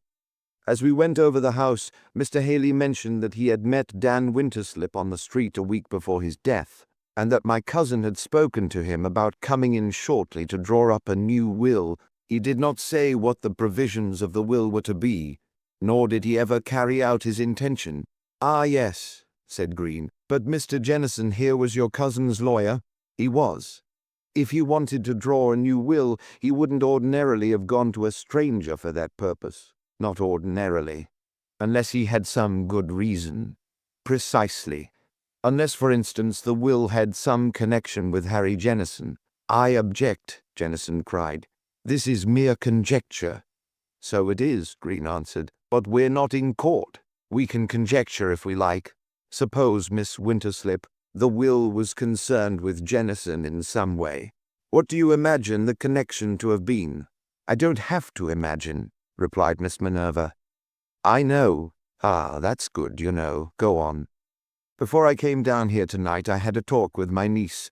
She admitted that her father knew she and Jennison were in love, and that he had bitterly opposed the match. He had even gone so far as to say he would disinherit her if she went through with it. Then the new will Dan Winterslip intended to make would probably have been to the effect that in the event his daughter married Jennison, she was not to inherit a penny of his money. There isn't any doubt of it, said Miss Minerva firmly. You asked for a motive, Jennison. Green said. That's motive enough for me. Everybody knows you're money mad. You wanted to marry Winterslip's daughter, the richest girl in the islands. He said you couldn't have her, not with the money too. But you're not the sort to make a penniless marriage. You were determined to get both Barbara Winterslip and her father's property. Only one person stood in your way, Dan Winterslip, and that's how you happened to be on his lanai that Monday night. Wait a minute, Jennison protested. I wasn't on his lanai. I was on board the President Tyler, and everybody knows that ship didn't land its passengers until 9 the following morning. I'm coming to that, Green told him. Just now, by the way, what time is it? Jennison took from his pocket a watch on the end of a slender chain. It's 9:15. Ah, yes. Is that the watch you usually carry? It is. Ever wear a wristwatch? Jennison hesitated. Occasionally. Only occasionally. The prosecutor rose and came round his desk. Let me see your left wrist, please. Jennison held out his arm. It was tanned a deep brown, but on the wrist was etched in white the outline of a watch and its encircling strap. Green smiled. Yes, you have worn a wristwatch, and you've worn it pretty constantly from the look of things. He took a small object from his pocket and held it in front of Jennison. This watch, perhaps? Jennison regarded it stonily. Ever see it before? Green asked. No? Well, suppose we try it on anyhow. He put the watch in position and fastened it. I can't help noting, Harry, he continued, that it fits rather neatly over that white outline on your wrist, and the prong of the buckle falls naturally into the most worn of the holes on the strap. What of that? Asked Jennison. Oh, coincidence, probably. You have abnormally large wrists, however. Surfboarding, swimming, eh? But that's something else I'll speak of later. He turned to Miss Minerva. Will you please come over here, Miss Winterslip? She came, and as she reached his side, the prosecutor suddenly bent over and switched off the light on his desk. Save for a faint glimmer through a transom, the room was in darkness. Miss Minerva was conscious of dim, huddled figures, a circle of white faces, a tense silence. The prosecutor was lifting something slowly toward her startled eyes. A watch worn on a human wrist. A watch with an illuminated dial on which the figure 2 was almost obliterated. Look at that and tell me, came the prosecutor's voice. You have seen it before. I have, she answered firmly. Where? In the dark in Dan Winterslip's living room just after midnight the 30th of June. Green flashed on the light. Thank you, Miss Winterslip. He retired behind his desk and pressed a button. You identify it by some distinguishing mark, I presume. I do, the numeral 2, which is pretty well obscured. Spencer appeared at the door. Send the Spaniard in, Green ordered. That is all for the present, Miss Winterslip. Cabrera entered, and his eyes were frightened as they looked at Jennison. At a nod from the prosecutor, Chan removed the wristwatch and handed it to the Spaniard. You know that watch, Jose? Green asked. Yes, answered the boy. Don't be afraid, Green urged. Nobody's going to hurt you. I want you to repeat the story you told me this afternoon. You have no regular job. You're a sort of confidential errand boy for Mr. Jennison here. I was. Yes, that's all over now. You can speak out. On the morning of Wednesday, July 2nd, you were in Mr. Jennison's office. He gave you this wristwatch and told you to take it out and get it repaired. Something was the matter with it. It wasn't running. You took it to a big jewelry store. What happened? The man said it is very badly hurt. To fix it would cost more than a new watch. I go back and tell Mr. Jennison. He laughed and say it is mine as a gift. Precisely. Green referred to a paper on his desk. Late in the afternoon of Thursday, July 3rd, you sold the watch. To whom? To Lao Ho, Chinese jeweler in Monarchia Street. On Saturday evening, maybe 6 o'clock, Mr. Jennison telephoned my home, much excited. Must have watch again, and will pay any price. I speed to Lao Ho's store. Watch is sold once more, now to unknown Japanese. Late at night I see Mr. Jennison, and he cursed me with anger. Get the watch, he says. I have been hunting, but I could not find it. Green turned to Jennison. You were a little careless with that watch, Harry. But no doubt you figured you were pretty safe. You had your alibi. Then, too, when Hallett detailed the clues to you on Winterslip's lanai the morning after the crime, he forgot to mention that someone had seen the watch. It was one of those happy accidents that are all we have to count on in this work. By Saturday night you realized your danger. Just how you discovered it, I don't know. I do, John Quincy interrupted. What? What's that? Said Green. On Saturday afternoon, John Quincy told him, I played golf with Mr. Jennison. On our way back to town, we talked over the clues in this case, and I happened to mention the wristwatch. I can see now it was the first he had heard of it. He was to dine with us at the beach, but he asked to be put down at his office to sign a few letters. I waited below. It must have been then that he called up this young man in an effort to locate the watch. Great stuff, said Green enthusiastically. That finishes the watch, Jennison. I'm surprised you wore it, but you probably knew that it would be vital to you to keep track of the time, and you figured rightly that it would not be immediately affected by the salt water. What the devil are you talking about? Demanded Jennison. Again Green pressed a button on his desk. Spencer appeared at once. Take this Spaniard, the prosecutor directed, and bring in Hepworth and the quartermaster. He turned again to Jennison. I'll show you what I'm talking about in just a minute. On the night of June 30th, you were a passenger on the President Tyler, which was lying by until dawn out near the channel entrance. I was. No passengers were landed from that ship until the following morning. That's a matter of record. Very well. The second officer of the President Tyler came in, followed by a big hulking sailorman John Quincy, recognized as the quartermaster of that vessel. He was interested to note a ring on the man's right hand, and his mind went back to that encounter in the San Francisco attic. Mr. Hepworth, the prosecutor began, on the night of June 30th, your ship reached this port too late to dock. You anchored off Waikiki. On such an occasion, who is on deck, say, from midnight on? The second officer, Hepworth told him. In this case, myself. Also the quartermaster. The accommodation ladder is let down the night before. Usually, yes, it was let down that night. Who is stationed near it? The quartermaster. Ah, yes. You were in charge then on the night of June 30th. Did you notice anything unusual on that occasion? Hepworth nodded. I did. The quartermaster appeared to be under the influence of liquor. At 3 o'clock I found him dozing near the accommodation ladder. I roused him. When I came back from checking up the anchor bearings, before turning in at dawn about 4:30, he was dead to the world. I put him in his cabin, and the following morning I of course reported him. You noticed nothing else out of the ordinary? Nothing, sir, Hepworth replied. Thank you very much. Now, you, Green turned to the quartermaster. You were drunk on duty the night of June 30th. Where did you get the booze? The man hesitated. Before you say anything, let me give you a bit of advice. The truth, my man. You're in pretty bad already. I'm not making any promises, but if you talk straight here, it may help you in that other matter. If you lie, it will go that much harder with you.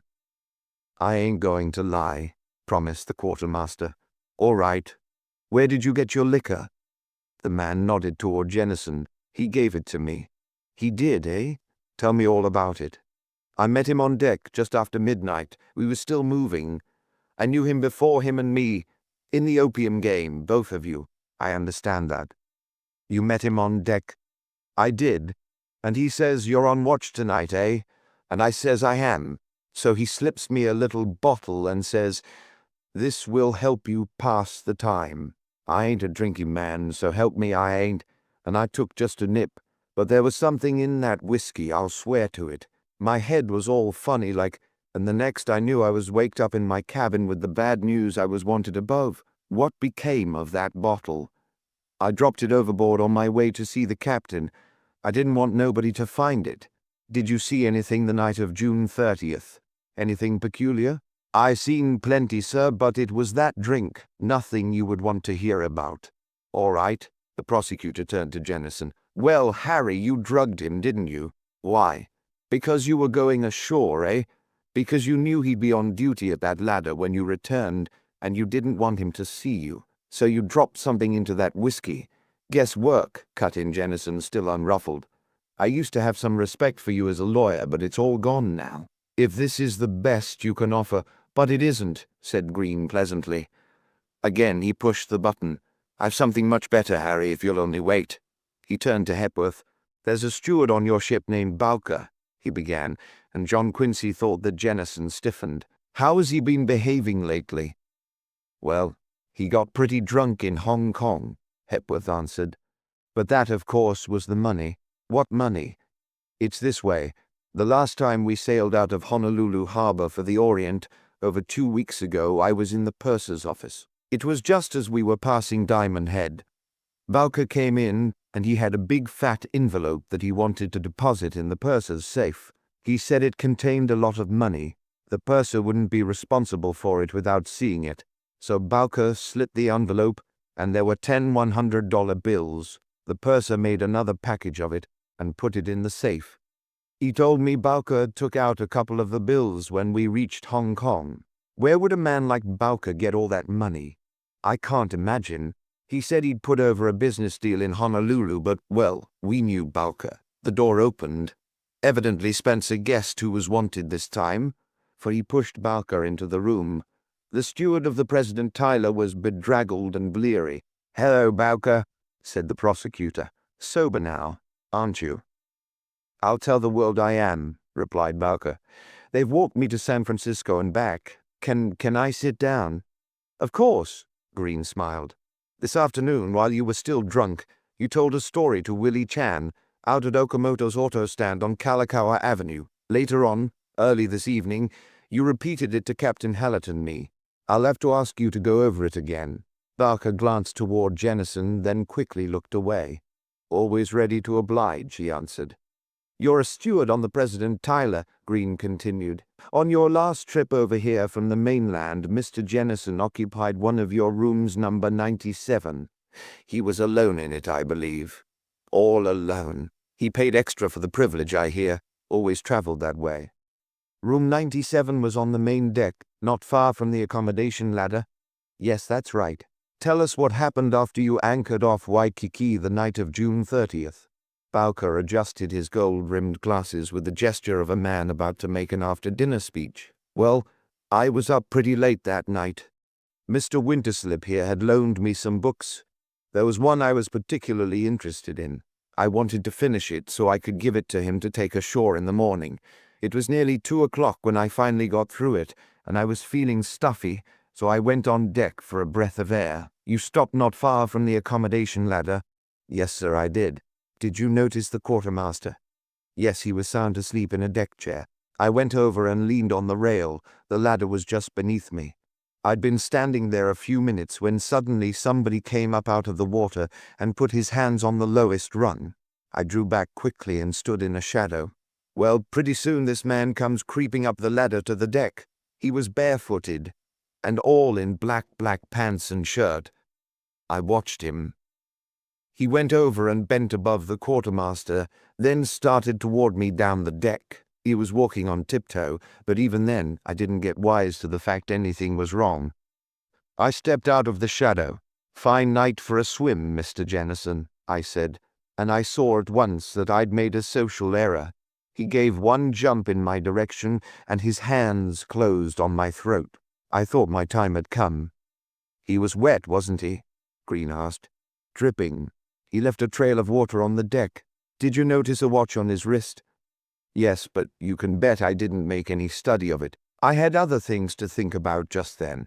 I managed to sort of ooze out of his grip, and I told him to cut it out or I'd yell. 'Look here,' he says, 'you and I can talk business, I guess. Come into my cabin.' But I wasn't wanting any tete-a-tete with him in any cabin.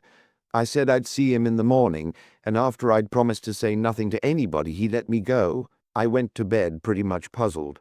The next morning when I went into his cabin, there he was all fresh and rosy and smiling. If I'd had so much as a whiff of booze the night before, I'd have thought I never saw what I did.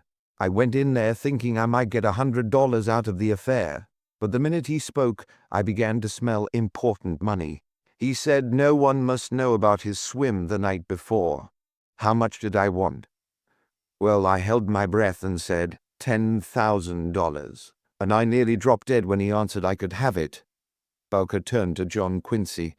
I don't know what you'll think of me. I don't know what Tim would think. I'm not a crook by nature. But I was fed up and choking over that steward job. I wanted a little newspaper of my own, and up to that minute I couldn't see myself getting it. And you must remember that I didn't know then what was in the air murder.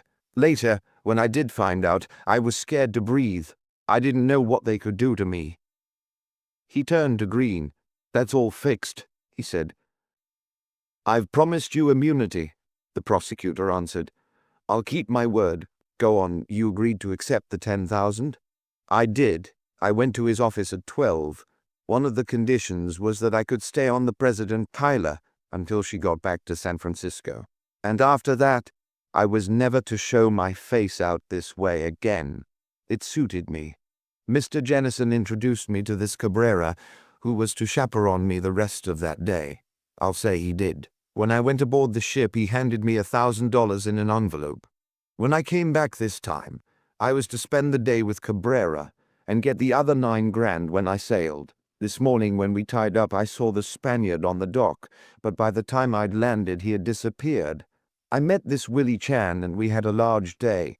This Fusel oil they sell out here loosened my tongue, but I'm not sorry. Of course, the rosy dream has faded, and it's my flat feet on the deck from now to the end of time. But the shore isn't so much anymore, with all the bar rooms under cover, and this sea life keeps a man out in the open air. As I say, I'm not sorry I talked. I can look any man in the eye again and tell him to go to... He glanced at Miss Minerva. Madam, I will not name the precise locality. Green stood. Well, Jennison, there's my case. I've tipped it all off to you, but I wanted you to see for yourself how airtight it is. There are 2 courses open to you. You can let this go to trial with a plea of not guilty, a long, humiliating ordeal for you, or you can confess here and now and throw yourself on the mercy of the court. If you're the sensible man I think you are, that's what you'll do. Jennison did not answer, did not even look at the prosecutor. It was a very neat idea, Green went on. I'll grant you that. Only one thing puzzles me. Did it come as the inspiration of the moment, or did you plan it all out in advance? You've been over to the mainland rather often of late. Were you waiting your chance? Anyhow, it came, didn't it? It came at last. And for a swimmer like you, child's play. You didn't need that ladder when you left the vessel. Perhaps you went overboard while the President Tyler was still moving.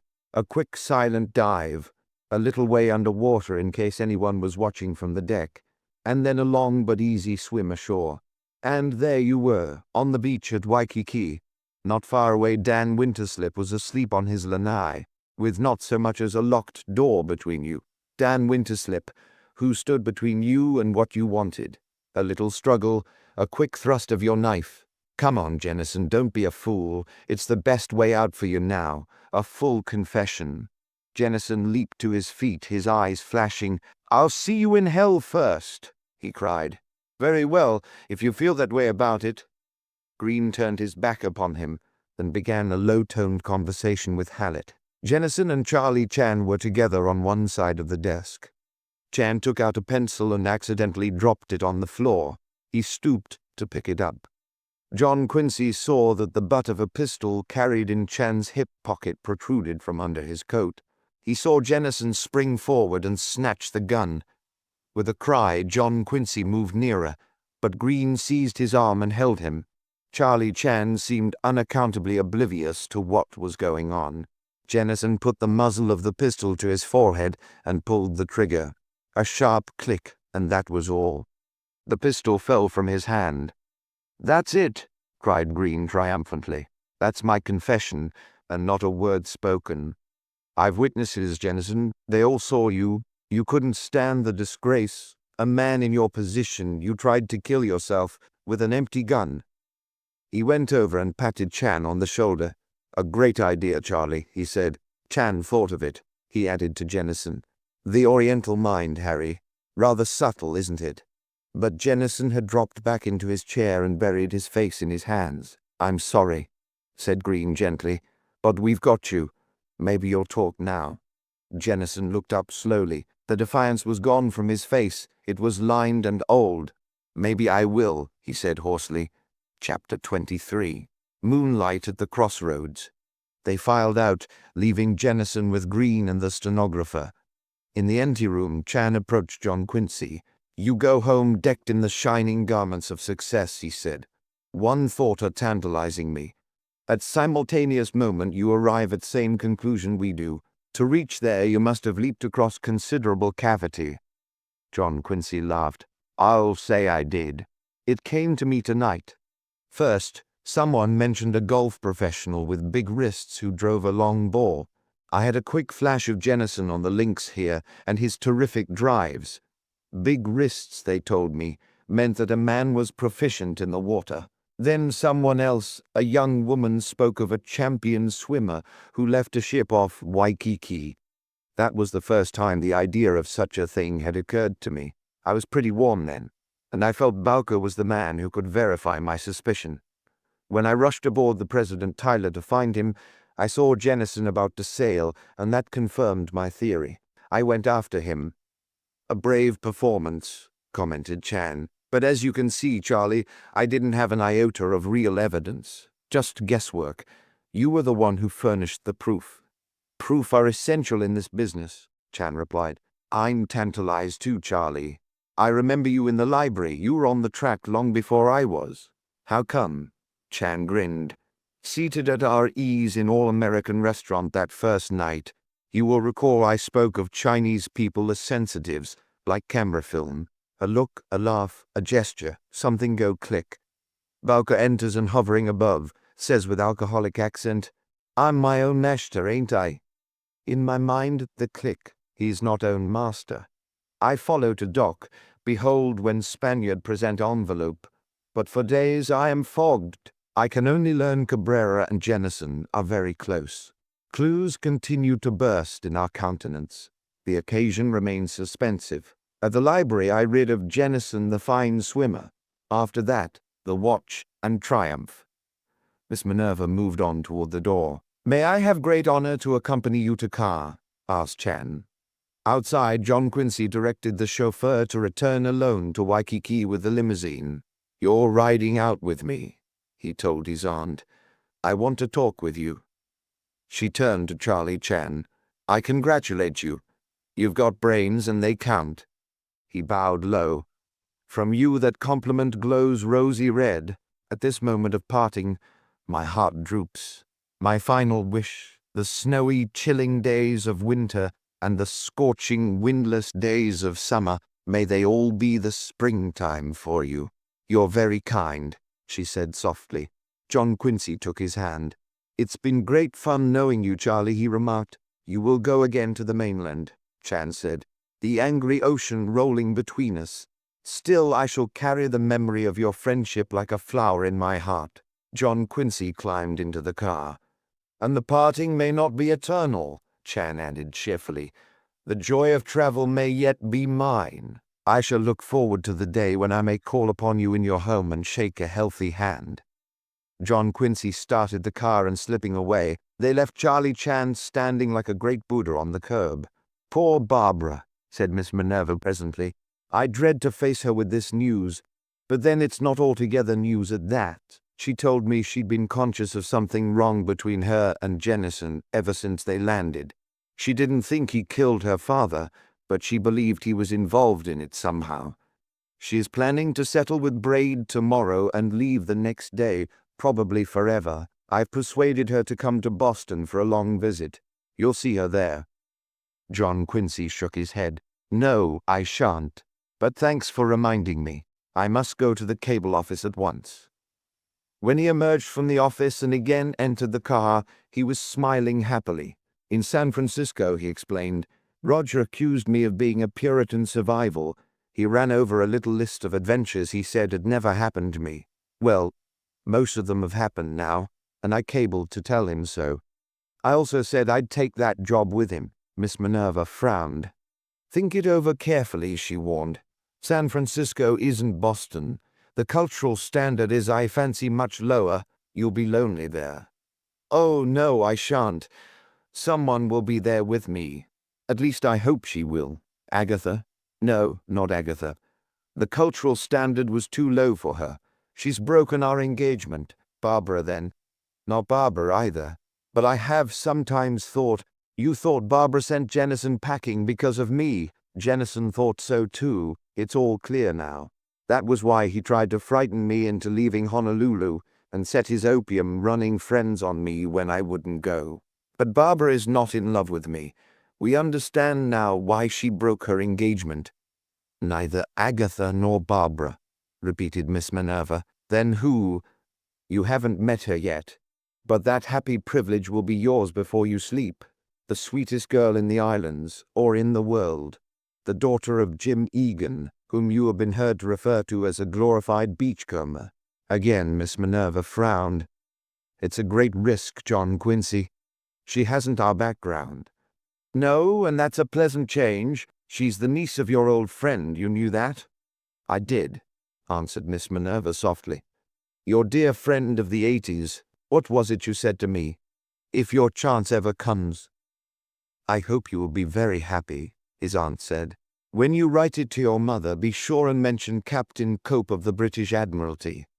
Poor Grace, that will be all she'll have to cling to after the wreck. What wreck? The wreck of all her hopes for you. Nonsense. Mother will understand. She knows I'm a roaming Winterslip, and when we roam, we roam. They found Madame Maynard seated in her living room with a few of her more elderly guests. From the beach came the sound of youthful revelry. Well, my boy, the old woman cried, it appears you couldn't stay away from your policeman friends one single evening after all. I give you up. John Quincy laughed. I'm pal now. By the way, Carlota Egan, is she? They're all out there somewhere, the hostess said. They came in for a bit of supper. By the way, there are sandwiches in the dining room and— Not just now, said John Quincy. Thank you so much. I'll see you again, of course. He dashed out on the sand. A group of young people under the how tree informed him that Carlota Egan was on the farthest float. Alone? Well, no, that naval lieutenant. He was, he reflected, as he hurried on toward the water, a bit fed up with the Navy. That was hardly the attitude he should have taken, considering all the Navy had done for him. But he was human, and John Quincy was human at last. For an instant he stood at the water's edge. His bathing suit was in the dressing room, but he never gave it a thought. He kicked off his shoes, tossed aside his coat, and plunged into the breakers. The blood of the wandering Winterslips was racing through his veins, hot blood that tropical waters had ever been powerless to cool. Sure enough, Carlota Egan and Lieutenant Booth were together on the float. John Quincy climbed up beside them. Well, I'm back, he announced. I'll tell the world you're back, said the lieutenant. And all wet, too. They sat there. Across 1,000 miles of warm water, the trade winds came to fan their cheeks. Just above the horizon hung the Southern Cross. The island lights trembled along the shore. The yellow eye on Diamond Head was winking. A gorgeous setting. Only one thing was wrong with it. It seemed rather crowded. John Quincy had an inspiration. Just as I hit the water, he remarked, I thought I heard you say something about my dive. Didn't you like it? It was rotten, replied the lieutenant amiably. You offered to show me what was wrong with it, I believe? Sure, if you want me to. By all means, said John Quincy. Learn one thing every day. That's my motto. Lieutenant Booth went to the end of the springboard. In the first place, always keep your ankles close together like this. I've got you, answered John Quincy, and hold your arms tight against your ears. The tighter the better, as far as I'm concerned. Then double up like a jackknife, continued the instructor. He doubled up like a jackknife and rose into the air. At the same instant, John Quincy seized the girl's hands. Listen to me. I can't wait another second. I want to tell you that I love you. You're mad, she cried. Mad about you. Ever since that day on the ferry. But your people? What about my people? It's just you and I. We'll live in San Francisco. That is, if you love me. Well, in heaven's name, be quick. That human submarine is floating around here under us. You love me, don't you? You'll marry me? Yes. He took her in his arms and kissed her. Only the wandering Winterslips could kiss like that. The stay-at-homes had always secretly begrudged them the accomplishment. The girl broke away at last, breathless. "Johnny!" she cried. A sputter beside them, and Lieutenant Booth climbed onto the float, moist and panting. "Was that?" he gurgled. "She was speaking to me," cried John Quincy triumphantly.